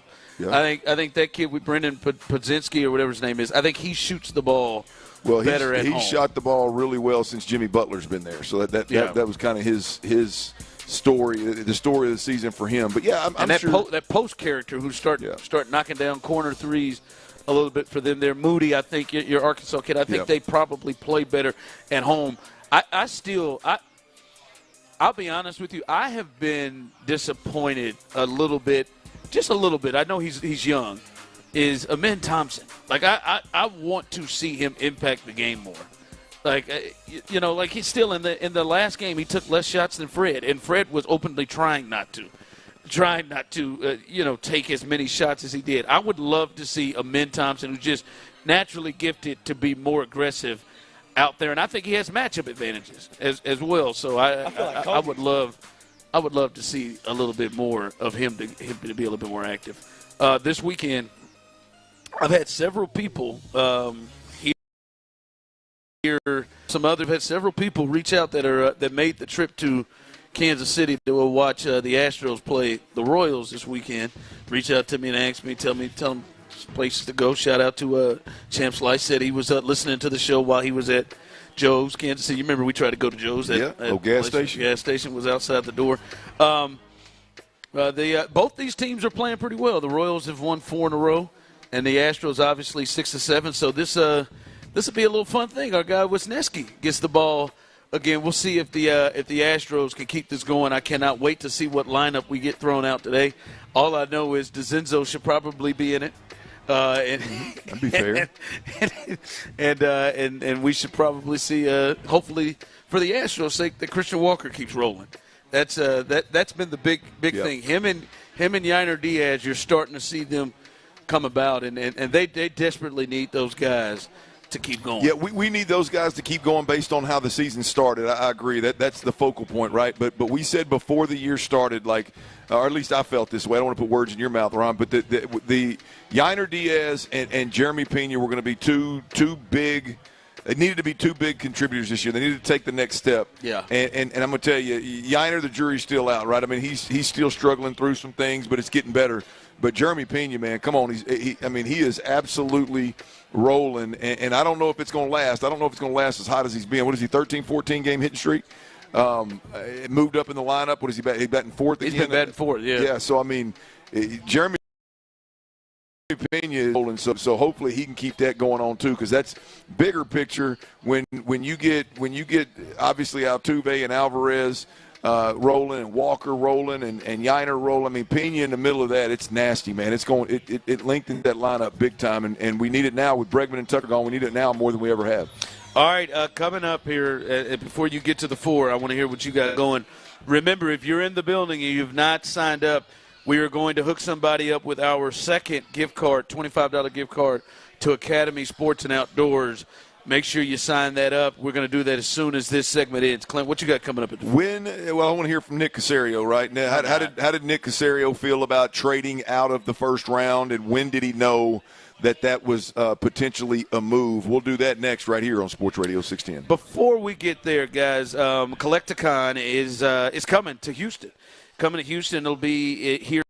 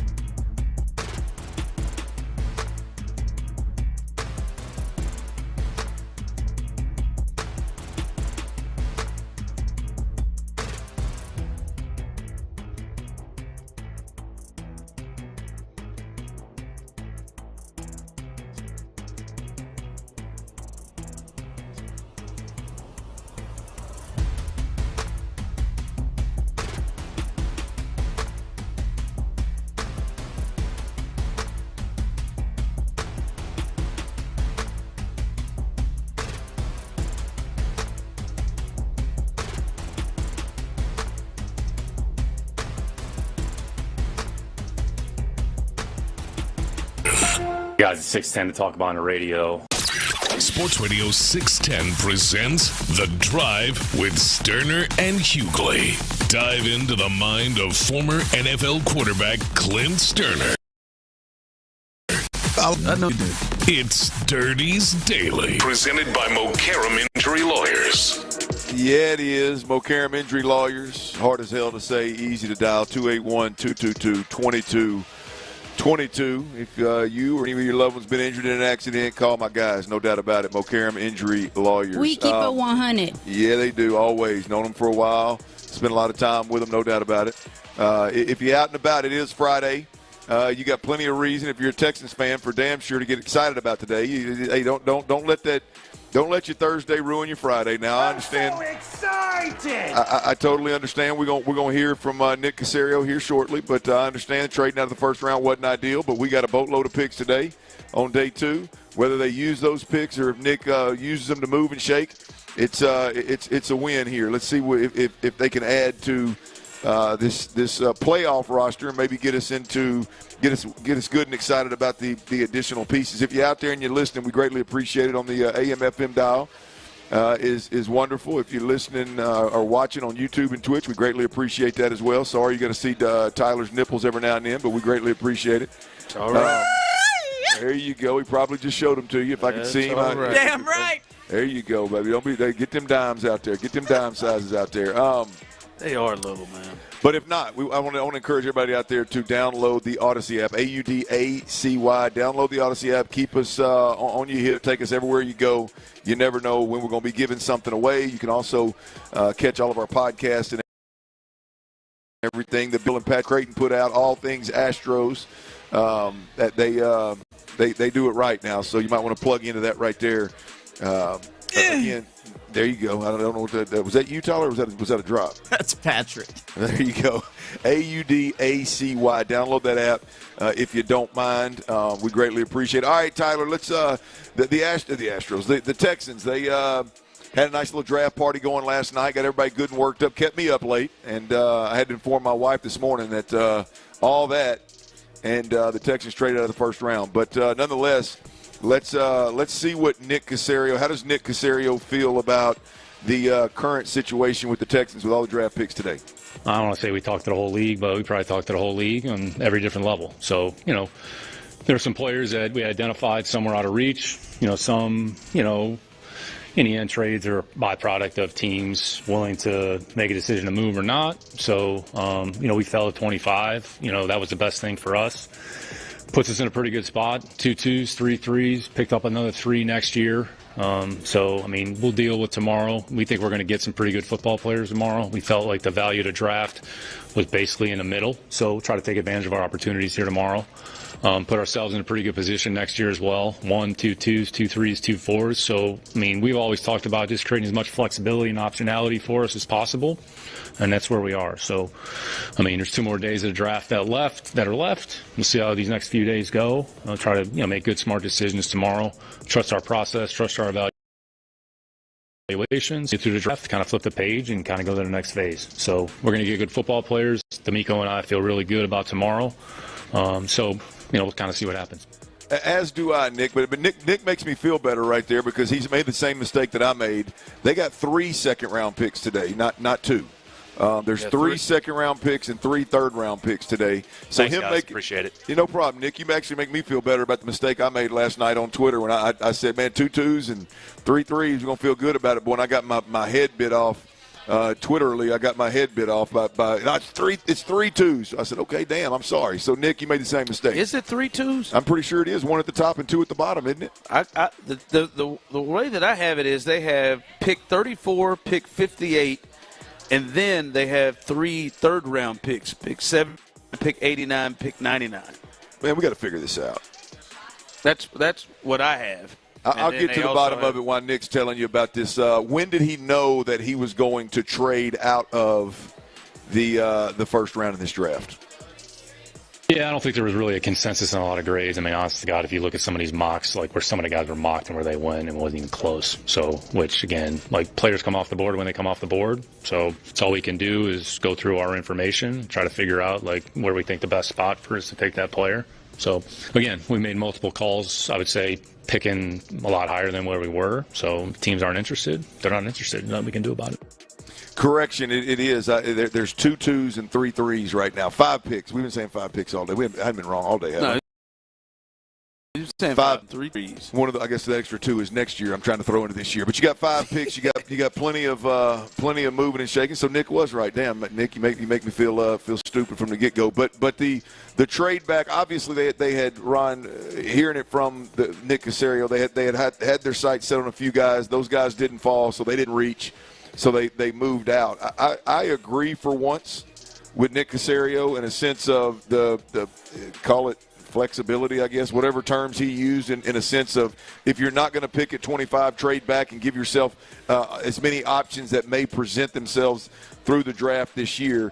Bottom line is I think this is a day, again, I thought day one would be it, but this is a day where they've got plenty more draft capital than they had yesterday and more reason to get aggressive and move. It takes 2 to tango, as we mentioned earlier.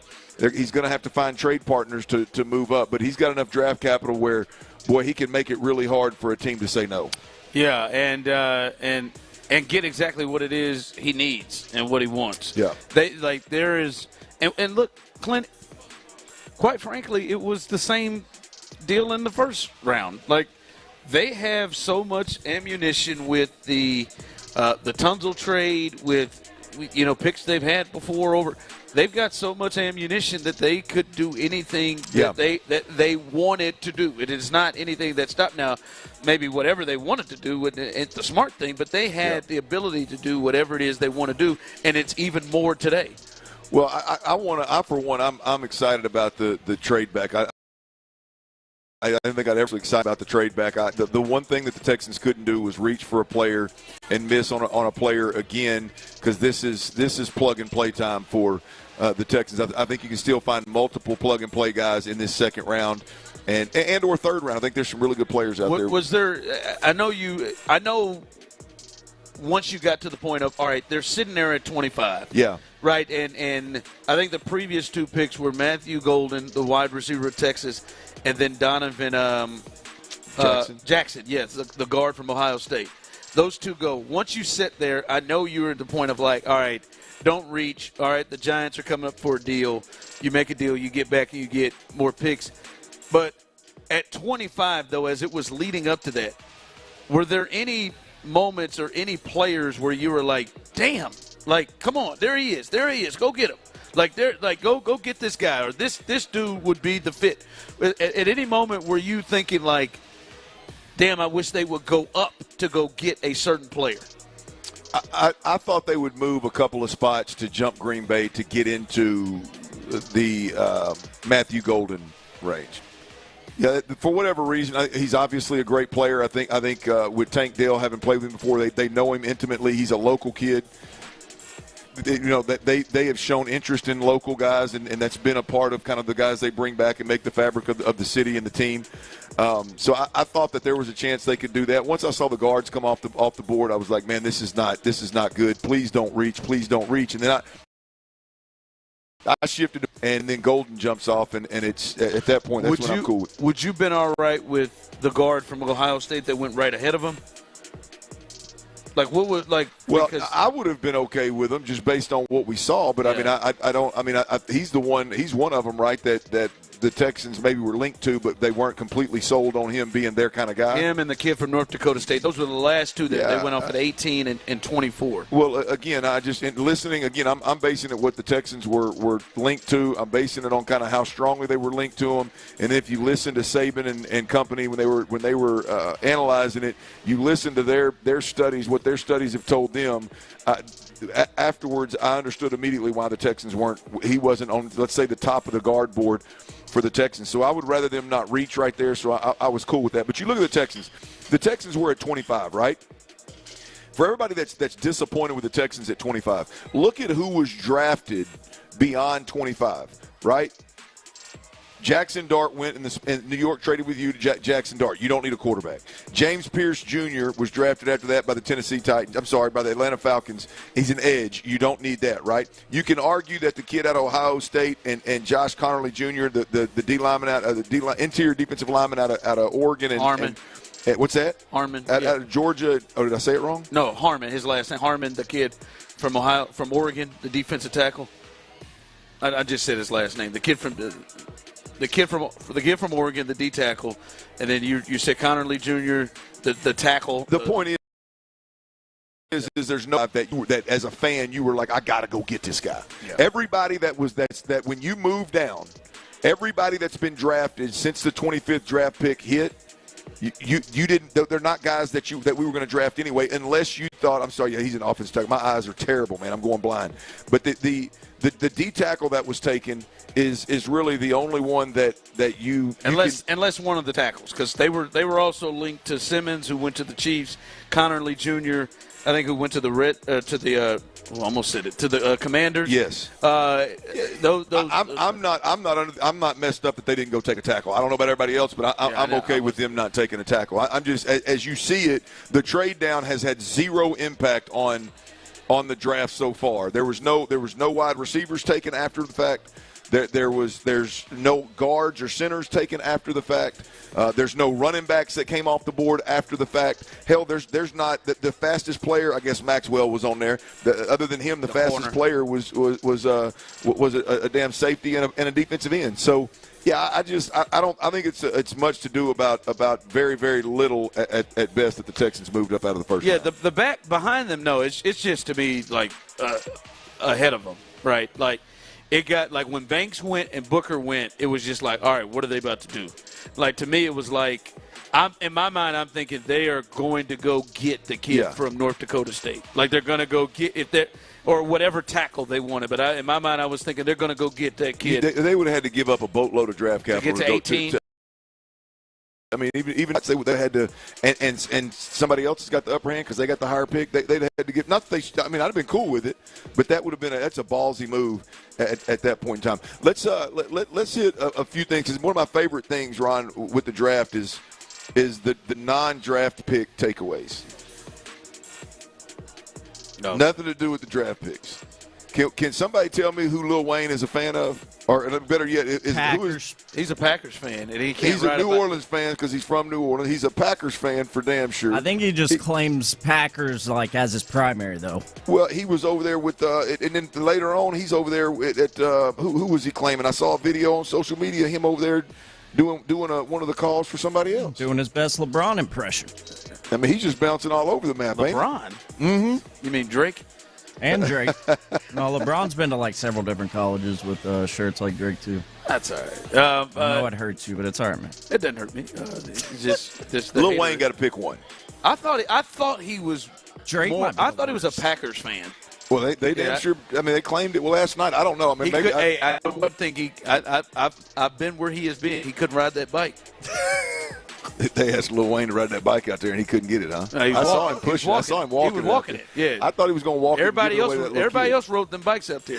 Lil Wayne was standing with it between his legs, walked out. Did you That's know? All right, I understand, man. I've been there. All right. Am I the only one that realized the one dude in the blue suit that just kept getting up and hugging every prospect that was drafted? Yeah, it was Hairston, the kid from Kentucky.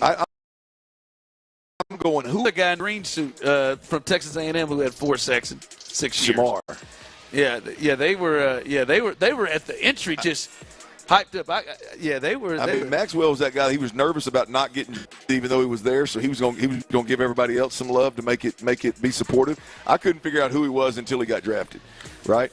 And the next one is oh boy, you talked about, and this is the dads. The dads are always great. Not that I wouldn't be a proud dad, but old buddy that got drafted had 4.5 sacks. That's just a freak of nature. I mean, he is obviously just a freak of nature. He looked good in that green. I ain't gonna lie to you. His dad was absolutely. I mean, he was phenomenal. Won the league. I think he's the one that won the league about him after having 4.5 sacks in a college career. Won the league. And then, Jihad Campbell. The Eagles traded up from 32 to 31 to get him, the linebacker. He's cold-blooded now, by the way. I mean, the Eagles just keep stacking. But his daddy thought it'd be good to warn everybody as well. Can't believe you made him wait this late, man. He's pissed. He's mad. He's serious as hell. The dads are great when it turns into the whole, man, the journey we've been on. The journey we've been working to get for this day. Abdul Carter said his dad he's been building me up since I was little. Yeah. My man was the guy I believe the Texans wanted. Booker. First off, he was clean as hell. Yeah, That I don't know that was like a chocolate top with the. He was excited with the cream as hell, pants, that's for sure. and he came through flying, man. He was clean as hell. He showed his athletic ability as he was running down that damn hallway, jumping around left. That pinstripe. While Will Campbell slide out there in that green and then pinstripe. Sean Pendergast, if you're listening, you a dirty dog right there, man. What'd he do? Talk about man, that guy's got the oddest shape I've ever seen in my life. Everybody talks about his short arms, but that odd shape he has, he's got a weird top that meets a weird bottom. We're talking about one of the best offensive linemen in the country, and he's built weird. He's got a bit. Everybody talk about his arms. Look about that weird body that he's got. But he had that pinstripe on. Tyler Booker was, Booker was cold, was clean, man. And I'm gonna tell you, last but not least, did the NFL get you on the announcement? Which one? When they kicked down to Laura and what's the girl's name? What's the girl's name with the big head? Colleen. Damn, man. Hey, she looks like a real life bobblehead. I had a fight with her trying to get an interview with Charles O'Menahue one time. I've been around Laura, and Laura's skinny, and that girl looks like. I bet in real life, she is so small, and that head is like Tyler. Big old head. Yeah, one of Tyler Milner heads. But they got me. The NFL got me on that. When they started talking about, hey, we got a special announcement, big announcement, man. We're going to go to the stage, Laura and Colleen are going to special announcement. Man, I leaned up on the couch and leaned in like we were fixing to get something. Got you a good tease. NFL scheduled release day is May 14th or 16th or whatever. Oh, you don't even know the date? You didn't get it? I don't care.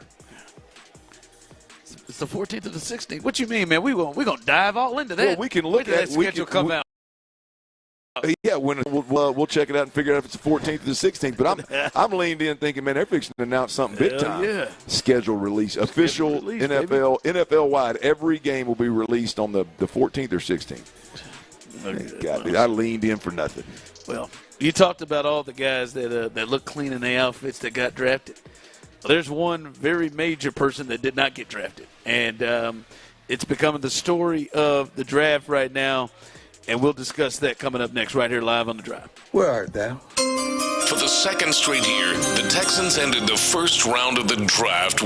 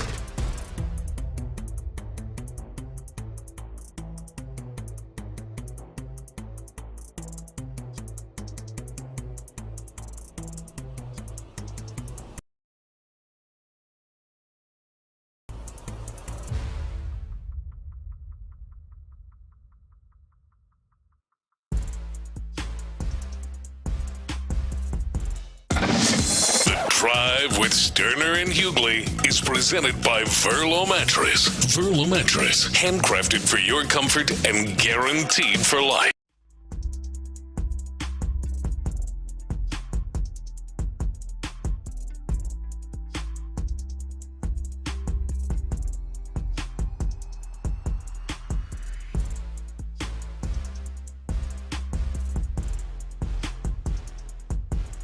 Air all draft long on your home of the Houston Texans. Sports Radio 610. Live from Blue Water Seafood off 290 and 1960. It's the Sports Radio 610 Crawfish Circuit. Supported by Academy Sports and Outdoors and Budweiser. Here's The Drive with Stoerner and Hughley. That's right. We are live back at it here at Blue Water Seafood. And listen, we're at one of their many locations. They've got 3 locations. We're here at the one up Highway 290. You can go to the one in Cypress. You can go to the one in Spring. Champions, the original one, they have been in business serving this great city for almost 30 years. So they've got everything you need, including buy 4, get 1 free crawfish to Tuesday. They're doing that right now, along with happy hour from 2 to 6 while we are here as well. So make sure you come and take advantage of that. It's a great spot. Great spot, indoor, outdoor, a little bit of that breeze coming through, and we're having a good time out here as we usually do. So come check it out. Any location, you can go and have yourself a good time. Clint, listen, we watched the Shedeur Sanders thing kind of shake out. We talked about it yesterday. It's been the number one thing in the draft from a national perspective. I guess from you, how you saw it, I don't think you weren't shocked, were you? No. I think it started building to that, right? Well, the only one that would have shocked me was Cam Ward. I think Cam Ward was the only lock, not necessarily to go 1, but to be a top 5 pick. It wouldn't shock me one bit for the other guys to fall completely out of the first round. They damn near did. New York jumps back in and takes Jackson Dart, and you're talking about just two different styles of player. The newer age style that moves around a lot more and can get downhill in the run game and is a little bit more of a gunslinger, and that was put on display in his college film. Not to mention his college coach and the Giants coach have a good relationship, having crossed paths with in college football, their history with Alabama, and so they jump back. New York jumps back up into the first round. They trade with the Texans, and it's either Jackson Dart or Shedeur Sanders. Surprised me either. Not today. Now, based off what I saw 2 years ago, I'm shocked like hell that kid jumped up and was drafted in the first round. But based off what the film that we've watched over the last couple of years, it's no surprise that Jackson Dart is getting the love that he's getting. Yeah. So I don't think the way it was trending. I mean, if you'd have told me a month ago or 2 weeks ago that Shedeur would completely drop out of the first round, I would have been shocked. It was trending towards that way. It just has been a month, at least a month worth of time of why he shouldn't be taken, and many of his issues. For you, though, as you watch it, maybe you didn't, in 713-572-4610, you can jump in on this, YouTube and Twitch. Is there any lesson like that you took from this with the Shedeur situation? Because to me, it's odd to have a player as the season ends and, like I'd say, at the combine, be looked at as at the very least a top 10 pick at the quarterback position and then completely drop out. Is there because to me that seems unusual. I don't know that I've seen that far out, but anything that you looked at this and just caught was just like maybe a lesson to be learned. No, well, I think the media hype behind Colorado, Deion Sanders and ultimately Shedeur Sanders drove a lot of it. I think once teams and people start digging into what the film looks like and whether that film showcases some or not. I think, look, here's the deal: it doesn't. I don't think it's a big deal that he slipped in the second round. He may end up benefiting from it, right? I think he's a first-round quarterback. I thought the Giants were going to take him. I believe that if Shedeur Sanders, and this is not a knock on the journey that he took, but if Shedeur Sanders would have went to out of the gate, went to a Power 5 school, and had a career there where he had a lot more of a supporting cast where he could win at that level and play at a high level, I believe he would have been a top 10 pick. I think the fact that, he went to a smaller school initially, people are going to knock that and say the level of competition, especially when you got Travis Hunter out there doing his thing, 5-star, and then he goes to Colorado where, it's a cool story to get him to 500. It's a cool story to get him to a bowl game, but at the end of the day, he's running for his life the whole damn season. The whole time he was there, getting the hell beat out of him. They're really, and he's not an athletic quarterback where his athleticism is going to jump off the film the more he's pressured. And so, I just wonder how good and how high he would have been drafted had he taken a different route than what he did. Yeah, which is all for none. I mean, that's just where my mind goes to it of man, because I think he is a first-round quarterback.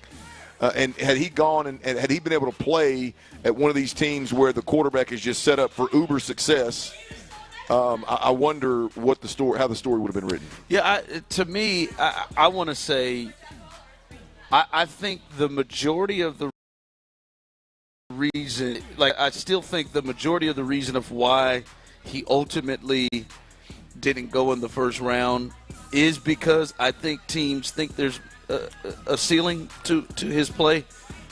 I think that is still the majority of the reason. I think though, what I've learned from this is the off the field stuff was weighed a lot heavier to me in this than I've seen in other cases. Right? I think if he had, Lamar's legs, I think ultimately people would somebody would say to hell with it. We'll deal with Deion, and we'll deal with him being cocky.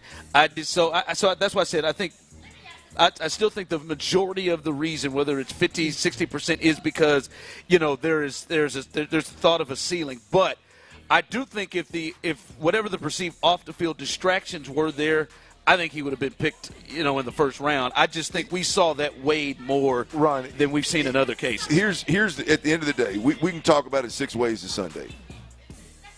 Shedeur Sanders' talent is he's not gifted enough to overcome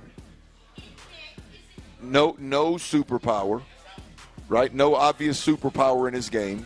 He's not good enough to overcome playing at a school and having a 500 record and having, a lot of quick game on his film.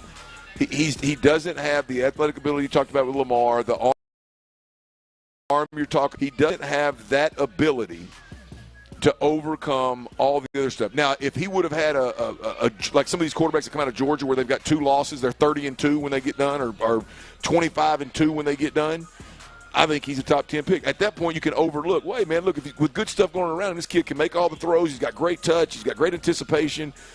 But you don't know that stuff because the film you see, he's not given the opportunity to do it. So at the end of the day, he's not talented enough to overcome the other things.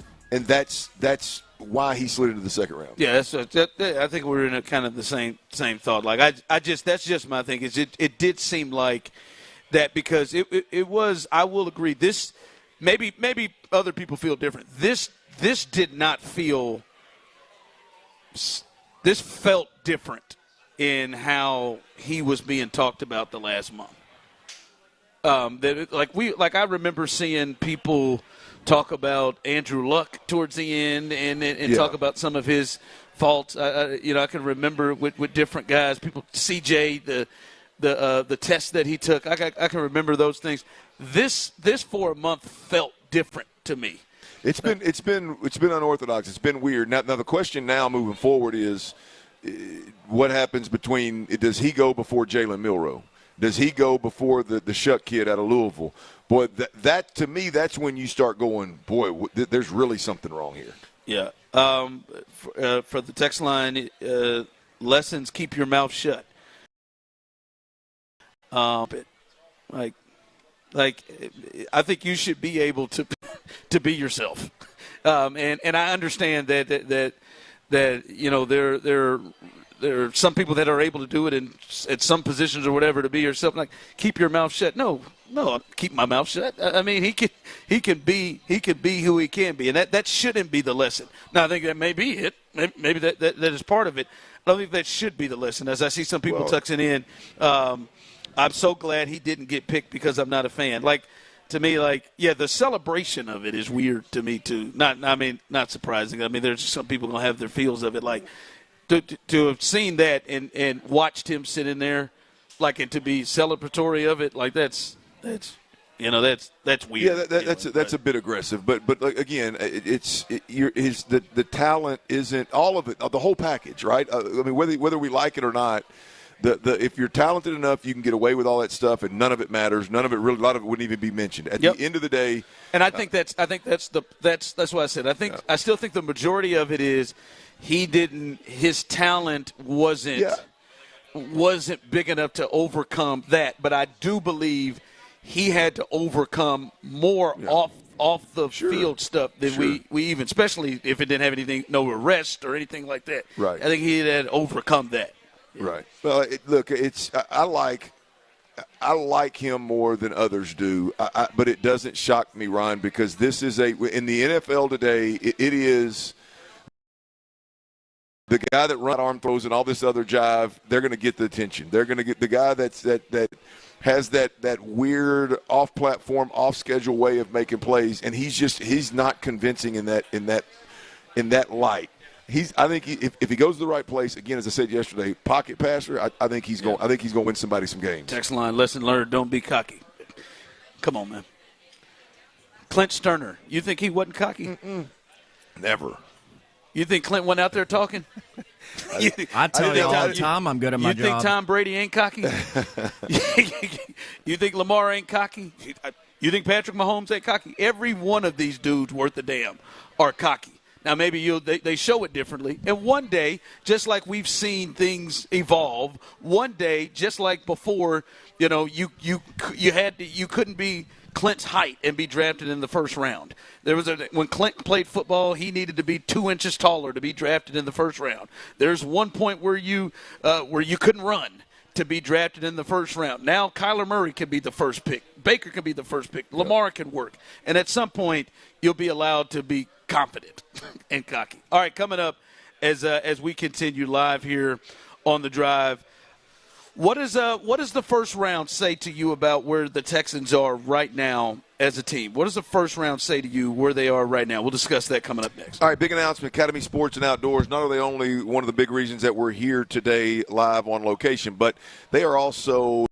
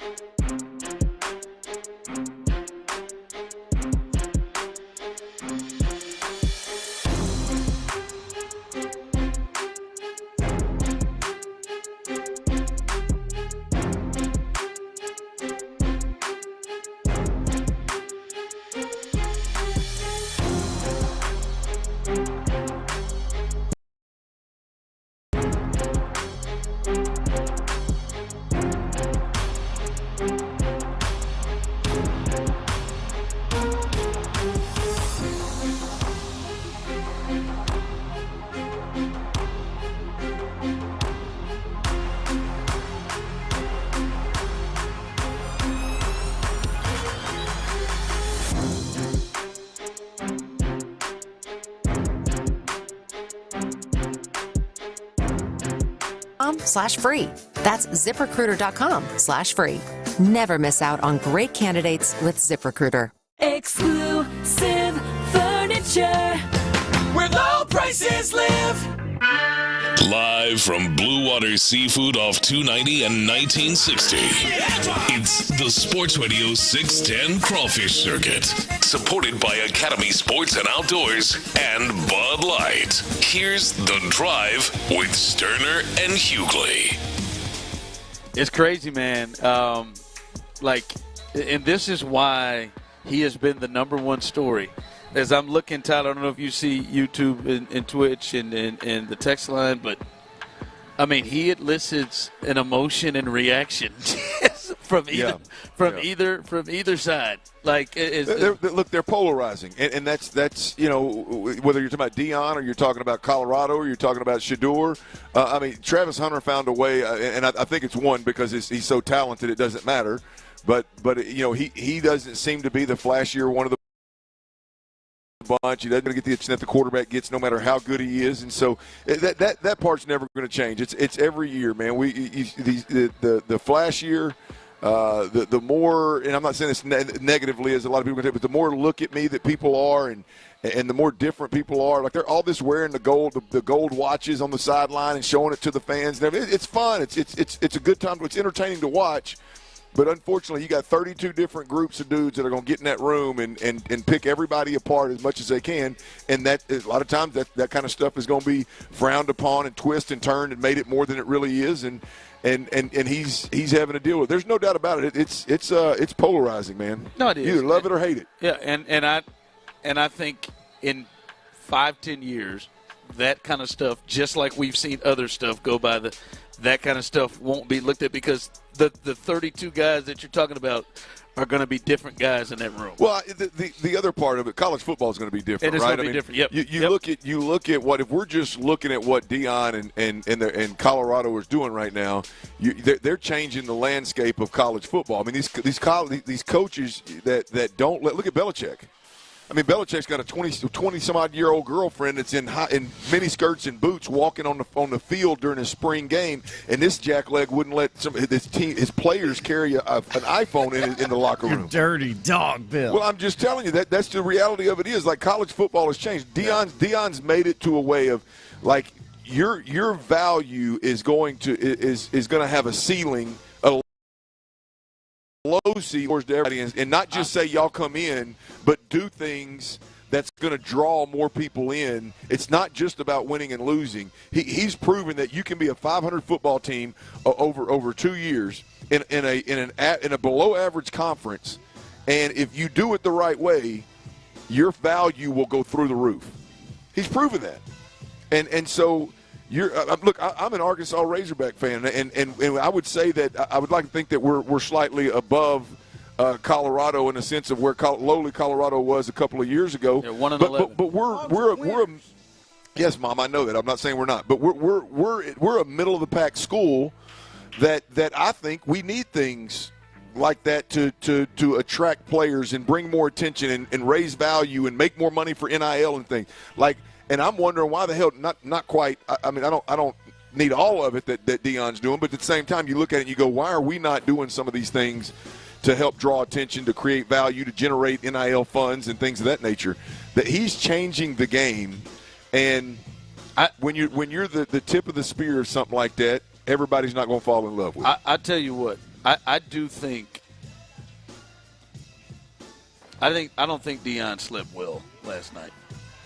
And I agree. And I'll say not just because his kid was hurting, but I also think, I think in his mind he probably, and I think there's some truth to it. I think he probably believes I had a team potentially wanted to stay away from him. Oh yeah. And I don't think, and I'll be honest with you, I don't think Deion's wrong for it. Right? I mean, Deion is. Being himself, and Deion is not going to be the first parent that we have seen that is a helicopter parent. He's not going to be the first former player that we've seen, right? Like Eli didn't come up with not going to San Diego on his own. Archie came up with that.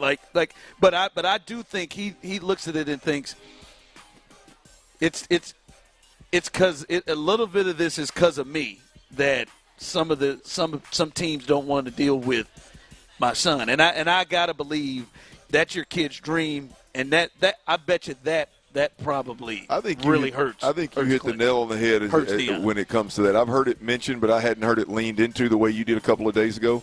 I wholeheartedly think that Deion Sanders being so outspoken about how things were going to be handled and how he was going to make sure things were going to be. And I don't have all the quotes. No, he has said things like, "Hey, I'm going to make sure my son goes to the right place, and if he doesn't, I'm going to step in." Correct, and that in itself would be, if I were a general manager somewhere, if I was a head of scouting somewhere, if I was a head coach somewhere, I would need to look into that. I would need to have a conversation, and so that would move me in a direction of wait, let me double back on this real quick. So, he's thinking of, I've been in this league. I know what it's like to get stuck with the Browns. Yeah. I know what it's like to get stuck with the wrong organization, and I don't want my son to have to deal with that. And if I got some kind of power, I'm going to do it. A fool. I think Deion sees this as this was towards me. Sure.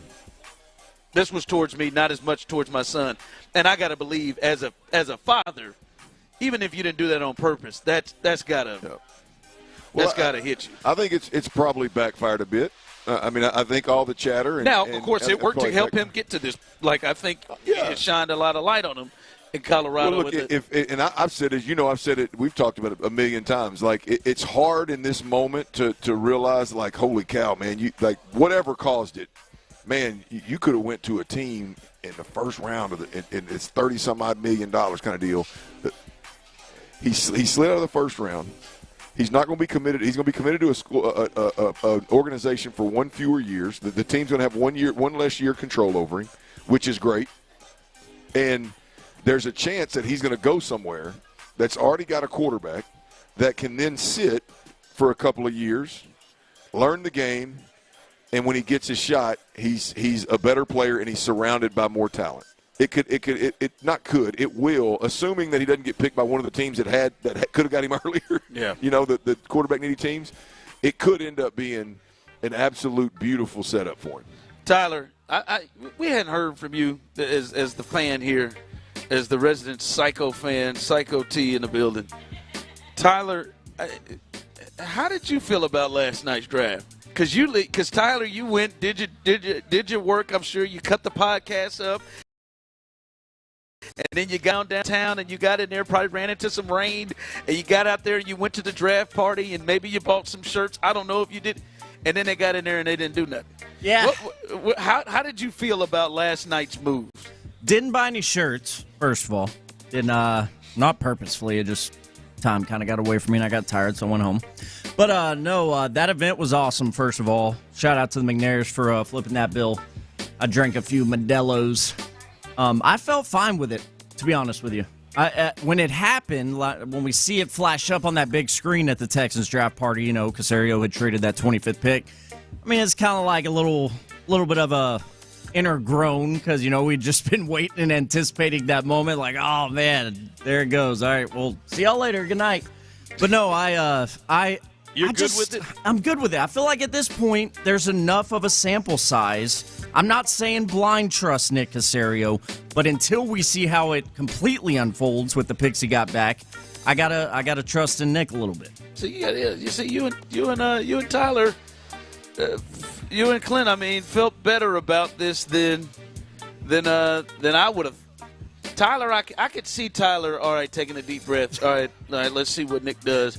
I didn't think you at all were going to be with the. Hey man, let's trade back. I was trying to calm Larry and Stafford's ass down. I bet Larry. Well, look, I'm gonna tell you, I bet Larry had a meltdown. If you were hell bent on one of two things, if you were hell bent, which I thought it was going to happen, but I wasn't hell bent on it. If you were hell bent on the Texans moving up in the draft, or if you were hell bent on the Texans, you were hot. And let me add number 3. And you went to that draft party, you were hot. Right now, so I understand where Larry would be mad because I know he was a wide receiver. I would imagine with the trade that happened before the draft, he thought that they were going to try to move up in the first round. And that Marcus Golden was so close. And he's right there. And he's a Houston guy too, not just a guy that Larry liked. He's actually a Houston guy. Oh boy, that really. And then being at that party and doing all that, even if it's just driving up there, and even if you're having a good time, you look up and you're like, wait, what the hell happened? There's no, there's what? We always got to go home, right? So, That's it? Yeah, I mean, I would imagine that. I'd imagine that there's a lot of people that are hot for that. But I mean, if you're a Texans fan, by now you could have simmered down a little bit and realized, like I said earlier, nobody was drafted after you that you were hell bent on the Texans picking anyway, and now they're sitting pretty in the second round. So we'll see what they do. Yeah. All right, coming up as we get going here, a little 5 o'clock fire. Again, if you're in the building and you have not filled out your name and put it in our raffle box, we have 2 more opportunities to win a $25 gift card to Academy Sports. We're going to do that as soon as as soon as I get done with this segment. And we have 1 more opportunity to win in the 5 o'clock hour. We will be doing that. Next, a little 5 o'clock fire. We'll get you ready as the Astros are going to a beautiful, beautiful city to take on the Kansas City Royals. Also, we'll get towards day 2 of the draft. We'll look at the big things that we need to look forward to as well, and an update, a major update in the Rockets-Warriors series. That's coming up next right here live on the drive. Go Coors Light. You know what I mean? If you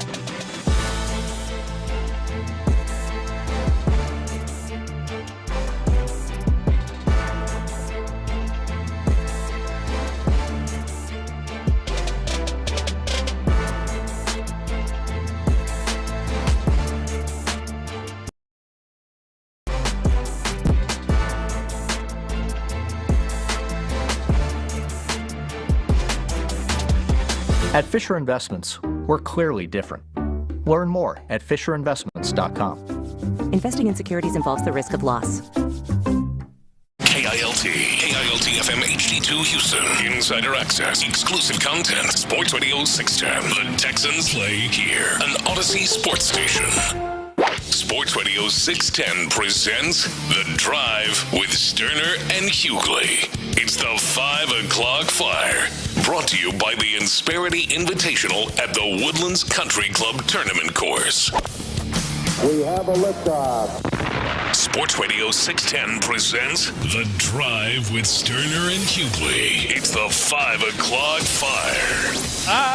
It is 5 o'clock. Congratulations. Hopefully you're off work. Luckily for you, Old Dirty Show and Psycho T, a.k.a. T-Mill, have the latest. And the latest is we are live, and we are on the fourth leg of our crawfish circuit, and we have arrived at Blue Water Seafood. Clap it up here, folks. Clap it up. We're having a good time out here. There we go. There we go. It's been a fun time. We'll still be out here until 6 o'clock. There are TVs everywhere. You can come and stop by and watch the Astros take on the Royals. We'll talk about that in a second. You can watch the NBA playoffs tonight. The Lakers and the T-Wolves, they get going. There are multiple games tonight. So this is a good place to come in and have some crawfish. By the way, you buy 4 and get 1 free with the crawfish. They do that every Tuesday as well, not to mention Mondays. They got a little oyster special that you don't want to miss. 3 locations. Any of the locations you go to, all of the specials apply. So come on out. Come and join us as we're here. We're at the location right off Highway 290. Make your way on out here and enjoy yourself with us, Clint. It's been a good time out here as always. It is 5 o'clock, and we do have a little 5 o'clock fire action. As I said, the Astros, they had a day off, and they are headed to Kansas City to play the Royals. And both teams are playing pretty well. Obviously, the Astros have won 6 of 7. They had a great homestand, exactly what they needed against the Padres and the Blue Jays, getting the day off. And then they'll take on the Royals, who've just won 4 in a row, sweeping their doubleheader they had yesterday in Kansas City. And Hayden Wisniewski gets the ball tonight, Clint, and here is the lineup. And and I wonder if Clint will be annoyed by this. But here's the lineup. Jose Altuve is in at second base, so let's have fun. And I can honestly get that a little bit, Clint, because that is the biggest outfield in Major League Baseball. I know how much you don't give a damn about that. But Jose Altuve is at second base. Jordan is the DH. Paredes is batting third and playing third. Pena stays in that cleanup spot, and he is bat fourth. Christian Walker, who has been getting hot here lately, he is there. Zach DeZenzo is in left field. He is getting some run. Again, He's nuts DeZenzo, baby. Let's go. There it is, Zach D's nuts DeZenzo. I like it, man. He was chomping at the bit to get that one in there. I am hoping. You over there stopping at Jeremy Payne and Christian Walker Tyler's going, come on, damn it, get to this. He didn't even play the panty dropper. He was focused. He missed the drop. I'm gonna lie to you. I'm gonna lie to you, Tyler. I've been waiting I'm hoping he's in the lineup when Lance starts. When Lance's first start. Don't worry, I'm ready for Zach. I am poised and ready for the lineups when it comes to Zach DeZenzo. Don't worry about that. Okay. Here's the interesting one, Clint. They're coming off the day off yesterday, and Victor Caratini is catching today. No Yainer Diaz. Victor Caratini is catching today, coming off a day off. Cam Smith is in right field. Jake Myers in center. So that's the lineup. They moved Jake back down. So, well, I tell you, Yainer better be careful. Yeah, I mean, look, the more you struggle, look, Vic has been big time clutch since he's been with the Astros, and he has swung it well, so much so to the point where they moved him, got him involved a lot more last year, and to get his bat in the lineup. And the better be careful part of this thing is, man, you don't have but a couple left-handed sticks in this lineup. Yeah. I mean, and I'm not this. I don't believe in the old school way of lefty righty, all that kind of crap. I mean, but when you look up and Yordan Alvarez is the only left-handed hitter you have, I mean, Vic's ability to switch it and get more run, and right now there's no more like Yainer Diaz being the DH is you got to shuffle the cards completely. Yainer Diaz playing first base right now. You got two options that are better than him, with Christian Walker and obviously Zach DeZenzo. I mean, you just the ability to pull Yainer and play him in a different position to get Caratini's bat in the lineup isn't there. So Yainer better. I mean, there's plenty of reason for a manager to say, "Hey, man, we got to go with Caratini a little bit more than we planned on." Man. Yainer can't give him the reason. Him not swinging the bat. But it's got to be a while, man. I agree. I mean, you know what I mean? Like he is, because Clint Tyler, tell me if I'm wrong, of like all of the young guys, he's got to be at the top of the list of being most promising. Like at the top of Yainer? Yeah. Oh, like, yeah. You know what I mean? Especially what he's shown. I mean, we've seen a guy that has hit with power, over 20 home runs a couple of years ago.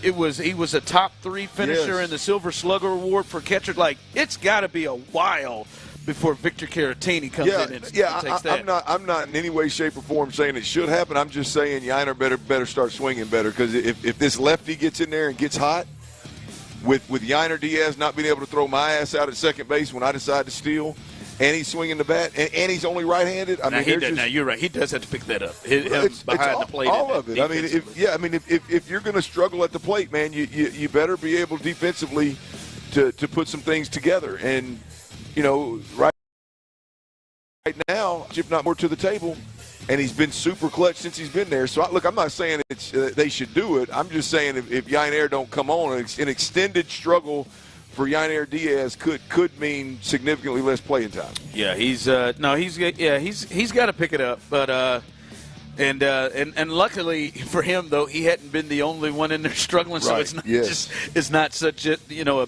big deal. But yeah, man, you start to look at it, man. He's been moving down the lineup. It's not a good sign if you're Yainer Diaz and Jake Myers is coming out and hitting ahead of you in the lineup. That's not what you want to do. Jake's hitting 5th, and you're in the lineup behind him, so that's not what you want to see.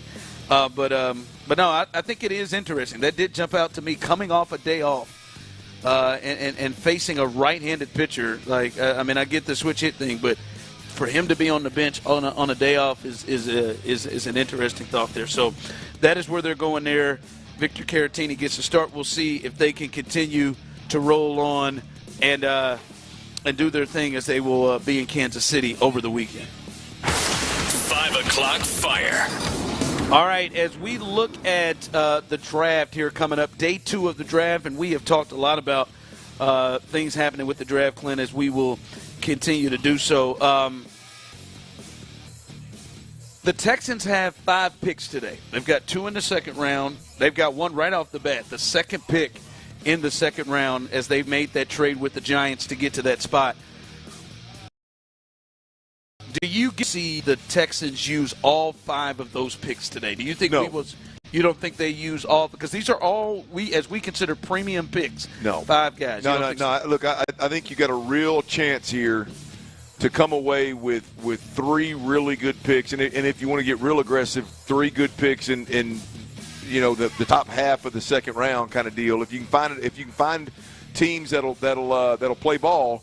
And let you move up, then they could end up with 3 better picks than we thought possible, even with the first round pick. So, depending on how aggressive they want to be, I'm in for being over aggressive now that you stockpiled all these picks.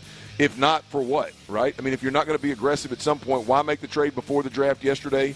Because we damn sure don't need 2 more 6th round picks and 7th round picks running around the damn training camp. I don't think they use all 5 of them. I think they move and shake and probably more than once. Yeah, because because that's first off, that's 5 players you got to pay, right? Yeah. And you got the contracts you got to come up with. But I think they use 34. I'll be surprised. We heard a report coming from Jordan Schultz of Fox Sports. We heard a report saying that the Texans were one of a few teams up at the top that are taking calls for people trying to trade up to get an edge rusher or wide receiver at 34. But I would be surprised if they did that. But I would imagine they use that 34th pick, and I think they pair their pick of some sorts, and maybe one of those three. They got 3 threes, one of those to get higher up. So I would say if you were watching the draft tonight and you're a Texans fan, stay plugged in.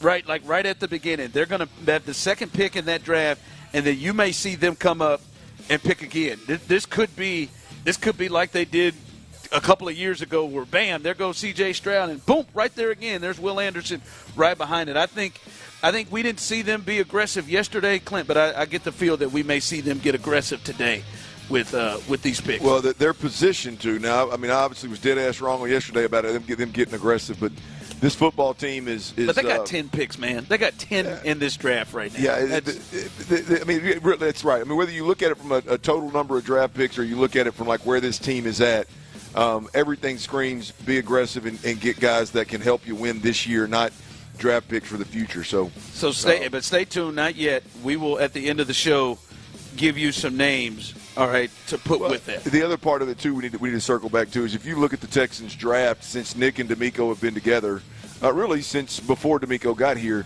boy, they have gotten some absolute game changers in the 2nd and 3rd round. Yeah. I mean, they've got some of your favorite players, some of your favorite Texans players, and the more productive guys have been in the 2nd and 3rd round. So, hold tight now. Yeah. All right. We'll keep it. Also, day 2, we talked about Shedeur earlier. Where do you get the sense he goes? First off, there's been talk dropped at the 2nd round. I think he'll go in the 2nd round. I think so. But where do you get a sense he potentially may go? Man, I don't know. I would like to think. I mean, the evaluator in me says if Cleveland doesn't take him, if he gets through Cleveland and New Orleans in the first 4 picks or 5 picks of the 2nd round, we got to start talking about what the hell's going on. I mean, how bad was he misevaluated, or what went on what did Dion literally say? What did he do in an interview? Because I think he's a 1st round talent. Now you got quarterback needy teams. From the coach's perspective, both of those places are. I think Kevin Stefanski's a really good offensive coach. I think New Orleans, for him and indoors and everything, the one to watch to me is somebody that we know has ties that absolutely loves him. The Raiders. Yeah. Tom Brady. Tom loved Shedeur Sanders. He absolutely thinks the world of Shedeur Sanders. Well, they got the 5th pick. Yeah, and the Browns got 1 and 4. The Raiders got 5. The Titans got 3. They've already taken their quarterback. The Texans have it. So it's the Browns twice, then the Raiders in this second round. So, I mean, New Orleans has got the 8th So pick. the Browns in this have round. 2 of them there. Yeah, the Browns have 2. The Raiders have 1, and everybody else. So you've got the Browns with 2. You got New Orleans with 1 in the top 8, and you've got the Raiders with the 5th pick in the top 8. So the top 8, those teams all have draft picks. Cleveland has 2. So those teams are going to have a shot at him. Yeah. So to me, I don't think he gets past the Raiders. The Raiders, I mean, they've got Geno, and they just gave him a contract, but that'd be a couple years, him to sit, which wouldn't be bad. Right there, sitting in Vegas, indoors out west. That wouldn't be a bad spot. Tom in the building for him to go to. I think, and Pete Carroll, somebody that Dion respects, and is a good coach, so that wouldn't be a bad landing spot. But yeah, I imagine he goes early there when you look at those teams. 5 o'clock fire. All right, Clint. Jimmy Butler. The Jimmy Butler update is we know he injured his what was called pelvis contusion in Game 2 after he was undercut by Amen Thompson and never returned to that game. And obviously the Rockets went on to tie that series up. This is coming from the Warriors.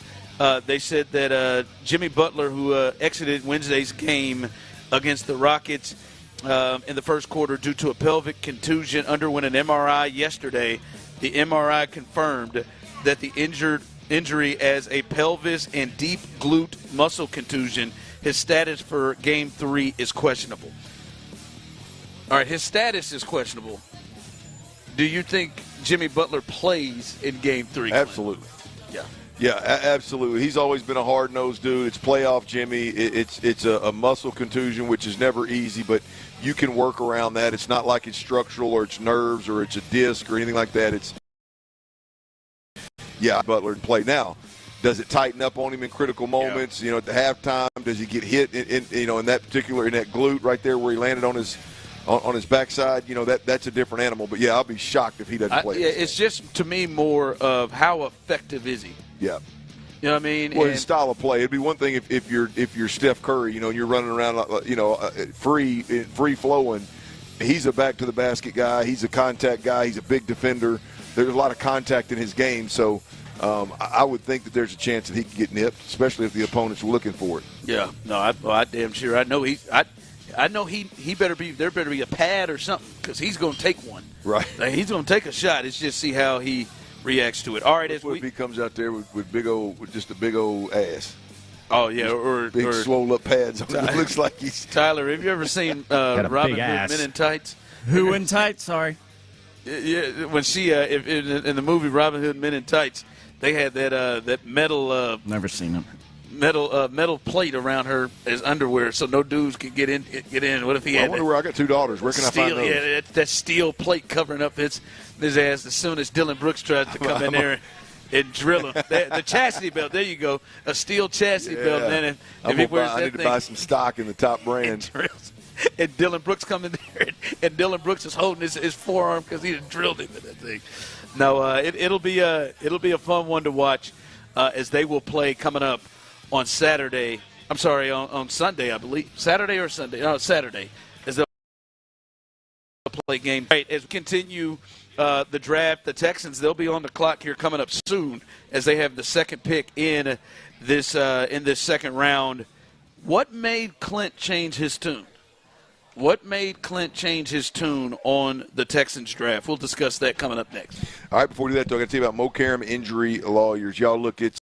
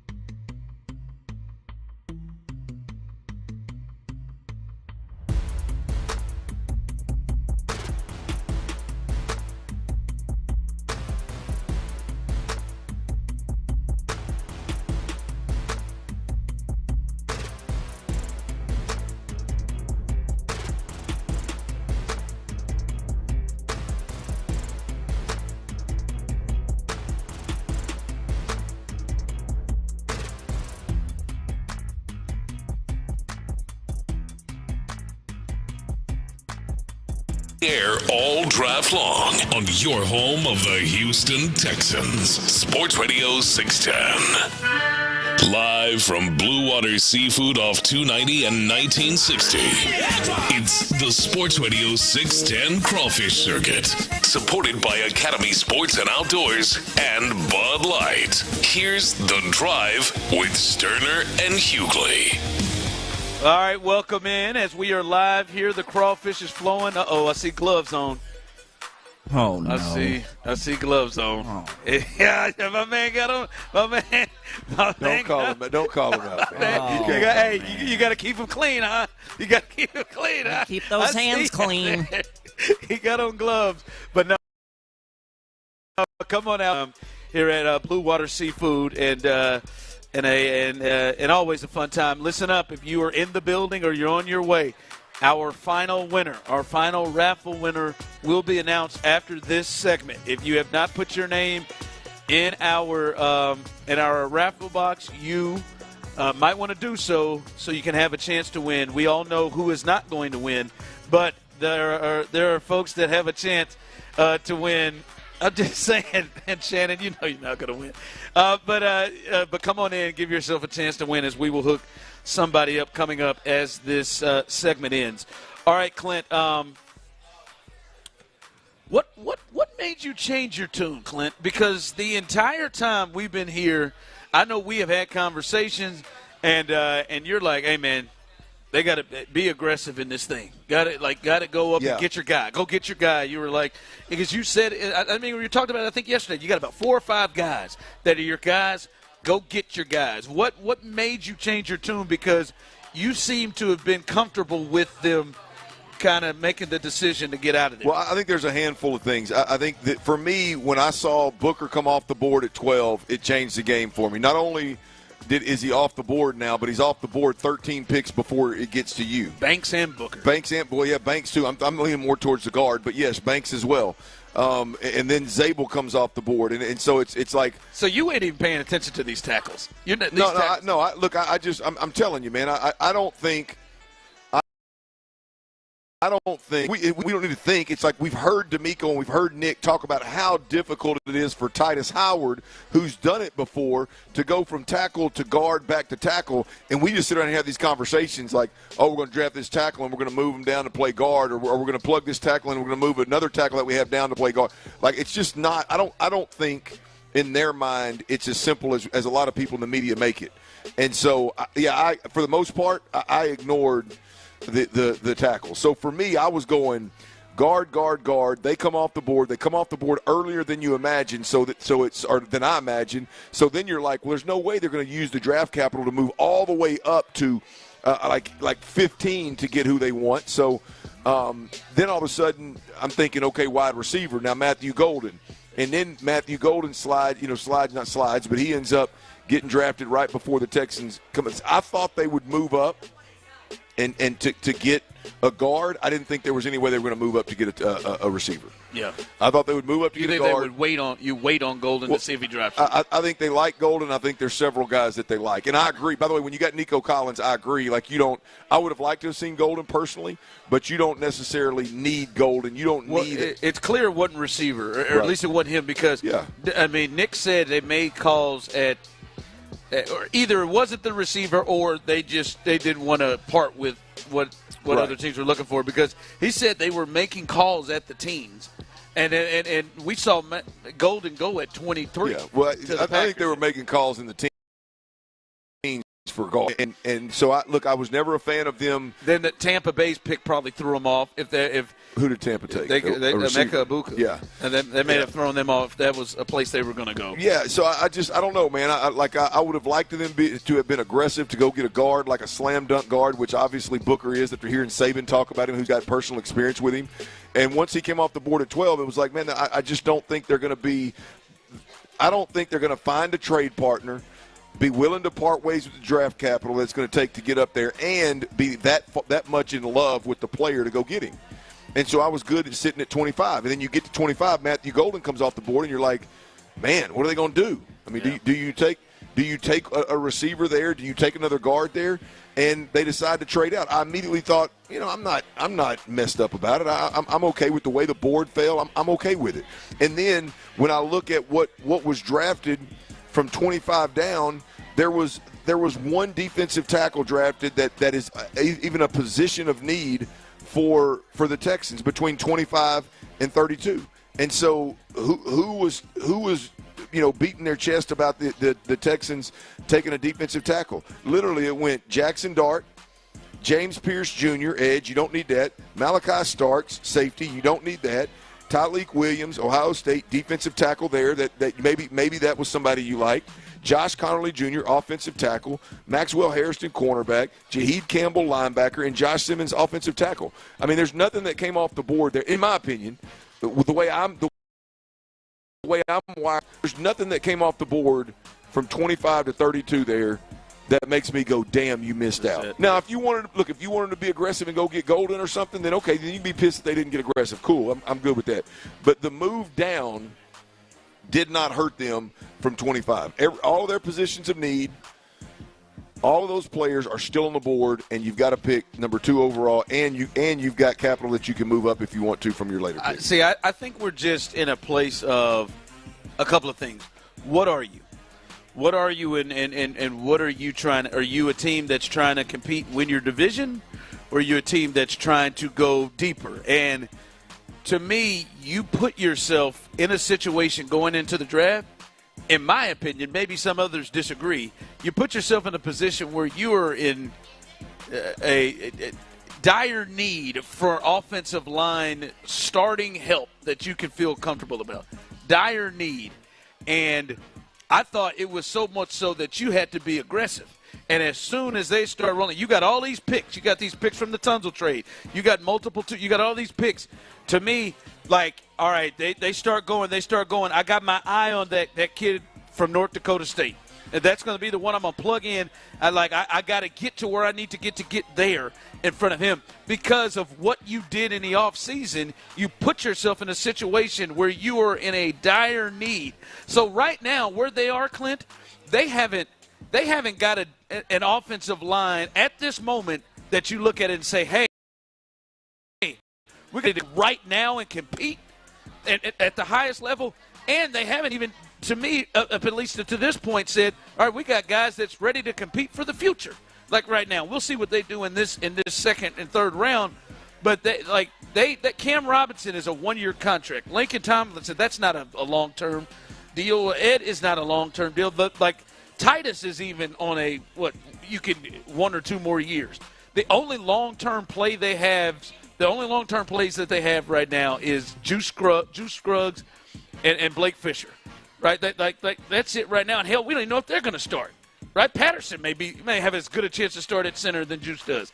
I just think where they put themselves going into the draft from an offensive line perspective, to me, felt like you were talking yesterday and the week leading into it, is they need to be aggressive.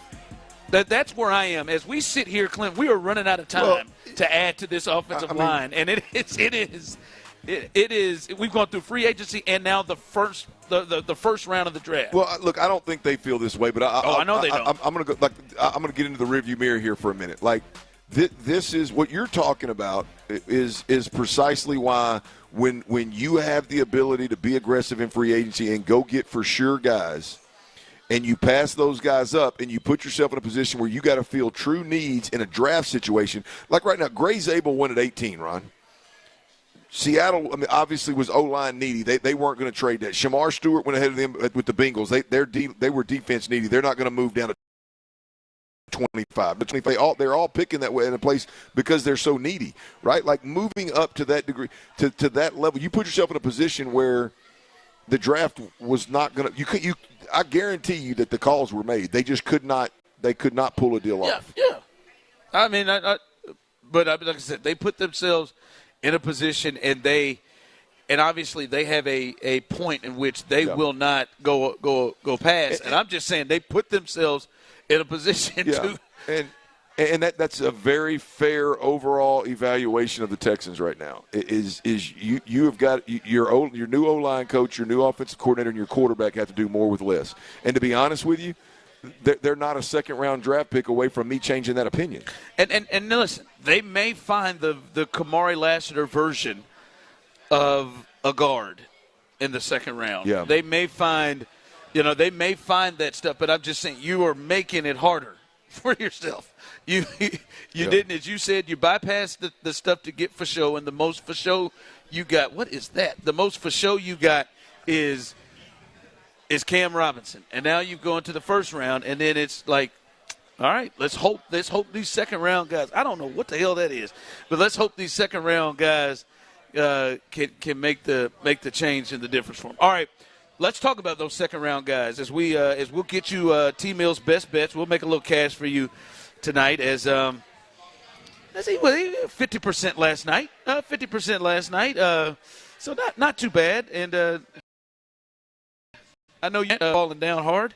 That he looked like he was well on his way, Tyler, to getting that 24.5 cleared for you until he got injured. So was not ideal. Yeah, it was not ideal. It was tough, but we'll make you some cash as best bets going into the weekend, and we will look at it. We will look at the guys that maybe we think they should go after with these second and third round picks. That's next. Cacerio seems to have a massive Italian brain. For the second straight year, the Texans ended the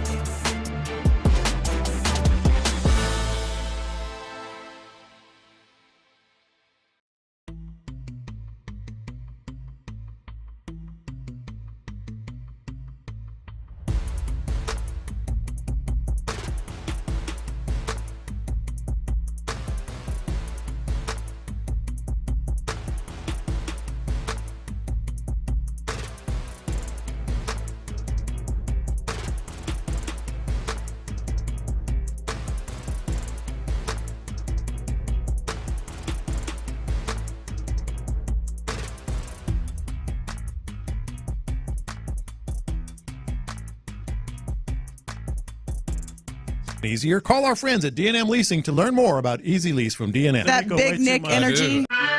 Live from Blue Water Seafood off 290 and 1960. It's the Sports Radio 610. And Crawled by Academy Sports and Outdoors and Budweiser. Here's The Drive with Stoerner and Hughley. All right, welcome back as we are live. Clap it up, folks. Clap it up. It's been a good time. Even my man, my man with the gloves. You ain't got to clap, man. Eat your crawfish. Eat your crawfish, man. You ain't got to clap. There you go. He's raising the roof on it, maybe.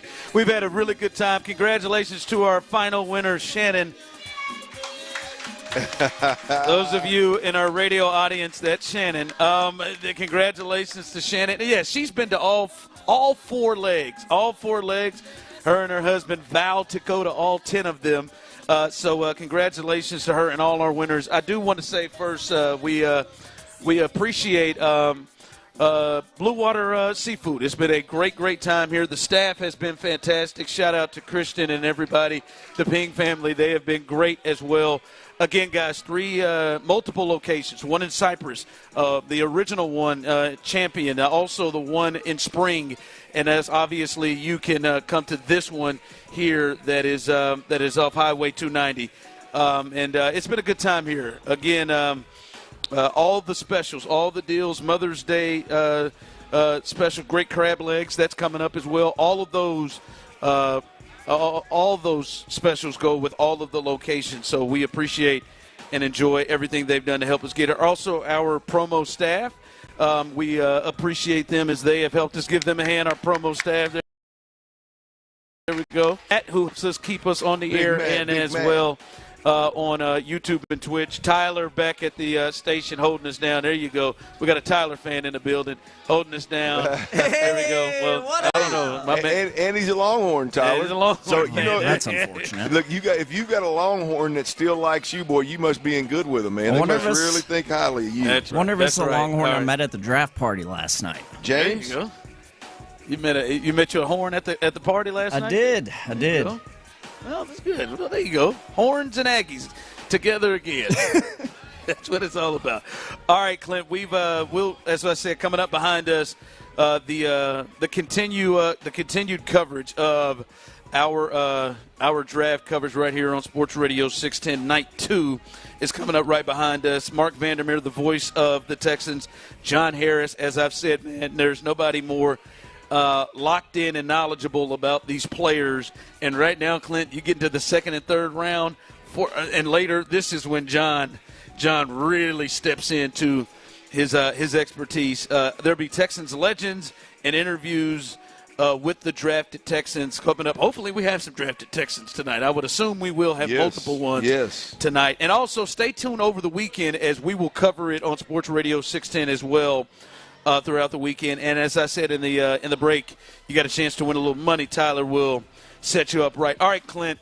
As we go in here, day 2, the draft is going to get started. I think that the Texans are probably going to pick here in the next. So, where do you see them going tonight? There are a lot of options, and they have a lot of picks and a lot of things they could do. They've got the pick at 34, which is the second pick coming out of the second round. They have another second-round pick and then 3 third-round picks.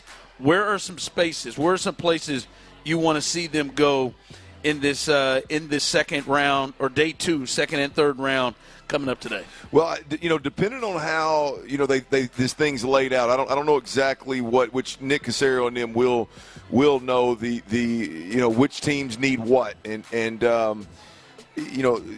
taking that into consideration, when I look at what's out there, the best available players. There's a couple of offensive linemen that I really like, but really the running backs and the wide receivers are ahead of them. But the offensive linemen, I'll go in this order. There's 2 of them. Both of them are from Georgia. There's a center, Jared Wilson. There's a guard, Tate Ratledge, and both of those guys. We talk about the guard, guards playing tackle. I don't buy into that. You got to be a special dude to play tackle and guard, right?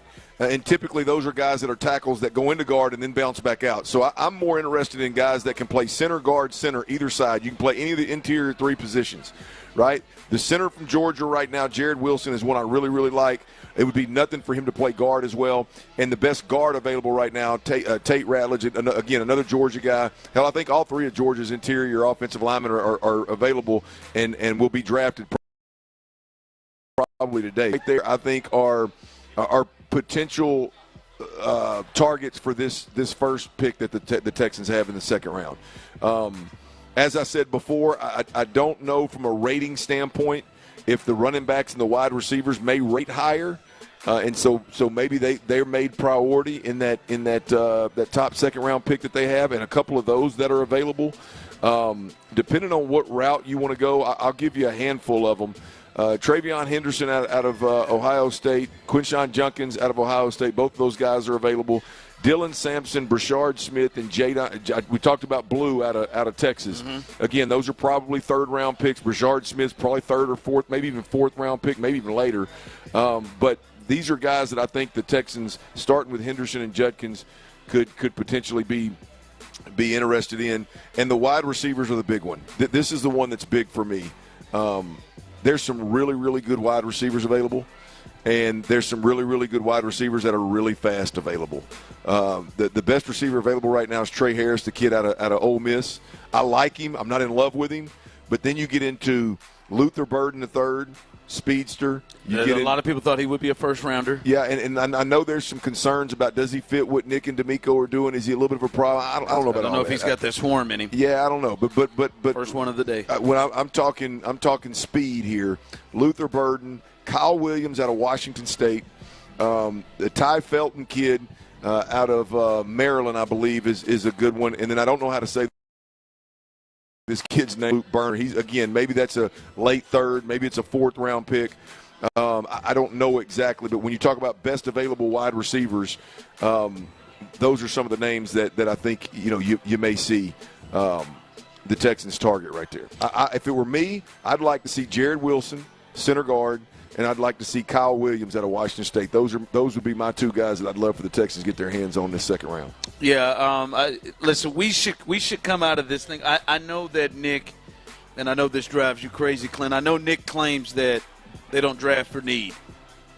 I'll be damned if we don't see them come out of this day with at least a wide receiver and an offensive lineman. They can spend it however they want to spend it. What do you think Nick did with 25?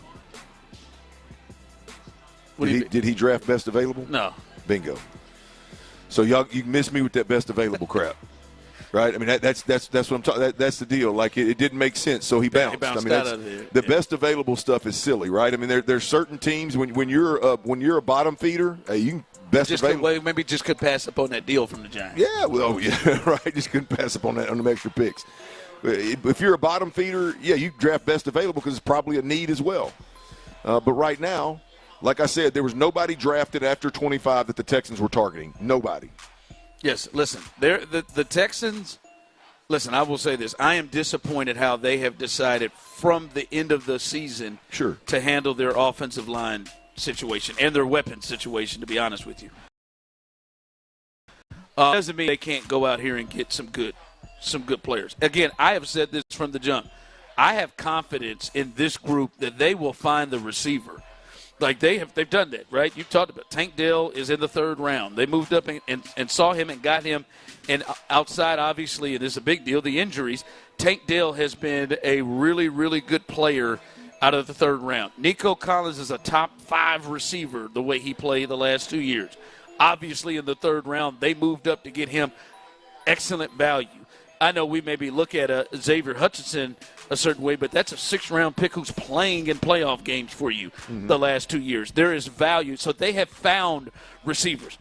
It's that offensive line, Jack. I don't like their history is Kenyon Green. Their history is Juice Scruggs. And they have had some struggles in that spot. To bring in like Shaq Mason was all right year 1, but wasn't great. The guy they had from Jacksonville before that, they have just not been able to hit that position as well as other positions in the draft. So they have a chance to go ahead and get some guys to be real contributors to this team. So that should be exciting to see that tonight. All right, Tyler, let us know what are the best bets for you tonight? What are T-Mill's best bets? How can you make the folks some money tonight? We're going to switch it up a little bit. Has not been the best week of best bets. Hadn't been the worst either, though. Yeah, but you finished strong, damn it. Yes, that's damn right, Ron. Going to finish strong. I got 5 baseball, and yes, the Astros are involved. Here are your 5 bets. If you miss any of them, you can go to my Twitter at @TMillRealDeal, where I post it daily. First off, I'm on the Reds money line. Cincinnati traveling to Colorado, taking on the Rockies. I got it at -115. Then I'm on the Twins -1 run as they host the Angels tonight.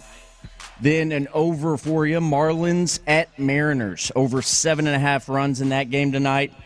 Last 2 right here are Astros related. I'm on the Astros team total over 3.5 runs. Hopefully those bats stay awake like we've been seeing. And then the big man, y'all know I do this one a lot. Made a lot of money on it last season. I'm sure we will again this year. Yordan Alvarez over 1.5 total.